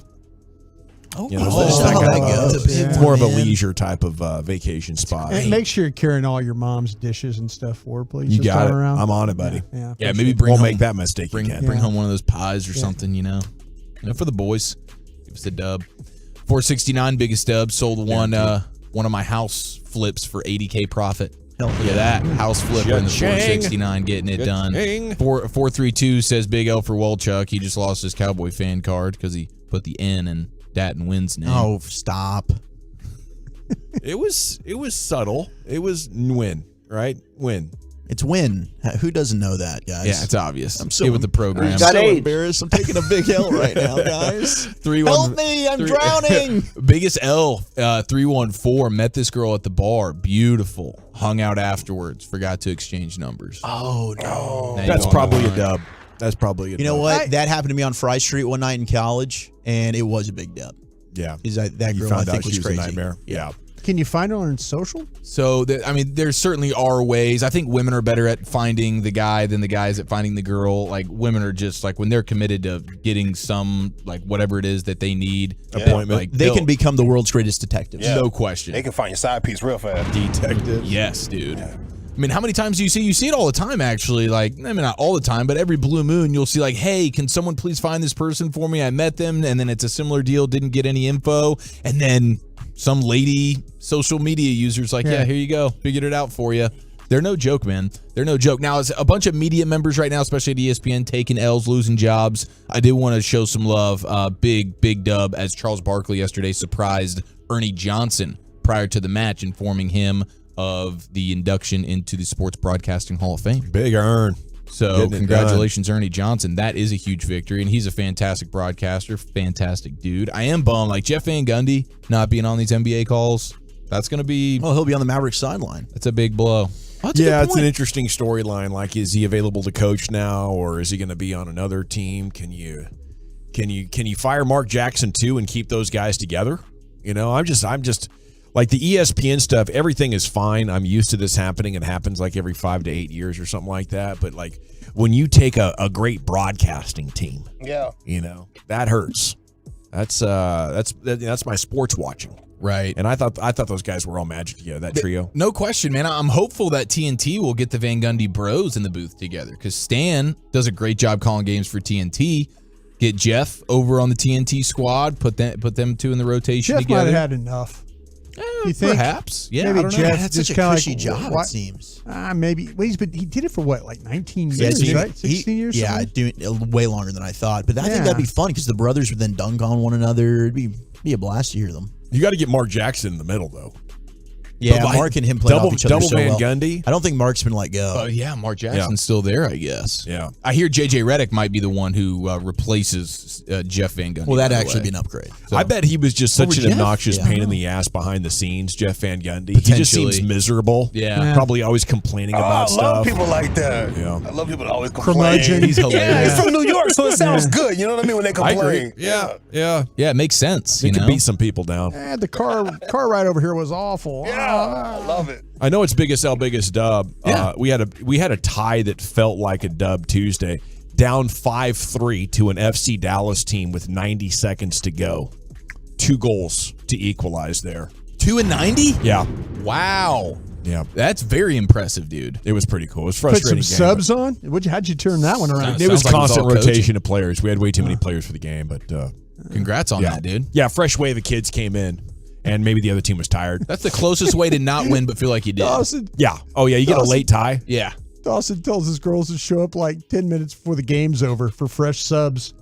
Yeah. Hey, listen, this is what we're going to do. Reinforcements. You don't have to show You up. send them all different itineraries for exactly. game day. Okay, you show up, and then Games Dawson's at 3, games You're at my 3:15. closer. Dawson's putting fresh subs on in the final minutes of the game.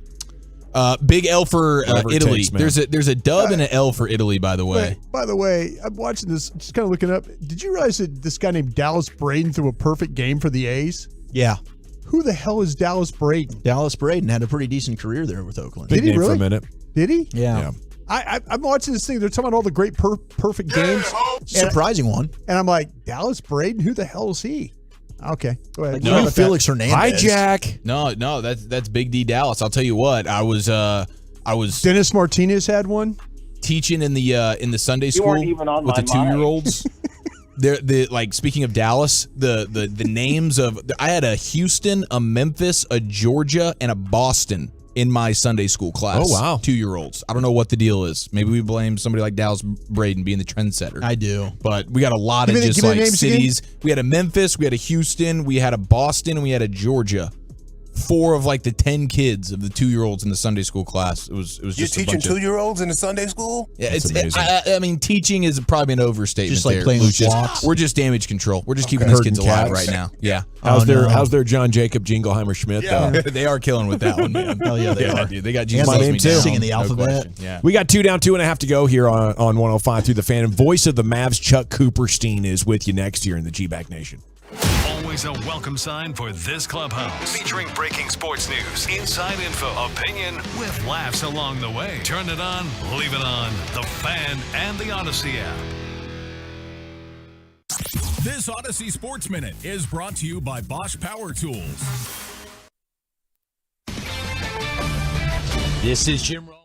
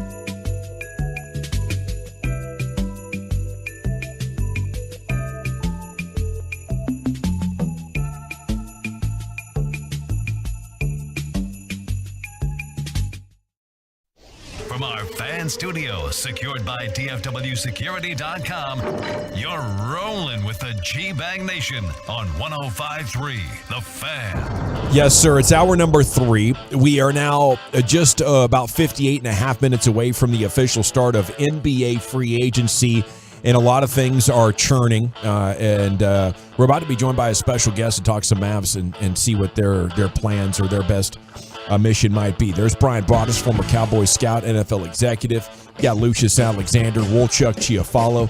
Carter Freeman's coordinating your video if you want to watch us online. I'm Gavin Dawson, and along with you, we are the G-Bag Nation here on 105.3 The Fan. As radio voice of the Mavs, Chuck Cooperstein joins us now here in the G-Bag Nation. And a good afternoon, Chuck. How you doing? All good, fellas. Yes, sir, it is. And are you with us where you just don't see a lot of these Kyrie Irving reports as credible threats, or what time is it with Kyrie Irving and the Mavs? With according to you, coming up in an hour. Well, I'm always afraid to get inside that head, and there's a lot of space there. A lot of things can happen in there, and I think it's. I mean, again, for someone on the outside. I mean, it seems pretty clear to me that he's trying to create a market that, to this point, doesn't seem to have existed. The Mavericks obviously want it back, and they want it back on their terms, clearly. And there hasn't been much interest, it seems, elsewhere. And he's trying to find a way to get as much money for as long as he possibly can. And get somebody to take him on. Now, again, who that is, clearly, I mean, he wants to go to a team that could contend. But again, how many teams are willing to take on not just Kyrie the player, but everything else that Kyrie brings with him? And the Mavericks obviously are willing to do that. Are others willing to do that too, to make the Mavericks actually think about this?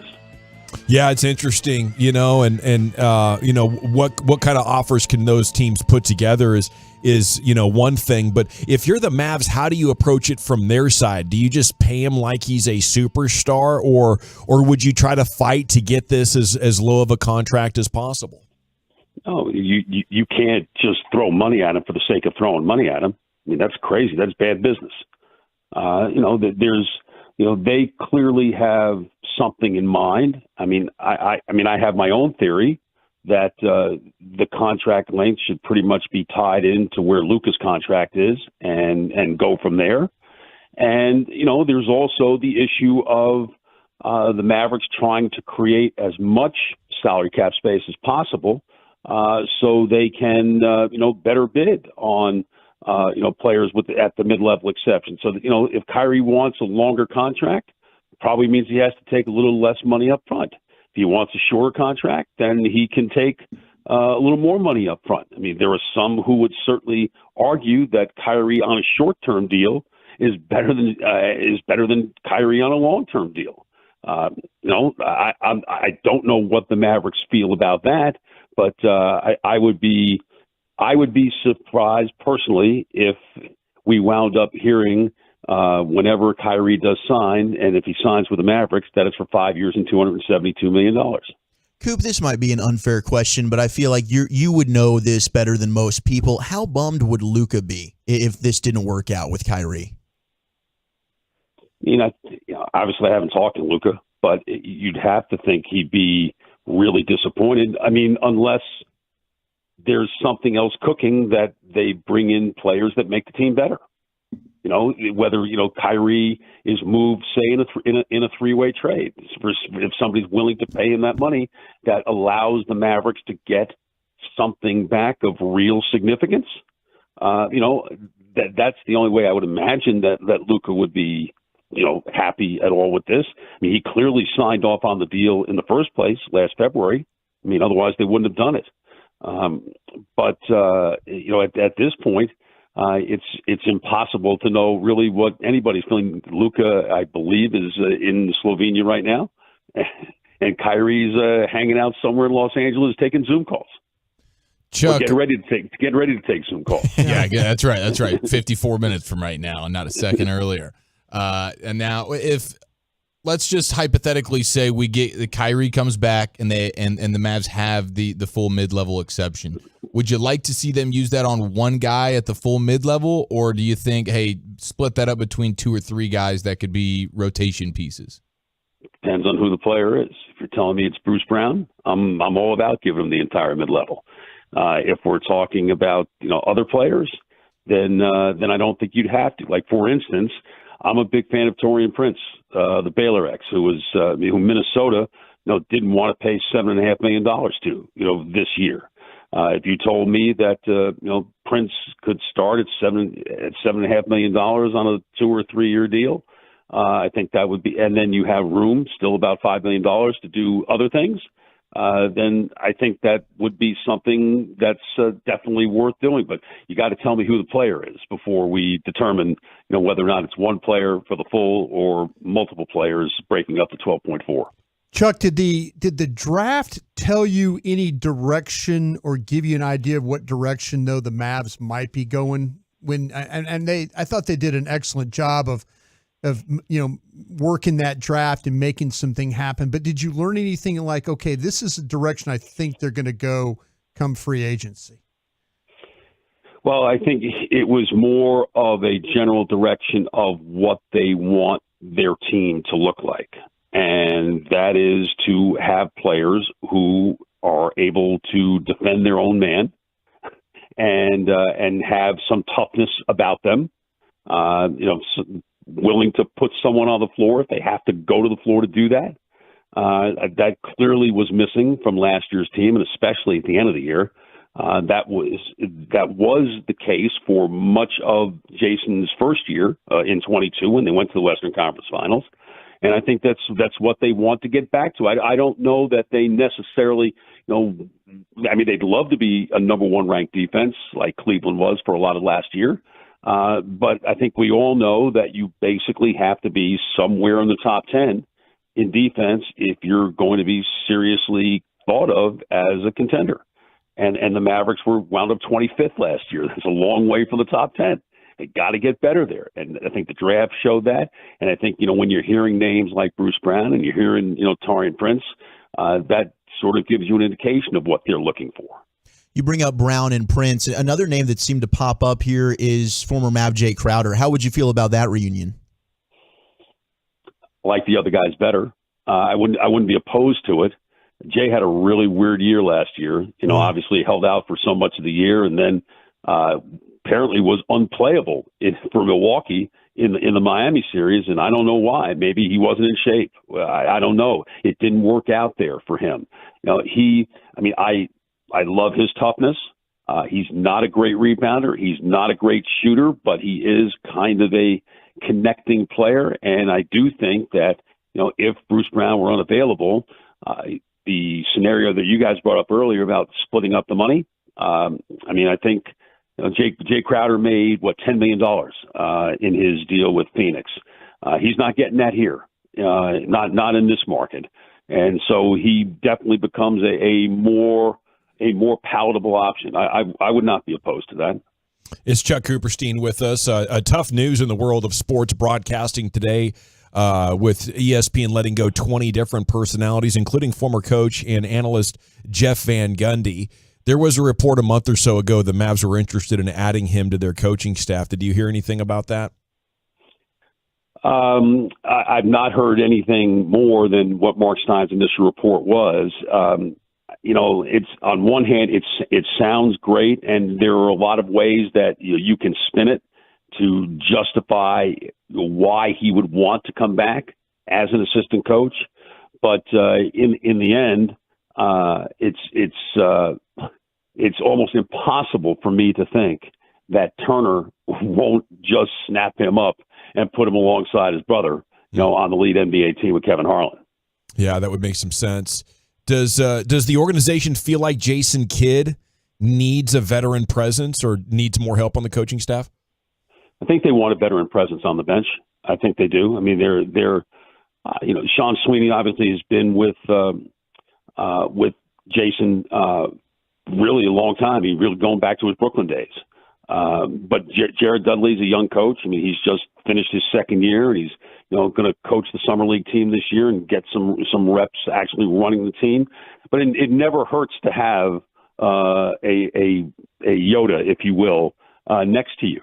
I mean, look at all the years that Phil Jackson had the likes of Tex Winter and Johnny Bach next to him.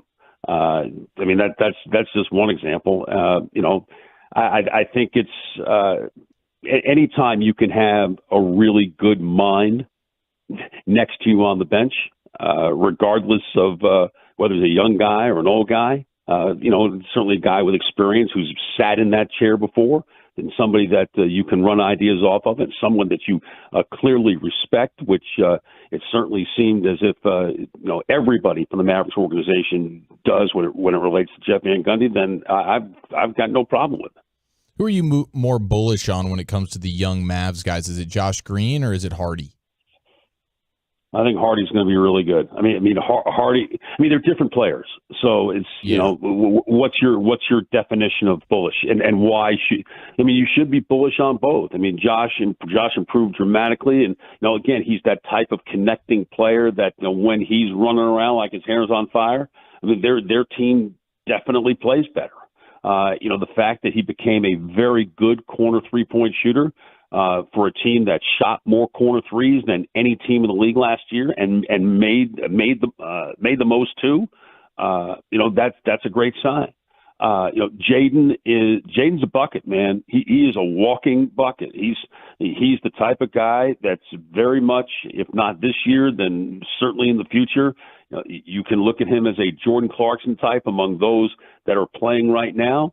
But, a guy like Jamal Crawford or Lou Williams, I mean, that comes immediately to mind because there is no lack of confidence when Jaden Hardy gets the ball in his hands and thinks he's going to shoot. It's going to be fun to watch him in Summer League because they're going to put a lot on his plate. I mean, he's going to be the lead guard, and he's going to have to do more than simply shoot the ball. I mean, he's going to have to be able to create for himself, and he's going to have to be able to create for others.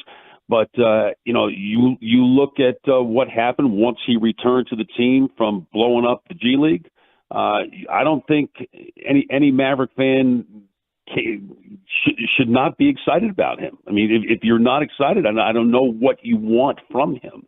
And especially where he was picked, 37th. They got an incredible bargain out of that, and I think they're going to really get some serious bang for their buck from him this year.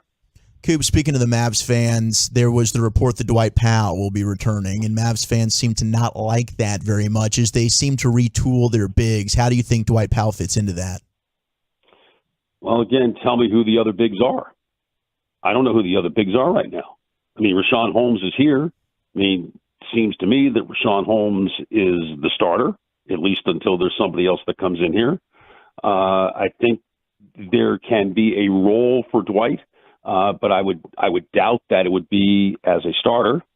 I think that the fact that he is as well respected in the organization and has a really good head on his shoulder, and as more players that are really young come to the organization.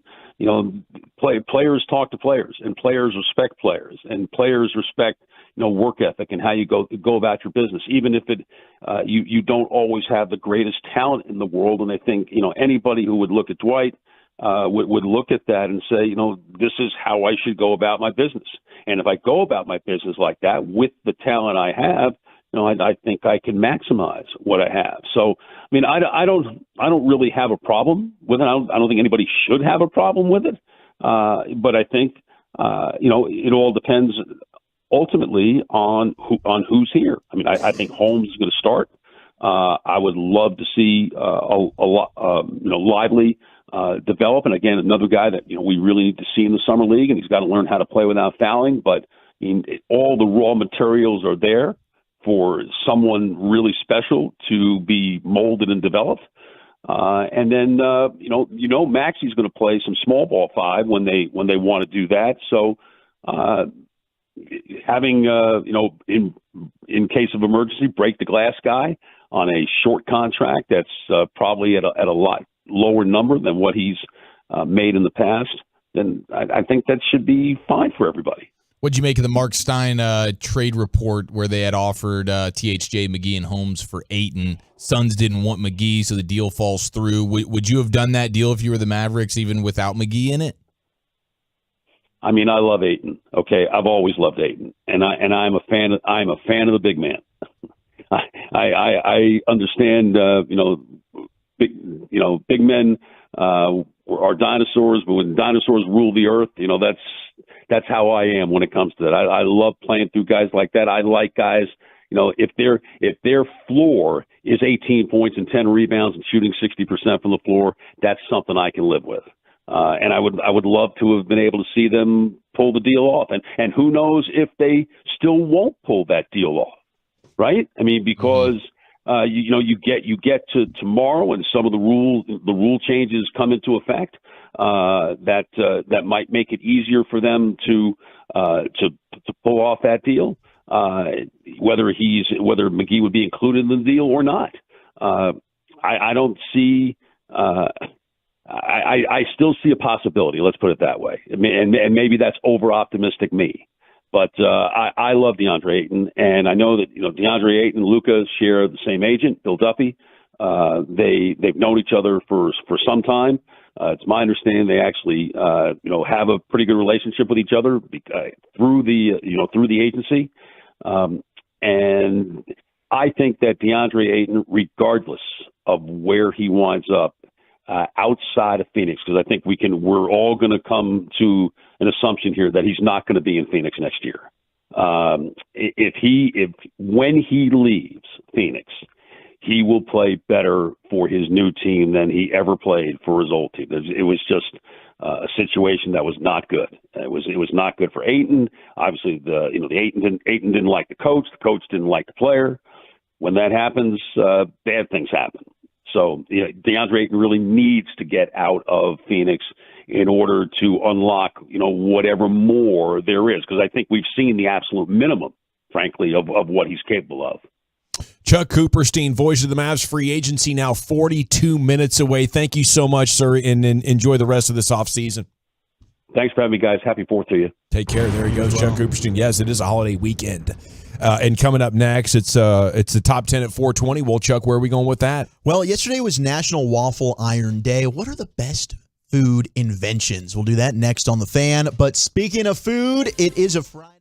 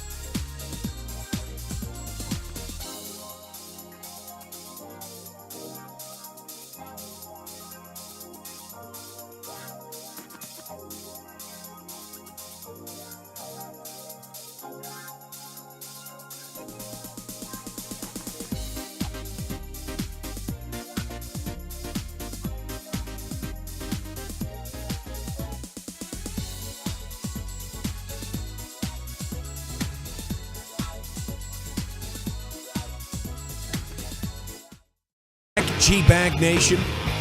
33 minutes from the start of NBA free agency. It's time for Wolchuk's Top 10. Segment is brought to you by the Frankels. There's a reason you need a special license to drive a big truck, so companies that hire drivers and put them in a big truck should be held accountable for what happens when one hurts you.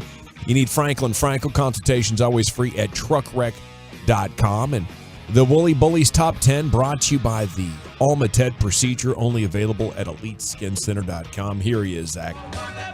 Thank you very much. We'll get to the top food inventions of all time. 877-881-1053. What's your favorite food invention? As yesterday was National Waffle Iron Day, but I wanted to get to this audio. This is Kellen Moore, former Cowboys offensive coordinator, on with Peter Schrager of the NFL Network, and he had a lot of good things to say about Dak Prescott. Here was what Kellen had to say about his former quarterback. As a player and as a man, your experience with Dak Prescott, what would you want listeners to know? The best person. I think the best leader I've ever been around, easily. And in all honesty, player or coach or anything. I think his ability to connect with a team in all spectrums is rare, and I've never seen it in any other way. His work ethic, his command, I think he's incredible. And so I know, we've all been through that Dallas journey, and he has a phenomenal way of being able to deal with probably more than your average NFL starting quarterback, and he handles it beautifully. And he's certainly a guy you forever root for. We know about Dak as a leader and the work ethic, but it was interesting that he said to me, player or coach, and it kind of made me wonder. We got a lot of former players that are coaches now. Dan Campbell, D'Amico Ryans. You got Kyle Shanahan, who played and is now coaching. Mike Vrabel with the Titans. Would Dak Prescott actually end up making, you talk about life after football, a good coach? Absolutely. Yeah, he'd be a great coach. I think probably a head coach. He'd probably be a really good GM. He'd excel at a lot of stuff because, the key common ingredient there is the people skills, the communication skills, the ability to inspire confidence and motivate people without micromanaging them. And it's rare when you find somebody that has the traits as good as Dak. But when you look at CEOs and, even managers of, just regular corporations around town, most often like their Brian Purdy, it has those Dak traits where the guy's going into rooms, he's shaking people's hands, he's making friends, he's making you laugh, he's making you think. It's just, and it seems easy, but it's not. Those interpersonal relationships and how people navigate through them expertly is just, it's one of the most difficult traits to find. And those that have it usually succeed at whatever they do. Yeah, the ability to just command a room. And he mentioned, being the quarterback of the Cowboys and all you're juggling with there. Now, I think Dak would actually be really well equipped to eventually be a head coach. Yes, but I do think we're getting close to a point where fans are getting super annoyed by this storyline. They're like, well, what about the accuracy? What about anticipation? His play on the field, which is why we didn't need to talk about Dak, the quarterback. To me, this was it kind of made me think something else. The way he's describing him, I'm like, damn, these are things we look for, like when head coaching searches are coming up. To me, I think Dak might have a future in that. If he wants it, he absolutely would. All right, let's slide into our top 10. The top 10 greatest food inventions of all time. Now, there were certainly lists out there like the oven, the microwave, like actual great food inventions. Carter Freeman dropped the cheese grater. He mentioned that as a good one. You got the pizza slicer. All those are good. How about fire? Fire, certainly. Being able to cook. Made fire. Yeah. Pre-grated cheese. Oh, pre-grated cheese. Okay. So you can answer something like that. I grated a lot of cheese on taco nights back in the day. I bet you did. You gotta have that. It is cool. You get freshly grated cheese. I think it's a little bit better. It is. But it's just fun. I'm going to go with a list that's like actual foods that we've seen, like the cronut, for instance, would be an honorable mention. The croissant donut. The croissant donut. The cronut. Man. That's one that people are loving these days. So stuff like that. Like I know you put the cheesy gordita crunch. You replied on Twitter when I put this. I think that's certainly up into the conversation as well. Yeah, the ice cream sandwich, the cheesy gordita crunch, and shout out to Tharps Cards who tweeted garlic bread. Garlic bread's a good one. It's a dang good food. Absolutely. The deep fryer. The deep fryer. We got the air fryer texted in. Air fryer. That's it. That's for me, bro. You going with the air fryer? I wouldn't know how to cook it wasn't for air fryer. Dude, me either. Put I'm putting everything in the air fryer. Brings everything to life much better. Sure does. Much better. The old resuscitator. Yeah. I think bread, there's a lot to figure out. Yeah. Even now, like trying to make bread in your kitchen is tough. They made this back in the day and took some crap ingredients and made something very delicious and fortifying. If you have, I've learned this about bread. If you have a KitchenAid with the dough hook, So you didn't have that back in the day? Well, I'm just what I'm saying. It, you were talking about making bread though, and but you're right. today, it's really easier. It's a lot simpler to make bread today than it was. You're absolutely right. Many years ago. But man, it's such a part of everything you do. You know how it interlocks with other meals. The bread and butter, having man. bread, yeah, exactly. 817 says the smoker. I mean, that might be that is a no doubt about it. Yeah. The green egg. The green egg, the Blackstone got texted in. I've never cooked on one, but they look epic. Yeah. Oh, green egg's really nice. You talking the Blackstone? Both of them. Well, I don't have a green egg, both. but the Blackstone The Blackstone, and the green you egg. want to talk about just a badass way to cook. Just right there, flipping stuff around, mixing it all together, keeping separate, then all of a sudden now just incorporating it. The way breakfast on a Blackstone is crazy. The breakfast, it just makes it even better. Yeah. There's so many things you can do on that. And the efficiency factor. You're cooking 4 things at once. Yeah. Oh, it depends 5. on, like you say, and especially if you have 4 different areas that you can control the temperature on. You keep a cool area, you got a smoking area, you got all this going on. You could do a lot of things with that Blackstone. Whoever decided to take cheese and dip it into something and then fry it and get that mozzarella stick going. Cheese sticks, Darren Boyd pointed that out on Twitter. Yep, absolutely. Mac and you cheese. You think that was a mistake? You think that the mozzarella stick was made by mistake? That somebody was... If it was, he'll never admit it. They're like what I was doing. Like a piece of cheese fell into some chicken nuggets, chicken batter. No, you're right about that. And then all of a sudden, it's like, well, just throw in the.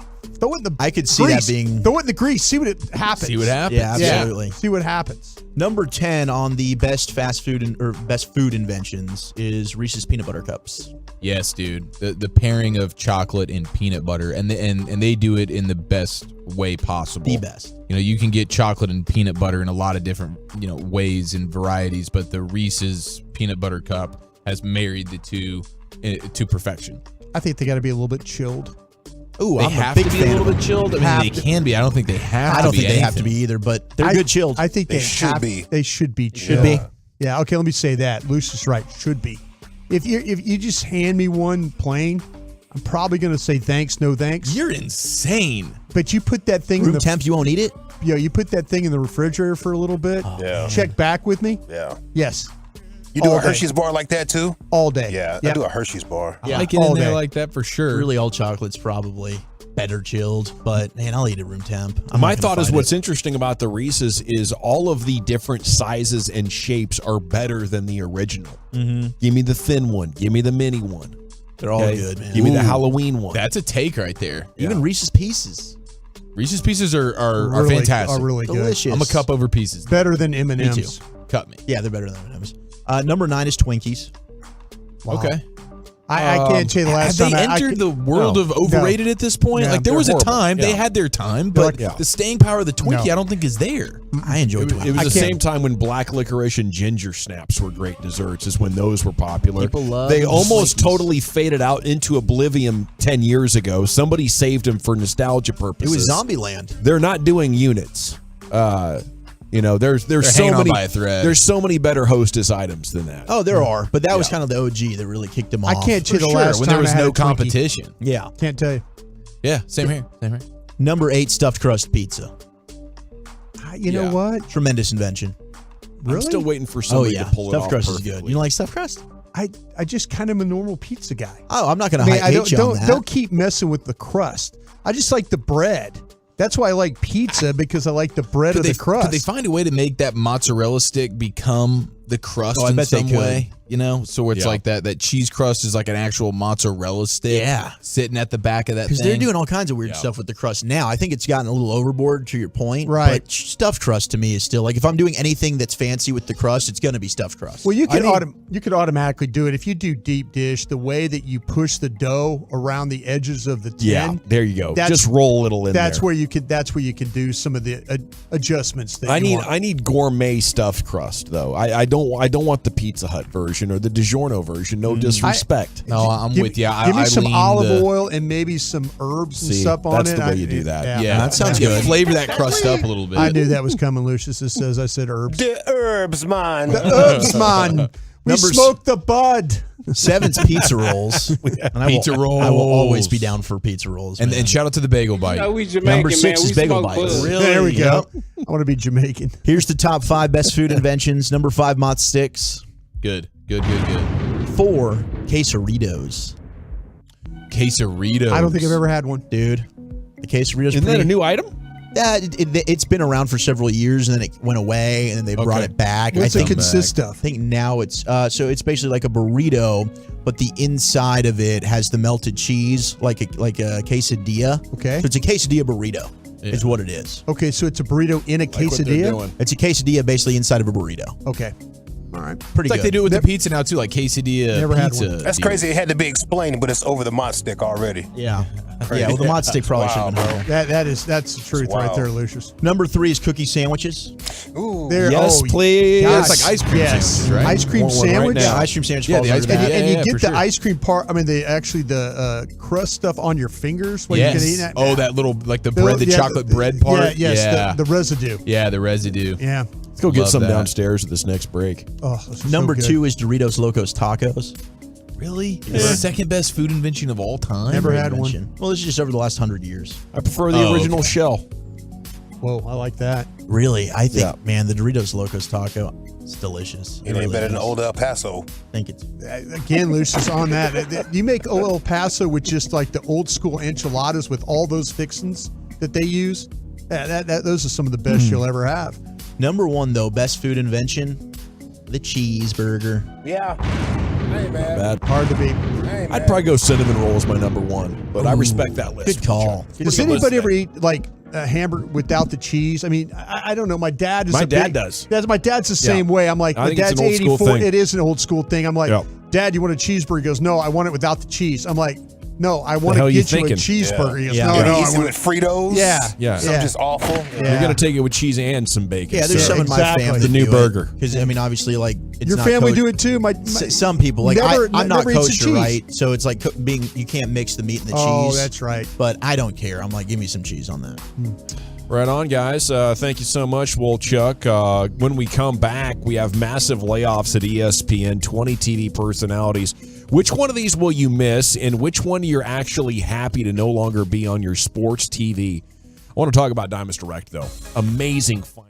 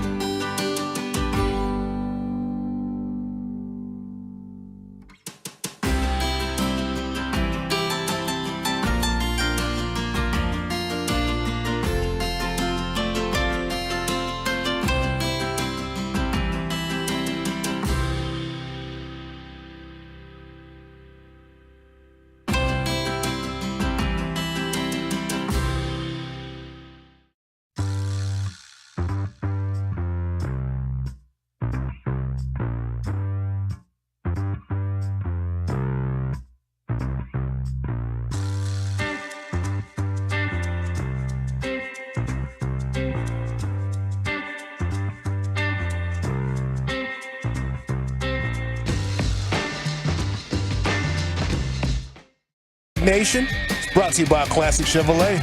Well, thank you, Lucius. G-Bag Nation, look at this. 12 minutes away from the start of NBA free agency. Chief has a rim session for the ages coming up here at the top of the hour, as we will be on top of any news that develops for your listening enjoyment. Dylan Brooks meeting with the Mavs. Bruce Brown meeting with the Mavs. Other stories like that. A lot of things are in the hopper here tonight, and who knows? You know, if the Rockets don't go through with this rumored Fred Van Vliet thing, things could get very interesting. Philadelphia might decide to blow things up. That could get very interesting. All right, G-Bag Nation. And right here we have a list for you of some of the biggest names in sports television that you've watched on ESPN over the years. This is just the start. 20 on-air stars as part of cost-cutting measures. Several other personalities that cover the NFL and NBA have been informed their services will no longer be required. Stephen A. Smith, Scott Van Pelt, Joe Buck, among those that are reportedly safe. But Max Kellerman, Keyshawn Johnson, Jay Williams, they're Dunsky. That was already reported last week. And a lot of the speculation is that, it's to make room for the big Pat McAfee deal. I think that's $15 million a year, something like that. I think, maybe 20 more. $20 million I think it's a year. 20. Yeah. So it sucks for these people. Susie Colbert, long time NFL reporter and anchor for ESPN. She got her start with the Cowboys, matter of fact. Yeah. Susie, man. Intern, yeah. Never forget that moment with Joe Namath. I want to kiss you right now. I could care less about their team struggling. So their NFL show then, right? Their Monday night. She was the host of that, right? She was, and Steve Young was also part of it. So Steve Young's Dunsky. Yeah, Keyshawn Johnson, I think, might have been on there too. He's out. He was out last week. Yeah, they're not losing anything with Steve Young. I don't know the last time he made a memorable impact on a broadcast. I don't think it's at any point in the last 20 years. I'll go ahead and co-sign that. Yeah, it was brutal watching Steve Young try to talk football some days and bro, what are you even talking about? Yeah, I preferred one of the Hasselback bros or even Dilfer when he was rocking in there. Yeah. Dilfer can bring it. He'll do some silly stuff. Jeff Van Gundy, we've talked about him. Look for the Mavs to possibly be interested in talking to him a little bit more if he does want to be an assistant coach. Do you think it's too late to let Jason Kidd go and make a change? Do you think you could actually bring in a veteran to sit on Jason Kidd's bench? I mean, they've talked about Jeff Van Gundy and Nate McMillan. It seems like the Mavs believe they need some help. And if you believe your head coach needs help, that you're talking to those guys, you probably need a different head coach. It's hard to believe that Jason Kidd would agree to that, though, right? It is hard to believe. I mean, it really is, unless he's just like, fine, whatever you want to do. Yeah. He might be, I wonder if this guy's really checked out. I wonder if he's just like, listen, if you want to, whatever you want to do with personnel, fine. Whatever you want to do with Nico, fine. Whatever you want to do with my bench, fine. Jeff Van Gundy's a guy I'm going to miss a lot, though. And I guess the speculation is he's going to go to TNT. Coop was talking about that. You guys brought it up earlier. Yeah, it would make Stan a lot and of Jeff. sense. Yeah, that would be interesting pairing. I don't think it's too late. Like, if the Mavs really wanted to, and he decides, unless he's like, look, TNT is offering me a gig. I'd rather not the stress of coaching, especially not being the head coach. But I don't think it's too late if the Mavs wanted to try and circle back on that. I know. It would be a very difficult situation. Fan favorite, obviously a champion with you, took you to the conference finals, but man, last year was bad.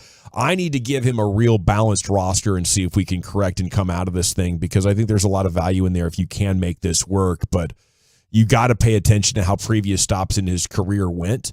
And, maybe it's tough to guide a team through adversity for him. Jalen Rose is out. I did like him as a studio analyst, but I don't think that's a guy I'm going to really miss. Man, he could wear some really cool glasses from time to time. And we won't see the Jadakiss bus in his house anymore. We've been seeing Jadakiss for 12 years behind him. Dang. There's no more. Good run at ESPN for Jalen Rose, and he's a good broadcaster. I'm sure he'll find another high-profile job. He had that show, right? Him and what was my guy? Jalen and Jacoby. Yeah. Todd McShay's gone. There's a big draft guy. That hurts a little bit. That's a surprise. I think so. I think it's surprising. I think they had to clear out fairly big guys, not their biggest stars, but guys that were making enough money to come up with the salary cap space. Matt Hasselbeck is Dunsky. David Pollock, he's out of there. I liked David Pollock. That means with David Pollock being out, that's your guy. The game day seed for McAfee. Which he was on it anyway, but it did get a little bit crowded. Yeah. 817 says, and that idiot Dan Orlovsky can keep his job. That's horse crap. There's a couple of shows to me that seem untouchable. It's their NFL show and it's their NBA show. The show right now that's on with NBA Today. What's that? Yeah, I think with Malika and that Perkins crew, and Jefferson. Yeah, that crew. They don't touch that show. They're doing a nice job, and they've been through quite a journey in our lifetimes, but especially over the last 5 or 6 years as they tried to rebrand to more like bubbly and nice and just like having fun with sports. And I think it's cost them a lot of their credibility. But these guys, I thought Vince Carter was canned. Is he still in? Vince Carter is still in. I didn't. Okay. There were some rumors that he might be one of the ones let go, but he's on the TV now. I just don't. There's like that. Those So kind is Max. My bad. Yeah. I'm watching Max, and he does the boxing, right? Yeah. Yeah, he's up there right now getting busy. I don't know if this is pre-recorded or whatnot. Yeah, maybe it happened this morning. Or maybe it's their last day. Shoot, I'd be out of there. How bad would the broadcast be on that last day? Would you just like completely just? Oh, I would turn this mother bleeper down. Would you just tear it down? Go out with a real bang. Scorched earth. If I was getting fired, I think then you're going to get fireworks for sure. Well, especially if you're one of these NBA guys, you're Vince Carter right now. You could just leave them at the altar right when they think their live free agent special show is about to go down. And you're like, oh yeah, no, Sorry, guys, I'm out. I'm out of here. It's Friday. Speaking of a live Quitting time. free agent special, Chief, where are we going next? Oh, we have the official start to free agency starts in 5 minutes. What things are happening and how long are we going to have to wait for Kyrie to make his decision? That's next right here in the Nation. Okay, I'll tell you what. Right now, you can call D&M Leasing. You don't have to wait another minute to get on the horn and start the process of getting the vehicle of your dreams. Any make, any model at D&M Leasing, and you'll get signed up with this.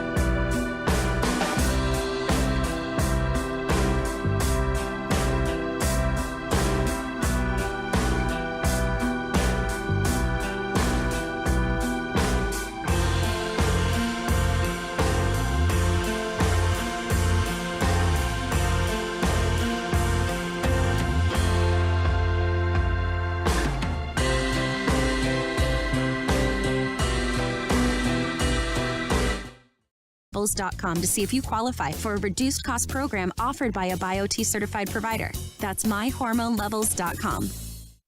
This is the exclusive home of Dallas Cowboys football. KRLD FM and HD1, Dallas, Fort Worth. Let's go, Cowboys. Always live on the free Odyssey app. From our fan studio, secured by DFWsecurity.com, you're rolling with the G-Bag Nation on 105.3 The Fan. It's hour 4 of the G-Bag Nation here on a Friday. Hope you're having a fantastic day. We are going to have What You Drinking and What You Thinking coming up in 20 minutes. If you have some thoughts on what you'd like to see the Mavericks do relative to Kyrie Irving or free agency. Maybe you got some Rangers thoughts. You know they've dropped 12 of the last 21 games. Maybe you got some soccer tournament thoughts. The Gold Cup, USA and Mexico on a collision course possibly. But right now it's time because NBA free agency is officially on, and here's your man, Eric Chiafalo. Let's do it, ladies and gentlemen. We cut the lights out, we put the kids to bed, and on an NBA free agent frenzy Friday in the G-Bag Nation, we're going all 56 inches around the rim. Let it rain! Rain dance! Rain dance! I got a joint here, man. I've been saving for a special occasion. It's always a special occasion when Tim McMahon was on the Get Right last night and just now moments ago on ESPN talking about Kyrie Irving and the market or lack thereof. Quote, there's not a clear market for Kyrie. All that being said, looks like Kyrie Irving will ultimately be back in Dallas. I believe that's the conventional wisdom. You never know the oddball, the curveball that Kyrie Irving could throw at you, and just the nature of the NBA and free agency. Crazy things happen. But I think the expectation is still that Kyrie ends up a Mav one way or another. My big question is just kind of how long is it going to take? How many teams does he want to meet with? How long does he try and drag out fighting for every dollar or every additional year? And does that mean the Mavs end up missing out on a couple of things? Because I guess until Kyrie for sure signs, you don't know exactly what you have in terms of the mid-level exception and things of that nature where you can really go get a guy. So that's my big question. How long is it going to take for Kyrie, and does the Kyrie domino have to fall really for the Mavericks to do anything other than re-sign their own Dwight Powells, you know? Man, I really hope that the Mavs are talking with other agents, and if it takes a while, that we can get a little bit of patience. But a lot of times, players are not willing to wait. So you hope that Kyrie wants to do something within the next 24 hours, I would say. But you're on his timeline, and if he doesn't, you're kind of stuck. Yeah, there's nothing else really you can do. And it seems like the Mavs are pretty committed to using that mid-level exception. I think that's their plan, and that's a big reason why they didn't want to do that Ayton trade, and they had to have McGee in it so that they could keep that. So I don't think the Mavs are going to prohibit themselves from making moves, even though Kyrie hasn't necessarily officially come back. I think their intention is if Bruce Brown says, hey, I'm down, they're going to use that mid-level exception on him. He's going to drag this thing. He's got nothing. I mean, he's not interested in your feelings. He's interested in his own feelings is what he's interested in.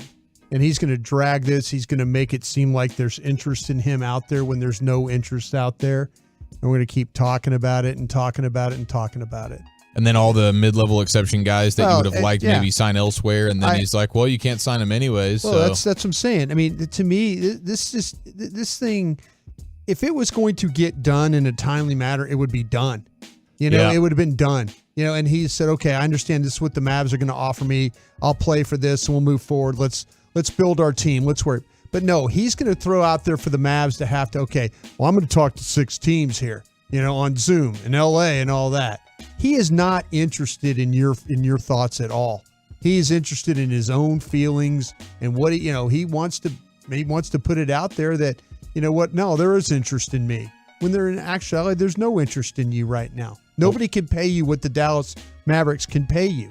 And he could have come to that realization a long time ago, but he didn't. And so now we're going to wait and we're going to play on his time is what's going to happen here. Well, the first free agent shoe has dropped, and it is Draymond Green, and it is Shams Charania with it first. So it's 1-0 Shams versus Woj right now. 4 years, $100 million. Draymond Green returns to the Golden State Warriors, and that was certainly expected. He sat down, had some dinner with Damian Lillard the other night, We know Lillard had Draymond as one of the guys, like maybe this could be a veteran piece that would keep me here. And the Damian Lillard stuff is getting more and more interesting in regards to other teams. We've talked Brooklyn and Miami, but now Philadelphia trying to and moving on from James Harden. And it looks like the Clippers are the most likely destination for that, but Woj is currently talking about right now in real time that the James Harden stuff could drag out a little bit because Philadelphia wants to make sure they get enough in return for James Harden that they could then set themselves up for a run at Damian Lillard if and when over the next week or two or whenever he decides to fully force his way out. Because Philadelphia is trying to keep Joel Embiid extremely happy as well. They just brought in Nick Nurse, so they're trying to win now. If they're going to punt on James Harden, they don't want to do it for nothing. So the James Harden trade, though seemingly inevitable, could take more time. I don't know that we get that necessarily today. It's interesting. The biggest surprise of the Sixers, Brian, we were talking about this earlier, is that they're not extending Maxey this summer. And Lillard's the reason why. They want to keep that contract small so that they can put him in, and it'd be a desirable situation for the Trailblazers in return for Damian Lillard, where Tyrese Maxey would be a part of the trade for Lillard if it could get to that point. Well, I'd like to think if Damian Lillard's not moved and they got to pivot and maybe Kyrie does go ahead and wait around, that maybe Maxey could be part of that deal for the Mavericks. That's what I would hope for. Damian Lillard or Tyrese Maxey? Yes. Yeah. I don't see. Just to be completely honest with you here, Tyrese Maxey, I don't see leaving Philadelphia unless it's for a Lillard. Yeah, I don't know that. I mean, if you three-team this thing, I guess you could figure out a way. Yeah. But I think whoever's moving on from Damian Lillard, obviously Portland, they're going to want a guy like Tyrese Maxey who's young and cheap still. Somebody help me here, though. Can the Mavs make a trade without having another team, without having two other teams? Yeah, they involved? can. Yeah. They can. It does seem like the most beneficial trades, though, is the three-team, like the one that I told you about with the Sixers, if they did want Kyrie, and then you get the Suns in there as well. Because otherwise, it basically, a lot of these have come down to like Harden with the Clippers and the Knicks, which we've seen, and I told you about the Bobby Marks one. It's just a bunch of jobbers, salary cap dumps that the Sixers get back in return. They're not really getting any quality players. The three-team ones are where, okay, you can actually make something work to where you're getting a solid piece back. I think you need to look at the Portland-Philly thing from the other perspective. Like the team that has the young players to acquire a superstar in his prime is Portland. You know, with the drafting of Shaedon Sharpe last year and Anthony Simons and Scoot Henderson, they have three young players and their future draft picks to trade for Embiid and maybe Tobias Harris. Yes, that makes more sense. Pair that with Lillard. Because Maxey doesn't make a ton of sense right now for the Blazers because they've already got guards. Yeah, they're like, oh, okay, well, we're getting rid of Lillard and getting Tyrese Maxey. I don't think Philadelphia has the young assets to give to Portland to make them want to do that. I think at that point, Portland's like, we're good. We're just going to try to win with Dame. Yeah. Now, if you want to give us a real offer for a superstar in his prime, like we're willing to give you for Embiid, then let's keep this conversation going. That's very, very interesting. I wonder if Joel Embiid would be willing to go there. We know how these players really get to dictate a lot of these things, tough. But there's a 10% state sales income tax as well. Right. Yeah. And it's costly to live there. And that's part of the reason why the Sixers are trying to get as much in return for James Harden, because they're trying to have the assets, because as it stands right now, they don't. But if they want to be able to pull off a Damian Lillard trade down the line, they're going to need to coop up quite a bit in exchange for James Harden. So that's certainly something to monitor. We are on full on, just beyond butt crack alert. Almost got butt cracked a second ago. Yeah, the Bruce Brown thing's fake. He's not going to the Pacers. That's a butt crack report. So I know somebody texted that in. Bruce Brown has not made a decision yet. Taurean Prince, though, Mark Stein was just talking about him. He's going to the Lakers. Okay, how much of their mid-level is that going to take? I think that's taking all of it. That means probably no Bruce Brown for them. Not a Laker. So Bruce Brown is also going to consider then the Rockets and the Pacers. I think the Mavs are now the most attractive situation for Bruce Brown, a champion with Denver who's around 6'6" and can defend just about any position out there. Yeah, and Tim McMahon was telling the guys in the Get Right last night that it's been more and more the biggest competition for the Mavericks in Bruce Brown is still actually Denver, despite the fact that they're only able to offer him slightly under $8 million. Tim McMahon was like, just, keep an eye out for him just returning to the Bulls. You've seen Bobby Portis do that, win a championship with Milwaukee, sign a 1-year deal with them, and then re-up later on for bigger money, even though that first year could only be a smaller amount. He is 26 years old. It's not a great free agent market to be a player in. Maybe you do 1 year at $7.8 million and circle back around and get a bigger bag next year. But the Mavs can offer you security now and $5 million more per year. I'll buy that man a beer and salute him if he goes back to the Nuggets. And I don't think, this is a team that, as we mentioned, we're in the conference finals. Like, I don't think the Mavericks are as far away as they looked at the end of last season, especially if they add a Bruce Brown. They're able to maybe add another big.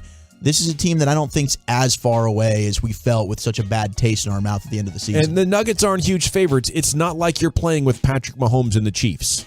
You got one. That's okay. Who knows what's going to happen next year? And I do think if you're Bruce Brown and you make that deal to return on small money with the Nuggets, you have that in the contract, the free beer stuff, like just locally. Like I'm getting, like, that's in the contract. I'm not buying another beer here ever. Yeah, it's probably Coors, whatever it may be. But that's going to be something you want in the contract. I do think he is, for most Mavs fans, understandably so, the 1 seed for guys you'd most like that is not currently on your team that you'd like to be on your team. Bruce Brown solves some problems for you. And we might be overrating him a little bit because he was a role player that I think most people didn't even realize existed in the sport until probably about a month ago when the Nuggets started really getting in deep into their playoff run.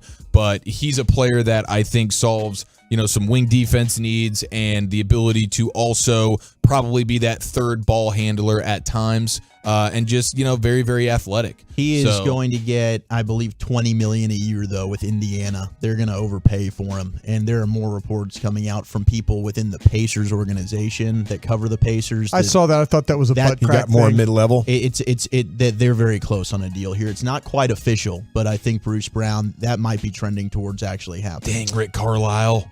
Kobe Son White. Of a gun. Kobe White, another player that would be of interest for the Mavs, 3 years and $40 million with the Bulls. Kyle Kuzma, 4-102 with the Wizards. Drew Eubanks for a 2-year deal with the Suns. Cavaliers guard Karis LeVert, new 2 years, $32 million contract. These are coming in here from Woj. Of course, Draymond, 4-100 with the Warriors. So he opts out of 1-28 to get 4-100 there with Golden State. That's a snapshot off of Woj's page of everything that is developing. And he and Shams are basically going shot for shot right now. Shams has the Taurean Prince deal. That's the Lakers. That's finalized, and that made us temporarily excited about the possibility of Bruce Brown. But, yeah, a lot of signs pointing towards him and the Denver Nuggets. As Mike mentioned that in crosstalk, he just felt like somebody was going to be able to come up with more than the mid-level with Bruce Brown and squeeze the Nuggets out of that market. Mike was super pessimistic, feeling like we were just going to get Dwight Powell at the end of this process, and I'm not quite that pessimistic, but, man, this is not a first good 12 minutes of free agency so far, is it, Chief? No. I mean, if you're going to swing and miss on Bruce Brown, who's clearly the guy that you were wanting, now it's not the end of the world. There's still the Grant Williamses that are out there that I know people are big fans of, and then there's some smaller names that can provide some impact, especially, I mean, you might have a situation where the Mavs end up having to split up the mid-level exception amongst maybe 2 Crowder. or 3 guys. Yeah, there's the Jay Crowder stuff. I mean, I think those are, the types of guys you're looking for, veteran wing dudes. And then, of course, who ends up being the stopgap big. Hopefully it's not just Dwight Powell, but it's starting to look a little bit more and more like that. So, but listen, if teams are going to be able to offer a Bruce Brown $20 million, you just got to chalk it up to that's the situation. Yeah, you're in. You didn't have a fighting chance in that scenario. So, and I do know the Mavericks are heavy on the phones in terms of trades, because that's the really a huge way that they can capitalize on to add talent, and we saw them maximize it on draft night. So I think that's going to be something that the Mavericks, the trade waters are going to be a place where the Mavericks are going to want to play a little bit. But from a free agent standpoint, if you're losing out on your top dog, and then Kyrie's going to, who knows how long he's going to drag this out, I think that's going to be one of the bigger bummers right now. But how about Kyle Kuzma? 4 years, $102 million. He gets the bag, and now it's the Kuzma and Jordan Poole era in Washington. Kuzma's a good player, man. I was hoping the Mavs could figure out a way to get involved for him. I think Washington's just a place that really, really good players go to be anonymous. And that's tough. Still no market forming for Kyrie Irving, though. I think that's the biggest headline going on with the Mavericks, right? Yeah. Like nothing is developing where it's like, holy cow, this team is suddenly going to clear a bunch of cap space and offer Kyrie Irving $45 million a year. No. Nothing like that is developing, and Tim McMahon setting the very latest, within the last hour or so. This is one of those situations where if the player is paying attention, it can be a sobering moment. Like, I thought I was maybe a little bit more of a commodity. I thought when I got to free agency, there would be a number of people, ready to, and that's a typical experience. I think, most people across a lot of industries are maybe surprised to find out how quickly somebody can move on without you, or what exactly the market looks like. But if I'm Kyrie Irving right now, it's got to be like, okay, I'm on the other side of 30. My agent's doing a nice job doing everything he can, but this isn't helping me. Everybody's cracking jokes. Everybody's saying this is just your agent trying to create leverage. Right. Like this is maybe diminishing my overall value instead of, the intended effect, which is to get everybody talking about me. They're not talking about me in a way that appreciates my greatness. Apparently, MFFL on Twitter @MavsFFL just did the screenshot thing on the Kyrie Irving, I believe to be Instagram story. And it must be a screenshot of a scene from a movie where a guy's looking out the window and the subtitles read, "I'm always late. My freedom is too important to me." I have no idea what it means. But it's apparently provocative on Twitter right now. It gets the people going. I just went ahead and asked Carlisle if they're going to sign Bruce Brown. Okay. Oh, there you Appreciate go. that.